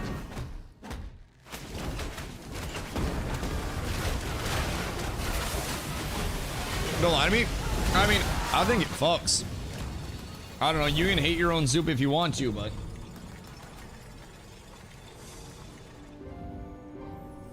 yeah, I'm chowing. This is good. I have zero complaints personally. Also, I'm gonna steal the caster gear.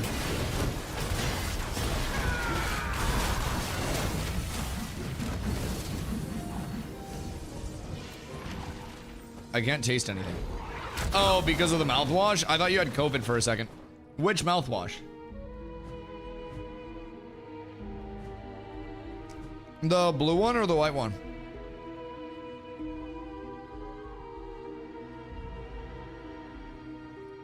Oh, yeah. Oh, yeah, that blue shit is like industrial mouthwash.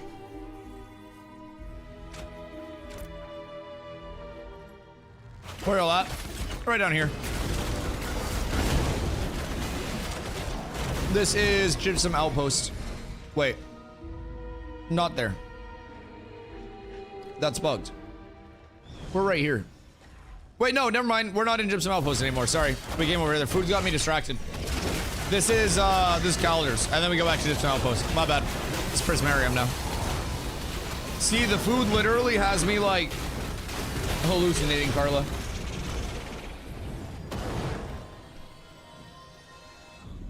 I'm here, entrance of cave. Uppies and then aim yourself this way. You should be able to get by. I think if you just like shoot for down here, this is the entrance up this way. So if you look down, you should be able to see me.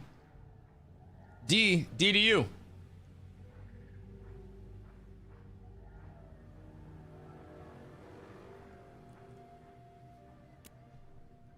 What you up to, Huffington?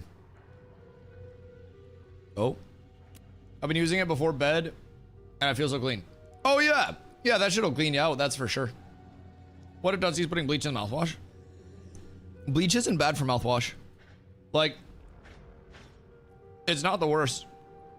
Kill those dogs and you get the best healing scepter. These? What do you mean the best healing scepter?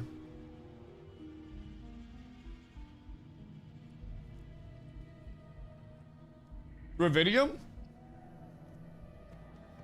Or something else? Because there is also... There's the shillelagh that drops as a name drop in the tropics. And that shit's insane. Kill them for another spawn. Oh, wait. Is this the event for it? Oh, wait. Yeah. No, you're actually right. Okay, hold on.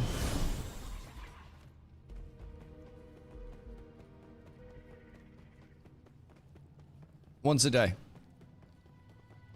I'm sure it's already been done today, right? Because I don't think there are all 4 of the mobs over here. Maybe there?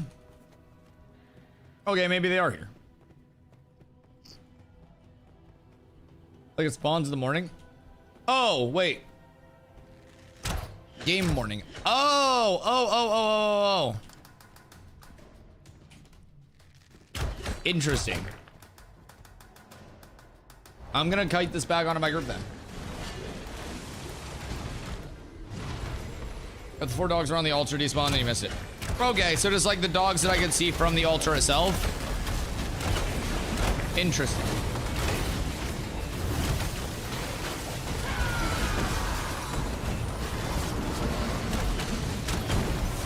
Corlo, what is this bread? Because the bread goes hard. Like absurdly hard. I will almost definitely be eating more of this as soon as stream's done.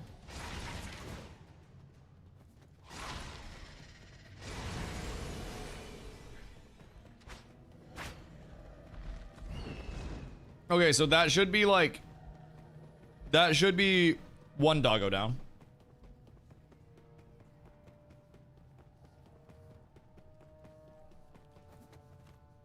And then here.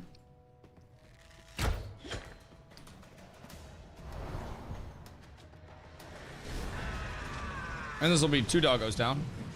Oh yeah, I use the mouthwash at night.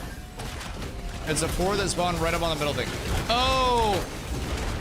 Okay, got it. So we probably missed it this day spawn.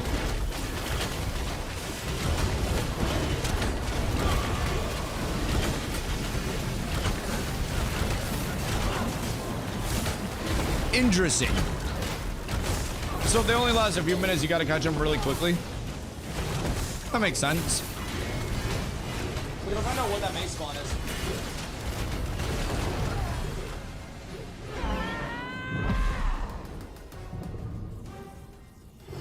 Good day. I'm helping. I don't know who's pulling those, but...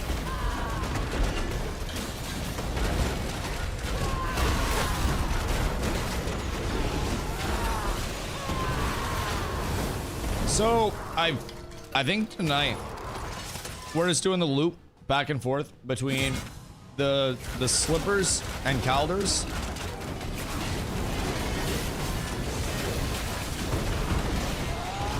This is gonna be blue.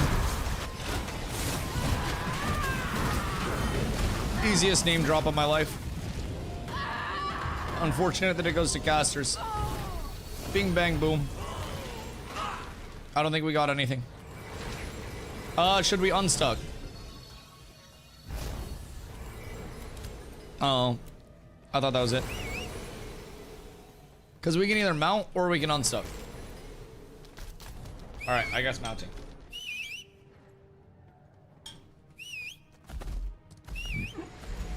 I do what I'm told.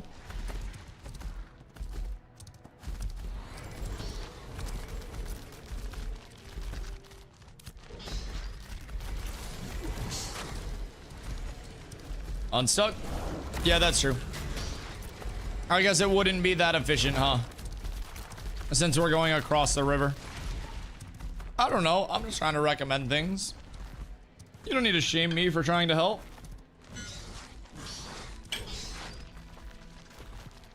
I'm just a fucking honest man trying to make a living, dog. Oh no. You can't even get the entire raid to type shame. Counter shame.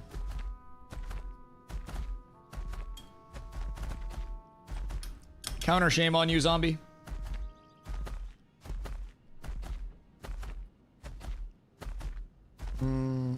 Nothing bumping out that I think would cause the issue, but this one June Dark nodes went up. Interesting. So the patch that put the June Dark nodes up gave you a constant crash. When do you crash?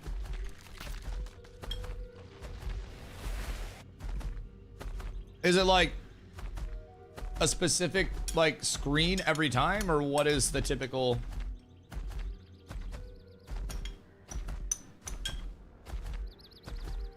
I guess like TTC.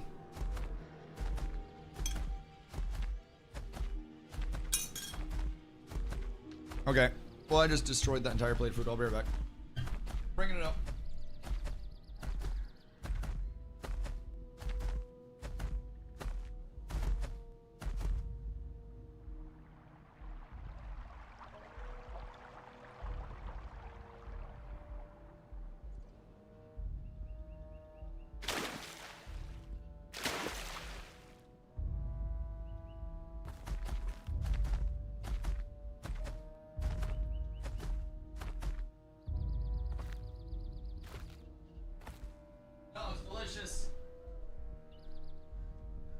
She thinks that I like speed ate the food because I didn't like the food.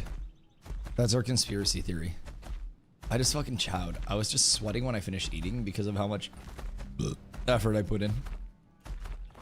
Where the fuck is the hole?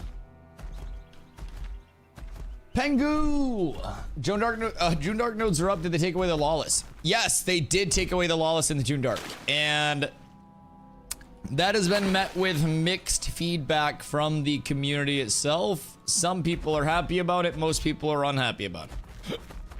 So, I definitely think that is probably the most mixed review thing that we've got so far. Forcing it down, not enjoying it. Oh, I was enjoying the shit out of it. It's just I only had munchies today before then. So, yo, Texas, hope you're having a good day, brother. But yeah, so the June Dark nodes, those are up. Lawless Zone is gone. And that's inspired a bit of, I don't know, ideation regarding future Lawless Zones. P2, I hated Lawless heading to the desert. Honestly, I'm really enjoying Lawless areas. Yeah, I mean, Lawless Zones, I think, provide their own set of content and lean into the full competition mobs, right? And I think that it would be cool to incorporate a little bit of player decision-making and player agency in the incorporation of Lawless Zones and make it like a dynamic, fluid, changing thing, right? And with that, I've thought a lot about what it would be like to have adjacent to your land management score, basically a justice score for your node. And land management score is a score that is, you know, kept track of for your node through player actions in the node that impact which gatherable spawn in your node, and a lot of things associated with lifestyle skills. So I've thought about the justice score for a node being basically that, but the PvP side. And instead of being a gatherer's paradise, it makes it PvP or PvE. So two scores, both impacted by player agency, player decision making, and everything that players can do. And essentially you would have commissions and player actions that would raise or lower your justice score. And And in a node that was more just, basically on the top end of the spectrum, like the top 50%, you would get more mob density in your spawners in that just node. Essentially, it'd be like a mob density modifier. And as it goes down, right, your zone becomes lawless. And once you start going down into that unjust or that lawless area, you get small pockets of lawlessness that pop up at POIs. And then from there, you get more expanding pockets of lawlessness from there, right? Leading up to, if your node is fully... Did I just go into that barrel? If your node is fully lawless or unjust, everything outside of your town would be an instant force flag. That's kind of what we've been thinking about. And I think having player control over it, that incentivization to like, you know, we want to build our node this way, we want to build our node that way, I feel like that'd be really cool. You essentially have mayoral commissions, and the commissions, when you go into your commission board, when you do list your commissions, you get to like pick which ones and see which quests are available, which buffs are available and stuff like that. You could also see like a plus just score or a minus just score. And essentially that, again, would be the mob modifier. So in like a fully leveled just node, you would have like a small influence on the mob spawners in terms of their density. It's more dense, but it's not like, you know, triple density. You'd also have more variance in the same node. Say you have Winstead T3 and Winstead T3. They'd have different land management scores and now just scores to make them completely unique areas, which would give server stories. All of that. It would give another facet for node sieges that would be impacted. Node siege ends on a lawless zone that just lost their siege. Node death happens, right? And then that lawless zone is no longer lawless. That just zone is no longer just. It's neutral. I think that'd be really cool. And like player actions, commissions, buy order, shit like that. You could have so many different aspects of it that influence it. What are you doing, Ultra? You're cooking right now. Should Clipper send that to Intrepid? Intrepid's always listening. They have rats everywhere. They have rats and cats and dwarves and spies, and Steven always has eyes. It's random. Be a few minutes of frame hopping up and down, and then it'll just freeze. Then you have to task manager close it. That's very weird. It's rats all the way down. Rumor has it Fupo is just 3 rats in a cat suit. Can't be trusted. Can't be trusted. But yeah, Intrepid's always listening. And honestly, the cool thing about it is, you know how you kind of have like these fanfic moments in your head of like, you're planning stuff out, right? Like, people probably think that I do a lot of cool stuff off stream and shit. When I really just kind of like, I don't know, I watch the birds at my bird feeder and then like drink coffee and chill outside and stuff, right? And people probably think I'm doing this like big lavish shit. I'm just chilling. So my kind of like equivalent to that is I feel like every game dev like ideation session is just everybody pre-games. Oh, I don't want that sock. Gross. Everybody pre-games with a couple eddies, and then you walk into the room, and instead of like a handshake, it's like a bong rip to get into the room. And then you start ideating, right? Zine, that's not your sock. Don't put it in your mouth. Zine keeps putting socks in his mouth. I'm sorry, guys. But I definitely feel like sometimes in the worst way and sometimes in the best way. Some of these devs be fried as fuck when they're cooking. Not just Ashes, like every dev. God damn it. And I personally, I've said for a while, I would love to just be a fly on the wall in like a dev meeting and see what the ideation process is. Like, I wouldn't fucking say anything. I would just like sit there in like the cuck chair in the corner and just be like, yes, yes, indeed. Yes, more lawless. Yes, yes, yes. Player agency. Yes. Experience opportunities. Yes. Also, dwarf. I haven't been able to brag about this to you yet because you've been busy with shit. I might have already, but I'm gonna brag about it again. Steven in the last dev stream said my term. So I don't know if this is something that's been thrown around in the stew before, but when we were talking about leveling of nodes, and you were asking me a lot about like Jinnah and stuff like that, I mentioned experience opportunities as a term that I kind of like made up to describe all of the potential numbers of experience that could be earned through all gatherables, killables, all of that simultaneously if it were to die, right? So it's essentially like your greatest possible XP earned at once. And so, no, he didn't say Metropolis yet. He didn't say Metropolis yet. We're moving up on that. But he did say experience opportunities when he was talking about node leveling. And while that could be a common blanket term in game dev, I consider myself blessed up by the Sandaled One. It's not a direct one-to-one correlation or anything. But experience opportunities was said. Now, the reason you probably haven't heard Metropolis is they're trying to save that for closer to launch. It seems like Intrepid really doesn't want to kind of like blow their load with the whole marketing spectrum when it's in an alpha, right? And Metropolis is something that may get more eyes than, honestly, the Mona Lisa. And with that, it's going to be some big news that requires a big capacity of players flowing in. They're going to want to see the Metropolis. They're going to want to be in the Metropolis. They're going to want to grow the Metropolis and expand the Metropolis. And through their community actions, they could collectively, with many, many men coming together, grow that Metropolis. And I feel like Intrepid is very smart. They're keeping, they're keeping the cat in the bag, so to say, until it's time to take it out. And it may be Schrodinger's cat.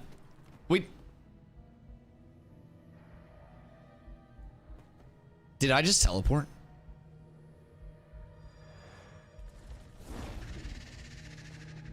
Did I just get leashed back by my group like Steven during a dev stream? Fool me one time, shame on me. No, it's not the dev teleport either. The dev teleport's fucked up. Planendorf broke it, so now they can't teleport players to them anymore. Because there was one time that Planendorf was teleporting me around, and he hadn't even said hi in stream or anything. Like, I was just out in the tropics getting ready to launch a boat, and I was running around, and I got teleported back once. And I was like, weird, lag. And I got teleported back again, and I go, what in the Planendorf is this? And he goes, how the fuck did you even know it was me? Dude was invis, like, no name, no anything. Hadn't shown his face, hadn't said hello. Showed up, threw out a couple teleports, and got caught instantly. Just full caught out of stealth. So we know, and that wasn't a Planendorf related one. Sometimes I just be teleporting and shit. There's a clip out there somewhere of me during PvP out in Beetle Plate Helm Farm in the desert. Something happened, and I got essentially a no-clip bug where I was just flying through the sky. And I was like in control of my movements and stuff, and I used it to get out. And everyone was like, wait, what the fuck is going on? And so we sent that one up real quick. We sent that one up very fast. Yo, B, I hope you're having a beautiful day. Dusty's a secret dev? No, I always say this. People have asked me before if I like work for Intrepid or if I'm a dev or something. And I always say I'm far too stupid, and I can't even hold down like any job. There's a reason I'm streaming full time. If you think Intrepid would let me in the stew, you're crazier than I am. Like, genuinely. They'll probably like throw out content creator program invitations and then invite like a ton of people. And then they'll be like, oh, big content creator party at the studio.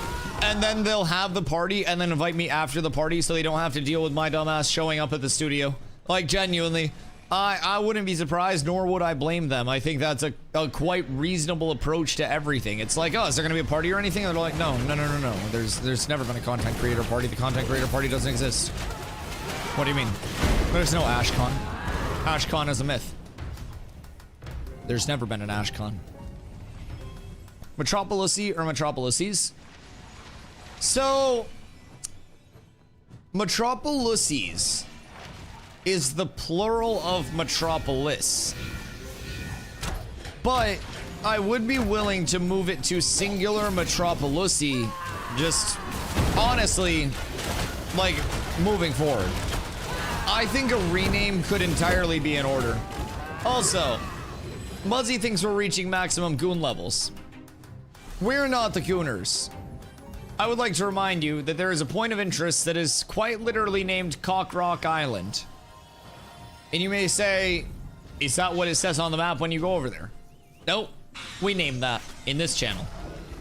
And the reason it's called Cock Rock Island is because, well, it's an island. And on that island,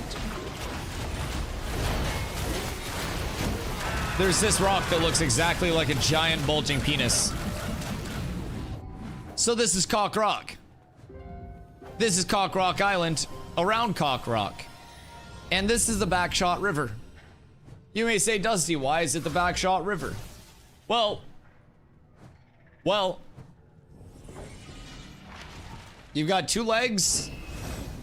You've got a landing circle, so to say.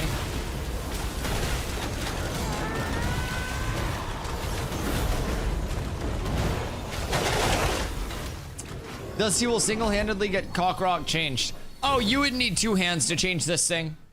Oh yeah, no, you're not doing shit with a single hand on that. No, that's a tough task. Good luck though. Good luck. Like, you could play hands on the Cock Rock and maybe try to get it changed, but you're gonna need a whole lot of shovels to dig that bad boy up. That is in there. You can't even climb to the top of it if you wanted to. It's rough. It's rough. We've tried. We have tried a lot. Metropolises plural? Yes. Yes. Can we make it an official POI? I've had direct confirmation that we will never be able to submit a name for an official POI, nor can they ever call anything Dusty X or Y or Z or anything. Dusty can never be in the name of a POI or item because they know that I will make up a lie that it's named after me. They absolutely know. I will come up with some awesome story about how, like, Steven flew me out to the stew before stream one day. Casual 6 hour there and back. And basically had me design a POI or an item, depending on what it is. And then they put it in the game as an honor to, like, you know, one of their super committed grinder streamers, right? So, they have an item named after you, Dustpaw Warhide, or the Dusty Messenger Boots. Is it Dusty Messenger Boots, or what are the boots? Dusty Paw's Dorito Fingers. I don't have Dorito Fingers because I wipe my hands on my pants. Idiot. I'm a man of culture. I'm not just out here touching my keyboard with Dorito Fingers. I eat the Doritos. I swipe my hands on my pants to get all of the Doritos off. And then I'm fine. There aren't even Dorito Fingers. It's Dusty's Dorito Pants. And honestly, it's...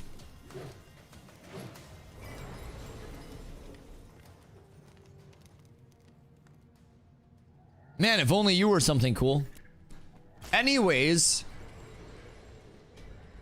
Dusty has Dorito Pants? No, I don't have Dorito Pants.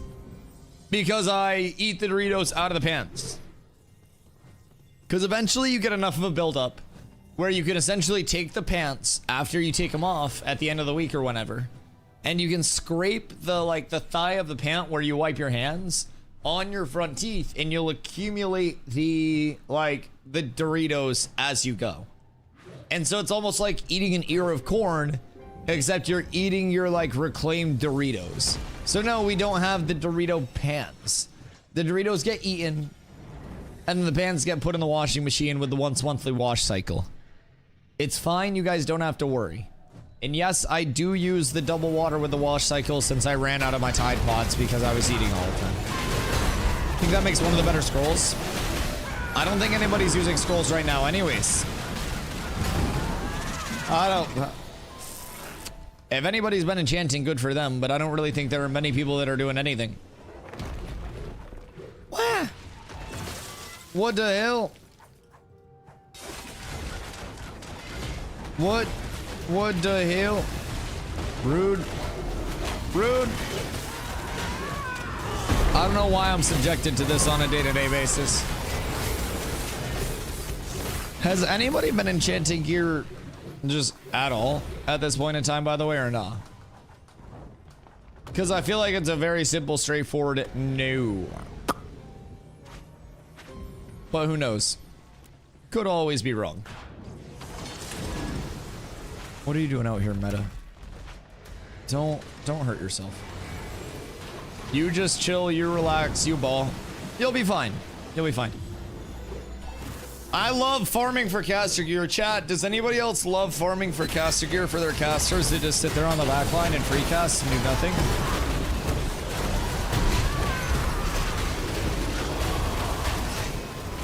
I feel like we should revolt and go farm Fizz.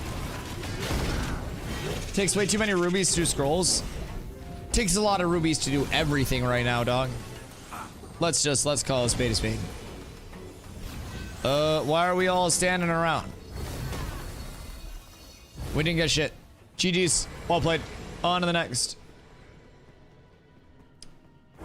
Uh-oh. I think if you revolt, your healers will maybe let you die.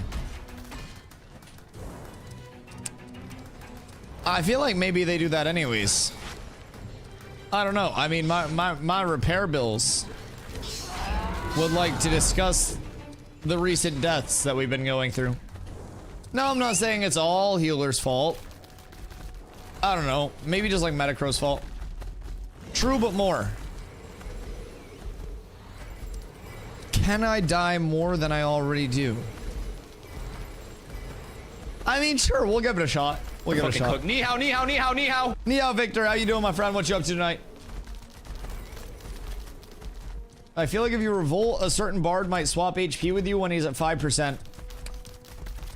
The malicious bard swaps would actually be fucking toxic. I would corrupt on my own bard at that point. That would be an offense that's just full punishable by death. You got a bunny? I did get a bunny. Yes, yes. We got this for casting the tournament. So it was an absolute pleasure to get all of the content out. My voice is fucking shot. And I'm probably gonna need some Manuka honey and some royal honey. But you know, it was fun. It was some good content for the community. Hopefully people enjoyed the casting POV. Hopefully we brought some hype to it. Who won? EU won. Cartel took home the dub. Holiday was in the finals against them. So 2 teams that were in our group. And then we had a lot of other very good teams in our group too. Yeah, the EU comps were very, very good.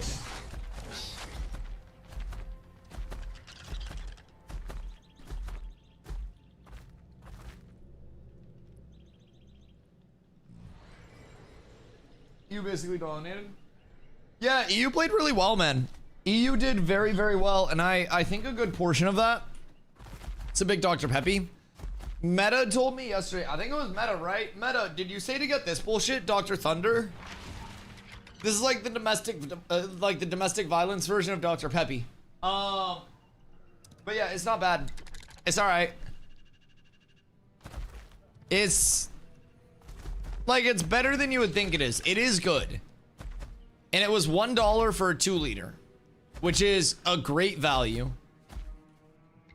But I do think that, I don't know, the real Dr. Pepper, of course, like, price aside, like, if prices didn't exist, real Dr. P is the way to go. Dr. Shasta. Isn't that Shasta Cola? Victor, thank you for the 5-day streak. Legend. Legend. That's the hugest streak that we've ever seen. Don't let Carla hold you down. Don't let her convince you otherwise. You are putting in God's work right now. They've been scrimming for a very long time. And they've also scrimmed in a meta where they're primarily 3 supports. And so going to 4 supports, I bet, felt very comfortable for them. And probably through the group stage especially. They probably, like, I fought against both of those teams in the group stage, by the way. They feel fucking tanky. They feel very tanky. Well, you're not watching Dusty in Vegas? That is true. That is very true. I'm just saying. I'm just saying, why aren't you watching Dusty in Vegas? Dusty in Vegas was prime Dusty time. Hold on. I think it's Eddie time, so let Eddie say. I'll be right back.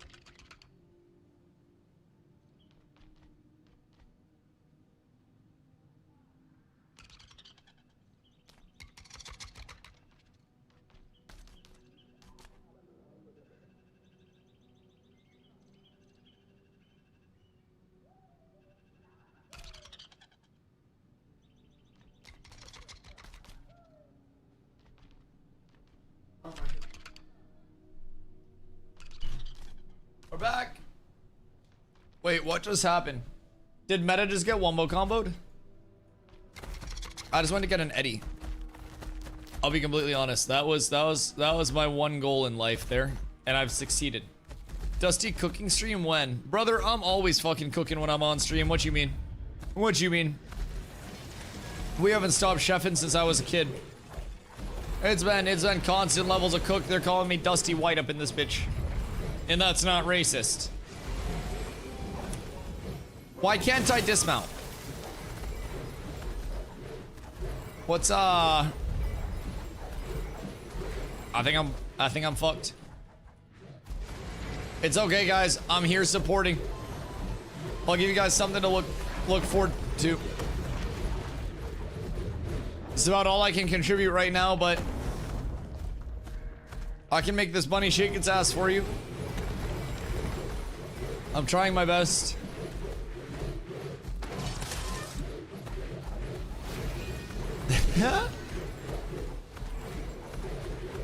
I know who the furry is in the guild.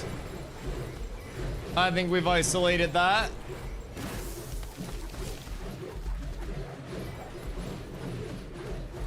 Wait, what is this POV? Oh no. That looks way too sensual. What do you mean? I don't know how I feel about that. Chat, I think we're in too deep.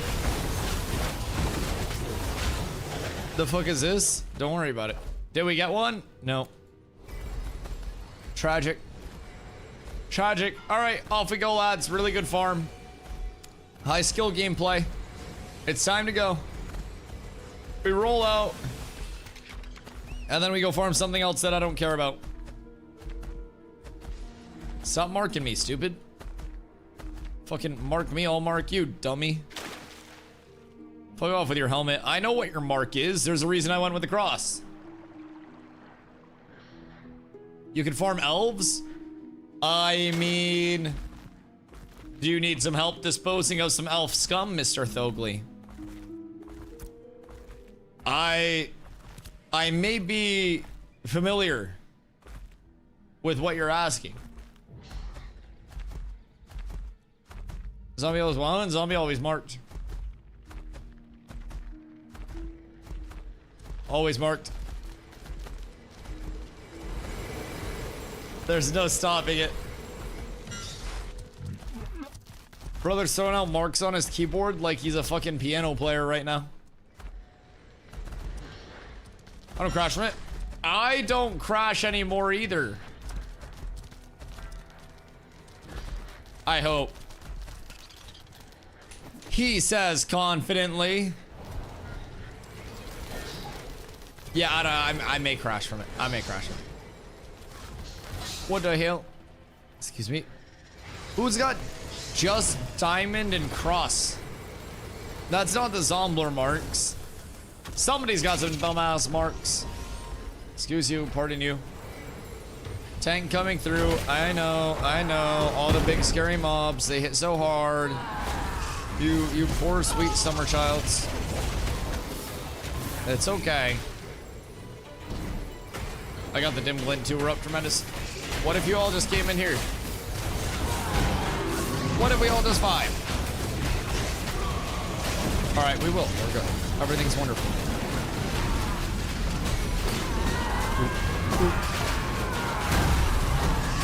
Now, are we going to find anything except for the named items that we're looking for?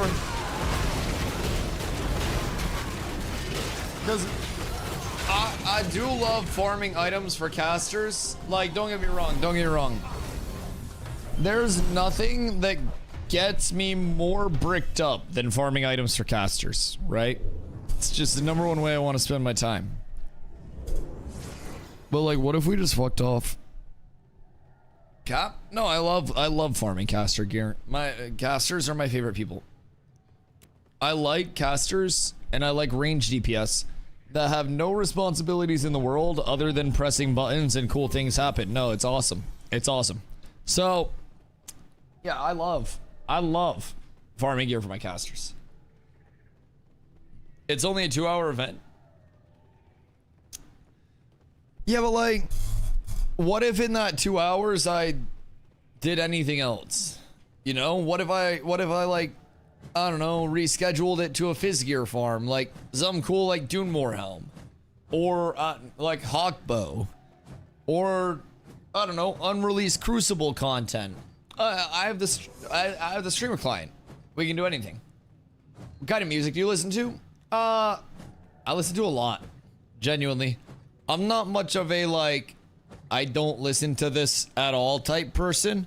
Like I just went to a Kendrick concert. I would say like my two favorites are probably Ash's ambient music. I do have too many hours in the Ash's ambient music loop, I will say. It might be a return to the Spotify playlist soon.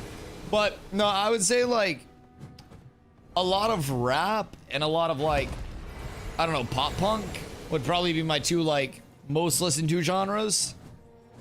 Just in terms of where I'm at, but I listen to a lot of everything.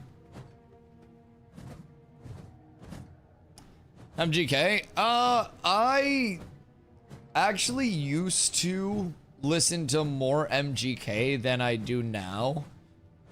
He's more in like, I don't know, the really like, I guess like the really pop punky vibe now.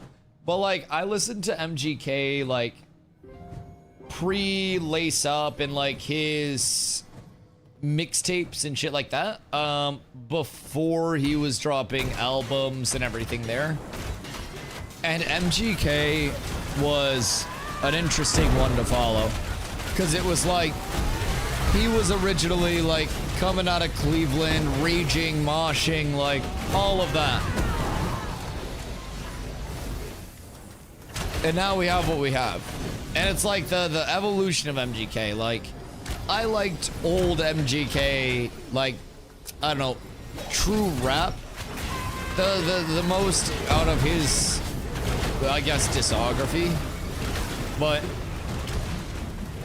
there was too much salt in that B word. You lied to me. I didn't think so. I thought it was delicious.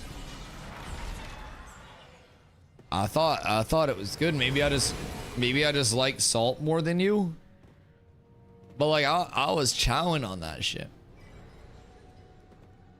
You're getting, what are you talking about? 90% of your coop? Coop or co-op? Oh. Co-op. I thought you were talking about having chickens. Yeah, I thought you were talking about like coops and co-ops and stuff. Don't get his way. Yeah, I mean, you say that though. You say that. Carla is worse with spice than I am. I'm just putting that out there. Egg nonprofit. Eggs across America could truly be insane. Eggs across America could change the lives of so many individuals, one egg at a time. Between breakfast, Easter, and all of the other egg-related holidays, genuinely, it's kind of crazy. Everything nonprofit organization. So, could I make a 501c3, but make it a 501c me, where as a nonprofit organization, I just pay all of my money that I make to my employees, and my employee is me? Like, could I do that, or is that tax fraud?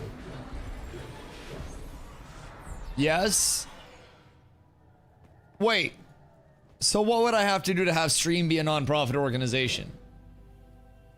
Not a 501c3, but you could. So could I have Dusty Corp be a nonprofit? Because if we could get Dusty Corp set up as a nonprofit, that would be huge. Government subsidies and stuff like that, COVID loans, I mean, shit. It would basically be like when Twitch and YouTube were handing out contracts to content creators. We'd be up tremendous. That would be great. She's Hispanic. She threw up today because she ate too many hot Cheetos.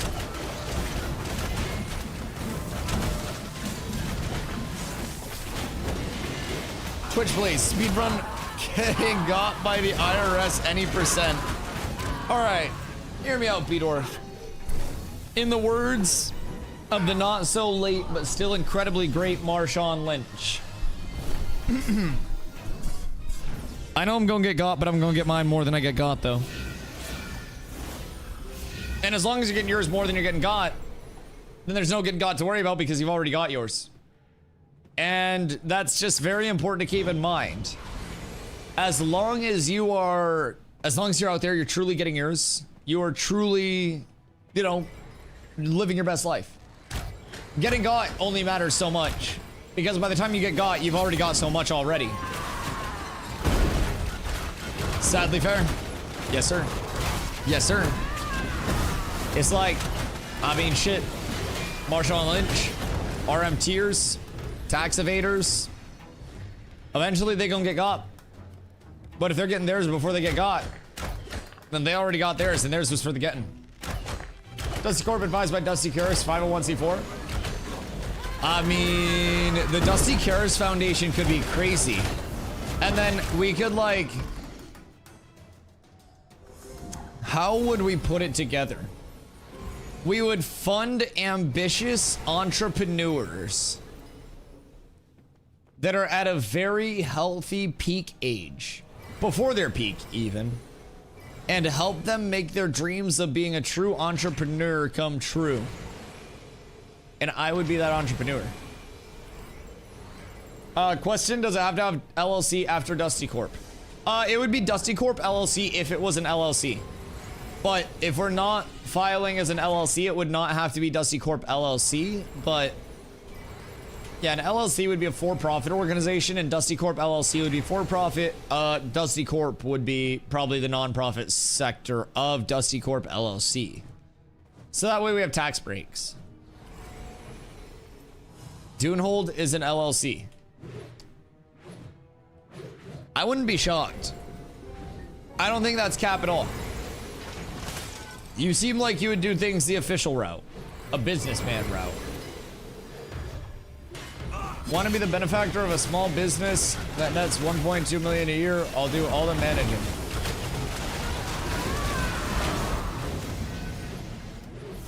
So like someone has to die? How much of that cut would I get and how much is a hit? Couple of questions just unrelated to anything. Just inquiring about some economical things. It's like, what's the price of a gallon of gas? What's the price of wet work? What's the price of eggs? Best I can do is 15K a year. Brother, that's like most of what I make off Twitch in a year.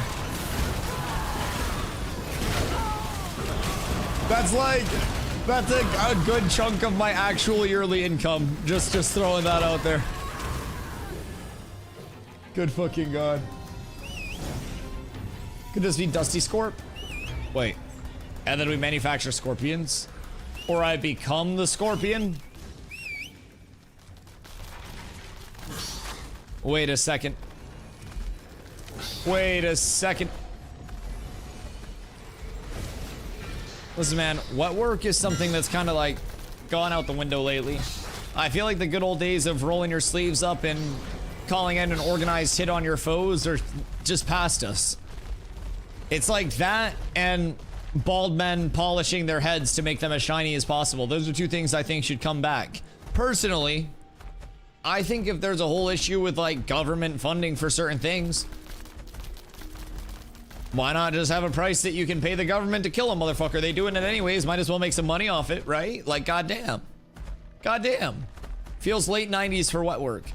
Well, yeah, so I feel like late 90s, it went from wet work to more of a, like...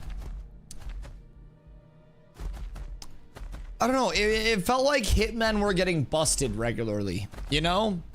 It felt very routine for hitmen in the 90s, like late 90s and early 2000s, just be like busted for conspiracy to commit murder, right? Because that is murder and is against the law. Well, it's against the law if the government's not doing it. Like, possession of narcotics is against the law. But if you've just seized narcotics from a criminal, you're not a criminal for having the narcotics on you. If you're a cop working the narcotics case. You can't just take narcotics from a criminal and then be exempt. You can't. You can't. That's not a circumnavigation of the process. You could just be the Punisher in the 90s. Yeah, that was before Facebook. Now every police department just takes the bitch-made way out and they post a picture on their Facebook of blurry security cam footage and they're like, do you know this person? Please mention this person in our comments for a chance to win $50 in the TikTok shop. Like, it's kind of fucking weird how little policing the police officers actually have to do now, and I say that with a CJ degree. Motherfuckers literally just post on Facebook and they're like, yo, who knows this guy? And like, sure, if you live in an area with a bunch of fucking rats, that'll help. But like, we don't snitch in these parts. That shit doesn't really help. I hear you paint houses. Houses, fences. Honestly, I've painted a few lawns in my time. It was just looking a little too green and needed a splash of something else. Corporations are subject to double taxation.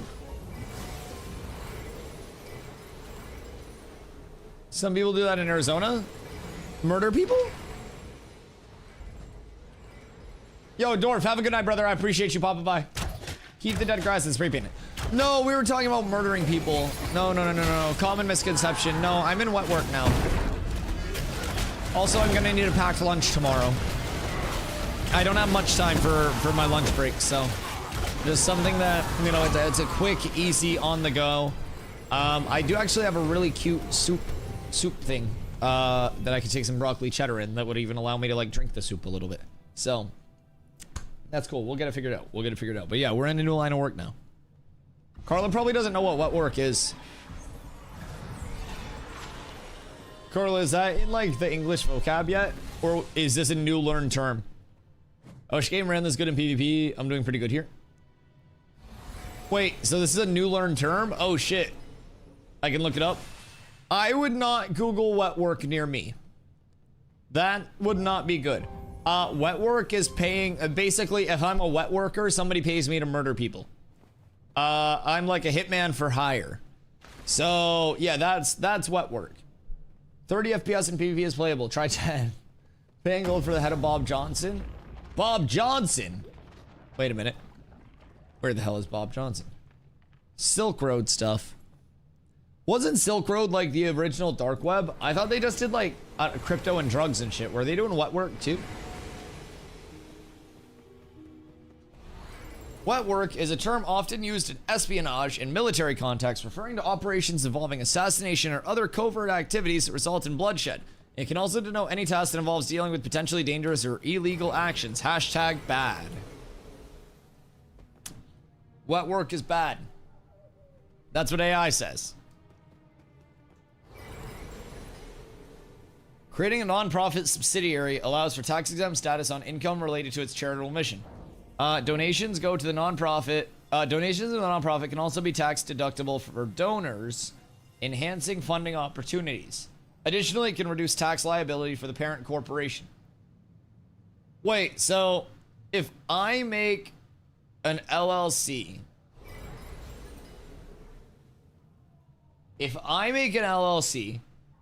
and then I make a non-profit subsidiary, people would be able to donate to my non-profit Twitch subsidiary and then write off their donos? Hold the fucking phone. How can we do this on Twitch? Wait a second. If motherfuckers can write off their donos, oh my god.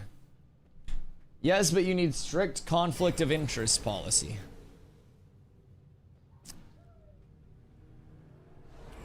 Interesting. And non-profits pay their employees, right?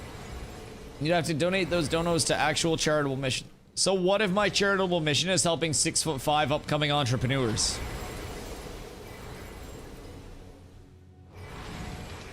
Like specifically. It's like tall legs, longer dreams, or something like that, right? Donate all money to Zine Corp. That would be helping the mentally deficient. Wait. That's rude. Of that guy, not me, by the way. Yeah, no, that would be huge. That actually might be a good idea. Money laundering? Money laundering is like counting cards. Genuinely. Money laundering is like counting cards. You only get in trouble if you're doing it against people that are mad that you can do it.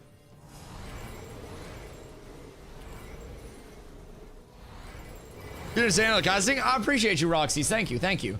You guys are killing it too. I hope you had fun playing in the tourney. I hope you guys enjoyed the cast POV. It was a crazy series too. Absolutely insane. You guys played it really well. I was sweating at multiple points. Topgolf Cares is the non-profit arm of Topgolf, dedicated to supporting communities through charitable initiatives. It focuses on enriching lives by promoting youth development, health, wellness, and providing support to those in need via various programs. Wait. So they just bring kids to Topgolf? That sounds like they just bring kids to Topgolf and let them play for free. I'll be completely honest. That really seems like they just, you round up your paycheck and then you get non-profit opportunities as a worker. If your car breaks down, they fix your car type shit. What do you mean if your car breaks down, they fix your car? Like if you lose an engine, they'll pay for your engine? Or if you get a flat tire, they'll tow you? What do you mean by that? You bill the non-profit.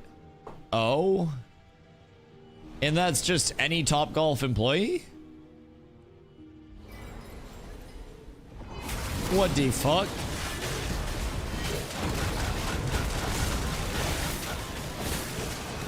I'm gonna need to get me one of those. I'm gonna need to come up on one of those. Boo! No drops! Boo! Yo, Maru, hope you're having a beautiful day. Yes, this is Ashes of Creation. I hope you're having a beautiful day.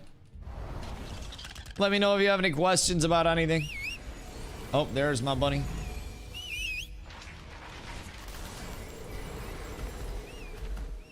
I need... This driver sounds chonky, dog. But we're zoomy. We're so fast. Great structure. If Callaway didn't fuck up their whole system with capitalism. Oh, wait. Callaway bought Topgolf? What the fuck? I guess I just don't stay tuned on many things in the outer net, dog. I don't know, like the IRL stuff has never been my big follow, I guess. Dusty with a bow? Listen, I've still got the melee weapons on. It's just every class has a melee and a range weapon in Ashes. So we switch it out. And the bow is essentially for that long range engage. There are benefits to each though. I play a tank. Don't worry, don't worry. I'm still a melee enjoyer. We just get to pew pew from afar. Puffsy! Coming in with another gifted D3 for Roxy's the winner of the 8v8 tourney. Puffsy, I appreciate you. Roxy's gonna go watch more of the VOD. Roxy's, I appreciate you. I appreciate you. I think that we will definitely try to get that VOD trimmed up and over on YouTube very soon. It's, it'd be a banger to get that out there. No ads and Roxy's, that's a T3 too. You got the sparkly banana and everything. Oh my God. Oh my God. Posty, I appreciate you, brother. Thank you, thank you, thank you. Yeah, I'm glad that you, I'm glad you enjoyed the cast, man. It's genuinely like, it's real fun to be able to do that stuff and to be able to have the community actually enjoy all of the casting. And I'm trying to learn as much as I can about every archetype, every little situation, so that way we can provide better, like, just better experience with it. So hopefully we get more reps both playing and casting, can do better on the player side and even better on the caster side in the future. But it was a fucking blast, man. A lot of good PP went out today and it was super fun to see. We saw some crazy patience too. I think that was our biggest thing that we struggled with. Genuinely, just like, I was impatient. I needed to be more patient. Quality over quantity. Hoofsy said that he reached his quantity that he wanted, so now he's going quality. And he picks like a T3 or a T1, depending on how much he likes the person. The Hoofsy Classic. We appreciate that shit. We appreciate that shit. Can't wait to watch your VODs. VODs, we'll be uploading them. Oh, we'll get the VODs from everyone. I need to open a window. It's hot as shit here.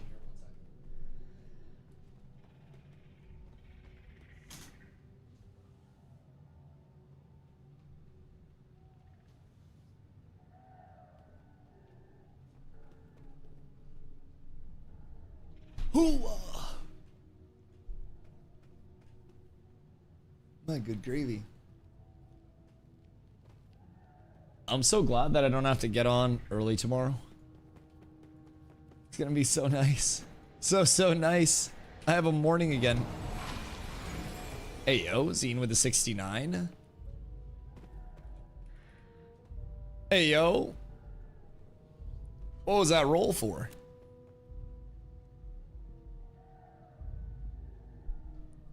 Dale just dropped the 100.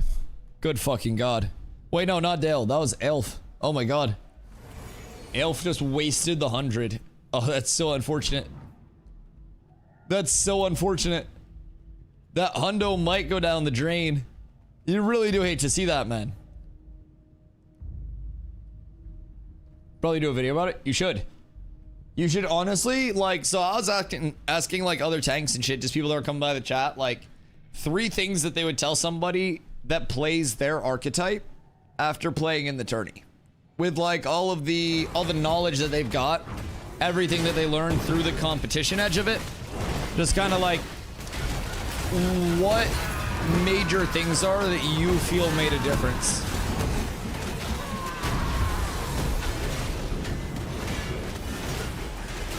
And my god, I hope that Mazza spawns soon. Oh, the gear farm. Excuse me, the gear farm is gear farming. That's to say the least. Axe, why are you RP walking? My man's got the most controlled pulse of his life.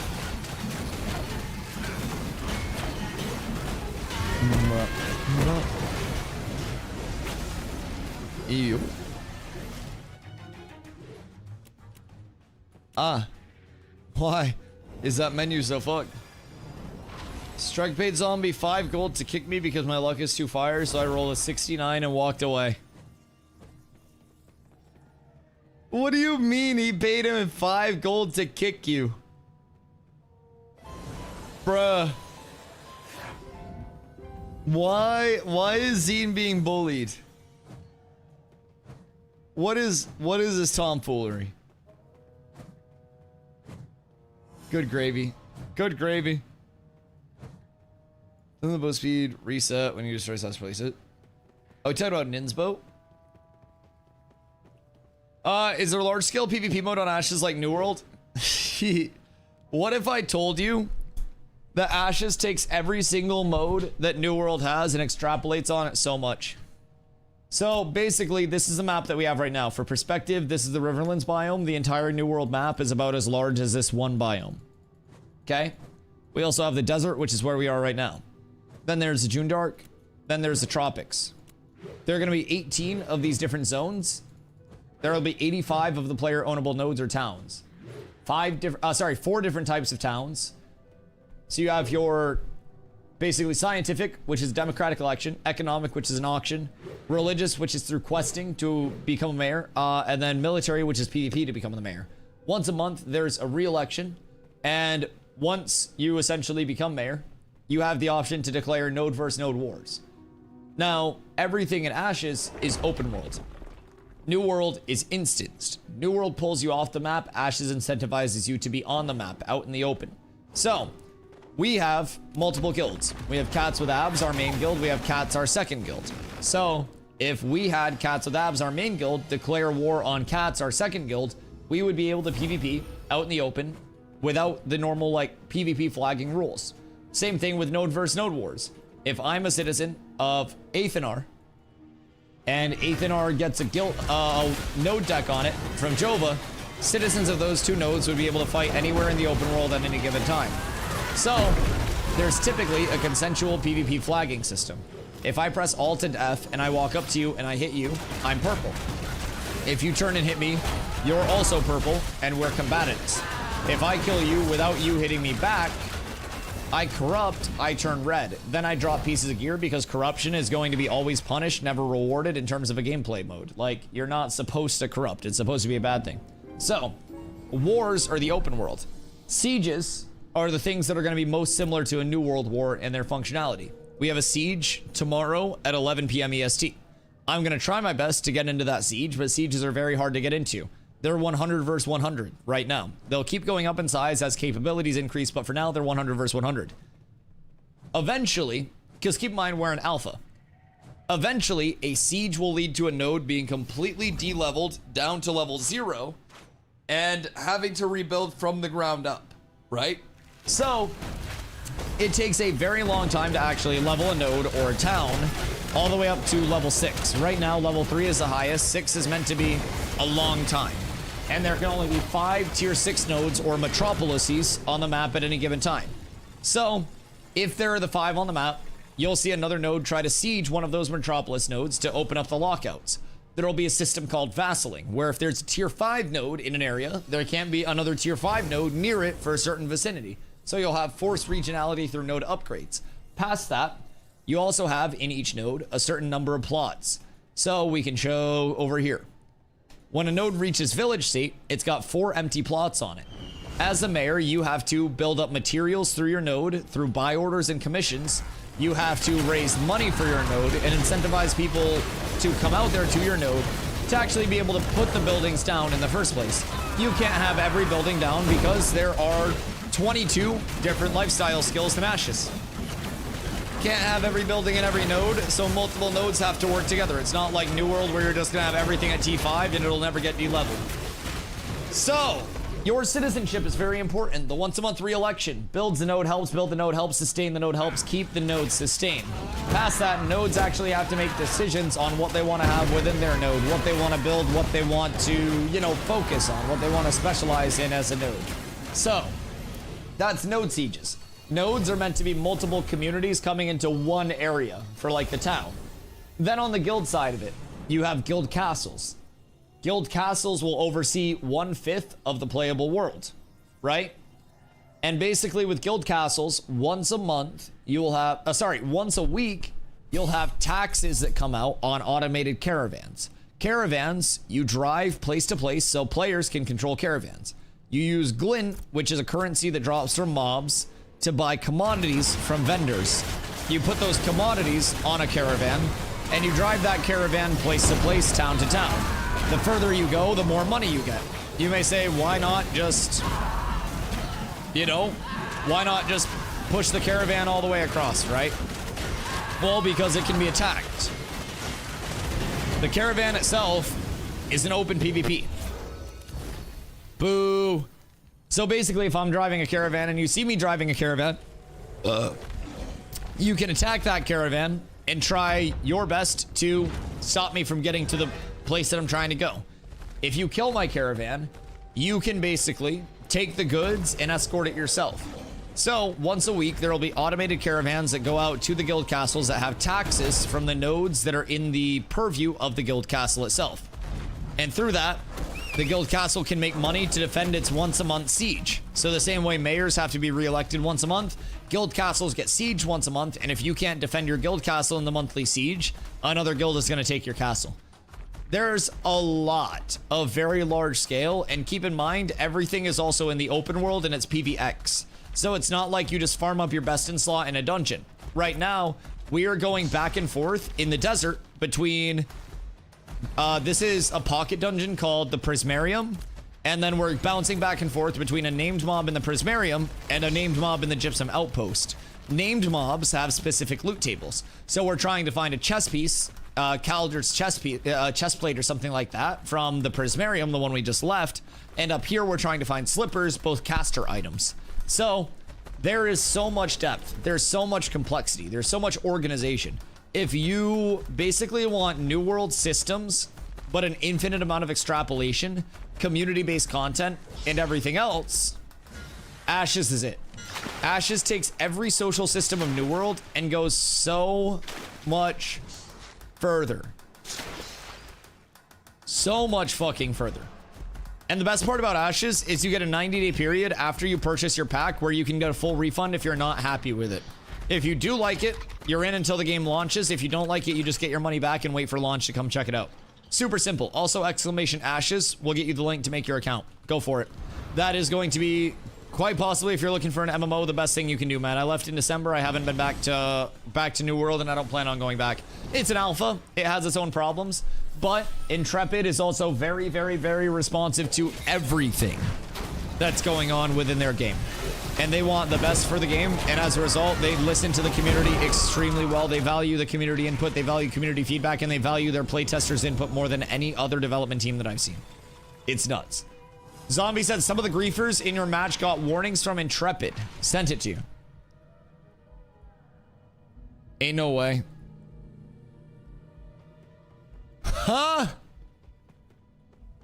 Wait, nah, that's crazy.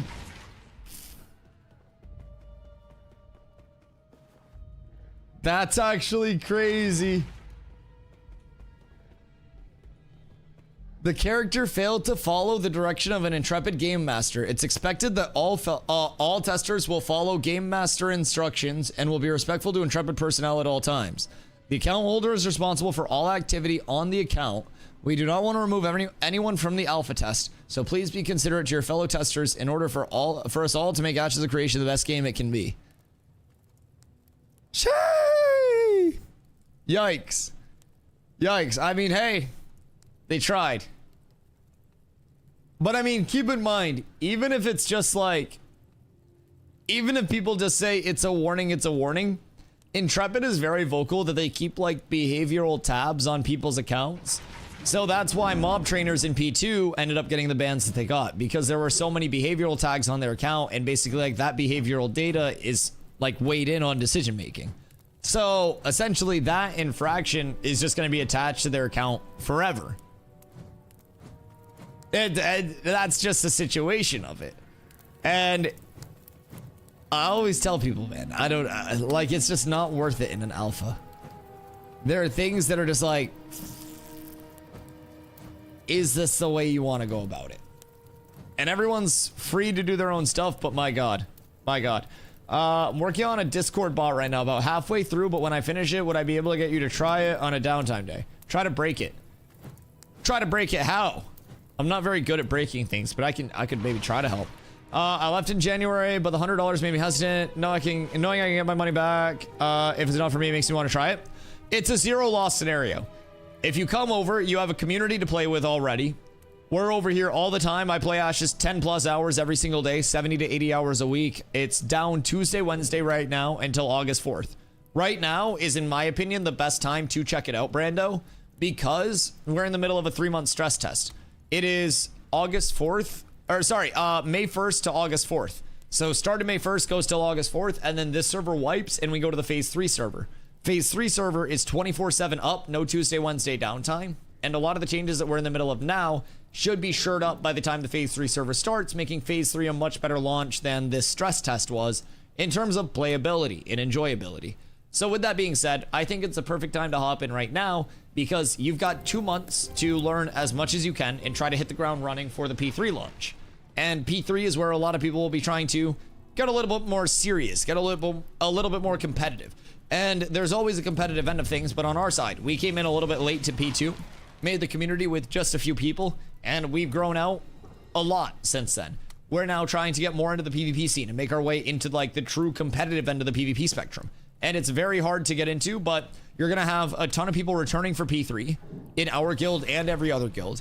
We have people from P2, literally a couple hundred people that were casual in P2, stopped in P2, wanted to come back this phase, found out it was a 3-month stress test, didn't come back. We were originally estimating 5+ guilds in terms of our player count. And we're at 3 right now. And some of them are casual because people are just taking a break till P3. I think, just like Yerd said, a lot of people will be waiting on P3 just because so many changes are being like resolved within that time. And I think now is a very good time for new players to get in and learn, simply because of the fact that it's a zero pressure. You don't have to like get up to a certain point. You don't have to be a certain level of juice. You don't have to be zooming through. You can just hop in and you can just chill as much as you want in the next couple of months and get ready. So that's why I think it's a huge benefit overall. And again, worst case scenario, you still have a month into the P3 servers where you're like, is this for me or nah? So yeah, the game itself is massive, man. Like the most basic way to describe it is like PvE shapes, levels the world, right? Like grows the world, and PvP shapes the world. It's full PvX at all points in time, but the chance of you getting like griefed is very low, very low. Corruption doesn't happen a lot. Non-consensual PvP doesn't happen a lot. Like your gameplay loop will be majority PvE, especially as a new player. And it is a PvX game. The potential, the risk is always there. It's all about a risk-reward loop, but it's definitely, I think, learnable. I came in with no knowledge, learned it, and we've come a long way as a guild, as a community, myself as a player, so it's always fun to just kind of like keep learning, keep getting the knowledge out. Thank you for the hydrate, Victor. I can hear your voice struggling. Yeah, I was putting my cock into that shoutcast earlier, dude. I'm not gonna lie. I'm not going to lie. I was absolutely putting my penis in it. Just don't do animal husbandry if you don't want PvP. The animal husbanders, you'd think they're all just like the passive farmers, but they're the bloodthirsty ones. They will fight over every spawn. Fucking savages. Savages. Wouldn't you be making dogs with hogs? Yo, that's not a bad one at all. Would it be like dogs with pigs, dogs with Harleys, or dogs with big dongs? Like what would be the hogs connotation?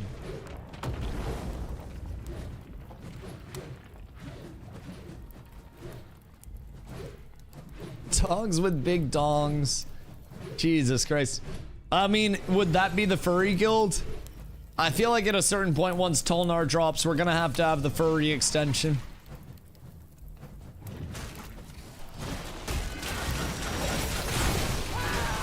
There's Invis gathers broodling. Yeah. Yeah. Yup. Rogues and gathering. Shee. Good luck. Good luck. We haven't seen a single goddamn drop yet. Not a fucking one. This is so tragic. Are we sure they exist? Nope. We have no proof that these exist. None. Yo, Blight over on YouTube. Hope you're having a beautiful day. We did like 12 hours in Tropics one day and got 2 items. Yeah. Yeah.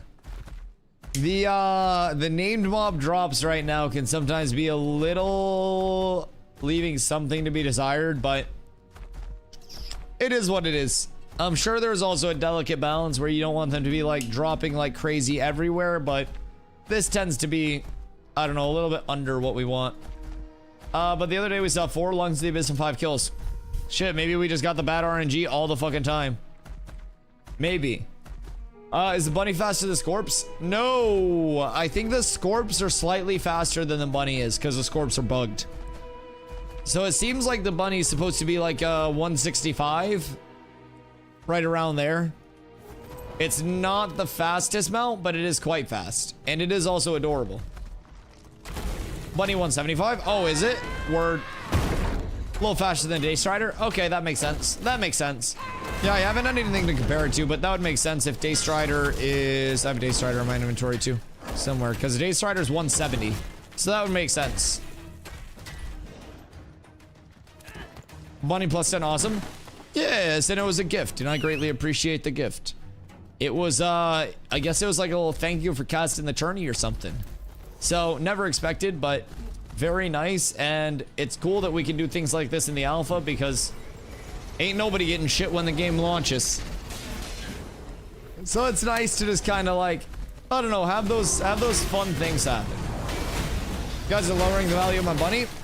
I wanted the old pirate software flying mount because nobody's using it right now and he just talks shit about the game. That was my personal, like, I want his mount. Fuck it. He's not using it. He doesn't need it where he is. And if he comes back, something tells me that flyer's not gonna stop what's gonna happen.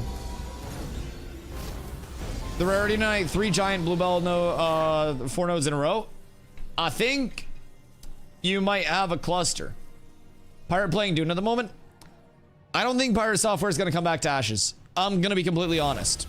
Because even if he does, the entire Ashes community is going to be waiting with open arms, and those open arms are going to have fists coming out of the chest when he leans in for a hug.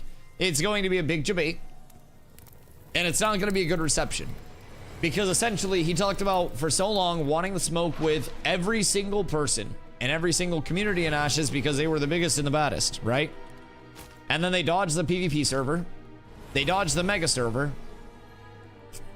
And he's been throwing a fit about Ashes, honestly, kind of like a little baby, because he had to re-gear some of his guild. Yo, Soften Bags, thank you for the follow. I appreciate you. Like, man makes tens of thousands of dollars a week streaming and gets upset because he and his community have to play and re-gear, when keep in mind everybody else was impacted the exact same way. But he throws a temper tantrum and leaves Ashes because of a gearing change, instead of providing feedback on the gearing change and collecting his tens of thousands of dollars a week that he earns playing video games. And honestly, I think based on like his recent takes, his rants over how Intrepid has no direction, how none of the changes will be able to matter because they have job listings, and like just really shitting on Ashes and Intrepid as a whole, I'm okay with a buck. I kind of hope he doesn't come back because it's just going to bring a lot of negativity in. At a certain point, if you have a drone army that follows you as a content creator, and you're one of those content creators that has a community that's built around being yes men to you, and everyone's afraid to tell you you're wrong in your community because they'll get banned, then you're just going to follow, you're going to have a following of a bunch of people that just replicate what you say without verifying it. And if he comes in and has his same mentality that he does right now, that's going to cause a lot of people to just parrot what he says without verifying any of it or knowing what any of it even is. The same way that he's doing right now with all the information that he has that's not even up-to-date information. And I think that overwhelmingly it's just been a level of disappointing to see. He was someone that was bringing so many eyes to the game, and honestly was doing a lot to address a lot of the claims of the game. And then I think a lot of the crash out wasn't just over Spindlehemp. I think his crash out was because Intrepid wasn't just like bending the knee to him. And he keep in mind, originally wanted to smoke with everybody. Then wasn't sure if they were going to go to the mega server, and then announced that they'd basically be staying on the merge server instead of going to the mega server. And then Intrepid announced that the merge server was only going to be there for a year, for a day. Sorry, not a year. Only there for a day. And then everybody would be forced on the mega server. And then it came out that they weren't going to be playing at all. Like, they know what's going to happen if they come back to a game like this. It's going to be on site everywhere. And a lot of their PvPers are simply gone. I'll be honest.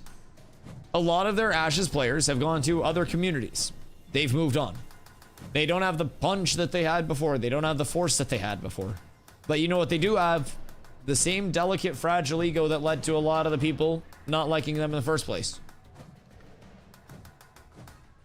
And you know what the worst part about that is? Coming back to Ashes, he'd have to deal with the fact that he's not the biggest man on campus, despite being the biggest streamer in the directory. He's not the all-powerful one. And his community is way less powerful than he thought in the scope of this game. And I don't think that his ego would allow him to accept that and say that out loud. And I don't think that he would be okay with being in that spot. So for that reason and many others, I'd be shocked if we ever saw him back in Ashes. And if we did ever see him back in Ashes, I think he'd come up with so many excuses to leave very quickly. Because if he tried to stay, I think every guild would be so far up his ass that it'd be tough. Reality is that if Pirate and or Asmon actually wanted to come back, their drone army would follow and build them up, in my opinion. I think Pirate Software and Asmongold are now on two different levels of content creation. You have to remember that Asmongold is a 50,000 average viewer streamer, and Pirate Software, when he was here, yes, had 10 to 15,000, but he's atrophied 50 to 66% of his normal viewer base and is very frequently under 5,000 average viewers now. He has a fraction of the size, and Ashes is a game where no matter how many numbers you have, if your numbers are dog shit, the numbers don't matter. Because if he comes in with 12 guilds, people are just gonna deck his main guild and then be exempt from PvP against 11 of the guilds. Like, that's what's gonna happen. And he can't guild hop and just node hop and deal with everything that would be coming his way with simply a zerg of non-skilled players. And keep in mind, he built up the army the first time. Pirates was the biggest community. Pirates was thousands of people in their Discord, all active. The server changed their playstyle when Pirate Software was online. He did put his whole effort into getting his community here. And they lost to Fed, and Fed, while they have players on break right now, has been relatively quiet in the grand scheme of this phase. That wasn't even the Vira guilds that are beating Fed right now. Like, that was other Lilith guilds that took him out and mopped him. I don't think that with what's available to him right now at this point, with just raw numbers, it would be enough to come in and be successful. And keep in mind, a lot of that is because he wouldn't even be able to get established because everybody would be griefing him from the second he came back in. Like, that's how it is. And no matter how many people you have as a streamer, you're putting your location, you're putting your route, you're putting everything out all the time. You're always visible. If people don't like you, people are going to use that against you. And you're not just going to be able to be like, well, I'm going to get you banned because I'm a streamer. Because it's not going to happen. I'll be completely honest. Unless someone is deliberately, multiple times, consistently stream timing you, nothing's going to happen about it. Especially if you just bitch about it on your stream. So, like, I genuinely think, as a streamer, reputation in games like this follow you far and wide. And his reputation is one of wanting the smoke with everybody. And, well, that's kind of what's gonna follow. I'll be honest. People are gonna want to give him the smoke. Pirates crashed out during the WoW stuff and the Ocular stuff in Cardfin and P2 decimated his reputation. I think the crash outs made people question his reputation, and people verifying, like, more corroborating stuff is what decimated his reputation. If I'm being honest, nobody really dug too much into his game development history or his, like, Blizzard history or anything like that and brought it to light until he was on his, like, holier than thou type mentality, right? So, yo, Bad Dad, what up, brother? I was gonna come along from the farm, but I said to go ride motorcycles instead. It's probably a nice-ass day. It was like 75 and partly sunny up here in Maine. I bet that was a beautiful-ass day for riding bikes. Hopefully you had a good ride. Always being safe out there. But yeah, genuinely, I think the reputation was called into question from the crash outs, and then people reviewed his actions. And then we're like, oh, all right, well, let's see how he actually is. And I think that was a big facilitator of it. But again, it's just that ego. It's not being able to say that's my bad and own up to something and wear it on the chest, you know? It's a constant level of this is somebody else's fault and shit like that.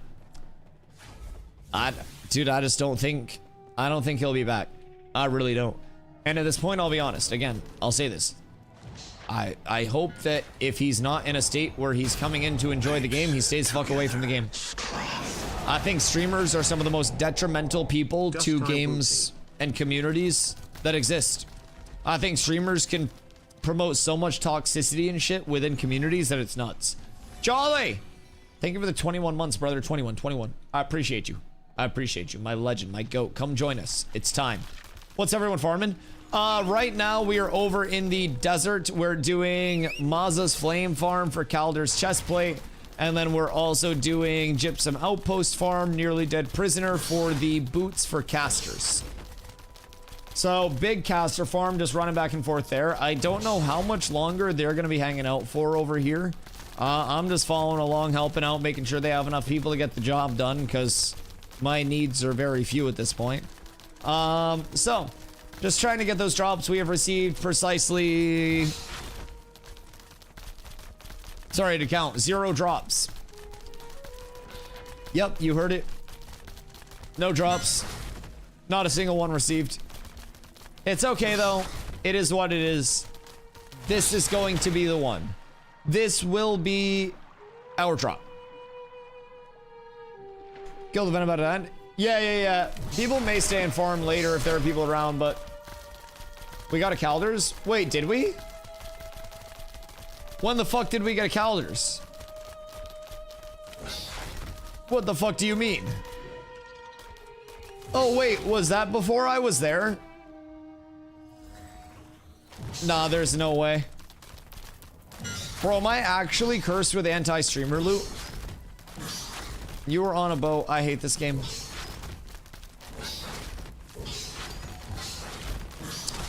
Can I use my refund 1.5 years after I got my access by chance? Is that a thing? Statos. What up, brother? I know this guy. Statos is a friend of the cats. My god. My god.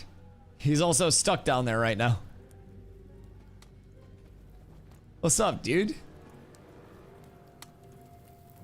Hello. I think you can just run by this guy. He doesn't care too much. I don't know what Statos up to over here, but shit. You got off early since you logged on early? Oh, dude, I'm fucking beat. I'm beat. Like, Carla woke me up at like 10:30 and I was supposed to be on at 10:45. And I was like, no, she tried to wake me up at like 10. Like way earlier. And I was so tired, I was like, just a few more minutes. And I went to bed for another 30 minutes. And then I woke up and I had to shower and stuff and get ready for stream. And I missed the first like fight or two of the day. I don't blame you. I'm Ron Burgundy. But no, yeah, dude, getting up, like, and not even like getting up early, so to say, right? Because waking up at 10 isn't early. But I usually wake up, make coffee, go about my morning routine, have time, and like get to chill out before stream. And then I hop on stream like ready to go, right? And the past couple days, I've been like, oh fuck, boys! And that's been the start of stream.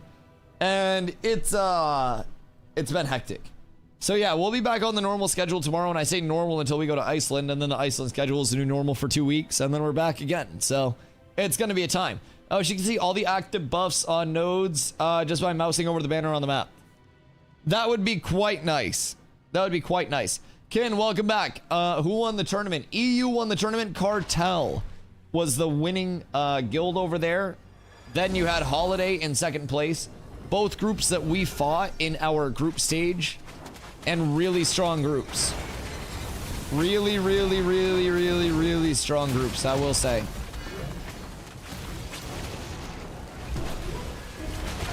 But yeah, they played well, man. They played very well, and I think like the level of playing together that they had was a big proponent of why they did well. Great target identification, great sustain on their squishy targets as well. The entire tournament was about killing a DPS. So, who was the best on A team?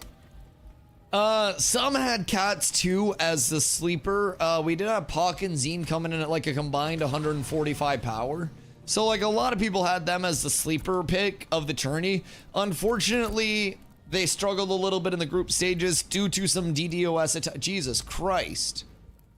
My king, my goat, what the fuck? Due to some DDoS attacks, many hackers, Anonymous actually showed up at one point. So it was a rough road for Cats too. They did everything they could though. They didn't get out of the group stage. Polar did also have the sole NA team that made it through to semifinals. So I would say the Polar teams did the best there. And honestly, against the Polar Hounds team, which was Godcheese team, we actually fought them extremely well. We did very well. Thank you, Statos. I appreciate you. No magic food yet. That takes chickens. Interesting. Statos is a goat. We need to get Statos a Cats invite. My God. My God. Like, bruh. 851 fizz power on food. That is huge. Time to improve? Oh, yeah. You know the vibe, baby. You know the vibe. Yo, Scaper. Thank you for the 3 months. I appreciate you. Yo. But you know the vibe. Like, it is, for us, we didn't go in expecting to be rank 1 team with either of our 2 teams. We went in with the intent to get people access to PvP, reps in PvP, and knowledge of what we're doing wrong and a guideline of how we can do better. And we did that. And a lot of people saw us doing that, and a lot of people are giving us a lot of respect for doing that. And hopefully that opens up a feeling of like, you know, we can do this to other guilds that are looking to break into the competitive scene. It's going to be intimidating. It's going to be tough. I thought y'all were advancing for sure. I don't need a mismatch. That took it out. I mean, genuinely, we could have played way better than we did. Genuinely. We could have played a lot better than we did. And had we done that, we could have probably won. Because keep in mind, we had a very good fight. One very good fight followed by another very confident good fight. And from there, we just kind of like didn't play to our strengths after those 2 really good fights. And I, as a shot caller, facilitated a lot of that as well. But realistically, I think we could have... Oh, wow, Jackal's knives. We could have won 3 of those fights, I think, and at least gone at 3 wins. That wouldn't have been enough to sneak in through brackets still. Maybe if we had... Because Eclipse was the team that snuck in. So we would have had to play really well to beat the Eclipse team. But, like, I definitely think we're capable of it. It's just, you know, figuring out the reps, figuring out what we did wrong, and it was best of 1 in the group stages. So genuinely, anybody could have had 1 good match, had 1 bad match, and had that determine a whole lot. So, gotta keep that in mind. BO1s are always super punishing, but we just hope that we improve and can identify the things that we did, you know, poorly this time around and not do the same thing. Next tournament, I guess, will be with Summoner. I would assume, yeah, hopefully. Oh.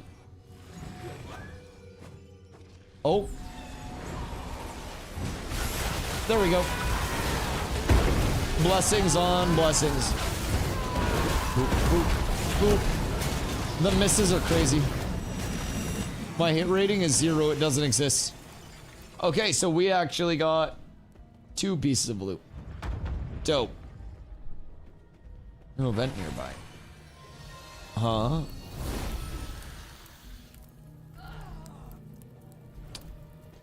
I feel like this event doesn't actually do anything though, no? I don't think it like spawns a boss or anything like that, but the blazing skeletons are new. Those weren't here previous.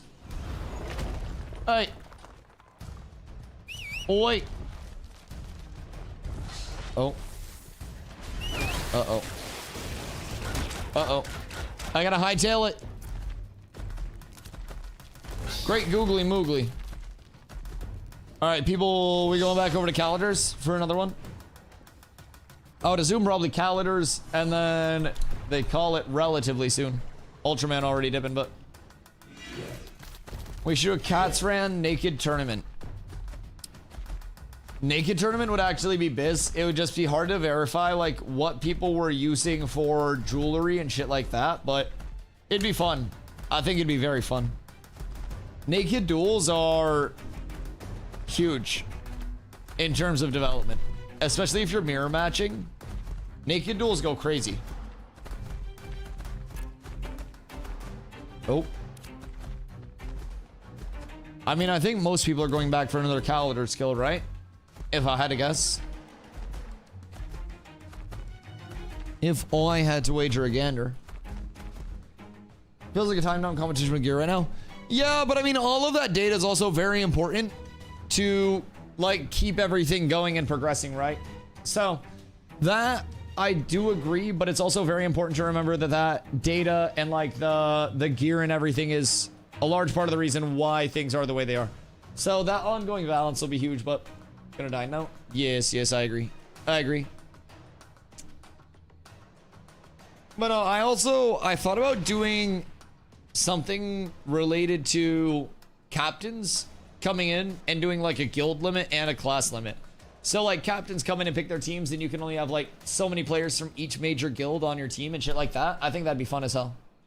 But boys, Mr. Thogley's getting some love twice in a row because I believe he's like one of the only people streaming Ashes right now. So we're gonna go say what up to the big Thog. I'm gonna hop off early tonight because we hopped on very early tonight. We got 10 hours in today. We'll do it again tomorrow. I just gotta rest my voice a little bit because the shoutcasting and the yelling got to me just a wee bit. So if it's your first day here, I appreciate y'all coming through. My name is Dusty and I do stream every single day starting at 2 p.m. EST. Earlier the last 2 days. It's been 710 days in a row now and it's not stopping anytime soon, so make sure you guys drop the follow if it is your first day here. I stream Ashes every single day, so you guys will be able to hang out, ask any questions that you may be wondering. Your eyes are red. I popped a couple eddies like an hour ago. I'm probably gonna pop a couple more and see what's what. Boys, check my ticket. We have grinding real estate all week, so I'll be AWOL till the weekend. I don't want to check your ticket. That's a lot of tickets. There are a lot of tickets to check. Send it to me as a DM. Zombie, I hope you're... Oh, wait, Brood. Wait a minute. Wait a minute. Hold on. Do we hit it before the end of the stream? Boys. Boys. What if we do? What if we do? Is the time there for it? I don't know if the time's there. The rabbit may be going down. The rabbit's down. And we didn't get it. God damn it. All right, boys. I love y'all. I appreciate y'all. I'll catch you guys tomorrow. Peace.